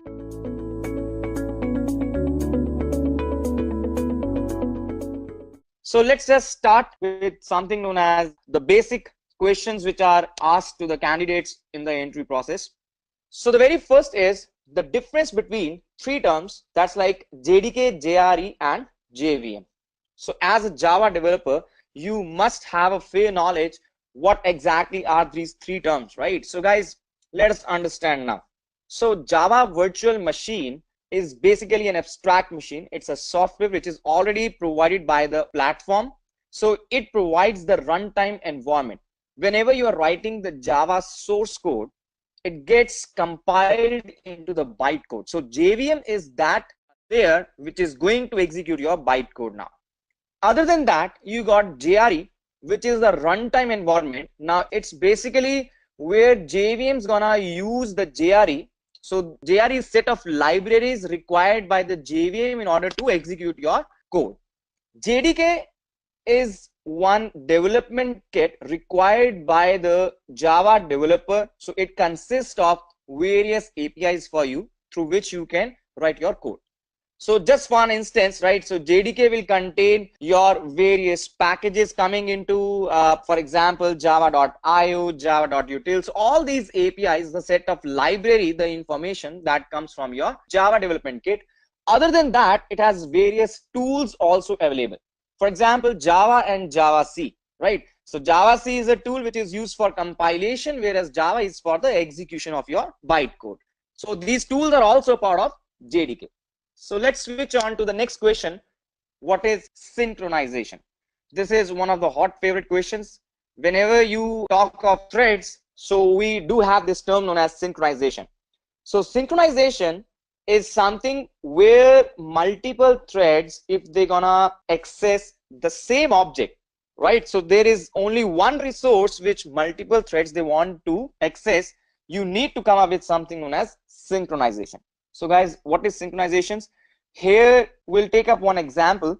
let's say we want to book a movie ticket and it's going to be one seat which has to be booked by multiple people, right? So let's say one corner seat in the last row has to be booked by multiple people. So multiple people over the web will treat them as multiple threads. They are looking on to a single object on a single resource, that's like the last row, last seat, right? So whosoever will first of all try to block that seat will be given an access, and no other person can thereafter block that seat. So synchronization is very much in line to this concept. When you got multiple threads which are going to work over a single object, you need to use a keyword known as synchronized, with the help of which you will be able to acquire the locks on your objects. So synchronization is a process which gonna keep all the concurrent threads in the execution to be in a synchronous mode, one after the other. The lock acquisition is gonna come up into action. Synchronization will avoid the memory consistency errors due to any inconsistent view of the shared memory. Let us understand the difference between processes and threads now. So synchronized word came up and we started off something known as thread. So let us understand what exactly is process and what is a thread now. So guys, in order to come up with process and thread, let's just have one visual coming in. Let us say you got this layer as an operating system, right? So we'll say that this is one operating system. It can be any OS now, right? It can be Windows, Mac, Linux, any of the flavor. So when you're gonna run the program, what OS will do? OS will create a process, right? So this process will be created by the operating system whenever you are supposed to execute your application. So other than that, what it does is it will also give you some storage space where RAM will come into action, right? So further, the RAM can have various data structures coming into it. For example, you can have the data being stored in the form of stack or the heap, right? So that's like the storage concept. Let us say I got one program which I need to execute. So whenever I'm going to execute my program, so the running instance of your program over the operating system is nothing but it's a process. Within the process, we have one guy known as main thread. So main thread is what? This is the guy which will execute some instructions, or you can say some sequential tasks which you mention in your main method, right? So whatever the statements you are writing in your main method, they are nothing, they are these tasks which are executed one after the other via main thread within the process. So guys, a process is running instance of your program over the operating system, and a thread like a main thread is running within the process. So we must understand threads are available within the processes and processes are running on top of operating system. There might be a scenario that a particular task, like I'm just going to highlight this task over here. So this might take a longer time, right? So let us say this particular task will take a minute or so because it's gonna fetch the data from the server now. So in this context, right, so these three tasks, they will be blocked, right? So when I'm talking about these three tasks, the yellow states, so they're gonna get blocked now. So what we can do, we can bring down one more thread and we'll say that this is one user thread or child thread. So we got various other terminologies for this guy, right? And we'll offload the heavier task over here of the main thread to the user thread. In this way, what we are able to do is we are able to outsource the heavier task to some other thread, and we will be coming up with the concept of concurrent programming. That is what we want to achieve now, right? So let us understand what has happened over here, guys. So let's see this part now. So process and thread, they are two different concepts, but we must understand now any executing instance of a program on top of your operating system is nothing but it's a process. So on operating system, we got multi-processing, whereas thread is something which is a subset of the process now. So within a process, you got multiple threads. So multiple processes on OS level, multiple threading on process level. When you talk about the communication, so one process, when it wants to interact with the other process, we call the processes as inter-process communication, where threads within a process, they can directly interact with each other. When we talk of the control statement, so processes can only exercise control over the child processes, whereas threads can exercise considerable control over the threads of the same process. Any change in the parent process will not affect the child process, whereas if there is something where the main thread is getting affected, the other user threads or the child threads, they might get affected. If you talk of the memory structure, so processes, they run in the separate memory space. Each and every process will have its own memory space, whereas threads, they want to share the same memory space which is being allocated to the process by the operating system. So guys, once again, process is controlled by OS, whereas threads are controlled by the programmer in a program, right? Or you can say by the process itself. If you talk of the dependency level, processes are independent, where threads, they're gonna get dependent, because if you can notice this image right over here, so we created this user thread and there is a dependency that this task has been outsourced to this user thread by the main thread. So dependency of the main thread over the user thread relies, and vice versa, right? So it can be based on our logics even. So let us move to the next concept now. So the next fundamental is, what exactly is a wrapper class? Now this is also one of the hot favorite question which is always asked. What is wrapper class? What is meant by the term boxing or the auto boxing? So let us see this part, guys. So wrapper classes, they are the way where we can convert the Java primitives into the reference types, that's like the objects. So each and every primitive type has a wrapper class defined, and it's in by default they are available in java.lang package. You need not to import any package. So for boolean we got boolean, right? For char we got character, and for int we got integer, for double, so on and so forth, guys. So wrapper classes are the means by which you are able to convert your primitives into the references. So let us understand what exactly is this conversion of primitives into references. Let us say I got this I as 10. So we call this guy as a single value container, because I can contain only one value. It's not an object now, it's a primitive type. You want to convert this primitive guy into an object, you say integer iref assign new of integer, and you mention this guy I as a part of constructor. So what we have done, we have boxed. So it's like constructing the object now, constructing the object. So that's what we have done, guys, over here, right? So this particular statement over here is known as boxing. On the other way around, when you say in jassign iref dot int value, so this concept is known as unboxing, right? Extracting the value from object. So you must understand this concept over here, boxing versus unboxing, which is achieved with the help of wrapper classes. Other than that, you can also say integer kref assign I. So this is known as auto boxing, right? So this instruction is translated internally by the compiler as in integer kref assign new of integer, where we got this guy known as I, right? So this is auto translation. You need not to write the whole statement. So you just mention the partial statement or the implicit statement, we call it as auto boxing. And if you write down, let's say L assign kref, right? So this is known as auto unboxing.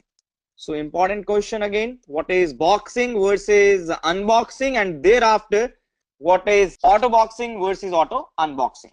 So the major reason why we do boxing or unboxing is to convert primitives into the objects. Now, if you're talking about object oriented programming structure, right? So we are always thinking of objects now.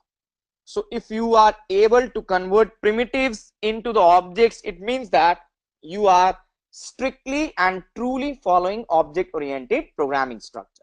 So we got one way of doing it, and now you can also pass by reference the primitives. So that's one more way of coming up, like why you do a boxing part. So we can pass the variables by references now, right? Because here you are getting the references to the objects.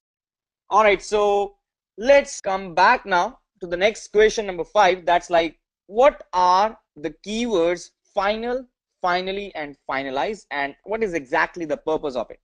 So they are now the 3 different keywords, right? So even the final term is something which means the last thing, but they have different meanings in different contexts now. Now, final is a kind of a constant. So if you mark a variable as final, you can't change its value. So here, if you can see a very small snippet, right? So A is 1000 and you try to change its value, the compiler will not allow you to do so. So final is a keyword where you are able to mark your variables as constant. You can also mark your classes to be final. In that context, you cannot inherit from that class. You can also mark the methods to be final. In this regard, your methods, they will not be overridden. So final can be used with 3 of the concepts: final as a variable, final as a class, and final as a method. Finally is the other context where we use it with the exception handling techniques now. So what exactly is the place where we will be coming up with finally? So many a times when you are writing the exception handling code with a try and a catch clause, there might be a scenario whenever the exception will come, the statements mentioned within the try block, they will not be executed below the statement where the exception will come, right? So let's say there are 10 instructions in the try, and on the 5th instruction in the try you get an exception. So below 6, 7, 8, 9 and 10 instructions, they will not be executed. You need finally block to mention such instructions which must be executed either exception comes or it does not. So finally is that piece of block which will be executed whether the exception is coming or it is not coming. For example, if you want to close the database connections, now exception is there or not, but we would like to close the connection at any cost, right? So you mention all such statements in your finally block. So the next part is finalize. So guys, finalize is a kind of a destructor. So whenever the object will be removed from the memory by the garbage collector, so this finalize method will be executed. So you can explicitly try out this example where you can say system.gc, right? And you need to just mention your references to be pointing to the null, and thereafter your finalize will be executed. So you can just have a small example on this, right? So what I can do, I can just demonstrate this. So let's say we got this class known as finalize demo, right? And I'm just gonna make this method finalize over here. So I'll say CISO object finalized, right? So here we go. Now what I'll do, I'll create the object of finalized demo. So I'll say finalized demo, fd reference assign new of finalize demo. So here we created an instance, and thereafter I'll say fd ref to go as null. It means it is not pointing to anything now. So later I'll say system.gc. So gc is called to the garbage collector, and it's gonna destroy the objects which are no longer required. So now you can see over here. So let me run it as a Java application. It says object finalized.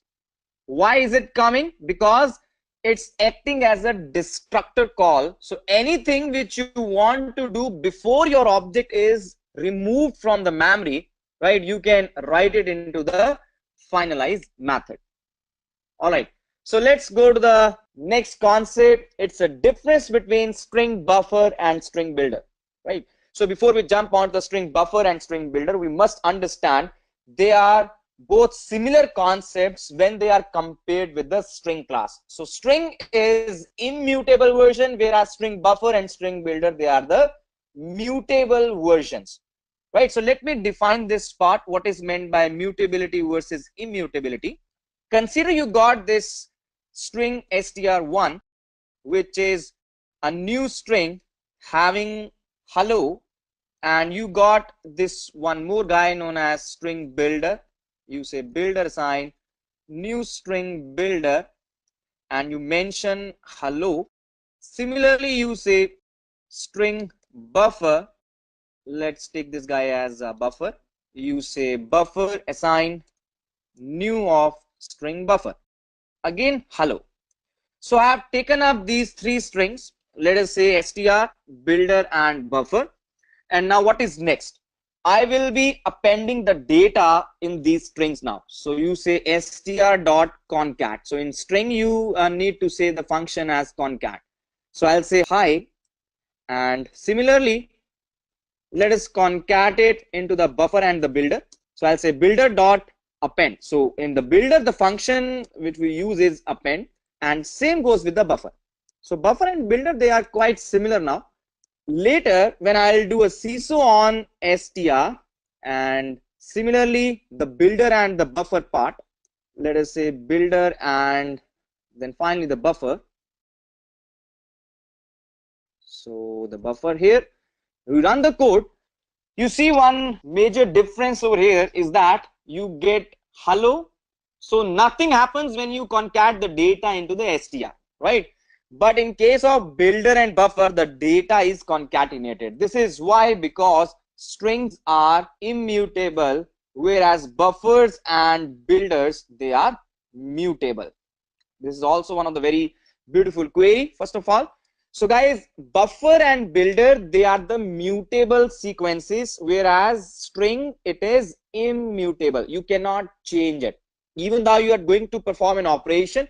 So what is happening over here, whenever you concatenate the data, you will be getting a new string, right? So you need to store the data into a new string. So concatenation results the data coming out as a new string. The old string is not changed. So significant difference between buffer and builder now we'll be discussing. String buffer operations are thread safe. So it means that by default, when you are going to use buffer, it will be synchronized. You need not to worry on top of multiple or concurrent threading now. Whereas builder, it's not thread safe. String buffer is to be used when multiple threads, they are going to work on the same string, whereas builder is supposed to be in a single threaded environment. Other than that, builder is quite better as compared to buffer over the performance part, because there is no synchronization overhead. So you can just try to write out this snippet over here, which will be able to help you to come up with the timing difference, and you will be able to see that builder will outshine the buffer in terms of performance. All right, so let us understand the difference between heap and stack. So stack and heap, they are two memories which are very much famous when you talk about the Java runtime, right? So Java runtime, the RAM, we got these two major data structures, stack and heap. So first of all, let us see how this stack and heap will come into action, right? So let us take one example, guys. So I'll just remove these snippets. All right, so let us understand the stack and heap into action. When we are talking about the RAM allocation, so this RAM will be divided into two parts. The first part is the stack and the other part will be the heap. So this circle is representing the heap memory. So both of them are a part of RAM now, right? So both the data structure, they are part of RAM. We got stack and heap. So let us understand this point of stack and heap, how the data will be stored and where it will be stored. I'll just take up one basic example from the Eclipse now. Whenever you will be creating an object, so for example, finalize demo, I said fd ref assign new finalize demo. This is known as object construction statement, right? So this is object construction statement. So here what we are doing, we are trying to create an object with the help of new operator. And to be very much more precise, I'll take one class like point, right? And we'll define some x and y as attributes within this class point, right? And I can have one function like show point, which can just display me the data of point. So I can say point is plus the value of x, let us say a hyphen plus y, right? So that's like a point now. So how I'll be creating the object of point now? Same way you created the finalized demo, you say point p1 reference assign new of point.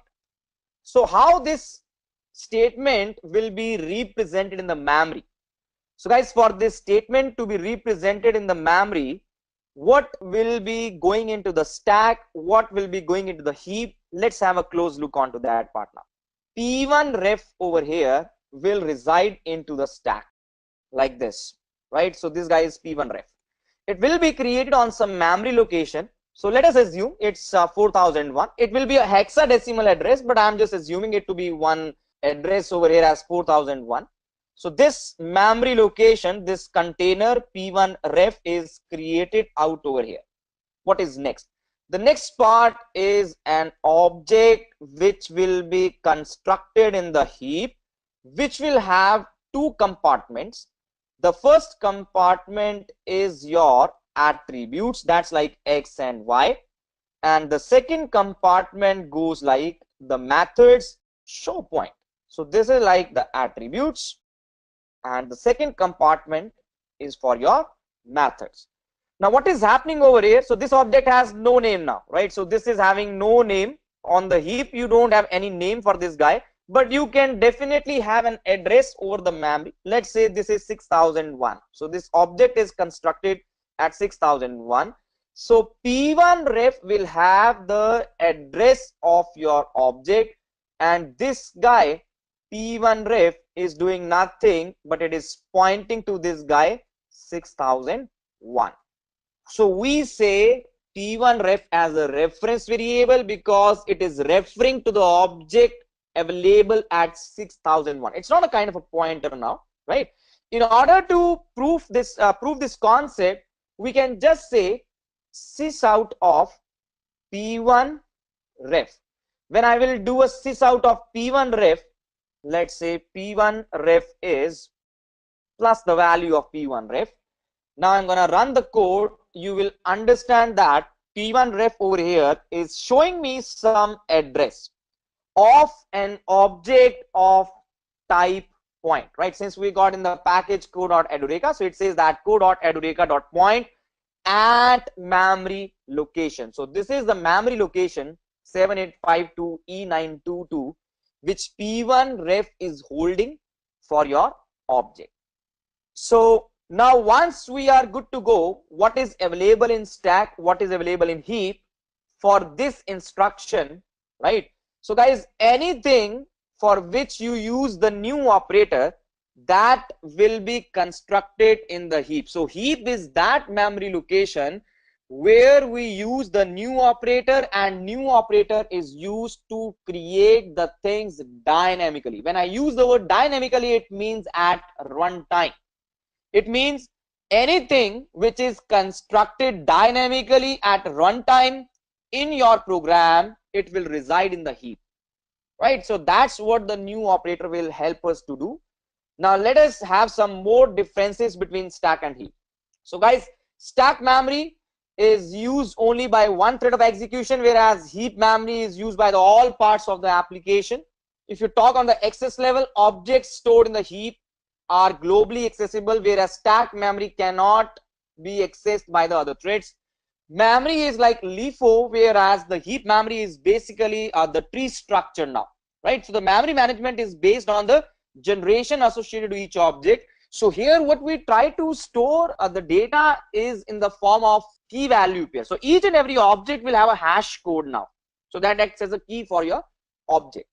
When you talk of the lifetime, so we got existence until the end of execution of the thread, whereas heap memory will live from the start till the end of the application execution, and your garbage collector can anytime free this memory space.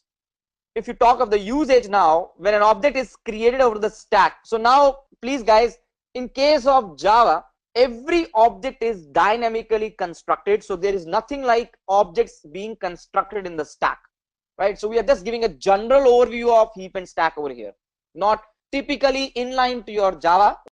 These are the general differences. Now in Java, your each and every object will be constructed dynamically in the heap space, not in the stack space. So in the stack space, you will be getting the references to the objects now, right? So guys, whenever an object is created, it is always stored in the heap space, and stack memory only contains the local reference variables which are pointing to the objects in the heap. So let us move towards the next basic question, that's like the difference between the array list and a vector. So these are the two data structures. These are the two collection APIs in the java.util package. So both of them are quite same. The very major difference is that ArrayList is not synchronized, whereas vector is synchronized. So guys, when your data structure is not synchronized, so the performance will be a bit more better as compared to the other one. So that's why your ArrayList will behave faster in terms of performance as compared to your vector. If an element is inserted into the ArrayList, it increases the size by 50%, whereas vector, they don't do it so, but they just double the size of its array, right? And ArrayList does not define the increment size, whereas in the vectors you can define how much size the vector should increment when it has reached its limit. Other than that, ArrayList can only use iterator for traversing, whereas in vector, right, except hash table, vector is the only other class which can use enumerations as well. So you can enumerate over the vector. With the help of enumerations, we can also, iterate within the vector. So that's like some of the differences which are highlighted over here. Similarly, the other collections, HashMap and hash table. So this is again a relevant question which is asked in the interviews many a times as a basic question. So HashMap and hash table, again, the first difference is the synchronization, right? And your hash tables, they are synchronized, whereas hash maps, they are not synchronized. HashMap allows a null key and a null value, whereas hash table will throw a null pointer exception if you will try to add a null key or a null value. Other than that, since a HashMap is not synchronized, it's gonna behave faster as compared to the table. And we can make the HashMap as synchronized by calling the collection synchronized map API. So it's not like that we cannot mark the HashMap as synchronized. We can come up with our own logics as well, right? So guys, HashMap traverse can be done through iterator, whereas table can be enumerations as well as iterator. HashMap will inherit abstract map class, whereas hash table is totally working on the dictionary class. Now the next concept is the difference between equals and equal to operator. Now this is one, as a new Java developer, many times we'll do this big mistake by comparing the strings with the equal to operator. So unlike your other languages, here you need to use the equals method to compare the strings now, right? So guys, let us understand this concept first of all. I'll just try to demonstrate it by writing one example. So let us say you got one string str1 as new string. So just recently we had this discussion that this is an object construction instruction. So str1 is a reference variable, whereas the string object will be constructed in the heap. So str1 is having one address, right? So let me write down this thing. str1 is a reference variable. It is having the address of an object. Similarly, I'll create one more str2, right? So str2 is also a reference variable. It is having the address of some other object. The difference over here which we need to understand is that there are two different objects which are containing the same value hello, right? So objects are containing the same value hello, and str1 and str2, they are the two different references and having the different values. So that's why if you're gonna compare it using equal to operator, right, so it's gonna say str1. Let me just finish out the program, and in the else part I'll just say not of equal to. Right now you will observe that str1 is not equal to str2. The reason is very similar because you are comparing references now. So double equal to, we are comparing references, right? So that's one important difference for us to understand. Now when you need to compare the objects, you don't use double equal to. Instead you use this method known as dot equals, right? So you say let us compare the strings using equals method. So here I'll say equals and not equals. So we don't compare strings using the equal to operator. That's very risky. It's one big mistake. You compare the strings with the equals method. Equals method is not comparing the references, it is comparing the values within the objects, right? So that's what we are able to understand, comparison of references versus comparison of values. So you can take up this program, guys, over here. If you can see, right, just go ahead and try to run this execution. We got one more program over here. Let us predict the output for this program. So in the main method, you are calling the method 1 with the input as 11. So you pass this 11 over here. From here you are invoking the method 2 by passing 11 into 11. And in the method 2 you are passing method 3, which is division of 11, and then in the method 3 you are subtracting 11, and finally in the method 4 you are adding of 11. So guys, finally you will be getting the result as 11 itself, right? Because 11 into 11, it's gonna be 121, divide by 11, it's gonna be 11, minus 11, it's gonna be 0, plus 11, it's again gonna be 11. So try out this program, right, and see to it if you can get the same output or not. So these are some of the basic questions, right, highlighted by us, which are very important and crucial from the interview perspective. Next we'll be jumping on to the object oriented programming structure. Now this is one key area which company or an interviewer is looking and expecting. As a developer you should be quite good on these concepts, because the advanced concepts or any of the application development model, it relies heavily on object oriented programming structure. So let us see what we can have in the object oriented programming structure. So the very first question, as in question number 12, is the difference between abstract classes and interfaces. So let us see some of the differences.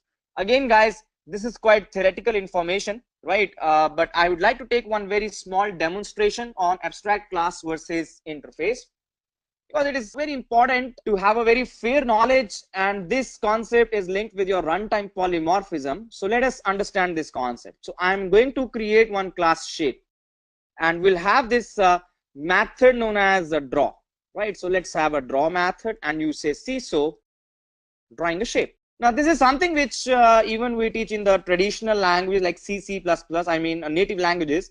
So this is the same concept carried forward. We got a shape class and we got a draw method. So what you're gonna do, you're gonna create the object of shape s assign, or let us say shape s, and then say s assign new of shape, and then you can say s dot draw. So the output is very much simple. You get the method drawing a shape. But I want my shape to be either as circle, rectangle, or polygon, right? So what I will do, I will just come up with a class known as circle. So I'll say this guy's circle shall extend something known as shape, right? And in a similar way, I'll also try to come up with something known as rectangle. And lastly, I'll say a polygon.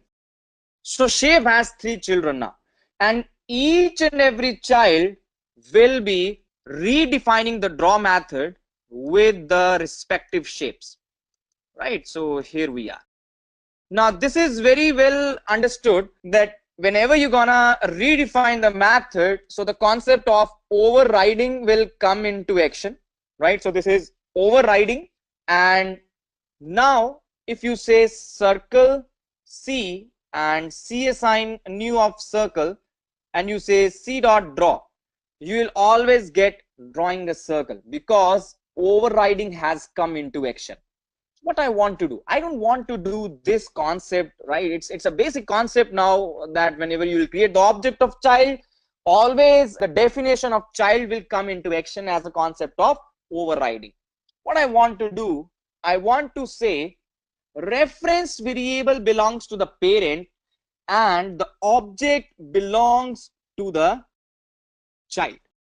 Now this is known as polymorphic statement. So how it is a polymorphic statement now?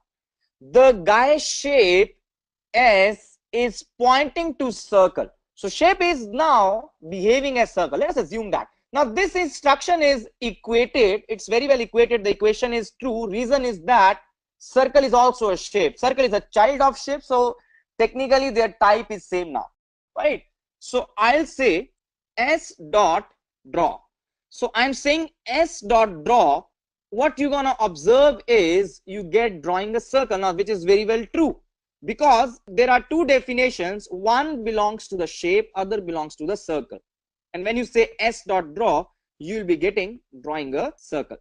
So you will be giving the preferences to the children over here, and the parents definition, they again gonna get overridden. What I'll do now, I'll say S is now a new of rectangle, right? You say S dot draw, and then you say S is new of polygon, and then you say S dot draw. So every time you are able to achieve S dot draw, drawing the different shapes, right? So this is what we call as in runtime polymorphism. The same method draw over the same reference variable S, we are able to draw different shapes dynamically at runtime. So guys, this beautiful concept is known as runtime polymorphism, right? And what we need to understand from here is that the guy draw in the shape method is useless. Having this concept over here that S is a new shape, so having the object of shape and executing this guy S dot draw makes no sense. It's not a pretty good sense, right? Drawing a shape makes no sense. Shape has to be circle, rectangle, or the polygon. So what we need to understand from here is we need not to have the object for this class, and we need not to have the definition for this guy draw. So you can change the architecture of your program, and you can bring down one more class shape, mark this guy as abstract, and mark the method within your class also as abstract. So an abstract class is a class for which you cannot have objects now. You can't create the objects, right? So here you can see it's an error. Other than that, the method can also be marked as abstract, which means you need not to have definition. So guys, when a class is marked as abstract, you cannot create the objects, but runtime environment will create the object, right? So see, so I say shape is constructed. Very important difference which I'm going to highlight today. So when you say the constructor over here, right, so you are able to create the constructor. It means the objects can be constructed for the shape, but you cannot create it. Runtime environment will be able to create that. You cannot create. If you will try to create it, it's gonna give you an error, right? So the same problem statement is solved, drawing a circle, drawing a rectangle, drawing a polygon, but before the construction of the child object, the parent object is constructed by the runtime environment. So we say this is object to object inheritance, right? So what is happening over here? Inheritance is happening over here from object to object. So the parent object is constructed by the runtime environment, and then the child object is created. So abstract class is a class. You cannot create the objects, but the runtime environment can do so, and it can have abstract methods which have no definition. So no definition for this guy. Who has to define this guy? The child has to mandatorily define the definition for the draw. So if the child is not defining the draw method, it's gonna throw an error. So let's try to see this. So you try to comment out this code, you can see now it is giving you an error. So if there is n number of abstract methods in the abstract class, you need to redefine them in the children. Now we can understand this part, that this shape has helped us to improve the concept of runtime polymorphism. But this is again, which is like a parent is writing some rules which are supposed to be defined by the children. Now there's a relationship known as parent and child relationship. So abstract class shape is, when extended by the circle, it's a parent child relationship. For example, the parent is just making a rule that breakfast has to take place at 8 a.m. in the morning. Now the children, they need to define this rule, and they can come up with their own definitions. Okay, we'll come up with a breakfast at 8 a.m., but I'll have snacks, I'll have bread and butter or anything, right? So that's like a parent and a child relationship. And from basic shape class, we came to an abstract class shape with some, you can say there were some problems over here, that we didn't want the object to be coming up and we didn't want the draw method to take place, right? So we achieved a better way of coming up with runtime polymorphism through abstract classes. Now I'll come up with the best way.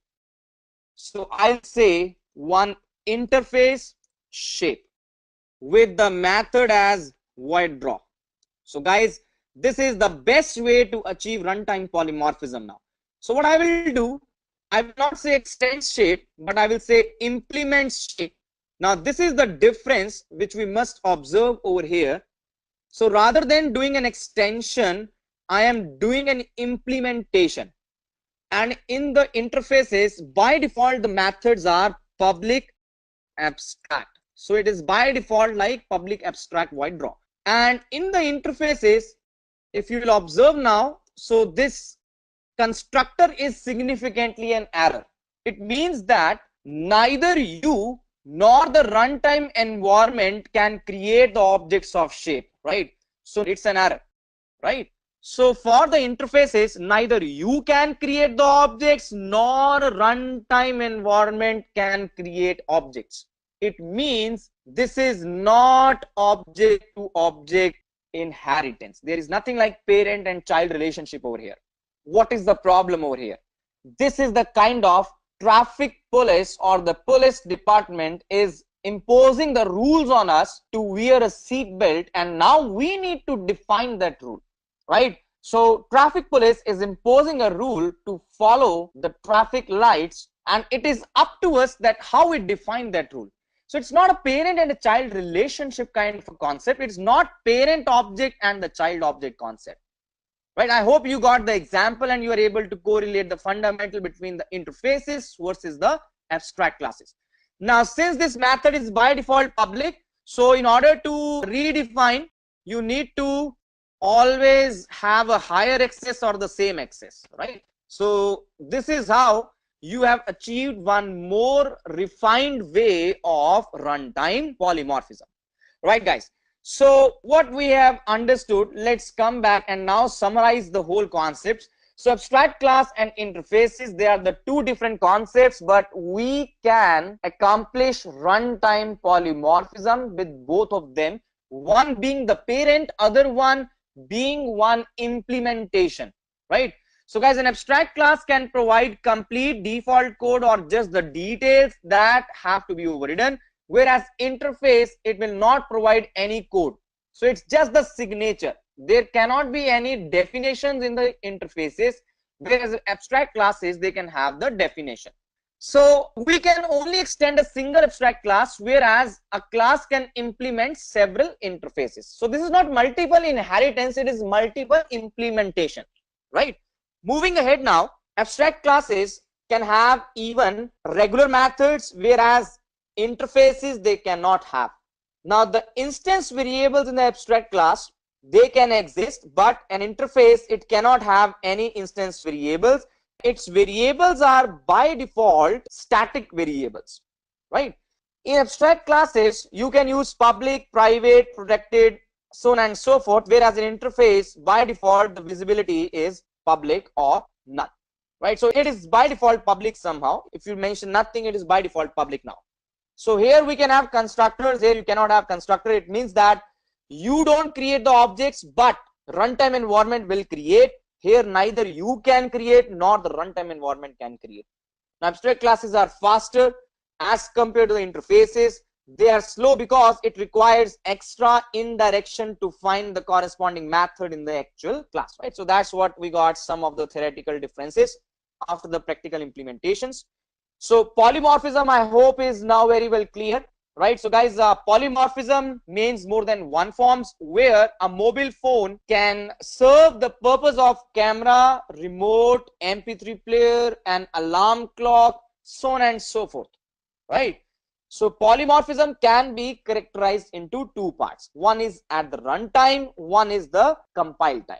So guys, runtime polymorphism is where you are coming up with this parent and a child relationship. Again, we saw this map example: shape, circle, polygon, and rectangle, right? So what happens in the runtime polymorphism, you create a parent class and then you create a child class. Child class must override the method of the parent class, and thereafter you do an upcasting by saying the reference variable of the parent can point to the object of child. And whenever you will execute the method, you will be able to see the method execution happens for your child. So what is the difference between overloading and overriding? So guys, overloading is concept linked with the compile time polymorphism, whereas overriding is linked with the runtime. So in the definition part, method overloading means that the same method name should have different inputs or the different arguments, right? Every time they must be different now. So in method overriding, the signature should exactly be same. So here return type will not make any difference, but here everything should be exactly same. If you talk of the behavior, method overloading is basically adding or extending the method's behavior, whereas overriding is changing the existing behavior of the method now, right? So here we are trying to add the functionality, here we are trying to change the functionality. So compile time polymorphism versus runtime polymorphism, different signature versus same signature. And when you are talking of the inheritance, it may or may not need inheritance in method overloading, whereas overriding is only linked with your inheritance. So this is one significant difference, guys, if you can see, right? So this we have already observed, the overriding part, but in the overloading part, if you can see over here, the add method with the two inputs of type integer and two inputs of type double. So this is one significant example, right? So guys, this is like overloading and this is like overriding, right? So you can just, I think this is done wrongly. So overriding is this example, overloading is this example. All right. So if there is any method which is private or static, so can you just try to override such a method? So guys, the answer is no, you cannot do so. So private method will not be inherited, so it makes no sense to override it or to redefine it. Whereas static method, it belongs to the class, so you cannot override a static method, right? So it's basically what we call it as in a class to class overriding, which is known as hiding, right? So here the concept is known as hiding. So if there is a static method in the parent class, and if you want to create a method in the child class to override the static method, it should also be static, and that concept will be referred to as hiding now. So what is multiple inheritance and does Java support it? So guys, multiple inheritance is one class extending more than one classes. So this is not supported in Java. So if you can see, there is a diamond problem which comes into action, that if there is a class A, right, and B and C class, they are inheriting the A class, and there is a class D which is getting inherited from B and C. So two copies of A will be coming into the last class. So this kind of problem is not solved in the Java. It needs the virtual concepts to come into action, since there are no virtual keyword or any other pointer support available in Java. So we cannot solve this problem now, right? So Java multiple inheritance is not supported. So one more query now over here, right? What will be the output of this program? So if the parent is having this method foo, which is marked as static, and one method bar, which is a non-static method, and there is a parent-child relationship where we are hiding a method versus overriding a method, and you are executing these method calls, right? So guys, the output will be, so since if you can see over here, so this parent.foo and child.foo, then parent.bar and child.bar, right? So you'll be able to get all these four outcomes. I am foo in super, in child, then child, and then child, right? So just try to execute the code and get the behavior.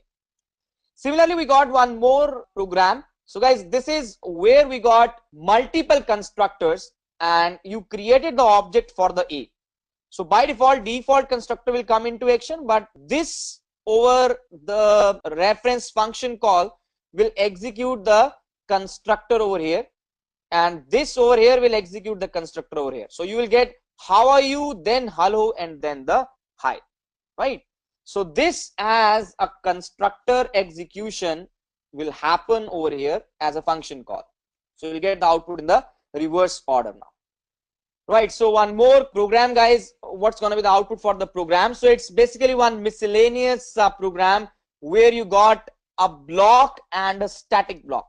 So guys, a block is executed when you create the object of a class, whereas static block is executed when the class is loaded into the memory.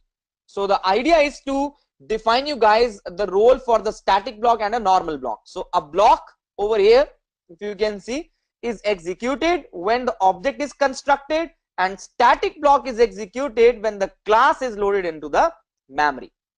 So just try to run this program and come up with this output, guys.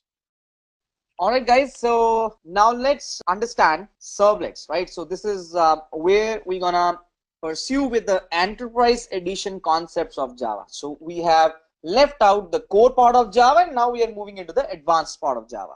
So servlets is also one of the core concepts when we talk of the enterprise edition of Java. So let us understand what exactly is a servlet, right? So that's like, what is a servlet? So servlet is one Java program which is executed over the server. Now that's like one very basic definition to what exactly is a servlet.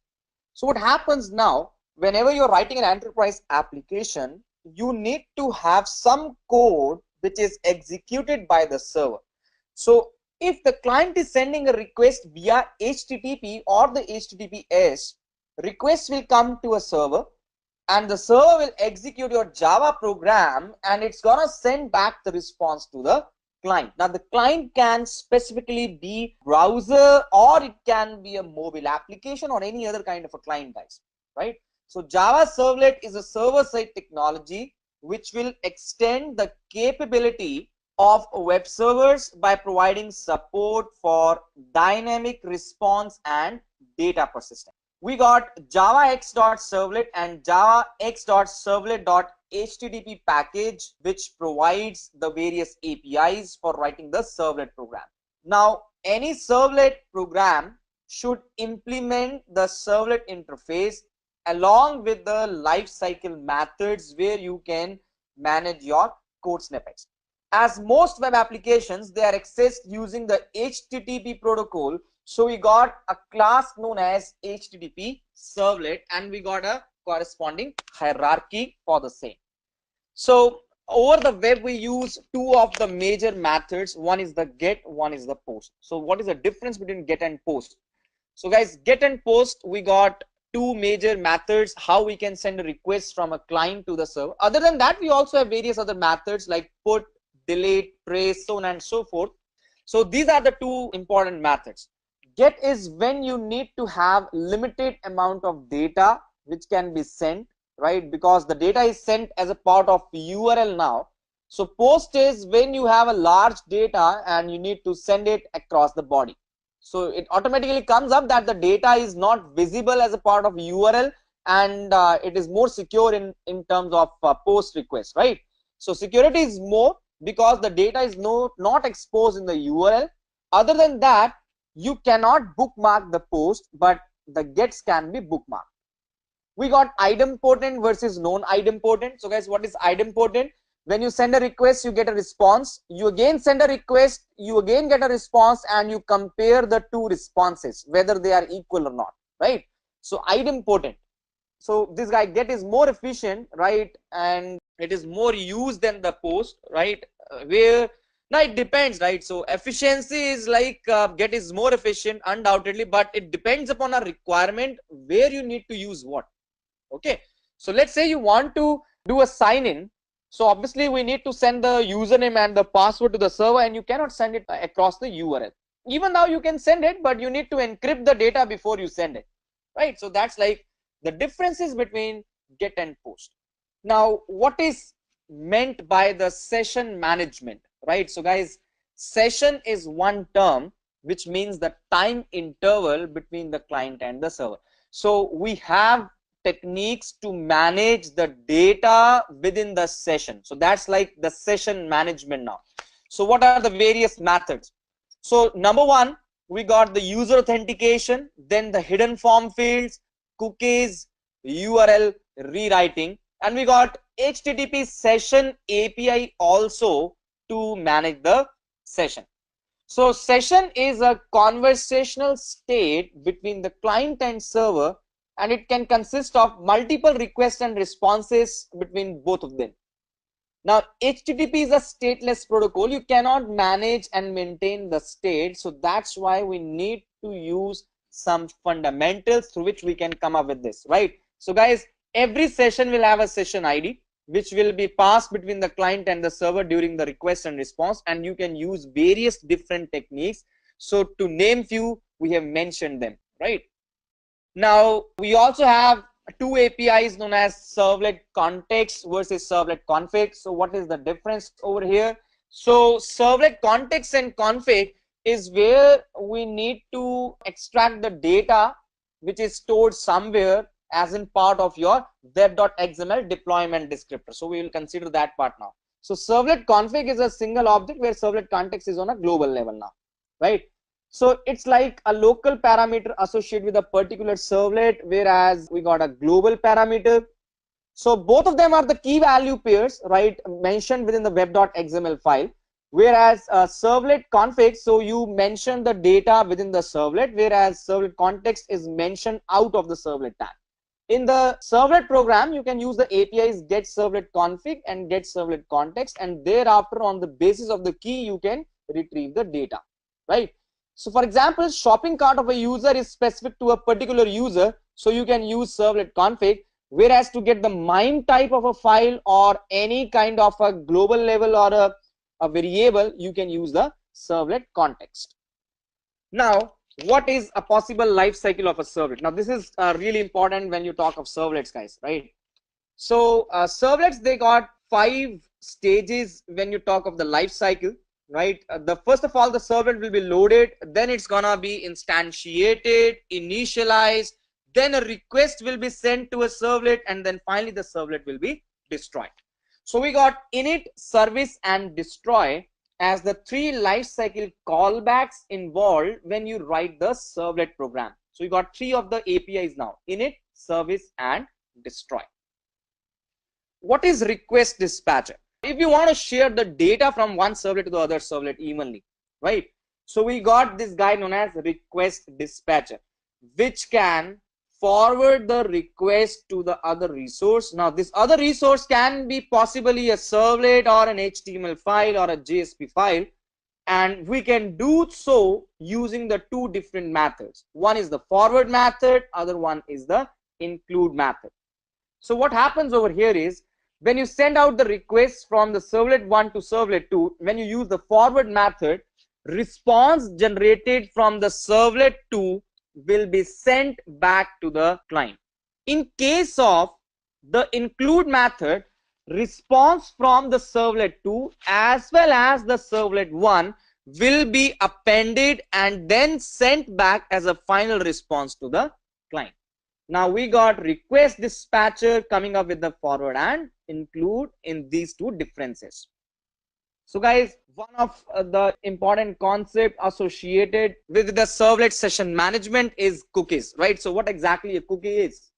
So cookies are the textual data which gets stored on the client machine, and this data is sent from the server. So data is stored in the local machine of the client, guys. Let us see this part, right? So if you can see over here, I'll show you this thing.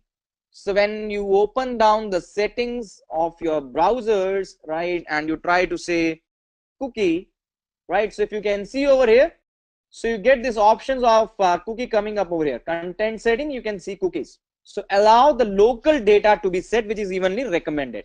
So guys, cookies are the textual data which gets stored on your machine, and you from the server can just use the method known as get cookies, right, to read out all the cookies, and you can create a cookie by using the API cookie itself. It's a hash map key value pair. Cookie C1 assign new cookie with the key and the value, right? And if you want to add the cookie to the client's machine, you just call the method add cookie over the response object. So the next part is the Java database connectivity. So guys, this deals with the database connections now, right? So Java database connectivity, we got the first thing as JDBC driver. So whenever you want to create a connection, you must have a driver, right? So guys, driver is the layer which will help us to interact our JDBC APIs with the database. So there are four major types of drivers. We call them type 1, type 2, type 3 and type 4 driver. It goes like JDBC ODBC bridge driver, native API driver, which is a partial Java driver.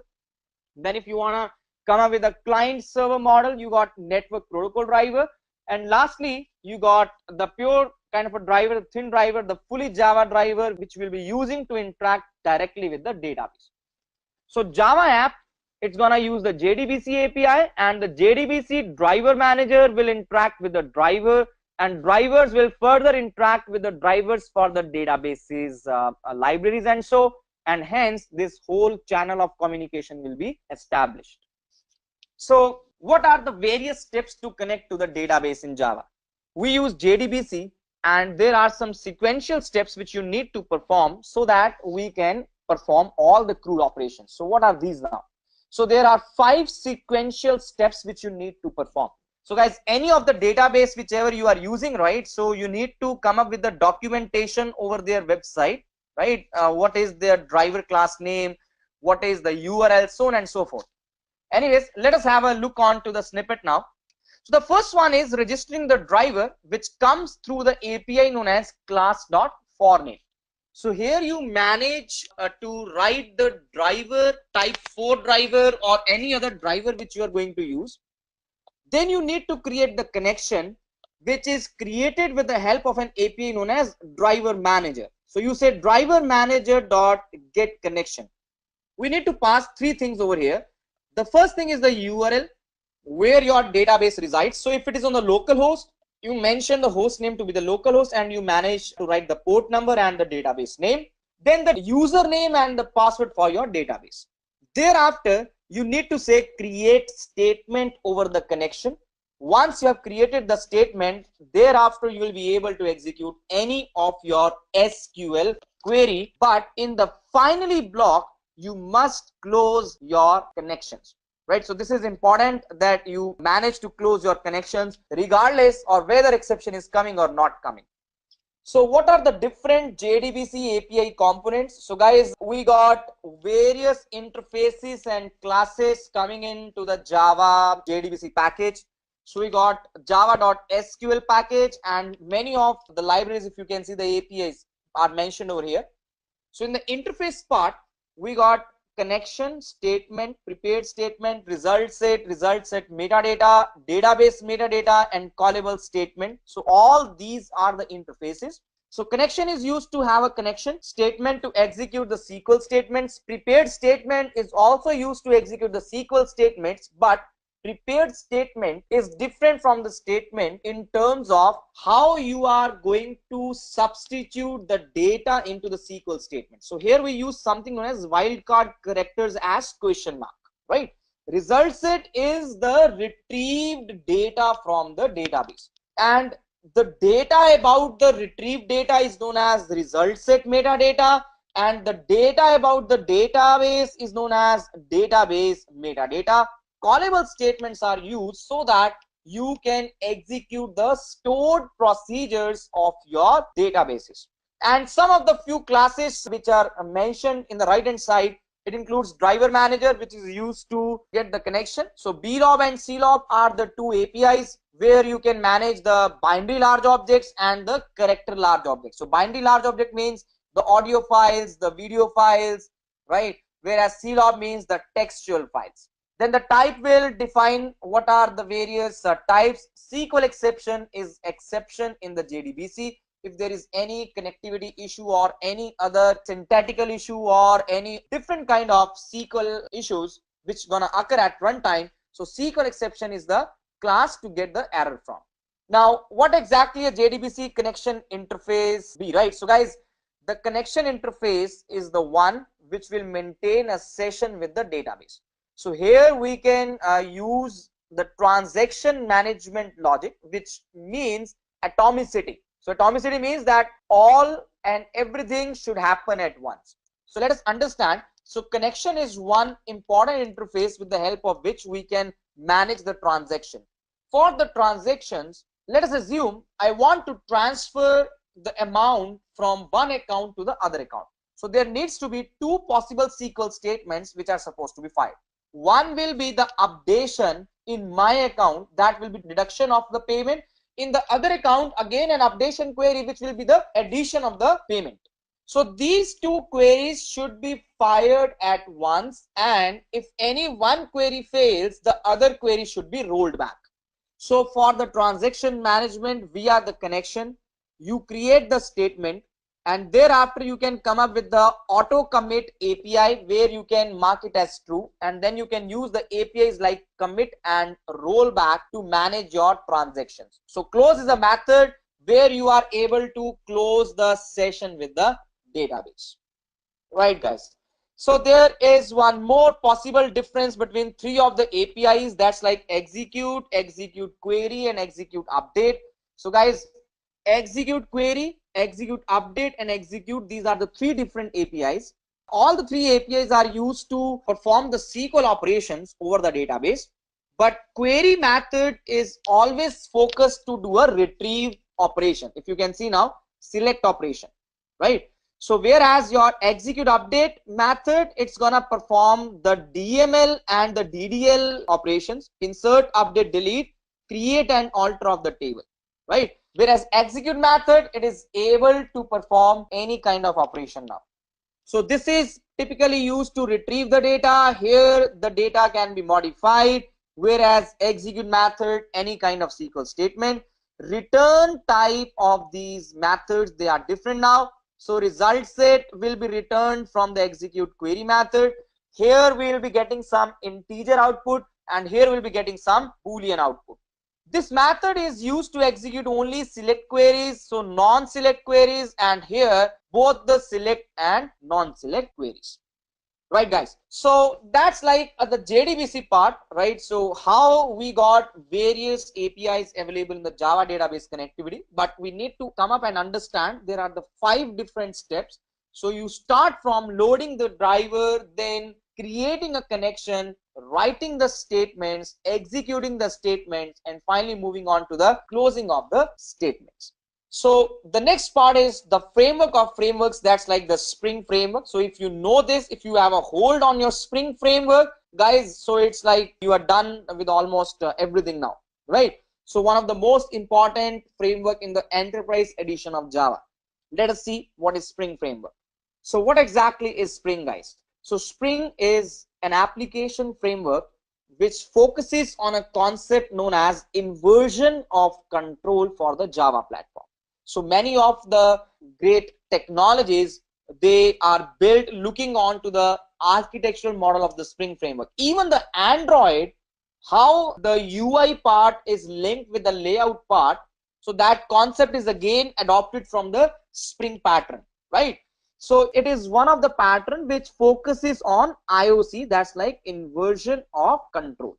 So the framework's core features, they can be used by any Java app for building an enterprise edition application. One of the major advantage of writing a Spring framework app is it's lightweight.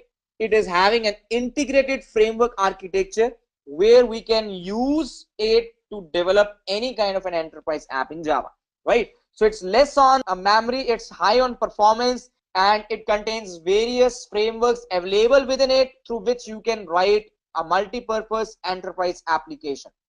So guys, what and all are the modules available in the Spring framework now? So Spring framework has various modules. To start with, we got the very first layer as the core container. If you can see this core layer. So whole of your Spring framework is dependent on this core layer.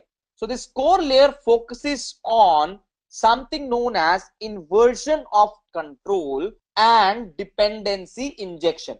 So we got this as Spring context dependency injection. Then AOP is aspect oriented programming, which focuses on how we can fulfill cross-cutting concerns. Then the database module of the Spring framework includes DAO, JDBC, and ORM as in the design patterns. So DAO, the data access object. So here we can write the DAO patterns to access the database. We got JDBC support. We also got the Hibernate or the ORM support, which is object relational mapping. The web module of the Spring framework can help us to write the web applications, where Spring MVC is one of the majorly used frameworks in the market now. So model view controller, where model represents the data container, view represents the UI or the presentation, and controller represents the business logic as in servlets now, right? So Spring MVC is one of the very important concern when it comes to develop the web applications, and we got various web services coming out in this module itself. Let us move on to some annotations which are used in the Spring configuration. So guys, there are various annotations now which are used in the Spring framework now. @required, right? So it's like what is the input which is required. Auto wiring for your dependency injection. What happens pre-destroy, what happens post-construct, right? So before the object is finalized, just after the object is constructed, what is the resource, what is the qualifier. So these are some of the Spring annotations which are used for the configuration purpose. So what is bean in Spring and what can be the different scopes of the bean in the Spring, right? So guys, I'll take up one very a basic example over here to mention this concept, right? So let us take one example. So I got this Spring demo available with me with all the jar files available out here. We got this employee_bean.xml file. So just give me a moment, right? So all right. So here you can see now we got this employee bean. So this is one XML configuration for the Spring framework. So we got co.edureka.employee as a class, right? And here what I am able to do is to define the property value tags for my bean, right? In the employee.java, I can say it's basically a bean or a pojo. So what is a bean class? Bean class is a class which will have the attributes along with the setter and the getters, right? So all the setter getter methods are also there. In my client class, what I am going to do, I'm just gonna use this Spring container, and thereafter I will just extract my employee object, right? So just let me do this part. All right. So I got the reference of the employee_bean.xml, and in my class I got this emp_bean1. So I'll just say emp_bean1, and thereafter I'll do a CISO of right? So let's try to run the code, and you can see that the data over here is coming up as in ID, name, and salary, right? I have just overridden this toString method out here. So along with this, I'm also supposed to do a super.toString, right? I'll do a \n and a super.toString. So now it will show me the data within the object as well as the reference variable m is pointing to the address. It is showing me the address as well to the object now. So the bean is extracted from the Spring container, right? So there are various scopes available now. For example, same m bean1 in my client, if I try to get it again, right? So let us try to say get of bean again, right, as in emp1 and m2. Let us say this is m2 and this is emp1, right? So I will closely observe one difference, I mean one similarity, that every time when you request this guy get bean for the m bean1, you are able to receive the reference to the same object. Scopes of the bean can be mentioned over here using attribute known as scope, and here now I am going to mention it as prototype. You can see we got this guy as a prototype.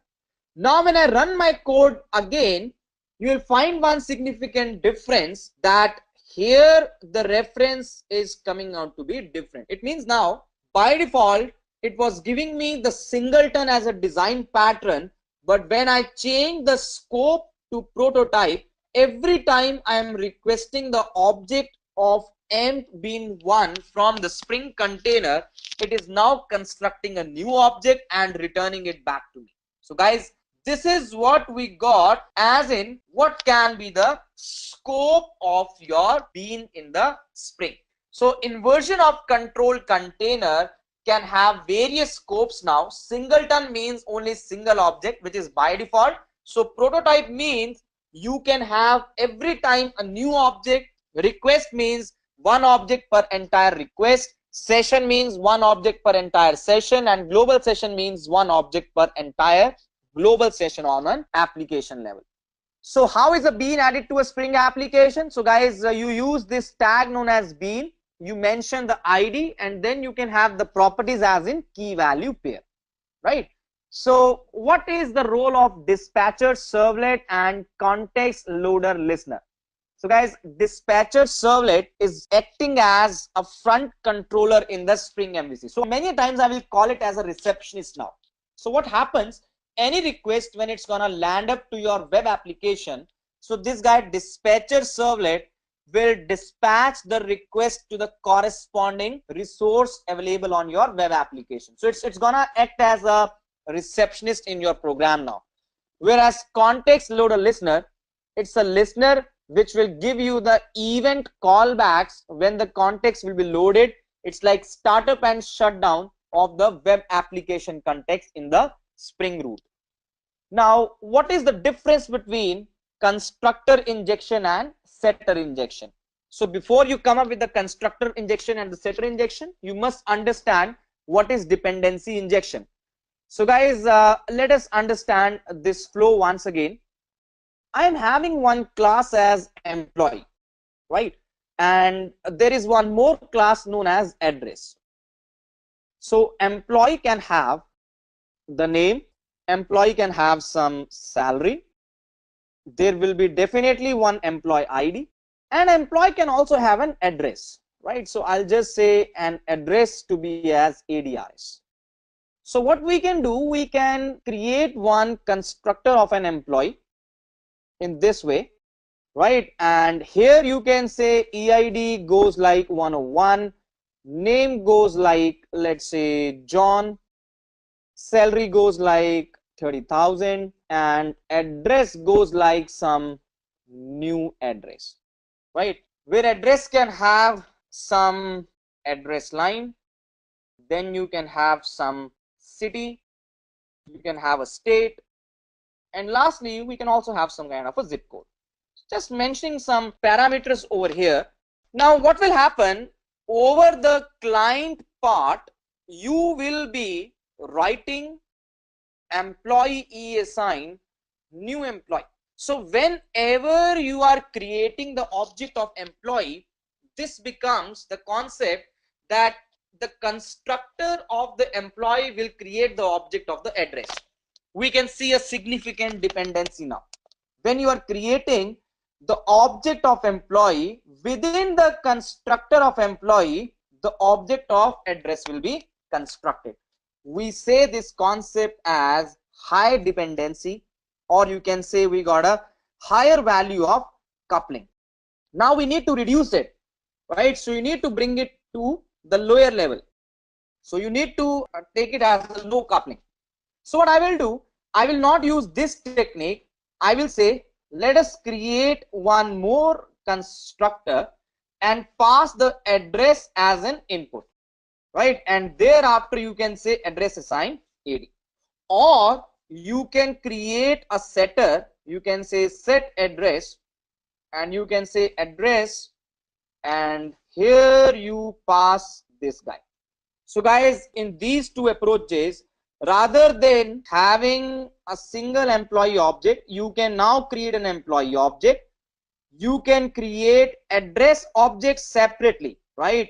You need not to be dependent upon the employee object, and later you can pass the address object. Or you can say employee e assign new employee and e dot set the address, and you can pass this guy a. So we want to reduce the dependency, or we want to come down with the coupling parameter. We created this logic out here. So setter injection and constructor injection are the two terminologies linked up in order to justify these two terms now, right? So let us open up our presentation once again and look on to constructor injection versus setter injection. So there is no partial injection, so setter injection can lead to partial injection. Here we need not to override the setter property, but here the constructor property, in case both the things are defined. So you can create new instance if any modification occurs, so you need not to create any instance if there is a property change. So better for too many properties, better for few properties. So guys, depends upon your choice, but constructor and setter injection, they are the two key concepts to bring down your dependency to the lower levels. Now, what is auto wiring in Spring? So many times when we are writing this dependency injection programs, you can perform these injection programs based on the names, right? For example, you can mention this auto wiring tag and you can say by name. So you need not to now write an explicit injection logic. It will be mapped automatically for you. So there are various modes through which you can have an auto wiring coming into action. So no is the default mode. It means you don't specify the auto wire. It means here nothing is enabled, so auto wiring is not enabled. So when you mention by name, it means you take the setter method and you map the data corresponding to the name. By type will use the type of the attribute, and constructor will inject on the basis of the constructor. So how can we handle any exceptions in Spring MVC framework? Right guys, so there can be exceptions now when you are writing the program, right? So Spring MVC framework can help us to achieve robust programming concept through these possible ways. Number one, controller based. So you can define an exception handler method in your controller class itself. You can have a global exception handler where exception handling is a cross-cutting concern through AOP, right? And then you can have a handler exception resolver. So any Spring Bean which you have declared in the dispatcher servlets application context, that can implement handler exception resolver, which can thereafter be used to intercept and process any exception which occurs in the MVC system, and it is not handled by the controller part. So you can use the various different concepts out here. If you can see, @exception handler annotation, so that you can specify that this view will be used to display some array. All right, so some important annotations again in the Spring framework, guys. we got @controller, @path variable, qualifier, configuration, scope, request mapping, response body, auto void, service, and aspect, right? So all these annotations, they are quite important concepts, and you must have a fair knowledge on all these, right? So for example, @auto void, so either you can configure it in XML file or you can use annotations. So XML files, they come up with the inversion of control concept, whereas annotations, you need not to have XML files, you can use them directly. All right, guys.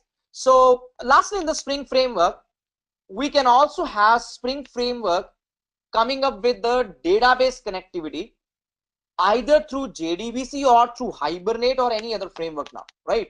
So Spring and Hibernate, they can work together. We have some ORM modules available within the Spring framework, and we got an API known as Hibernate template.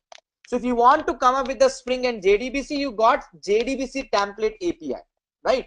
So guys, Spring ORM module will help us to integrate Hibernate framework into a Spring application. And Spring ORM also provides the support so that you can use Spring declarative transaction management.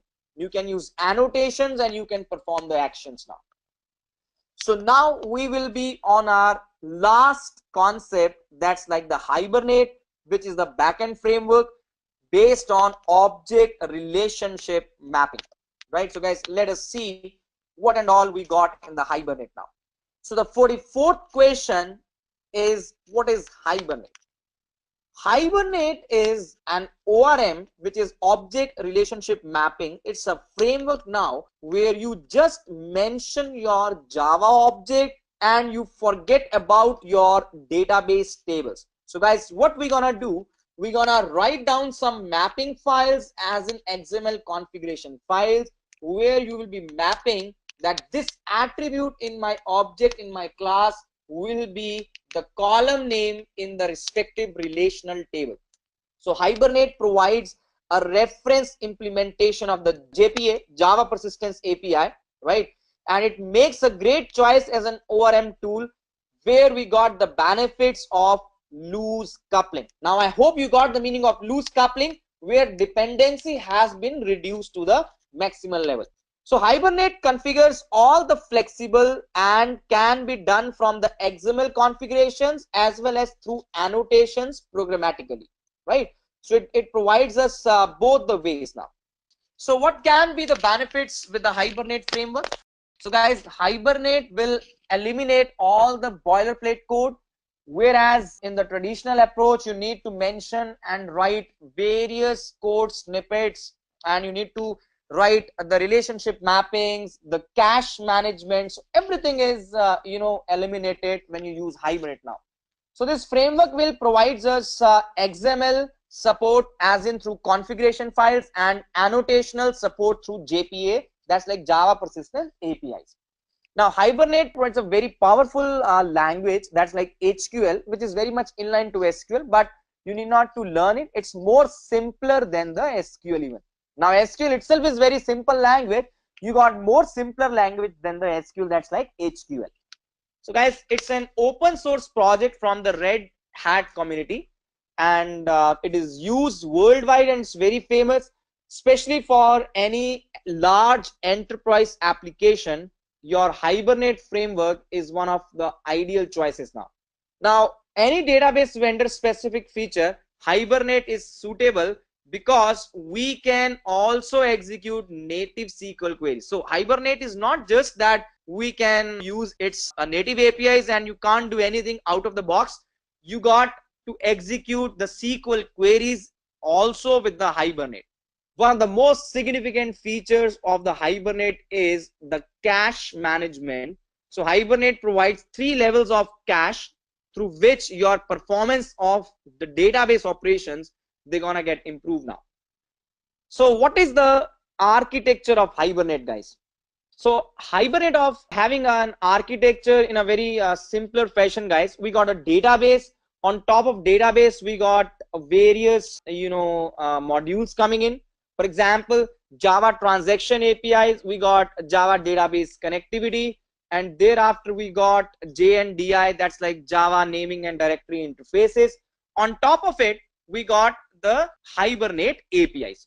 So configuration API will read the XML configuration file and it will help us to create a session factory. Session factory will be used to create the session, and session is one API which maintains and creates a connection with the database.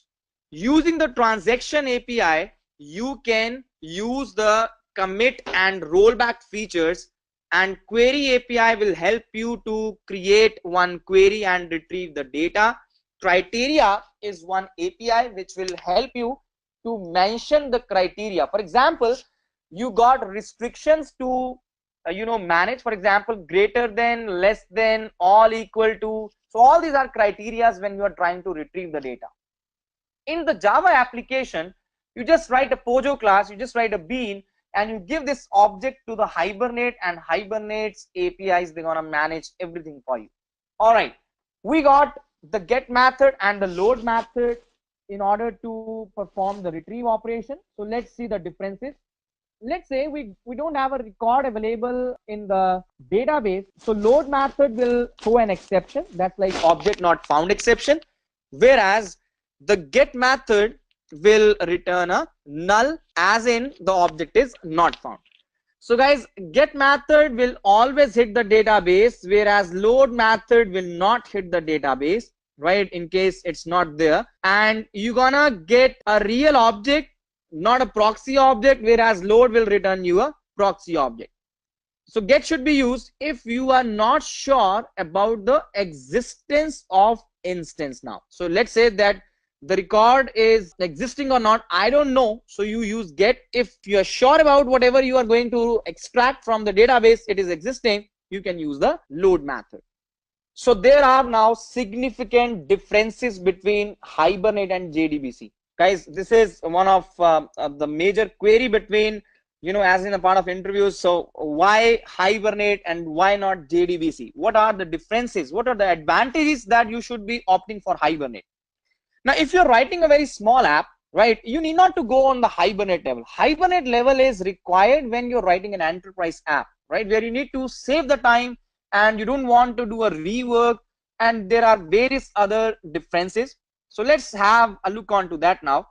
So guys, first of all, you need to write a lot of code when it comes to JDBC, whereas Hibernate, you have very limited instructions to mention, right? Hibernate supports all the association, inheritance, collection mappings, where in case of JDBC API, you need to write all those logics. So one-to-one, one-to-many, many-to-many, all these mappings, they are available as a support in the Hibernate. Hibernate will also give you the transaction management implicitly, whereas in JDBC, again, you need to manage that part. Now JDBC API, they will throw SQL exception, right? So it's a checked exception. So we need to write a lot of try-catch block code when you are using this JDBC, but Hibernate will internally manage this try-catch block for you. We got HQL, which is object-oriented programming, whereas JDBC, you need to write the native SQL queries.